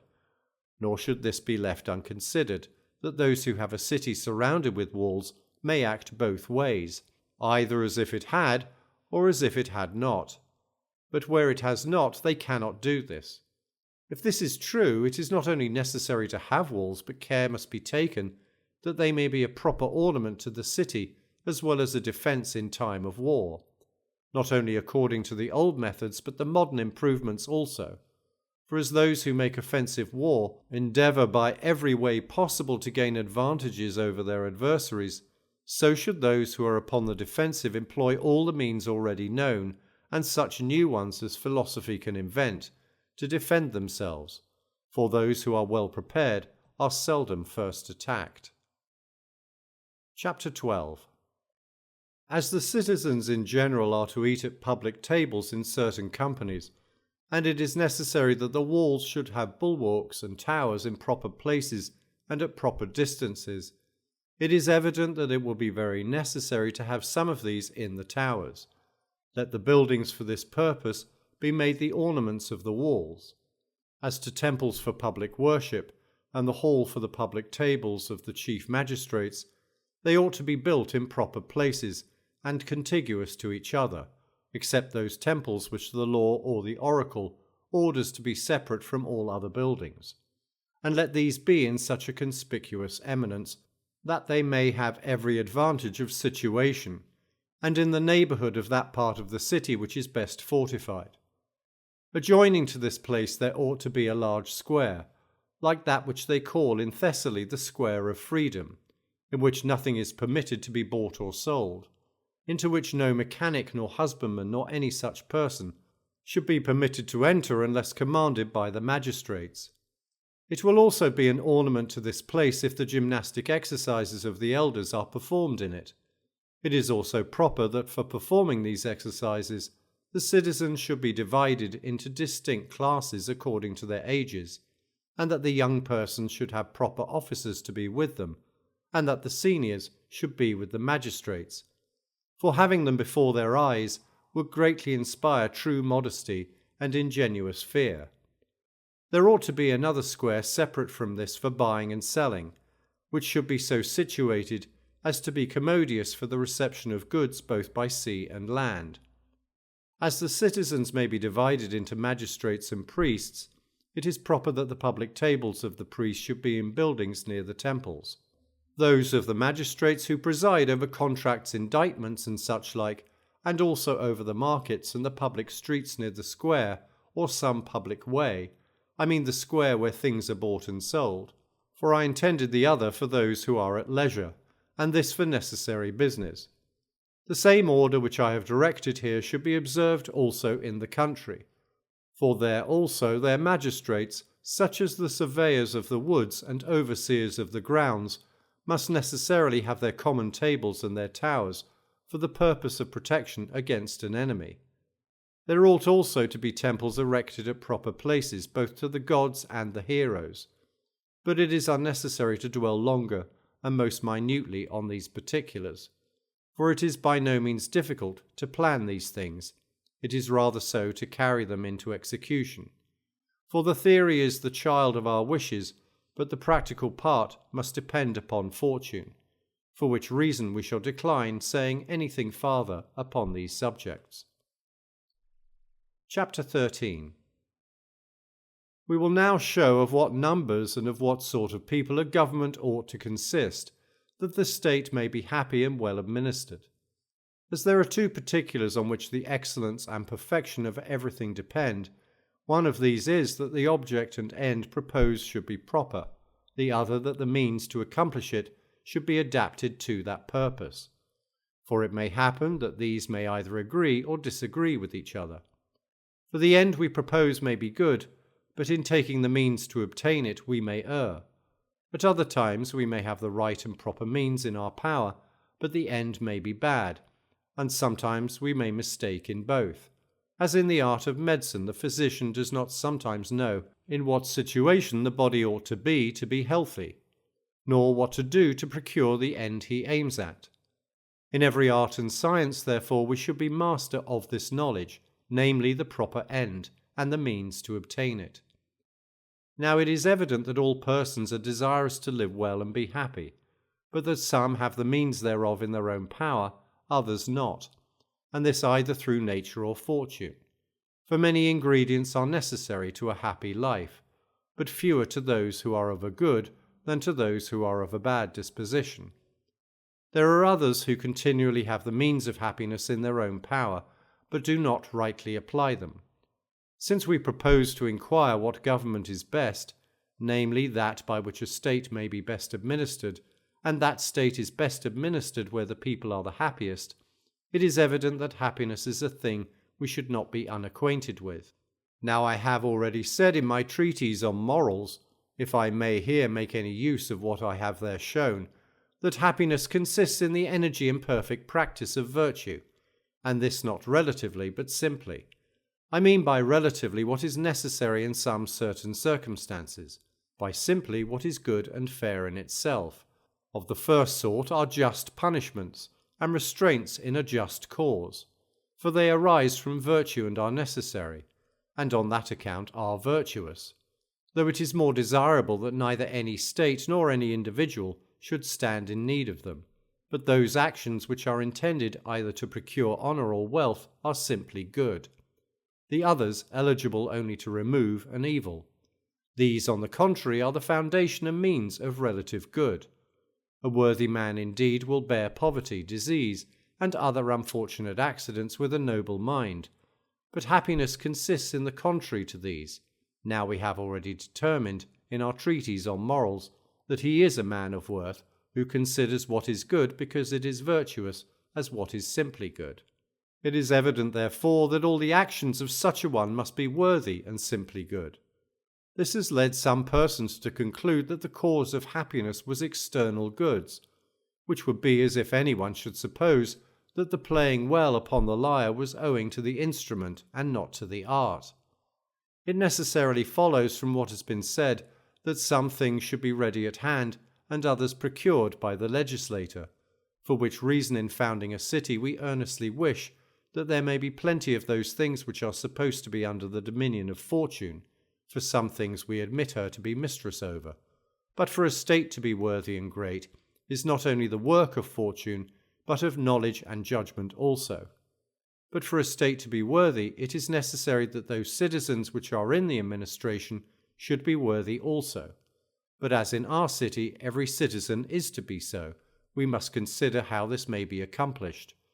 For if this is what everyone could be, and not some individuals only, it would be more desirable, for then it would follow that what might be done by one might be done by all.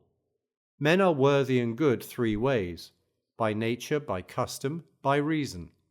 In the first place, a man ought to be born a man, and not any other animal.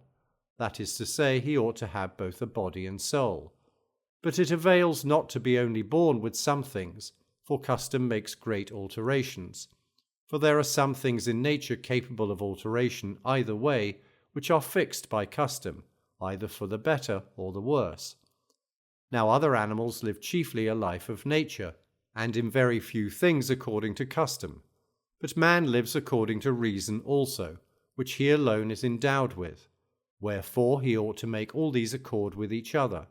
For if men followed reason, and were persuaded that it was best to obey her, they would act in many respects contrary to nature and custom. What men ought naturally to be to make good members of a community, I have already determined.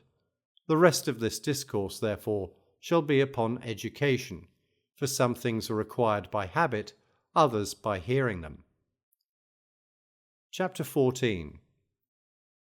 As every political community consists of those who govern and of those who are governed, let us consider whether during the continuance of their lives they ought to be the same persons or different. For it is evident that the mode of education should be adapted to this distinction. Now if one man differed from another as much as we believe the gods and heroes differ from men, in the first place being far their superiors in body, and secondly in the soul, so that the superiority of the governors over the governed might be evident beyond a doubt, it is certain that it would be better for the one always to govern, the other always to be governed. But as this is not easy to obtain, and kings are not so superior to those they govern as Silax informs us they are in India, it is evident that for many reasons it is necessary that all in their turns should both govern and be governed. For it is just that those who are equal should have everything alike, and it is difficult for a state to continue which is founded in injustice. For all those in the country who are desirous of innovation will apply themselves to those who are under the government of the rest, and such will be their numbers in the state that it will be impossible for the magistrates to get the better of them. But that the governors ought to excel the governed is beyond a doubt. The legislator, therefore, ought to consider how this shall be, and how it may be contrived that all shall have their equal share in the administration. Now, with respect to this, it will be first said that nature herself has directed us in our choice, laying down the self-same thing when she has made some young, others old. The first of whom it becomes to obey, the latter to command.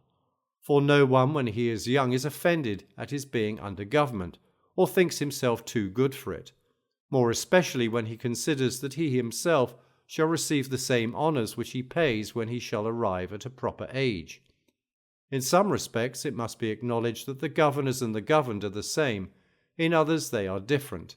It is therefore necessary that their education should be in some respect the same, in others different. As they say that he will be a good governor who has first learnt to obey. Now of governments, as we have already said, some are instituted for the sake of him who commands, others for him who obeys. Of the first sort is that of the master over the servant, of the latter that of freemen over each other. Now some things which are commanded differ from others, not in the business but in the end proposed thereby. For which reason many works, even of a servile nature, are not disgraceful for young freemen to perform. For many things which are ordered to be done are not honourable or dishonourable, so much in their own nature as in the end which is proposed, and the reason for which they are undertaken. Since then we have determined that the virtue of a good citizen and good governor is the same as of a good man, and that everyone before he commands should have first obeyed, it is the business of the legislator to consider how his citizens may be good men, what education is necessary to that purpose, and what is the final object of a good life. The soul of man may be divided into two parts, that which has reason in itself, and that which hath not, but is capable of obeying its dictates. And according to the virtues of these two parts, a man is said to be good.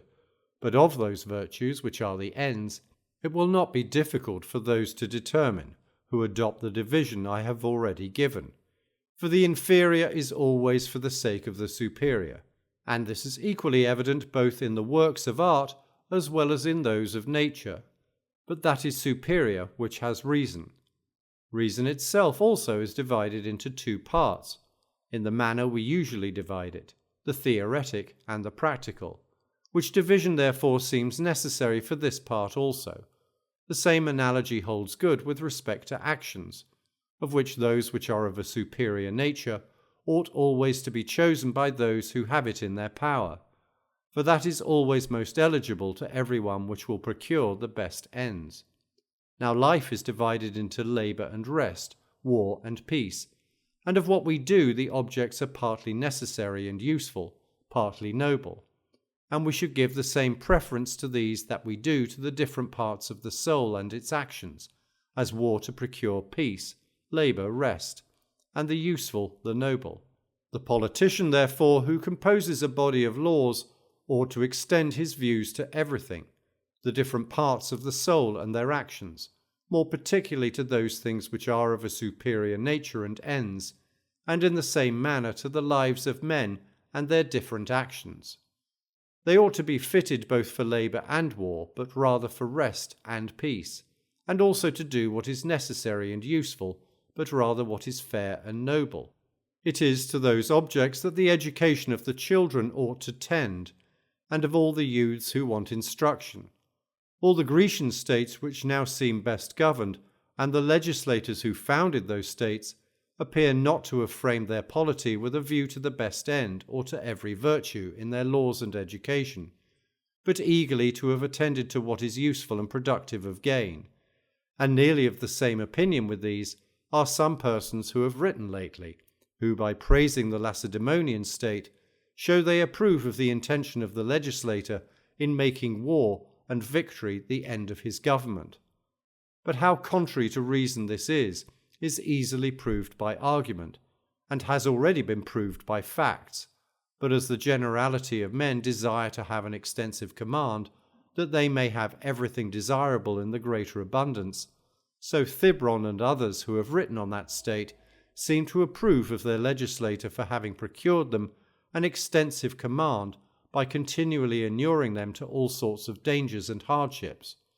For it is evident, since the Lacedaemonians have now no hope that the supreme power will be in their own hand, that neither are they happy, nor was their legislator wise. This also is ridiculous, that while they preserved an obedience to their laws, and no one opposed their being governed by them, they lost the means of being honourable. But these people understand not rightly what sort of government it is which ought to reflect honour on the legislator, for a government of freemen is nobler than despotic power, and more consonant to virtue. Moreover, neither should a city be thought happy, nor should a legislator be commended, because he has so trained the people as to conquer their neighbours. For in this there is a great inconvenience, since it is evident that upon this principle every citizen who can will endeavour to procure the supreme power in his own city, which crime the Lacedaemonians accuse Pausanias of, though he enjoyed such great honours. Such reasoning and such laws are neither political, useful, nor true, but a legislator ought to instil those laws on the minds of men which are most useful for them, both in their public and private capacities. The rendering a people fit for war, that they may enslave their inferiors, ought not to be the care of the legislator, but that they may not themselves be reduced to slavery by others. In the next place, he should take care that the object of his government is the safety of those who are under it, and not a despotism over all. In the third place, that those only are slaves who are fit to be only so. Reason indeed concurs with experience in showing that all the attention which the legislator pays to the business of war, and all other rules which he lays down, should have for their object rest and peace, since most of those states which we usually see are preserved by war, but, after they have acquired a supreme power over those around them, are ruined, for during peace, like a sword, they lose their brightness, the fault of which lies in the legislator, who never taught them how to be at rest. Chapter 15. As there is one end common to a man both as an individual and a citizen, it is evident that a good man and a good citizen must have the same object in view. It is evident that all the virtues which lead to rest are necessary, for, as we have often said, the end of war is peace, of labour rest. But those virtues whose object is rest, and those also whose object is labour, are necessary for a liberal life and rest, for we want a supply of many necessary things that we may be at rest. A city therefore ought to be temperate, brave, and patient, for according to the proverb, rest is not for slaves. But those who cannot bravely face danger are the slaves of those who attack them. Bravery therefore and patience are necessary for labour, philosophy for rest, and temperance and justice in both. But these chiefly in time of peace and rest, for war obliges men to be just and temperate. But the enjoyment of pleasure, with the rest of peace, is more apt to produce insolence. Those indeed who are easy in their circumstances and enjoy everything that can make them happy, have great occasion for the virtues of temperance and justice. Thus if there are, as the poets tell us, any inhabitants in the Happy Isles, to these a higher degree of philosophy, temperance, and justice will be necessary, as they live at their ease, in the full plenty of every sensual pleasure. It is evident, therefore, that these virtues are necessary in every state that would be happy or worthy. For he who is worthless can never enjoy real good, much less is he qualified to be at rest, but can appear good only by labour and being at war, but in peace and at rest the meanest of creatures. For which reason virtue should not be cultivated as the Lacedaemonians did, for they did not differ from others in their opinion concerning the supreme good, but in imagining this good was to be procured by a particular virtue. But since there are greater goods than those of war, it is evident that the enjoyment of those which are valuable in themselves should be desired, rather than those virtues which are useful in war. But how and by what means this is to be acquired is now to be considered. We have already assigned 3 causes on which it will depend: nature, custom, and reason. Arid shown what sort of men nature must produce for this purpose. It remains then that we determine which we shall first begin by in education, reason or custom, for these ought always to preserve the most entire harmony with each other. For it may happen that reason may err from the end proposed, and be corrected by custom. In the first place, it is evident that in this, as in other things, its beginning or production arises from some principle, and its end also arises from another principle, which is itself an end. Now with us, reason and intelligence are the end of nature. Our production, therefore, and our manners ought to be accommodated to both these. In the next place, as the soul and the body are 2 distinct things, so also we see that the soul is divided into 2 parts, the reasoning and not reasoning, with their habits, which are 2 in number, one belonging to each, namely appetite and intelligence. And as the body is in production before the soul, so is the not reasoning part of the soul before the reasoning. And this is evident, for anger, will, and desire are to be seen in children nearly as soon as they are born, but reason and intelligence spring up as they grow to maturity. The body, therefore, necessarily demands our care before the soul, next the appetites for the sake of the mind, the body for the sake of the soul. Chapter 16. If then the legislator ought to take care that the bodies of the children are as perfect as possible, his first attention ought to be given to matrimony, at what time and in what situation it is proper that the citizens should engage in the nuptial contract. Now, with respect to this alliance, the legislator ought both to consider the parties and their time of life, that they may grow old at the same part of time, and that their bodily powers may not be different, that is to say, the man being able to have children, but the woman too old to bear them. Or on the contrary, the woman be young enough to produce children, but the man too old to be a father. For from such a situation discords and disputes continually arise. In the next place, with respect to the succession of children, there ought not to be too great an interval of time between them and their parents, for when there is, the parent can receive no benefit from his child's affection, or the child any advantage from his father's protection. Neither should the difference in years be too little, as great inconveniences may arise from it, as it prevents that proper reverence being shown to a father by a boy who considers him as nearly his equal in age, and also from the disputes it occasions in the economy of the family. But to return from this digression, care ought to be taken that the bodies of the children may be such as will answer the expectations of the legislator. This also will be effected by the same means.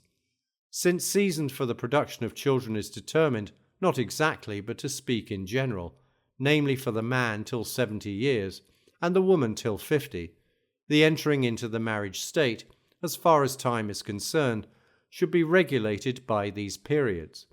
It is extremely bad for the children when the father is too young, for in all animals whatsoever the parts of the young are imperfect, and are more likely to be productive of females than males, and diminutive also in size. The same thing, of course, necessarily holds true in men. As a proof of this, you may see in those cities where the men and women usually marry very young, the people in general are very small and ill-framed. In childbirth also the women suffer more, and many of them die. And thus some persons tell us the oracle of Trasenium should be explained, as if it referred to the many women who were destroyed by too early marriages, and not their gathering their fruits too soon. It is also conducive to temperance not to marry too soon, for women who do so are apt to be intemperate. It also prevents the bodies of men from acquiring their full size if they marry before their growth is completed, for this is the determinate period, which prevents any further increase, for which reason the proper time for a woman to marry is 18, for a man 37, a little more or less. For when they marry at that time their bodies are in perfection, and they will also cease to have children at a proper time. And moreover, with respect to the succession of the children, if they have them at the time which may reasonably be expected, they will be just arriving into perfection when their parents are sinking down under the load of 70 years. And thus much for the time which is proper for marriage, but moreover a proper season of the year should be observed, as many persons do now, and appropriate the winter for this business. The married couple ought also to regard the precepts of physicians and naturalists, each of whom have treated on these subjects. What is the fit disposition of the body will be better mentioned when we come to speak of the education of the child. We will just slightly mention a few particulars. Now, there is no occasion that anyone should have the habit of body of a wrestler to be either a good citizen, or to enjoy a good constitution, or to be the father of healthy children. Neither should he be infirm or too much dispirited by misfortunes, but between both these. He ought to have a habit of labour, but not of too violent labour, nor should that be confined to one object only, as the wrestler's is, but to such things as are proper for freemen. These things are equally necessary both for men and women. Women with child should also take care that their diet is not too sparing, and that they use sufficient exercise, which it will be easy for the legislator to effect if he commands them once every day to repair to the worship of the gods who are supposed to preside over matrimony. But, contrary to what is proper for the body, the mind ought to be kept as tranquil as possible, for as plants partake of the nature of the soil, so does the child receive much of the disposition of the mother. With respect to the exposing or bringing up of children, let it be a law that nothing imperfect or maimed shall be brought up. As the proper time has been pointed out for a man and a woman to enter into the marriage state, So also let us determine how long it is advantageous for the community that they should have children. For as the children of those who are too young are imperfect both in body and mind, so also those whose parents are too old are weak in both. While therefore the body continues in perfection, which, as some poets say who reckon the different periods of life by sevens, is till 50 years or 4 or 5 more, the children may be equally perfect. But when the parents are past that age, it is better they should have no more. With respect to any connection between a man and a woman, or a woman and a man, when either of the parties are betrothed, let it be held in utter detestation on any pretext whatsoever. But should anyone be guilty of such a thing after the marriage is consummated, let his infamy be as great as his guilt deserves. Chapter 17. When a child is born, it must be supposed that the strength of its body will depend greatly upon the quality of its food. Now whoever will examine into the nature of animals, and also observe those people who are very desirous their children should acquire a warlike habit, will find that they feed them chiefly with milk, as being best accommodated to their bodies, but without wine, to prevent any distempers. Those motions also which are natural to their age are very serviceable, and to prevent any of their limbs from being crooked, on account of their extreme ductility, some people even now use particular machines that their bodies may not be distorted. It is also useful to inure them to the cold when they are very little, for this is very serviceable for their health, and also to inure them to the business of war, for which reason it is customary with many of the barbarians to dip their children in rivers when the water is cold, with others to clothe them very lightly, as among the Celts. For whatever it is possible to accustom children to, it is best to accustom them to it at first, but to do it by degrees. Besides, boys have naturally a habit of loving the cold on account of the heat. These then, and such like things, ought to be the first object of our attention. The next age to this continues till the child is 5 years old, during which time it is best to teach him nothing at all, not even necessary labour, lest it should hinder his growth. But he should be accustomed to use so much motion as not to acquire a lazy habit of body, which he will get by various means and by play also. His play also ought to be neither illiberal, nor too laborious, nor lazy. Their governors and preceptors also should take care what sort of tales and stories it may be proper for them to hear, for all these ought to pave the way for their future instruction. For which reason the generality of their play should be imitations of what they are afterwards to do seriously. They too do wrong who forbid by laws the disputes between boys and their quarrels, for they contribute to increase their growth, as they are a sort of exercise to the body. For the struggles of the heart and the compression of the spirits give strength to those who labour, which happens to boys in their disputes. The preceptors also ought to have an eye upon their manner of life, and those with whom they converse, and to take care that they are never in the company of slaves. At this time, until they are 7 years old, it is necessary that they should be educated at home. It is also very proper to banish both from their hearing and sight everything which is illiberal and the like. Indeed, it is as much the business of the legislator as anything else to banish every indecent expression out of the state, for from a permission to speak whatever is shameful very quickly arises the doing it, and this particularly with young people, for which reason let them never speak nor hear any such thing. But if it appears that any free man has done or said anything that is forbidden before he is of age to be thought fit to partake of the common meals, let him be punished by disgrace and stripes. But if a person above that age does so, let him be treated as you would a slave, on account of his being infamous. Since we forbid his speaking everything which is forbidden, it is necessary that he neither sees obscene stories nor pictures. The magistrates therefore are to take care that there are no statues or pictures of anything of this nature, except only to those gods to whom the law permits them, and to which the law allows persons of a certain age to pay their devotions, for themselves, their wives, and children. It should also be illegal for young persons to be present either at iambics or comedies before they are arrived at that age when they are allowed to partake of the pleasures of the table.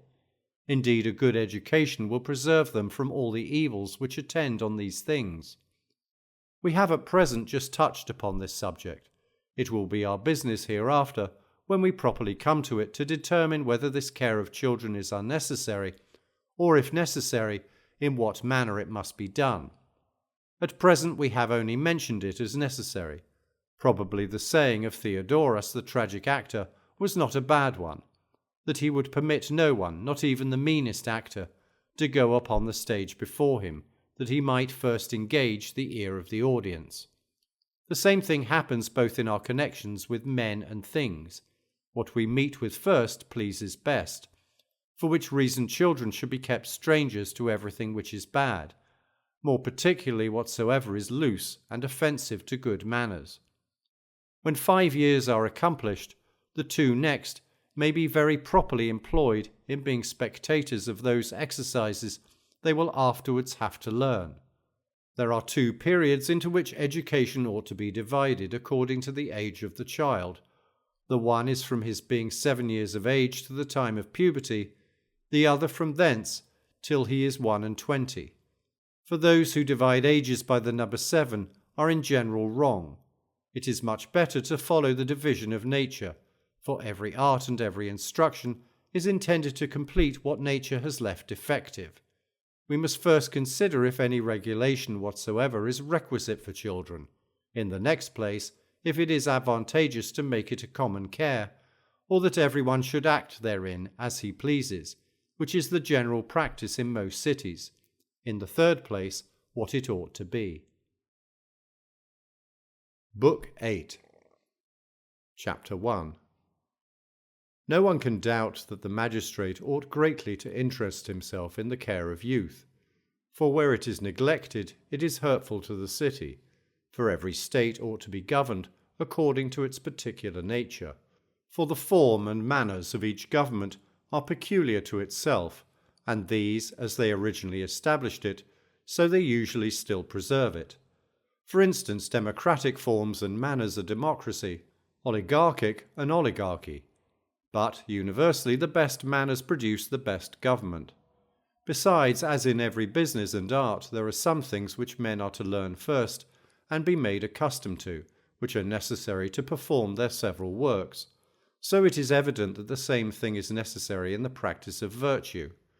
As there is one end in view in every city, it is evident that education ought to be one and the same in each, and that this should be a common care, and not the individual's, as it now is when everyone takes care of his own children separately.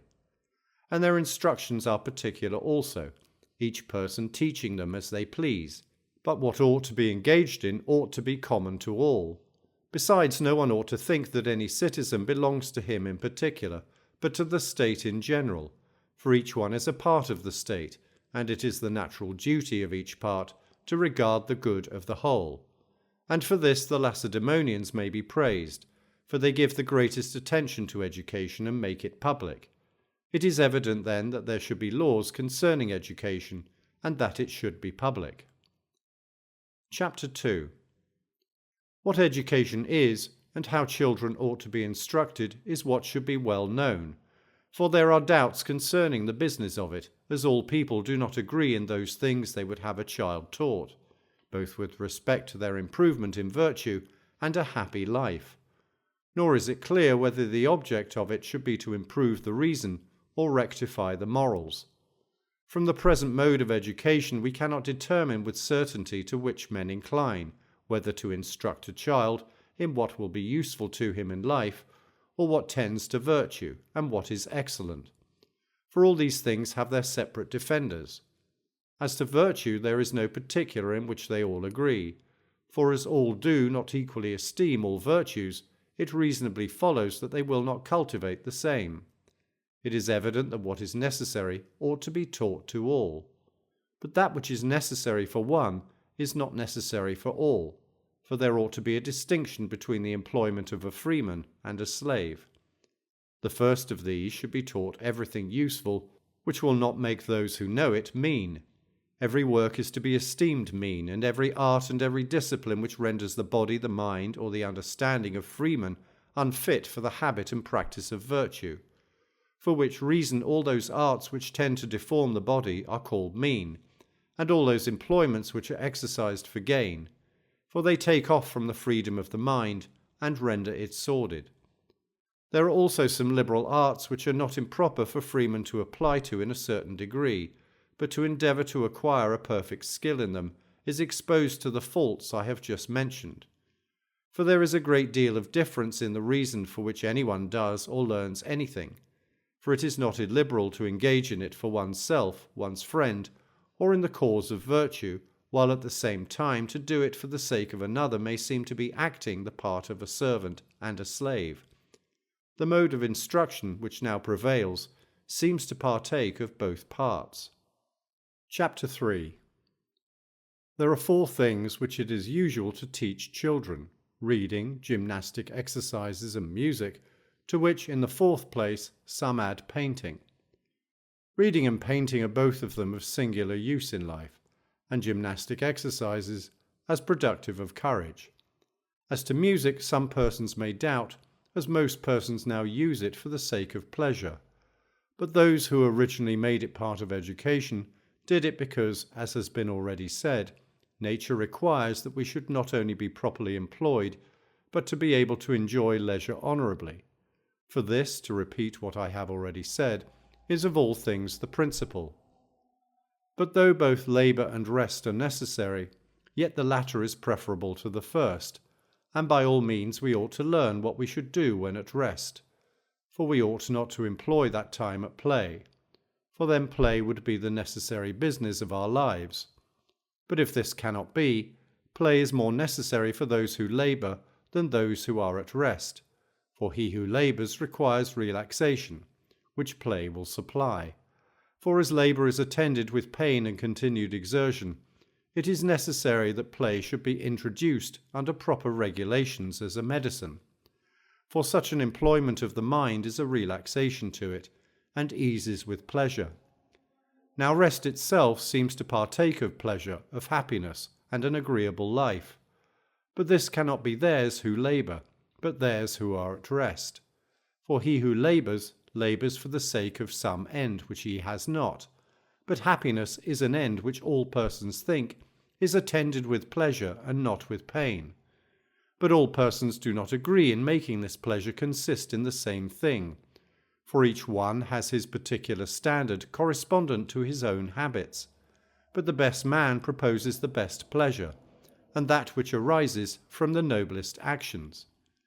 But it is evident that to live a life of rest there are some things which a man must learn and be instructed in, and that the object of this learning and this instruction centres in their acquisition.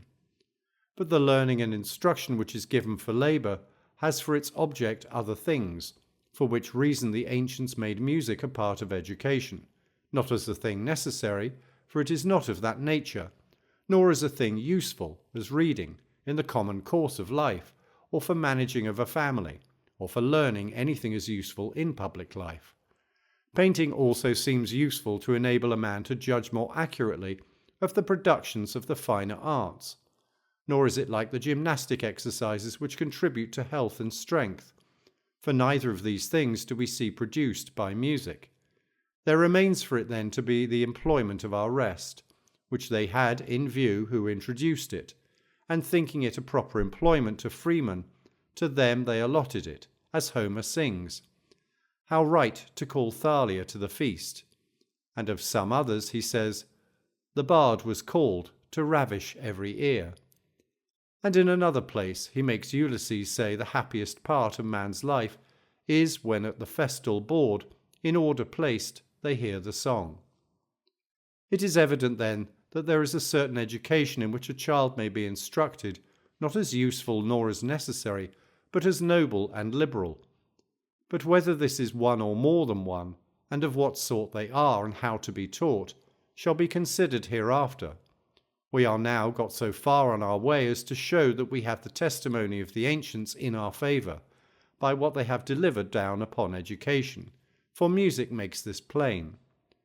Moreover, it is necessary to instruct children in what is useful not only on account of its being useful in itself, as for instance to learn to read, but also as the means of acquiring other different sorts of instruction.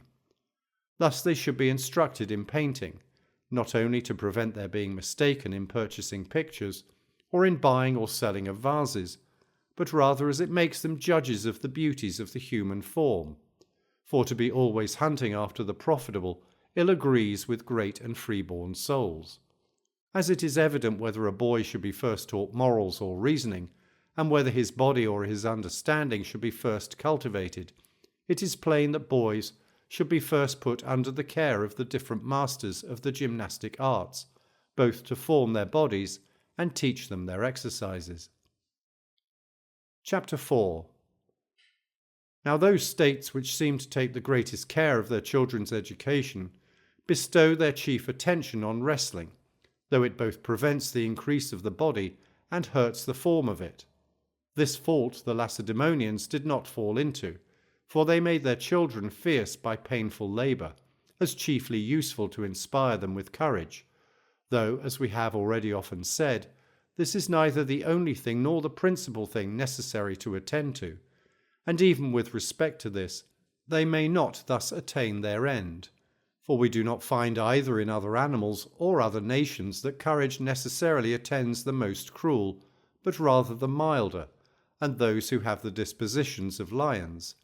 For there are many people who are eager both to kill men and to devour human flesh, as the Achaeans, and Heniochi in Pontus, and many others in Asia, some of whom are as bad, others worse than these, who indeed live by tyranny, but are men of no courage. Nay, we know that the Lacedaemonians themselves, while they continued those painful labours, and were superior to all others, though now they are inferior to many both in war and gymnastic exercises, did not acquire their superiority by training their youth to these exercises, but because those who were disciplined opposed those who were not disciplined at all. What is fair and honourable ought then to take place in education of what is fierce and cruel, for it is not a wolf, nor any other wild beast, which will brave any noble danger, but rather a good man.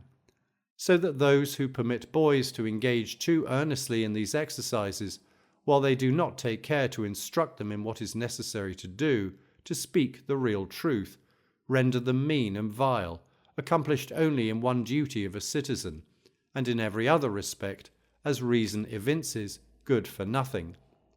Nor should we form our judgments from past events, but from what we see at present, for now they have rivals in their mode of education, whereas formerly they had not. That gymnastic exercises are useful and in what manner is admitted, for during youth it is very proper to go through a course of those which are most gentle, omitting that violent diet and those painful exercises which are prescribed as necessary, that they may not prevent the growth of the body.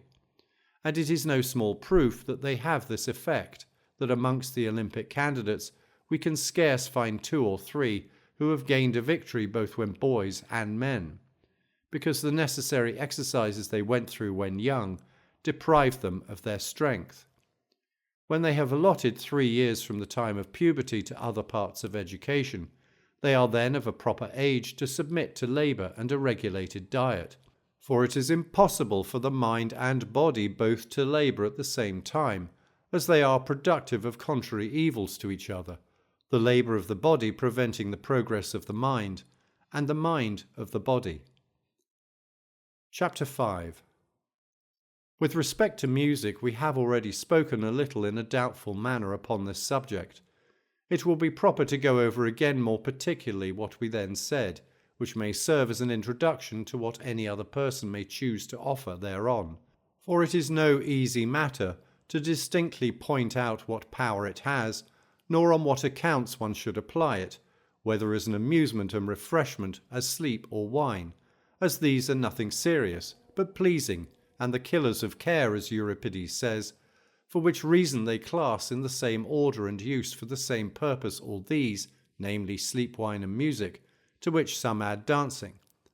Or shall we rather suppose that music tends to be productive of virtue, having a power, as the gymnastic exercises have, to form the body in a certain way, to influence the manners so as to accustom its professors to rejoice rightly? Or shall we say that it is of any service in the conduct of life, and an assistant to prudence? For this also is a third property which has been attributed to it. Now that boys are not to be instructed in it as play is evident, for those who learn don't play, for to learn is rather troublesome. Neither is it proper to permit boys at their age to enjoy perfect leisure, for to cease to improve is by no means fit for what is as yet imperfect. But it may be thought that the earnest attention of boys in this art is for the sake of that amusement they will enjoy when they come to be men and completely formed. But if this is the case, why are they themselves to learn it, and not follow the practice of the kings of the Medes and Persians, who enjoy the pleasure of music by hearing others play, and being shown its beauties by them? For of necessity those must be better skilled therein, who make this science their particular study and business, than those who have only spent so much time at it as was sufficient just to learn the principles of it. But if this is a reason for a child's being taught anything, they ought also to learn the art of cookery, but this is absurd.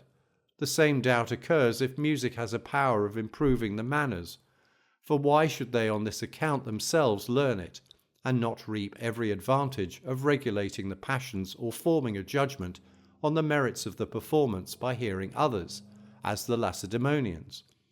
For they, without having ever learnt music, are yet able to judge accurately what is good and what is bad. The same reasoning may be applied if music is supposed to be the amusement of those who live an elegant and easy life. Why should they learn themselves, and not rather enjoy the benefit of others' skill? Let us here consider what is our belief of the immortal gods in this particular. Now we find the poets never represent Jupiter himself as singing and playing. Nay, we ourselves treat the professors of these arts as mean people, and say that no one would practice them but a drunkard or a buffoon. But probably we may consider this subject more at large hereafter. The first question is whether music is or is not to make a part of education, and of those three things which have been assigned as its proper employment, which is the right?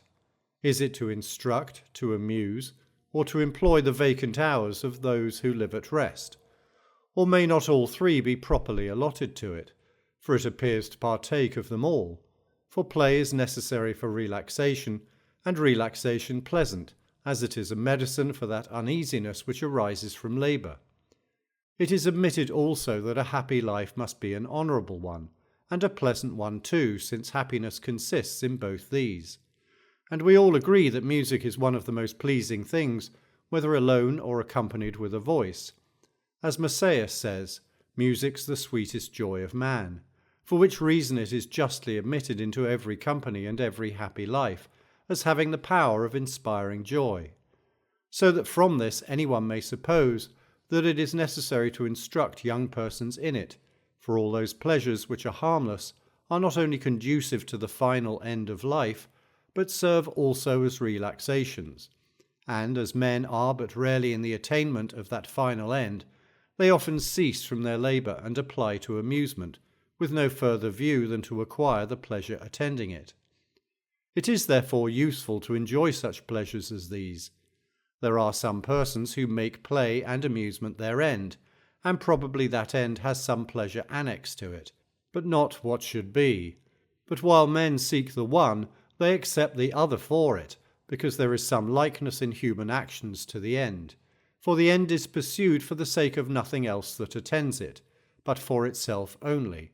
And pleasures like these are sought for not on account of what follows them, but on account of what has gone before them, as labour and grief, for which reason they seek for happiness in these sort of pleasures, and that this is the reason anyone may easily perceive. That music should be pursued, not on this account only, but also as it is very serviceable during the hours of relaxation from labour, probably no one doubts. We should also inquire whether besides this use it may not also have another of nobler nature, and we ought not only to partake of the common pleasure arising from it, which all have the sensation of, for music naturally gives pleasure, therefore the use of it is agreeable to all ages and all dispositions, but also to examine if it tends anything to improve our manners and our souls. And this will be easily known if we feel our dispositions any way influenced thereby, and that they are so is evident from many other instances, as well as the music at the Olympic Games, and this confessedly fills the soul with enthusiasm. But enthusiasm is an affection of the soul which strongly agitates the disposition.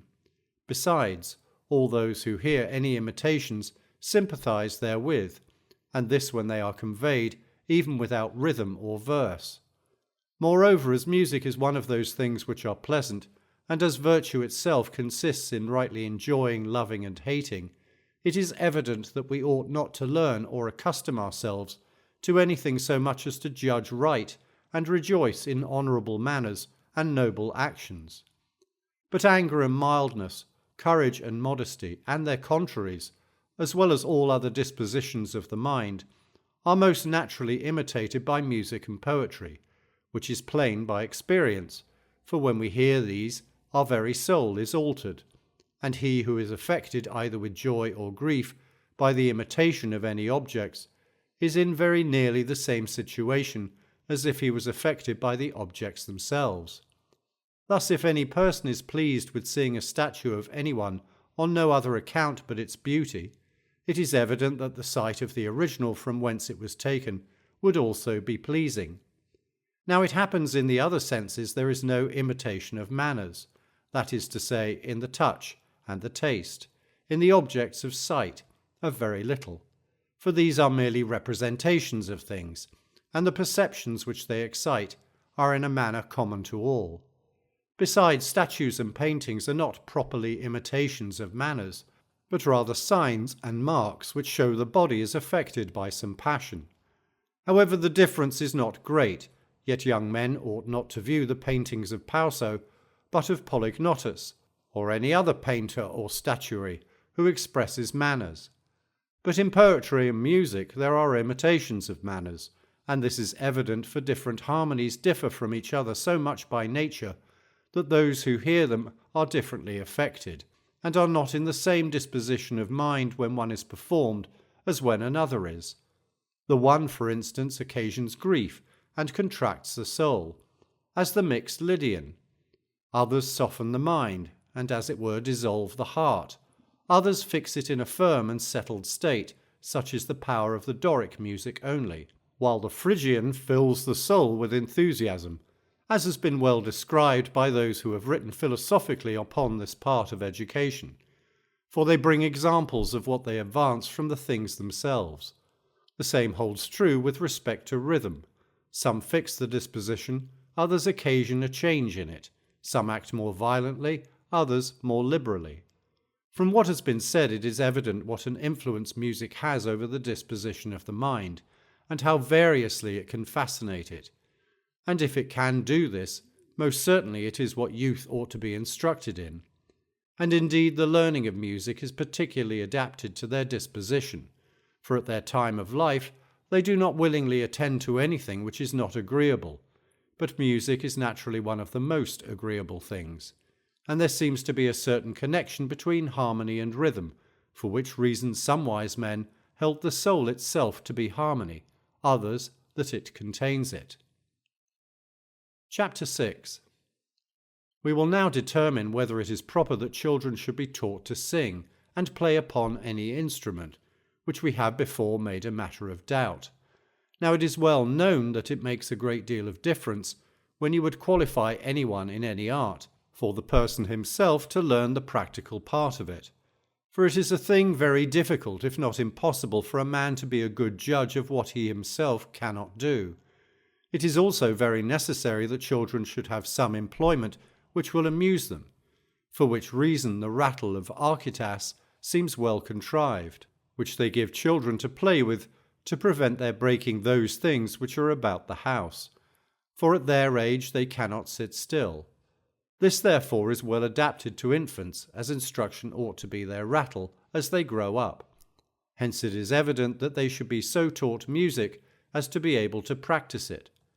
Nor is it difficult to say what is becoming or unbecoming of their age, or to answer the objections which some make to this employment as mean and low. In the first place, it is necessary for them to practice, that they may be judges of the art, for which reason this should be done when they are young. But when they are grown older, the practical part may be dropped, while they will still continue judges of what is excellent in the art, and take a proper pleasure therein, from the knowledge they acquired of it in their youth. As to the censure which some persons throw upon music as something mean and low, it is not difficult to answer that, if we will but consider how far we propose those who are to be educated so as to become good citizens should be instructed in this art, and what music and what rhythms they should be acquainted with, and also what instruments they should play upon, for in these there is probably a difference. Such then is the proper answer to that censure, for it must be admitted that in some cases nothing can prevent music being attended to a certain degree with the bad effects which are ascribed to it. It is therefore clear that the learning of it should never prevent the business of riper years, nor render the body effeminate and unfit for the business of war or the state, but it should be practised by the young, judged of by the old. That children may learn music properly, it is necessary that they should not be employed in those parts of it which are the objects of dispute between the masters in that science, nor should they perform such pieces as are wondered at from the difficulty of their execution, and which, from being first exhibited in the public games, are now become a part of education. But let them learn so much of it as to be able to receive proper pleasure from excellent music and rhythms, and not that only which music must make all animals feel, and also slaves and boys, but more. It is therefore plain what instruments they should use. Thus they should never be taught to play upon the flute, or any other instrument which requires great skill, as the harp or the like, but on such as will make them good judges of music, or any other instruction. Besides, the flute is not a moral instrument, but rather one that will inflame the passions, and is therefore rather to be used when the soul is to be animated than when instruction is intended. Let me add also that there is something therein which is quite contrary to what education requires, as the player on the flute is prevented from speaking, for which reason our forefathers very properly forbade the use of it to youth and freemen, though they themselves at first used it. For when their riches procured them greater leisure, they grew more animated in the cause of virtue, and both before and after the Median War, their noble actions so exalted their minds that they attended to every part of education, selecting no one in particular, but endeavouring to collect the whole.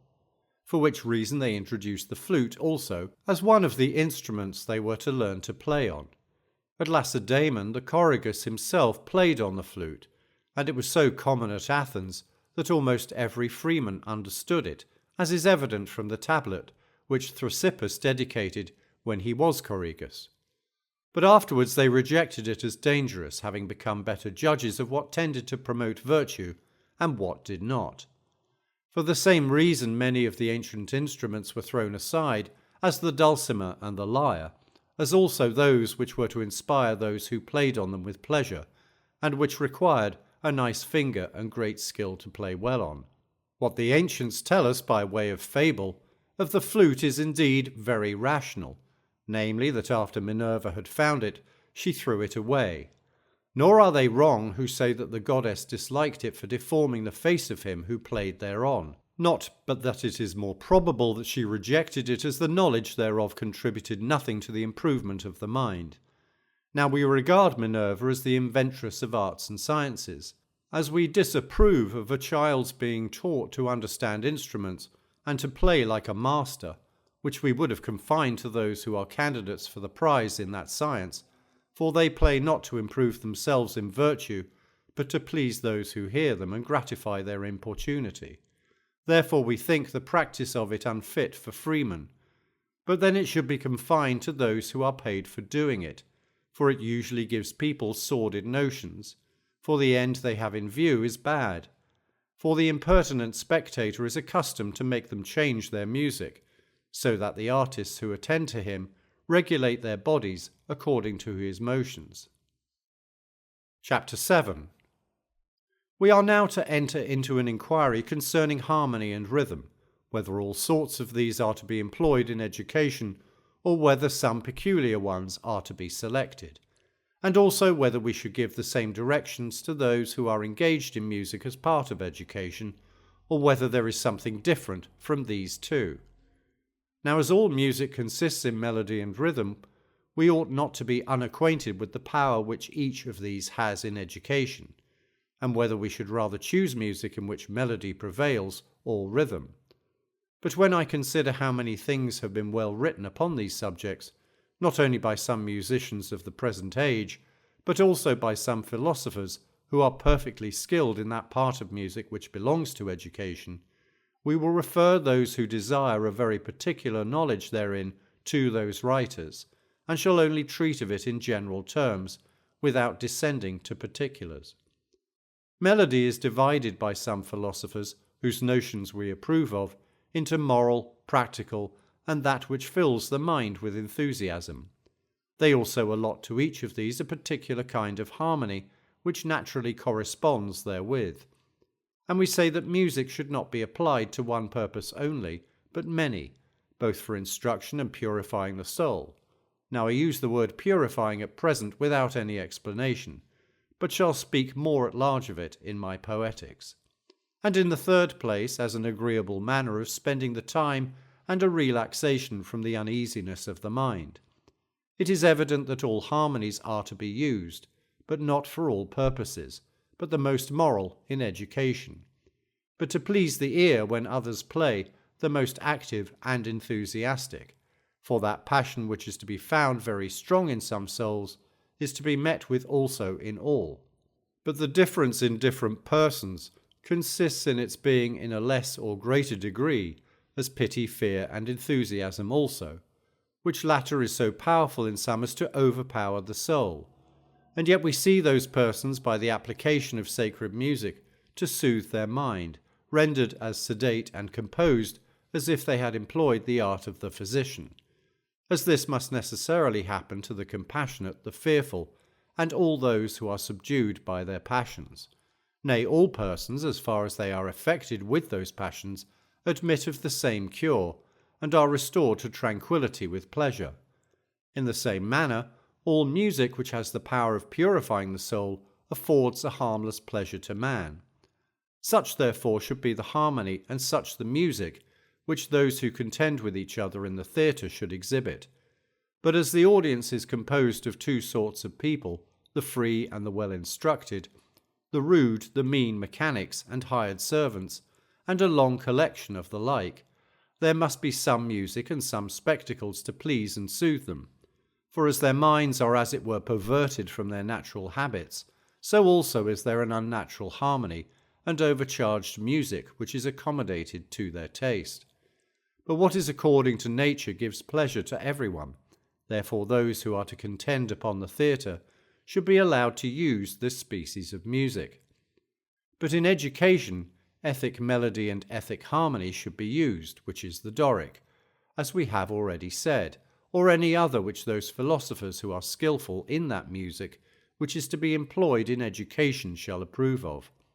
But Socrates, in Plato's Republic, is very wrong when he permits only the Phrygian music to be used as well as the Doric, particularly as amongst other instruments he banishes the flute, for the Phrygian music has the same power and harmony as the flute has amongst the instruments, for they are both pathetic and raise the mind.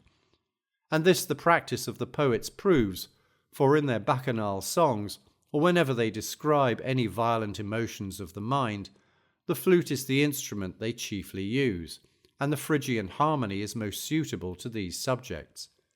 Now that the dithyrambic measure is Phrygian, is allowed by general consent, and those who are conversant in studies of this sort bring many proofs of it. For instance, when Philoxenus endeavoured to compose dithyrambic music for Doric harmony, he naturally fell back again into Phrygian, as being fittest for that purpose, as everyone indeed agrees that the Doric music is most serious, and fittest to inspire courage. and as we always commend the middle as being between the two extremes, and the Doric has this relation with respect to other harmonies, it is evident that is what the youth ought to be instructed in.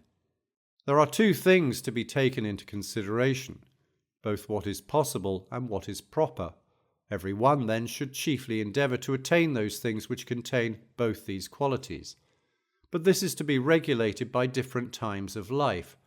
For instance, it is not easy for those who are advanced in years to sing such pieces of music as require very high notes, for nature points out to them those which are gentle and require little strength of voice, for which reason some who are skilful in music justly find fault with Socrates for forbidding the youth to be instructed in gentle harmony, as if, like wine, it would make them drunk, whereas the effect of that is to render men bacchanals, and not make them languid.